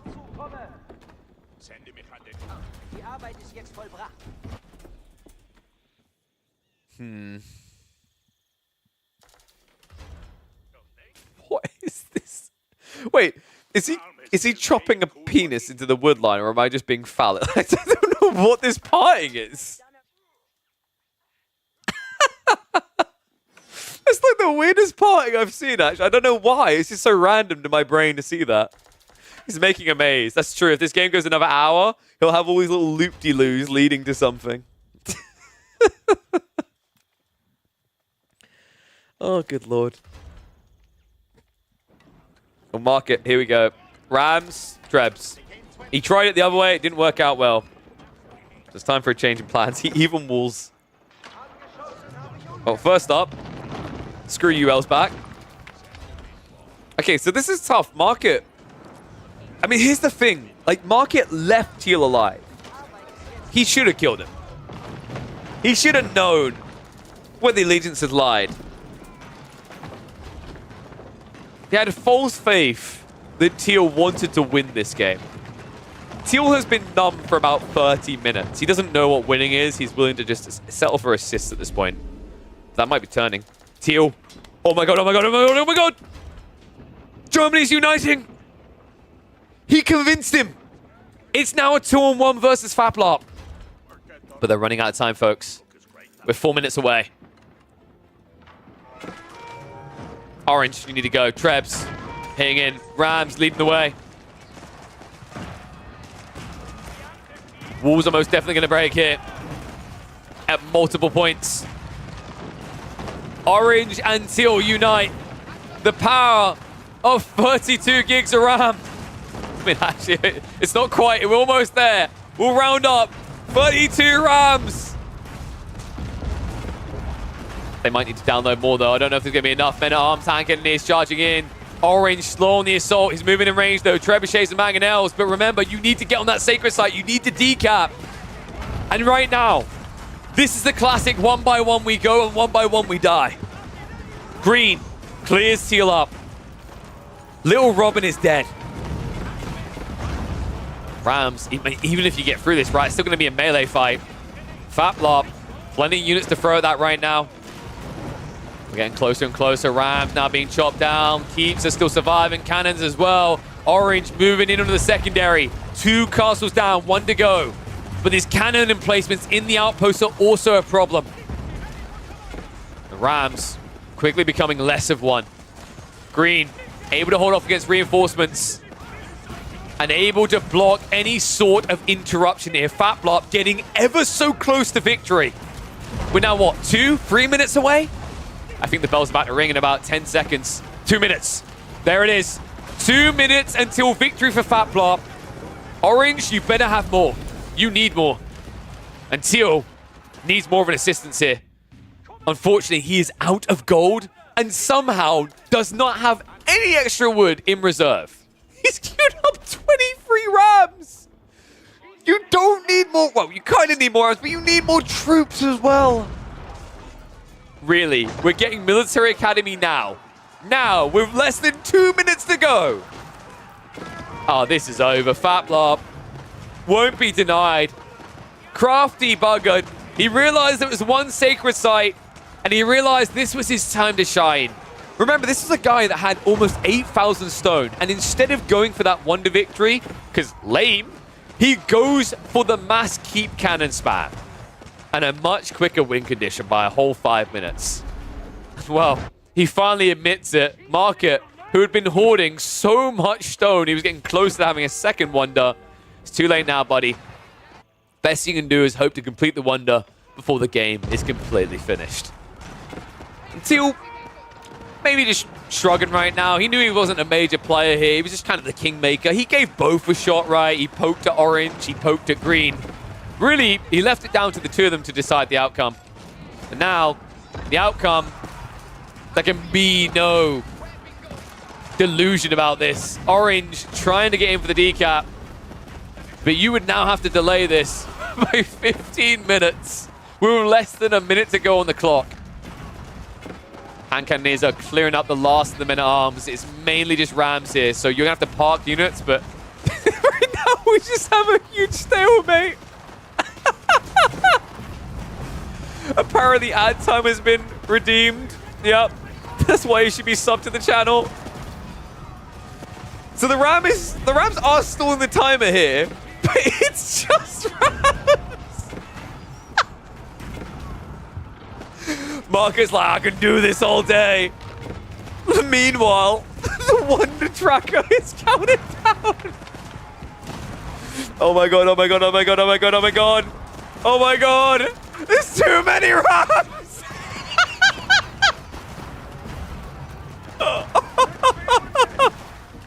Oh, I found my thumbnail! No doubt about it!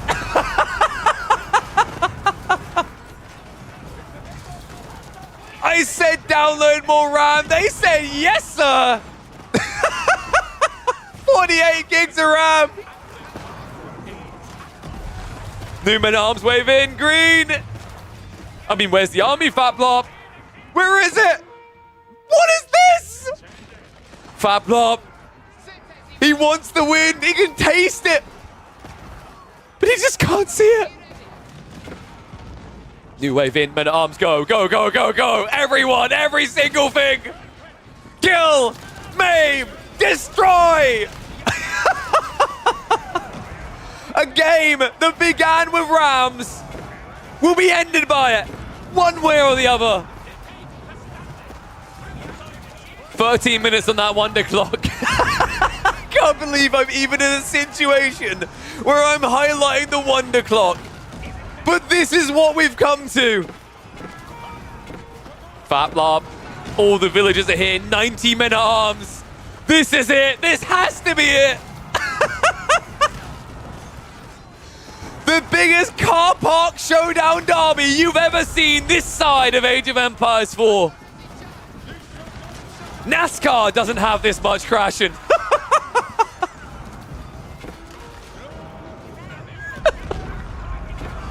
More parking spots than you'll find in your average American city, and that's saying something, folks. The keep drop now coming in market. He's not willing to give it up. Villagers being pulled straight towards the keep. Faplop, everything on the line for this. No textiles either. It's a fail. Faplop is losing. I cannot believe this right now. 104 military left. 84 men-at-arms, only 30 villages, but the castle goes up. Market stakes his claim, and he will not be denied. This is why we needed the sacred site change. This is what it was building towards. This game right here, right now. This is Age of Empires! And this is late game. He still has 32 Rams. I can't. Fablop's out of gold, guys. Fablop's dead. Fablop is actually losing. Holy shamokes. Fablop now being attacked by Teal at the same time. This is over. Teal has chosen his side. He has staked the name that he backs to win. And he shall stand by his fellow HRE. Market now with 10 minutes to go until a Wonder victory has denied this Sacred Site victory for 5 minutes plus. And Fablop is destitute. 12 eco. No gold reserves to speak of. He has been spent. Market building more Rams than all 8 players often will. He's forced it. Fablop, GG's. Market, you're a goddamn hero.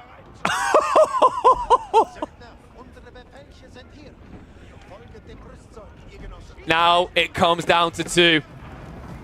Rasselbach has 10 minutes to break Market. The upside for him, Market has spent a lot of pop on Rams.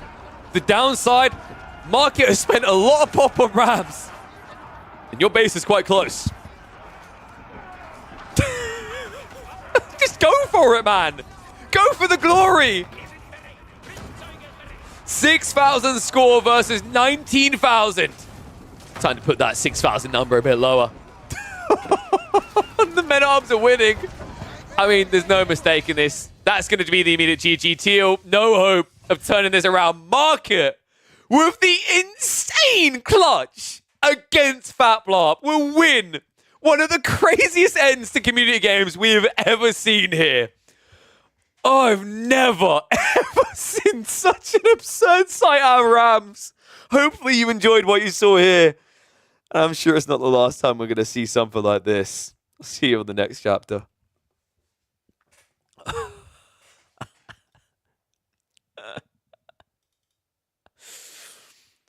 Oh, that is incredible.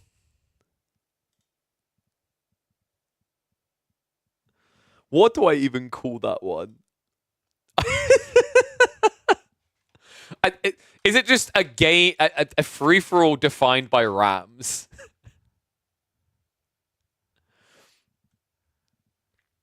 A game defined by Rams. I think is genuinely the title of that.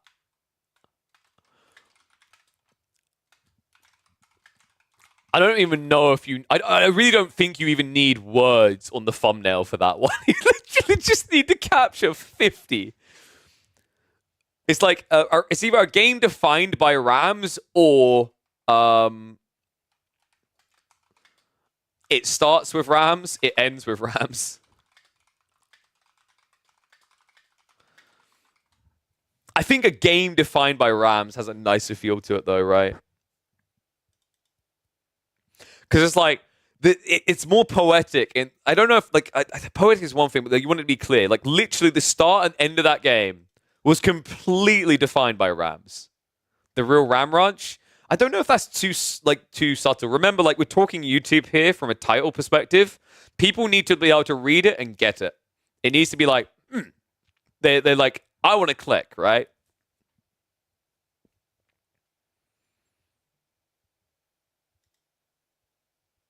Age of Rams? Maybe.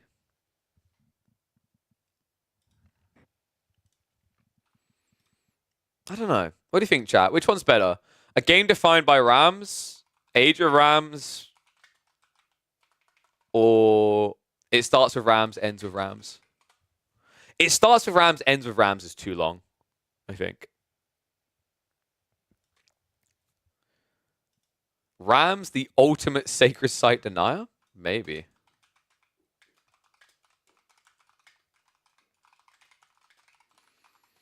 Maybe I'd say you go with the ultimate sacred site counter there.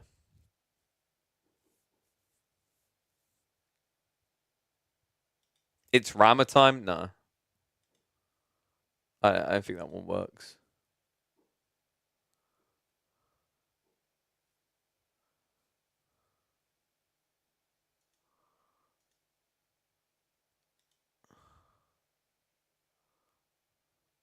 Ram me, daddy? Jesus. That's what you just want to write on the...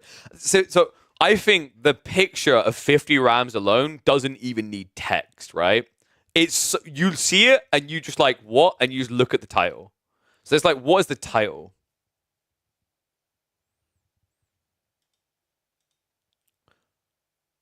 Rams, the ultimate sacred site count is kind of nice. It could be Rams need to be nerfed if you really want to go that way. New Ram meta. What would people click? I'm curious. Yeah, you know what? Let's ask the chat. What would you click? A game defined by Rams. Rams, the ultimate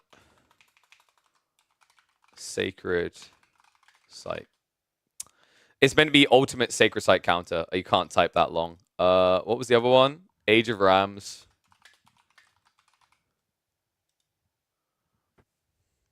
New Ram meta. Ultimate Ram meta actually might work better there.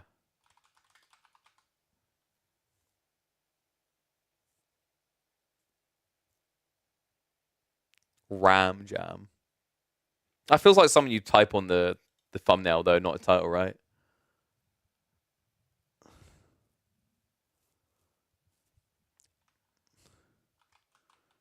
Rams are absolutely broken. All right, there you go. So, a game defined by Rams. Rams, the ultimate sacred site counter. Age of Rams, ultimate Ram meta, or Rams are absolutely broken. For a YouTube title. I'm torn on this one.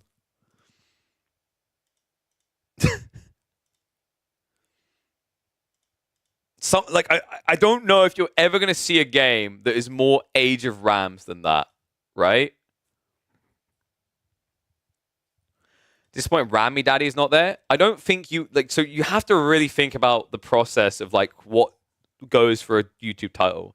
Neri, what you're suggesting there is something you might put on a thumbnail. You wouldn't write a YouTube title for that. YouTube title is what someone wants for a little bit more context. And I feel like Age of Rams probably does that best, doesn't it? It's almost just... I don't think... I feel like I'd cast Age of Empires 4 for another 2 years. And unless people intentionally done that, I don't think you would organically see something so absurd happen again. Not to that extent. Maybe one player, but not 2 players with 50 rams between them on a sacred site.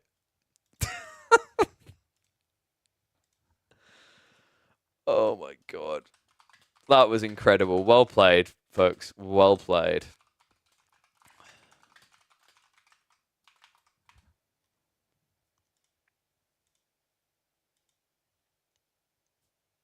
I was really hoping Teal was going to die to orange. No. Market stopped. He stopped short and walked away. Your vassalization system did not work out, my friends. Dude, I'm wondering like if we do another. I don't know. I don't know if we're going to top that tonight. My mind is blown after that one. I mean, how do you top that? You'd be so hard pressed. That was an incredible end. That was one of the best free-for-all community game endings I think we've had. Holy crap. One more? I don't know. I'm thinking. You missed a great game. You missed a phenomenal game. That was truly a delight. I thought that was going to be terrible because one player just dropped for no reason. Pleco played villain and murdered a poor innocent platinum player. But then just somehow the end. That's why I do community games. That is the type of thing that I aim towards. Is there going to be another game? Do we do one? Do we do one? What could we do that might stand a chance of topping that? But like, well, not topping it, but like as a baseline, have a better chance of smacking. What could we do?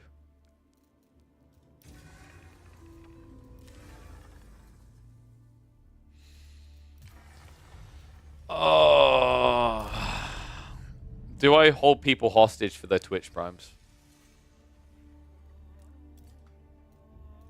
To do another game.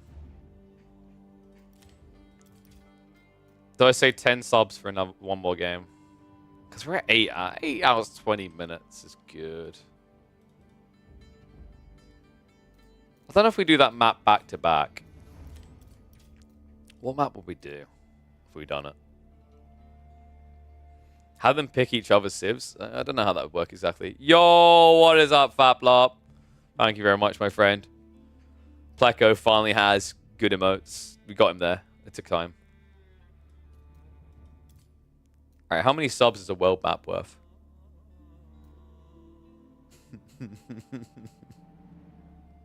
I'm taking bids. If you guys have not seen this, this is literally the world. We done one on this a few days ago, and it was incredible.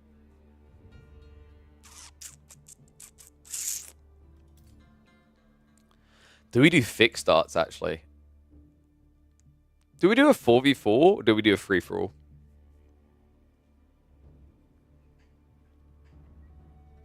Alright. We get 9 more subs, we do a world map.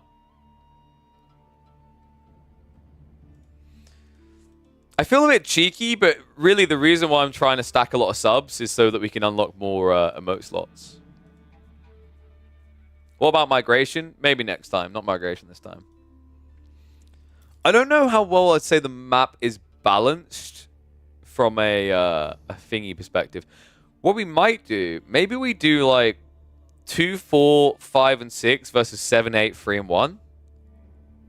Do you think you guys it should be east versus west, or do you think it should be south versus north?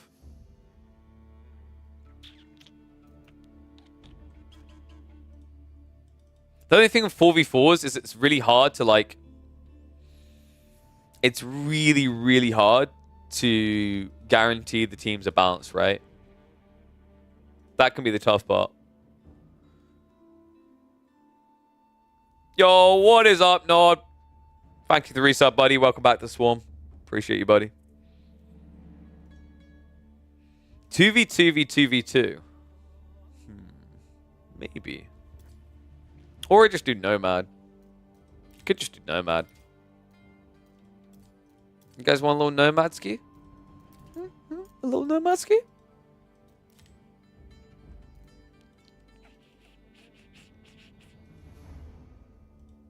Alright, we still got 8. We still got to get 8 subs to make it happen, but I'll put a poll up. Which mode?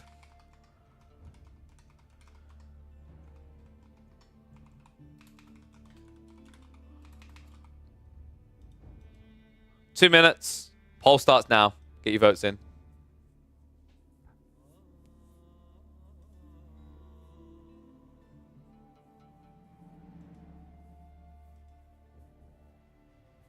So 50-50. Some FFA nomads now coming through. Keep them coming. Please, standard resources. You're right. We should give back some resources. Okay, in fairness, by the way, you should doubly hate Pleco because Pleco said it was 1,000 food and wood. It was 2,000. Which meant he had double the RAM power that he would have otherwise. Told you not to do it. You lied to me about the resources, though. 2,000 versus 1,000 is a very big difference, sir.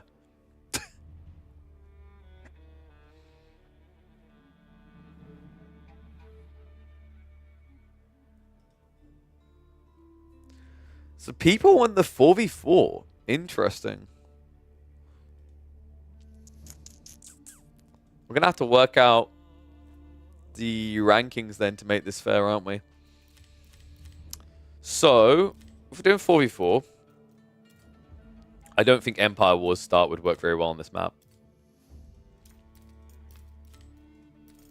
Explored, display score, Real Elim.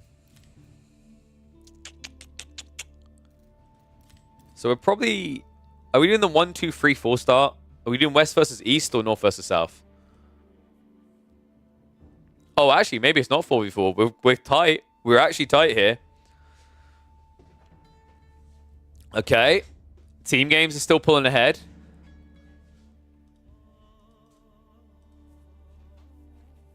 American Africa versus Asia.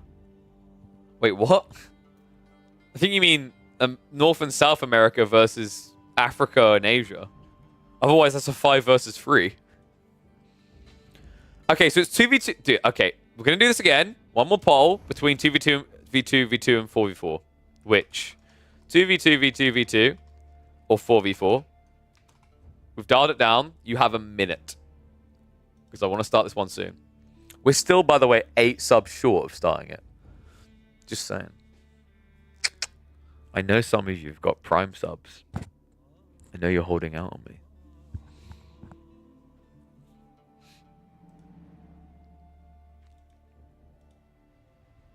Okay, 4v4 is winning by a mile. I'm not sure the other poll. Like, I'm not sure it's going to catch up there. So, I'm trying to think resource balance as well. Because I feel like Europe is pretty heavy on resources.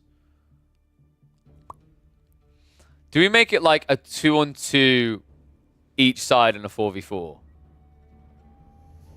So maybe like 1 and 3 and 8 and 7 together, and then 5 and 6 and 4 and 2. Or maybe no, maybe flip that. Maybe it's 2, 4, 8, 7, 5, 6, 1, 3. Start the bots with full vision. Okay, yeah, I'll show you what it looks like. We'll quickly have a look at what it looks like so we can discern which way to balance this out.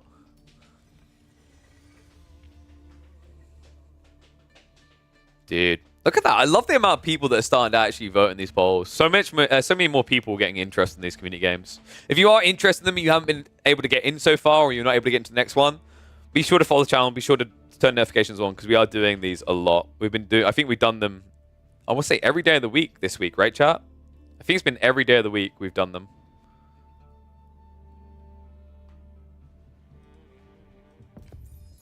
Okay, so let's have a quick look. So, if you look at the mini-map, there's a lot of gold here, a lot of big golds here, some down here.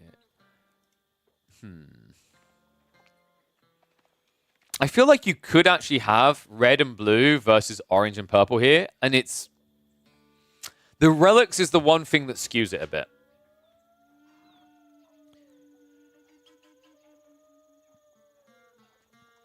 And then over here, if you've done yellow and teal versus pink and green, that might balance it if it's green and pink with blue and red, maybe, like I was talking about, in terms of resource allocation, right?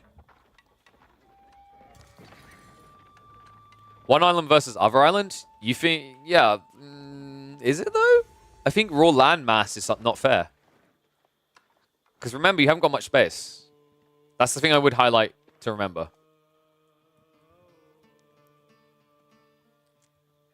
Whatever. Let's do West versus East. I think East should probably be given to the team that has a slightly lower rank, just because they have more raw landmass.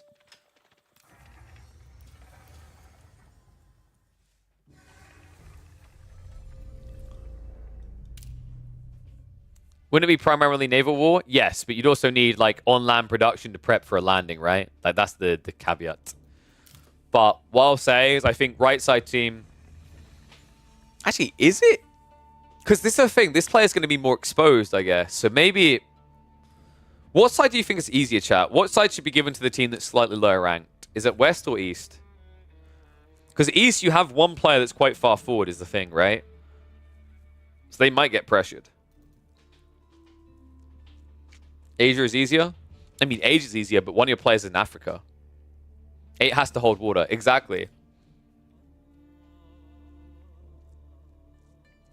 Because, like, if 1 and 3 and 4 decide to ape 8, the game is, like, they're just waiting on 5, 6, 7. So they have to turtle, theoretically.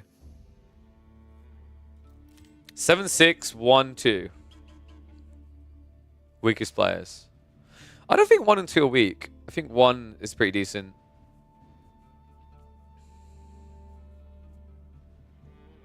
You think West is easier? All right, so we'll put the lower ranked team on West. Need someone cool to gift a sub to. Isn't Winston still in the chat? Has he left? He was here earlier. I don't know if he's still lurking. This is where we find out if Winston is a me fanboy or a Beastie fanboy. At him. See if he's still there. I think Farman's in the chat as well. I don't know if he's got a sub.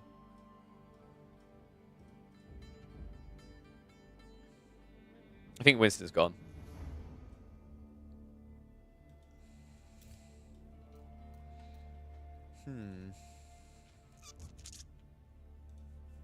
Okay, I guess Winston's gone to have a life. Can you imagine? So... Alright, there we go. Boom. Thank you very much, Fat Blop. Appreciate you, buddy. 20 subs gifted. You're incredible. Yeah. He needs to have a reason to come back. I'm just too trash to be that reason. Am I generous? I said 10 subs in total. We've got 3. Am I really... I don't know. It's a bit pushover of me. There's a prediction going? Yeah, I need to double check that. That was from... Which game was that from? I think that was from... Oh my... That was the one with Don Artie in, where everyone anticipated Pink would win. And it wasn't, it was Green.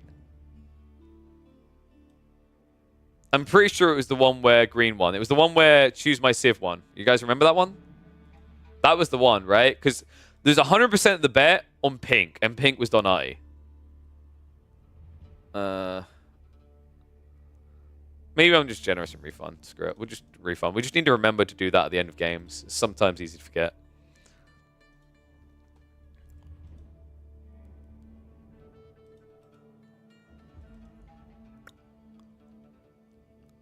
Okay. So,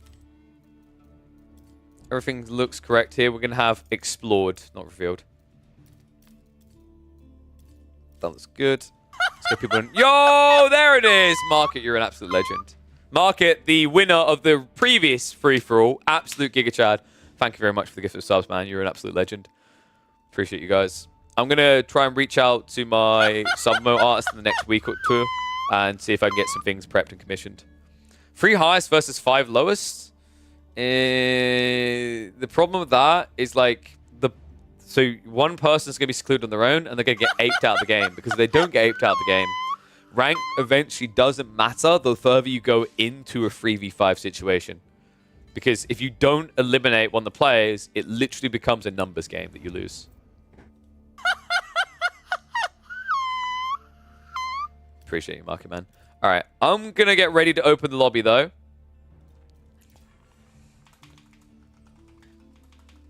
Is this the Cold War? This is going to be the Cold War, isn't it? Well, I mean, actually, funnily enough, it is kind of the Cold War. Right? Because it's like, it's not... Europe isn't... What do we just call it? East versus West? East versus West. Whatever. All right, Killer Pigeons East versus West. The pros can kill one of the noobs. Yeah, but that's not fun for the noob then, is it, Lamette? That's like really kind of sucky. US? Dude, Pleco. You're not even American? That's the most American. Like, have you totally forgotten about South America? Bruh. Alright. I think this is the... I'll call this video probably the Cold War if it goes up. Alright. I'm going to unlock it in 5, 4, 3, 2, 1. Go, go, go. Go, go, go, go, go, go, go. America, yeah. No, no, no, no, no, no, no, no, no. Okay, so we need to dissect this very quickly. 7 is a plat. Lamet is... He said he's conk. So... 7 plat. Lamet, conk. What else we got here? RXP is diamond. Pleco is conk. Tiberius Longshanks. You were plat, right? Yeah, plat.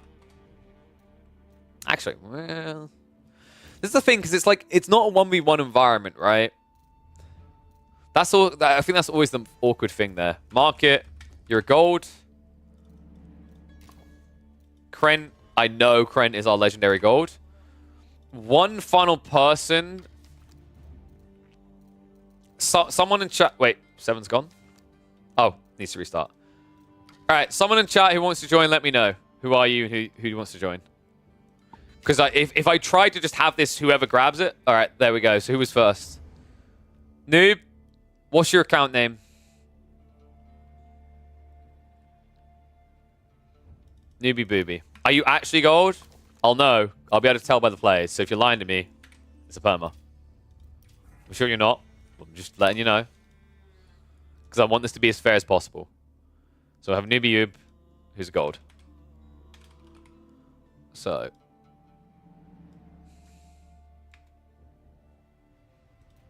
Some of these I forgot to actually write the name in for. I literally just wrote the rank. So we've got Krent. And who was the plat? The plat was Tiberius. Okay. I was plat for 5 seconds. The answer is changing. All right. So Krent is secretly a god anyway, so clearly he's worth 2 conks. But, so Pleco, if you want to join one team, Lamet can join another. So let's. I'll call it out. Pleco go team 1, and then Lamet go team 2. Krem versus Rest. He is that much of a Giga Chad. Wait, are we missing someone? Oh, we need to get 7 in, don't we? Wait, no, what? No, what happened? Oh, 7 left. Lovely, buddy. Sorry, buddy. Maybe next time. Because Newbie was the first one to say in chat. Next time, though, for sure. Because that spot is for 7. 7 had to reconnect. He was in first, in fairness. What I'm going to try to do... if someone... Because someone was mentioned earlier that there was a tool. There was something that... Beastie... Like, I think it was... Who created it for him? Someone was saying that, like, Beastie's used it before. For choosing names, or whatever. If someone can send me details on my Discord for that, I'll try to get that sword, and that way I can just pick from chat, and that's probably the fairest way in future. Cascade made it. Yeah, if someone can send me details on that, and I'll figure it out. Right, so... Lamet one team, Pleco the other. So that's both our conks assigned. Of those two, I'd say Pleco does better than Lamet. I don't think Lamet would disagree with that, like at least from what we've seen so far. Which means we are going to put 7 on Pleco's team. That's going to be fun after what happened last game. And RXP will go on to Lamet's team. So Lamet and RXP for team 2. 7 and Pleco for team 1.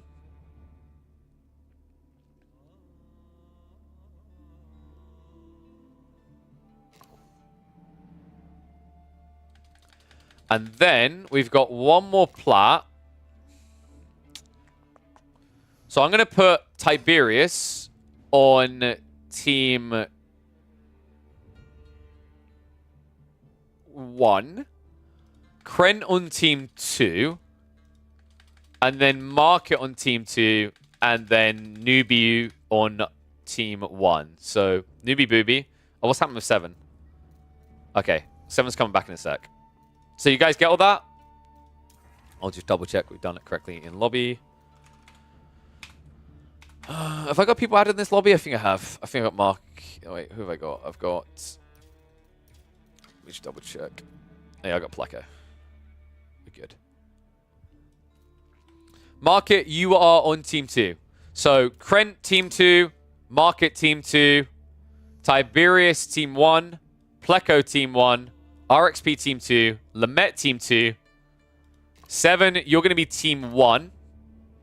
And then Newbie, when you join, are going to be team 1. Okay? So, first of all, of those rankings, I would say team 2. Which side did we say was easier? We said team West. Did we say West side was easier?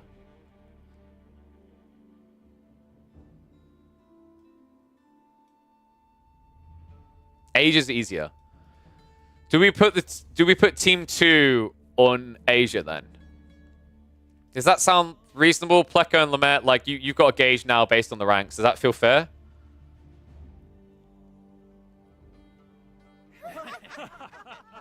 So Pleco, yeah. So Pleco's team, if you're Pleco's team, if you're team 1, go west.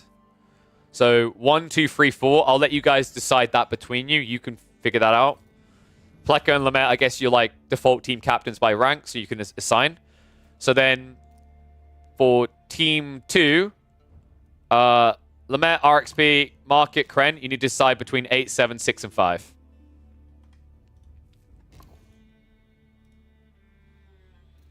You take worst spot. Worst spot is probably 8, right? Because you're going to be under fire. So yeah, Lamet will be 8. Pleco, who's best on your team? By rank of your members, Pleco, after you, the next ups are Tiberius and 7 that are both plat. And then Newbie Booby is gold. So I'd imagine you want to put Newbie Booby in 2 slot. Because that's probably the safest.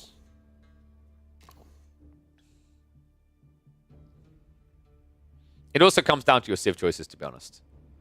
Newbie Booby, we need to get in. So I'll let you guys just discern the spots, and then Newbie Booby will get the final one. Are we east or west? Market, you're in team 2. So you're east. Lamet's team is east. So 8, 7, 6, 5 is for team 2. 1, 2, 3, 4 is for team 1.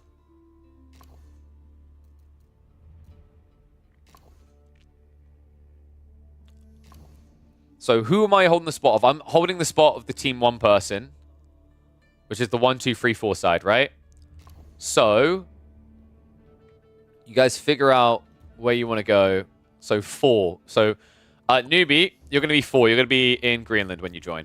Everyone else is locked in. I'm going to leave the lobby now. Someone needs to invite Newbie Booby. Did I have it correctly there? Yeah. Someone needs to invite this guy. All right. Everything, just double check. Everything looks good. Yes, we should be good to go. All right, get him in. Can you pick civs? Yes, you're allowed to pick civs. I'd probably say limit 1 civ per team. I think that's fair. Just because otherwise, because there's quite a lot of water, everyone might be like, oh yeah, pick this civ. And then, like for example, if we have 4 picks of China on 4 picks, yeah, 1 civ per team. Because otherwise, like, I mean, someone might just say all Baochuans, and then, like, it's not going to be a very fun game. Everyone still remembers Archipelago 1v1s, right? Everyone has to be unique. I think 1 civ per team's a bit fairer, just because if, like, people identify that X and Y as OP in it, and everyone wants it, then, like, how would you discern that? It's probably cleaner to just have 1 civ per team. No, because there's 2 teams. So there's going to be 4 civs per team. Right? So.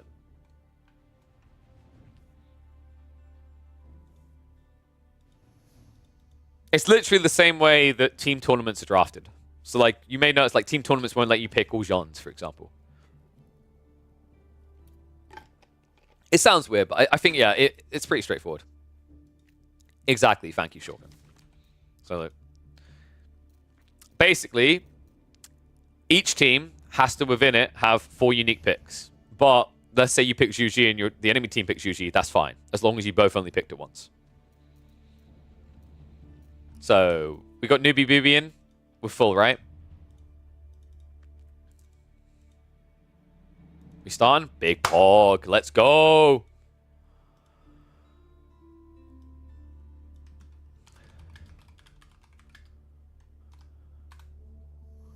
I want more World Conquest maps so badly, actually. We were drafting Civs? Nice. Love it. Y'all ready for this? Dun, dun, dun, dun, dun, dun, dun, dun, dun.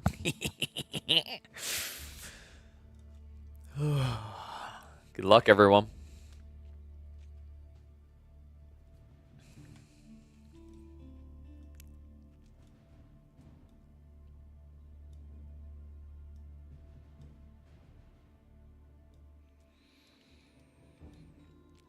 So, I'm going to order this better in my little notepad.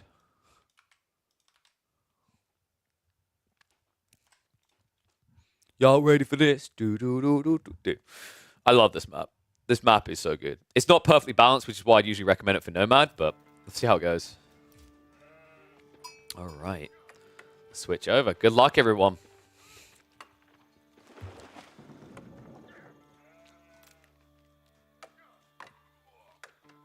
It's time for the Cold War renewal in the 21st century. East versus West. Welcome back to the Community Age of Empires 4 action, folks, for a showdown, a 4v4 between the West side and the East side in World Conquest. That's right, global domination on the line. We have got the world map here. And we have got a bunch of familiar faces. We've balanced these teams as close as possible. We've got a conquer on each side. We've got some plat/diamonds and then a few golds. I'd say actually it's about as balanced as you can maybe ask for outside of people being raw the same rank. So let's introduce the players. Representing the Western civilizations, their opportunity to take over the world. We've got Newbie Booby, our gold, playing in Greenland as the English. Definitely confusing. It's going to get even more confusing. Seven, who is our plat level player in the pink, playing as the Byzantines in America. A weird alternate history. To the south, China has decided to, instead of shipping all the goods to America, they've decided to set up shop here. We've got Tiberius Longshanks as the Chinese. And then finally, the team captain in South America. Quite fittingly, the Germans have retreated to SA here. Royal Pleco in the green. Across the ways. Only one continent hop across, though.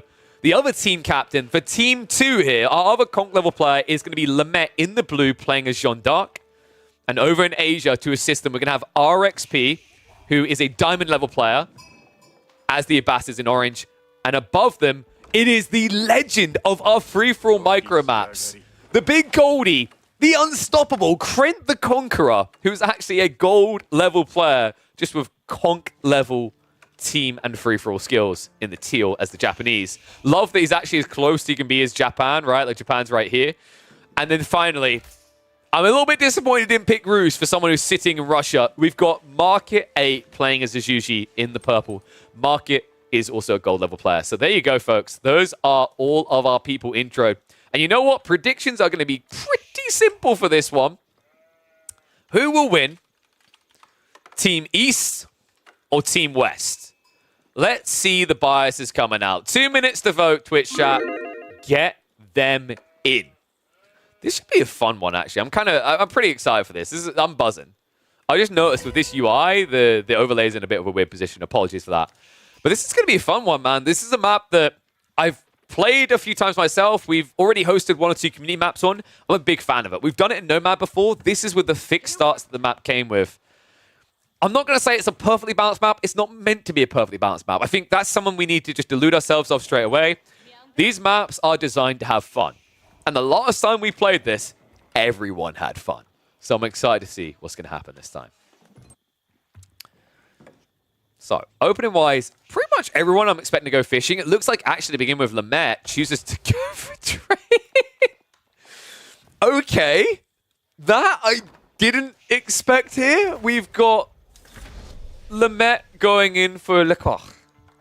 Chamber of Commerce is not something I was ever expecting. I guess it's a water map, right? Like, there's a lot of water, so playing Cav maybe doesn't make sense in their mind.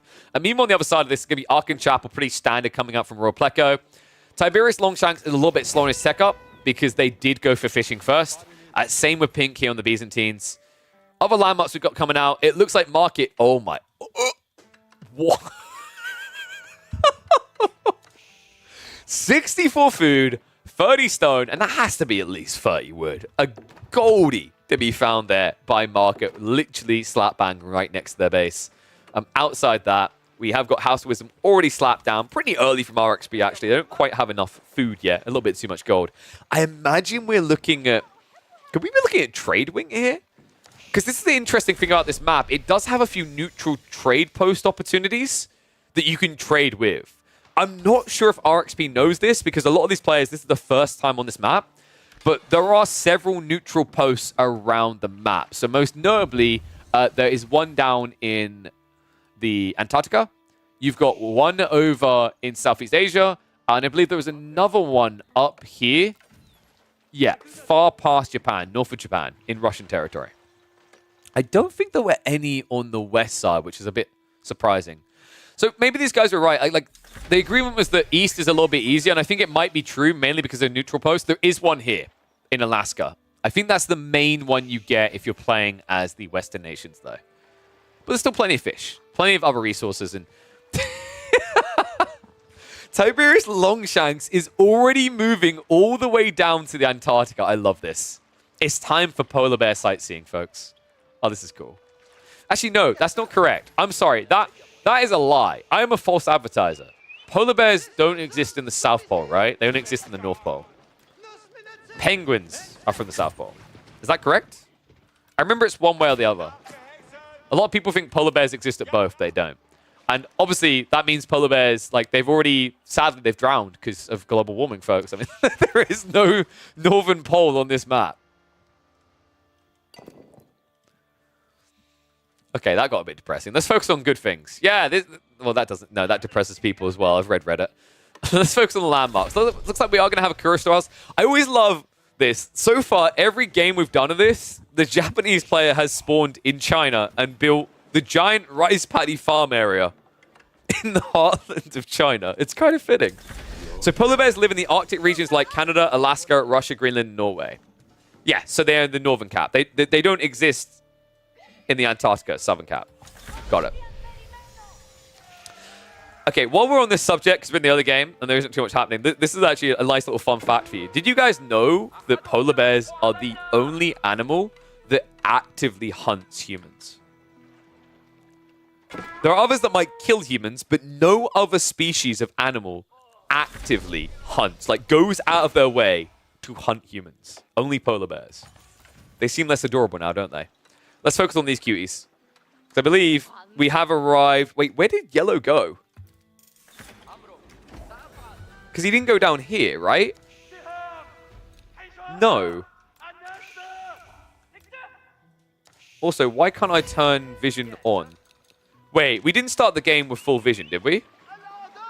No, that would be silly. There's no way they can see each other. But that's weird. There we go. It's because I need to click off. Oh my, what? Dude! He's setting up a proxy base! In Siberia! Oh, that is so sick! Tiberius Longshanks is circulating the globe right now. I can't believe this.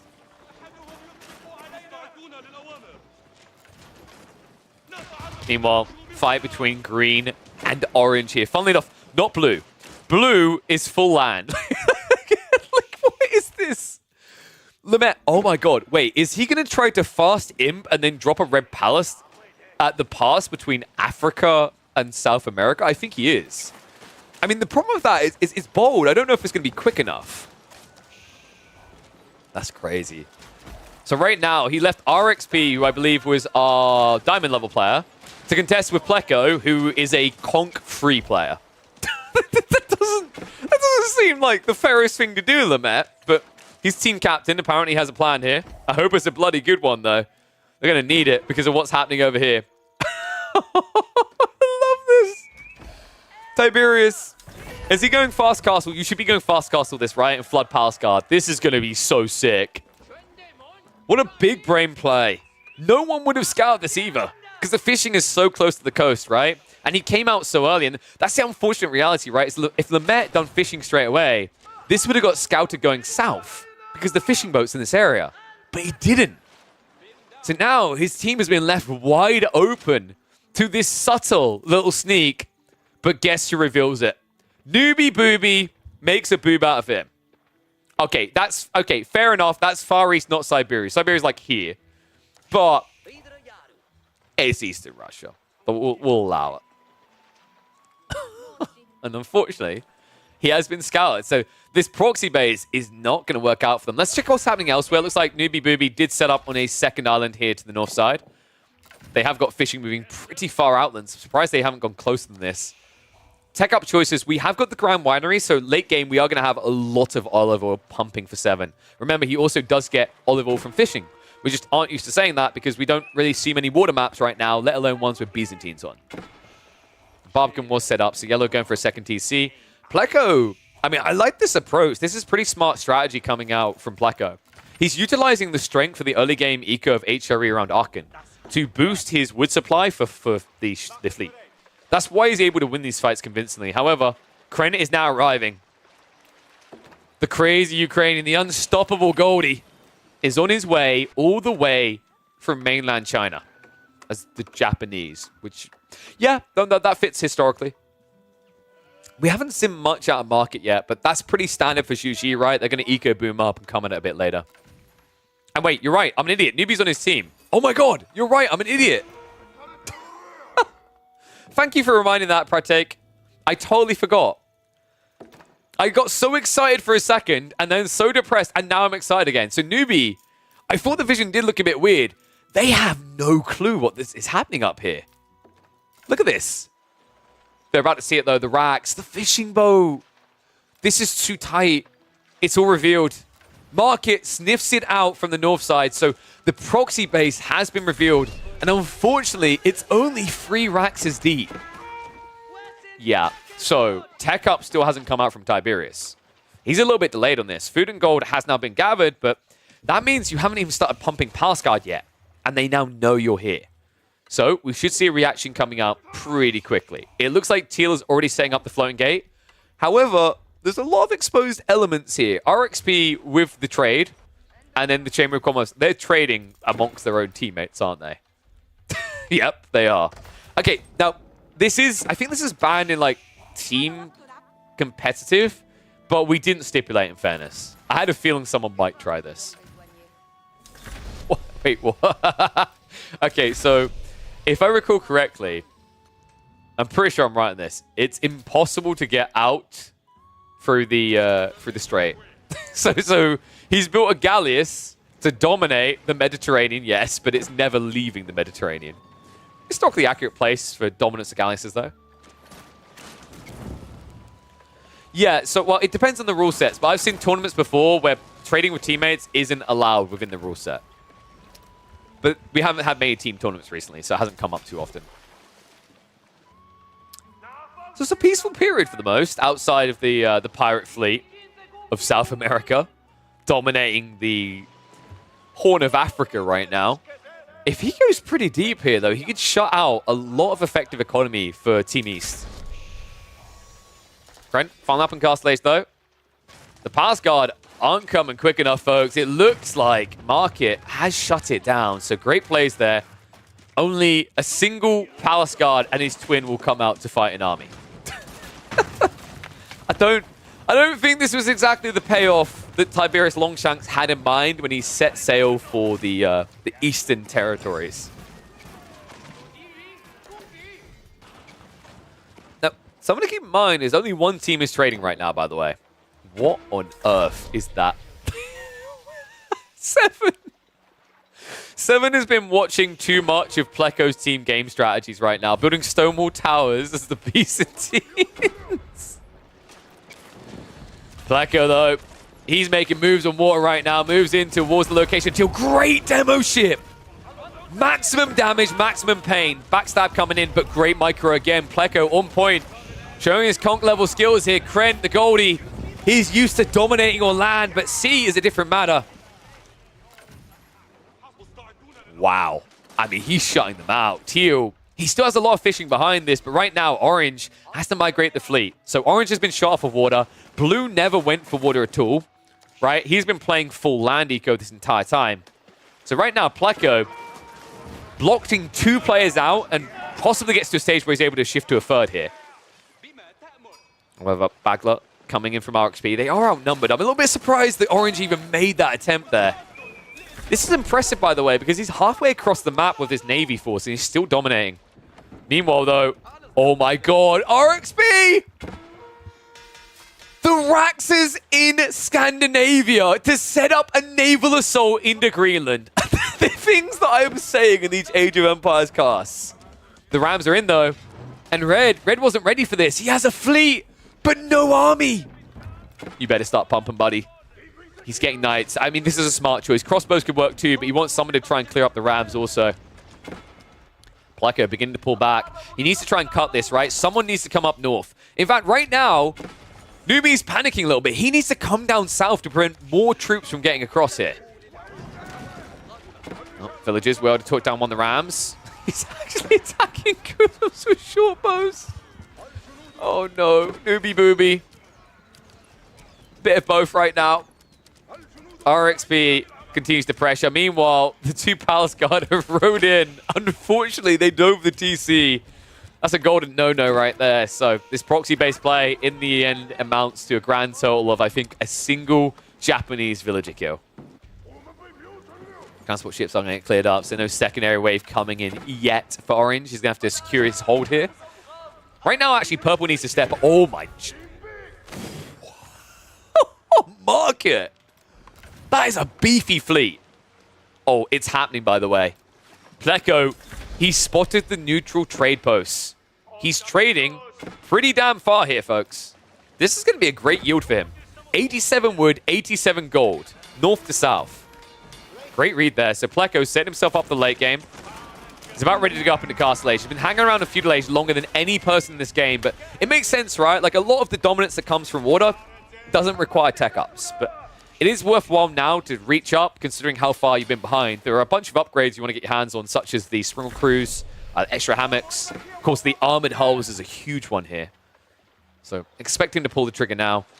Interestingly enough, he's the HRE player, so realistically, relics should be going to him. And it looks like all the relics have been left alone by everyone else on the team, so they seem to have assumed that he was going to get them as well. Wait, what? What? Wait, wait. No. Guys, do you see that? Can you see that? Oh no! Newbie Booby! He found a cursed spot. Is it this dock? One of these docks is spawning his ships under the map. Oh my god, it's this one! Oh my god. Now, I never said this map was perfect, folks. It seems like this spot is bugged, and he's spawning ships underneath the map that do nothing.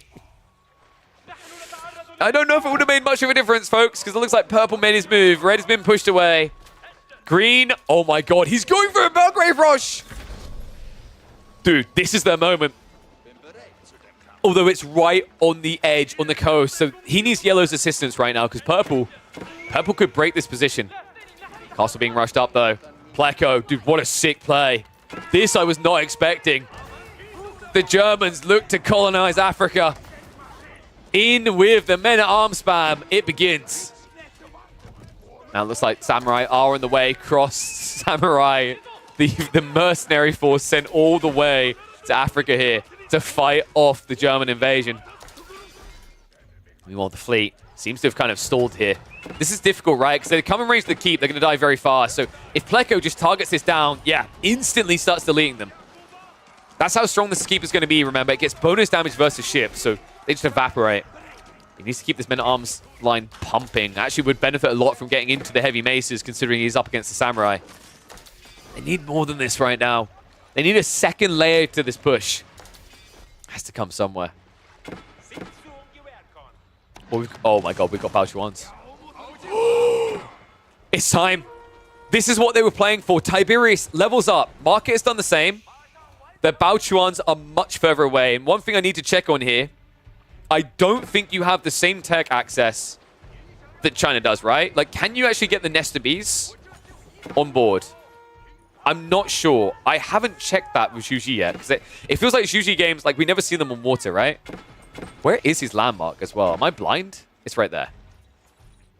Well, he's got the nest of bees, right? Yep, rocket arrows there. I don't think Zhuji get this. Oh, they do. Okay, ignore me. They do have it. But purple, the main fleet gets absolutely deleted. Now this, by the way, we stipulated this one rule. Each team can only pick a Civ once, and this was a big part of why. I didn't want to see 4 China versus 4 China. I love that they kept it fresh with 1 Chinese versus 1 Zhuji. Now Pleco. Back-to-back tech ups. The L's back as well. The castle invasion into Africa. Now, Lamette has built away from this. By the way, Lamette, remember, he went for Jeanne d'Arc. He's still only level 2. Because there's been no action. And now that there is, it looks like he totally forgot about it. Yo, this Bao Chuan fleet is doing work. Also, now Carrack's being added in by the Byzantines. What? You know what I want to see, guys? Because I've yet to see it in a game. I want to see Atakabunes on a water map. I have actually not seen these ones from the Japanese. I think people rated them as the worst of all the unique ships. But I need to see it. Right now, it's getting the baby fleet. Like, what? That is not exactly what I'd call the best invasion strategy. Oh my goodness. One problem with the strategy here, Pleco, you do seem to be lacking a TC. It looks like he's fixing that now, but it's going to take a bit of time. Demo ships coming in, though. Big! Big! Get deeper! Okay, honestly, with the lack of reaction there, Pleco could have killed double the ships. But it's enough to scare Japan away. Northside yellow keeps approaching. Looking at a fleet showdown here. 7 Bao Chuans versus exactly 7. Ooh, me oh my oh my. I keep selecting those ships down there. Oh my god. Newbie Booby now has lost 5 Springles and Galleys to the void. He could delete them if he realized, and oh no.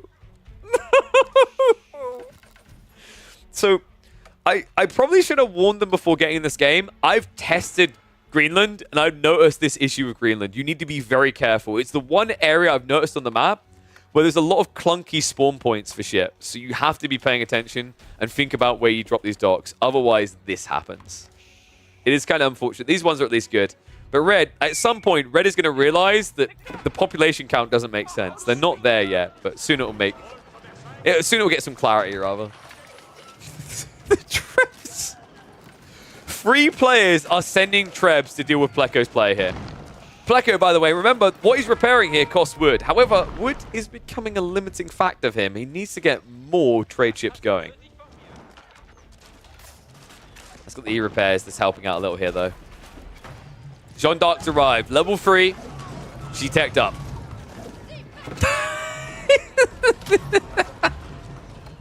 Oh, this is bloody brilliant. I'm loving this way too much.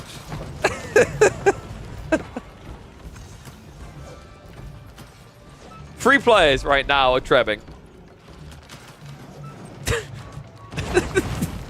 And guess who's holding back them all? Pleco is doing everything he can here. How'd the fleet go? Wait, did Yellow get decimated in the end? Oh my god, he did. He got wiped. Mark it. Now up to 14 Bao Chuans. He's about to turn the East Coast into a wasteland. Like this, I mean, the amount of terrain here you can blow up. Most of Pleco's base, actually, I think you can reach all of his base with a circle. 7 also now arriving with villager assistance here. An interesting choice.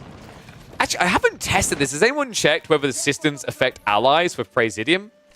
I imagine they don't, because there's no way Conscriptio works. That would have been sick. Praesidium stacking on L's back would have been busted. 25% on 33% damage reduction would have meant no matter how many Trebs they got, this would never fall. Unfortunately, it looks like it is destined to go down at this rate. They need something else. Luckily for them right now, Market has not sprung the trap. But unluckily for them, that's about to change. 17 of these big bad boys ready to party. Moving in on the south side, though. Yellow? Okay, I don't think he did lose the entire fleet. He moved around the coast instead. Him and Pink are working it through. Problem right now is the attack from the north that's coming in. That is an unstoppable force. Oh my god. Wait, does purple have ships in the void? Yeah, wait. Oh, this is so cursed. Right now, Market is missing 3 of his Baoshuans, I believe. Oh my god. Look. Hear me out. It's not a perfect map, but it is glorious. Ah, yes, the great siege of the English colonists in Greenland. I remember it well. When the Chinese fleet came across Europe and marked its stamp in the Atlantic. And wow, okay, I think yellow, I get why they feel they need to do this, but this is kind of the worst thing you'd be doing right now. You need to keep pushing. Instead, they're pulling back to try and protect red. Right now, what you need to be doing is deleting orange's base and then moving on to teal. Right now, this is a counter-circling. But instead, Tiberius heads back to defend. Now, in fairness to him, Tiberius has better resource bank, actually. Right? Tiberius is one of these people doing the trade. Market is not. And wow. Pleco gives up. Really? He feels like there's no recovery. Pleco calls the GG here. I mean, he was getting dented. It is looking bad. I don't know if it's entirely over. Like, yellow theoretically should be able to push purple back. I don't think he realizes that Market hasn't really got great reserves here. I just love how Pleco's just like, my job here is done. I'm sorry, folks. The Elsbach Palace has fallen, children. I've carried all I can. It's now up to you. Really? You're gonna do him dirty like that? The Zhuji fleet does look quite unstoppable, though. I gotta see where it's coming from. That's 18 of these Baoshuans right now. Wait, but Tiberius? Wait, what? What is this mess? Tiberius, he tried for another proxy base. Unfortunately, the keep drop from both the Zhuji and the Japanese should be enough to stop him here. I don't know how much damage this can do, and I don't think you've got time right now. Market moving in. He trades out the fleet. He gets the kills. Now, despite the fact that Tiberius has plenty of resources in reserve, he can't get anything. Okay. Pleco says his excuse is he has no space. All right, hear me out, buddy. The Antarctica. The only player to go there was actually Tiberius, and now the GG's come out, so it really is the end of the road. Nothing can stop the grand fleet of the Zhuji. East will take the world and make it whole.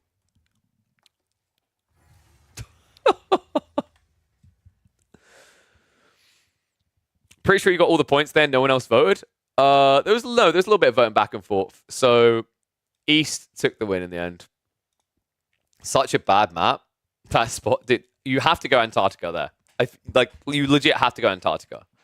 I think if you take Antarctica and the fact you're trading, you're so much better off. One thing I will highlight is East was actually trading.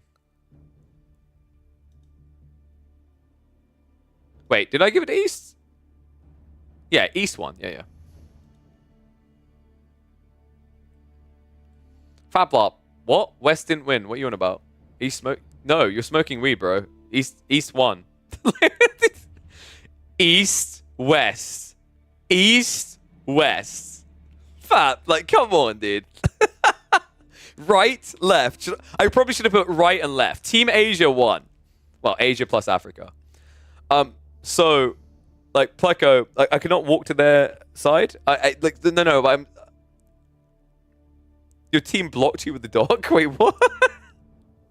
So, like, there were some bugs. It's like, it's not a clean map. It's not going to be, right? But it's one of the best maps I think we have right now. It's phenomenal, especially for Nomad. I think it's probably better for Nomad. I wasn't expecting to be great for team games, but for Nomad, that map is incredibly fun. But the, so the East Side team were trading with each other, which I don't think the West Side team done. I think they only done neutral trade posts. So maybe you guys didn't realize that. But yeah, the play on West Side team is to play Antarctica. Pleco, I can't trade. Why can't you trade? What do you mean? Oh, you're blocked on land. No. I mean by water. You trade by water, Pleco. That's what you were doing. You were trading by water on the backside, weren't you? Which was fine. That was pretty good. Wait, was the dock not reachable?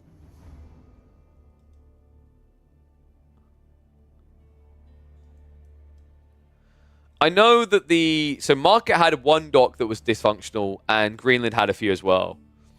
Like this is one thing. Like, so one thing about this map was made months and months and months ago. I think it was made over a year ago. So like, the person wasn't like incredibly proficient at crafting maps. I've noticed that as a theme with early day crafting maps, especially, is a lot of people kind of mess up when it comes to the water to land terrain, right?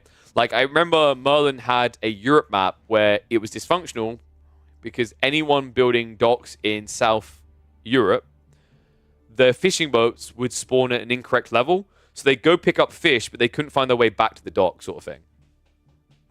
You hate you can't exit the Mediterranean? Yeah, that was hilarious. They blocked Panama Canal? Mm-hmm. Yeah. Like, I'm not going to say it's perfect, right? If there is a map crafter out there that wants to have a punt at the world map, please do. I want an updated and spruced up version of it. Because that map is genius. I have been envious of Age of Empires 2's world map ever since Dave done that like Chronicle Tale video he done where he played and done all these different things. I've been like, I want that type of stuff in AE4. Like, that is the type of stuff actually Age of Empires 4 is missing. That's the type it needs, which is why I've been highlighting that map. Because while it's not perfect, my challenge to people is go make a better perfect. Okay, go make things like that. Go like do things like, for example, make a. Let's just choose a very unique area of the world and make it continent map, right? Make another world map, a better one than that. It's just no space. Well, the problem, yeah, is the way that he's like. So he focused on having it make sense from the minimap perspective, but it means he's got a lot more water. You could theoretically shrink the water a bit and then turn the map. But like, these type of maps are what is needed in the game.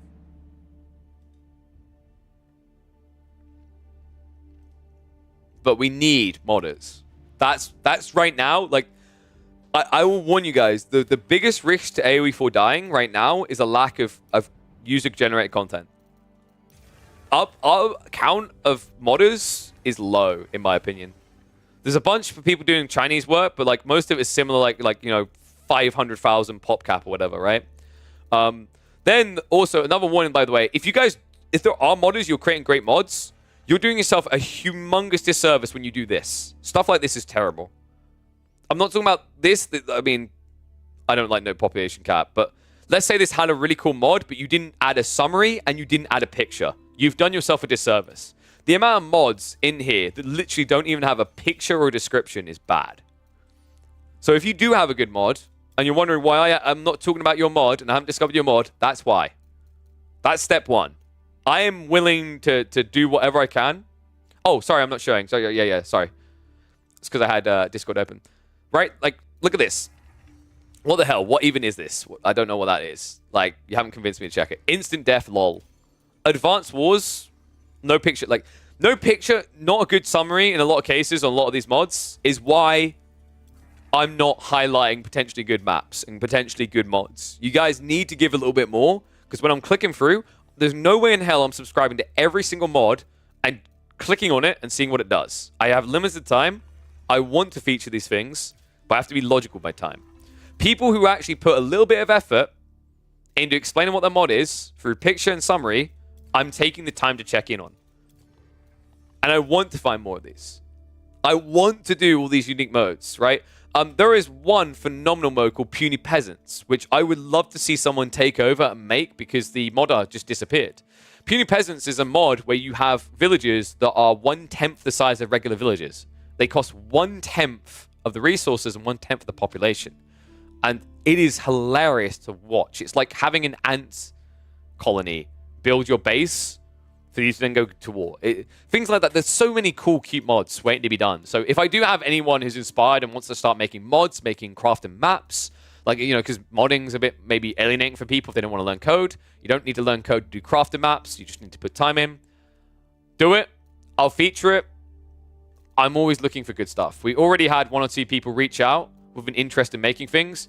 I want to have 5, 10 people just spamming out the mods and then taking pride in how much fun people have with their work. Because if we want Age of Empires 4 to be the top dog in the RTS world, it's not the way we design a 1v1 system. I'm sorry, it's just not. If you want to get back to the golden days of the RTS era, modding is a big part of it. Undeniably. That's what keeps people around. That's what keeps people coming back. It would be incredible. You should host a tournament. I've said I want to. I need funding though. Like, and I don't think it should have to come from the community. I've told Microsoft blatantly to their face that put your money where your mouth is. I'll run it for you. I'll put the marketing effort together. You provide the funding, and you provide mod support from a development side. And let's actually make modding great in Age of Empires 4 again. Because that's the thing that's missing. There are great, talented people that make mods for all kinds of games, but they get paid nothing. They don't get anything from their games for making mods. They just do it out of the satisfaction. If you gave them an opportunity, if you said, learn our engine because we're offering $10,000 prize pool. $10,000, $1,000 to each of 10 mods that win. Cha-ching. People go. They actually commit. They create. And if you push that effort both internally and then also through their own channels on Microsoft and whatever, you will have so many modders turn up. And the things they create will be worth it. I believe that wholeheartedly. It's what we're missing right now. More than anything else. I mean, we can talk about like the Q dodging. We can talk about the fact like team maps, I think, are getting there. Like, I think Gorge of the new maps is a perfect example of what team maps should be designed around. This idea of like gives and takes. But I think the modding community feels quite neglected, despite all these all these uploads. You can tell none of them really had any progress or depth to them because literally most of them are like this, and that's before we talk about things like desyncs and disconnects and whatever else. This is what we're missing. Every great RTS experience I've had in a online environment has been in some way deeply rooted in modding. Warcraft, StarCraft, Red Alert even had some cool ones, right? There are RTS I've played without mods, right? Like Dawn of War, Red Alert 2. But the ones that really stuck with me were the ones that had that modding community. Now, maybe I'm delusional. We have to admit that we live in an age where creating games is much easier now than it was when Warcraft 3 came out. So most people just make their own games in Unreal Engine. But at the same time, when I look at Age of Empires 2 and I see the type of modding support that is there, it tells me that it is possible to still have a cool layer of mod support that exists in an RTS now. In fact, if that wasn't true, you wouldn't see Stormgate gunning for that as one of their key pillars. But guys, that's going to be the final game for today. Final stream of the week here. I'm going for 9.5 hours, so I'm going to find someone to raid now. If you are a modder, reach out to me. I'd love to work for you. I'd love to figure someone out. If you want to create crafting maps, if you guys have ideas, !Discord, join that Discord. Let me know about mods, about maps you're creating, and I will look to feature them. I want it to be a regular thing that we're able to feature these new creations. I think this is going to be the thing that actually brings more people into the community and brings a lot of new faces onto the game, more so than the 1v1s, because I think 1v1s is really scary for a lot of people. We literally have people in the chat on a day-by-day basis saying they have ranked anxiety. They don't like this idea of 1v1s, and most people don't, because if it's a 1v1 and you lose, it's all your fault. Like, it's very, I think for a lot of people, it's harder to have fun because the pressure of losing shelters, like, overshadows that. It's why most big games in the world are team games. If you look at the biggest games by player counts in the world, they're all team games. Or like more than 2 players in a lobby, right? So being able to create more mods, more fun scenarios, rather than just balance around competitive scenarios, I think would be a really cool thing for Age of Empires. So anyone who wants to help with that is an ally in my eyes. All right, let's find someone to raid now. It's going to be in the stream. So let me have a look at who we've got online here. Can we raid Anatan? Is my Anachad online? My Anachad is online. Of course, Anatan will get the raid.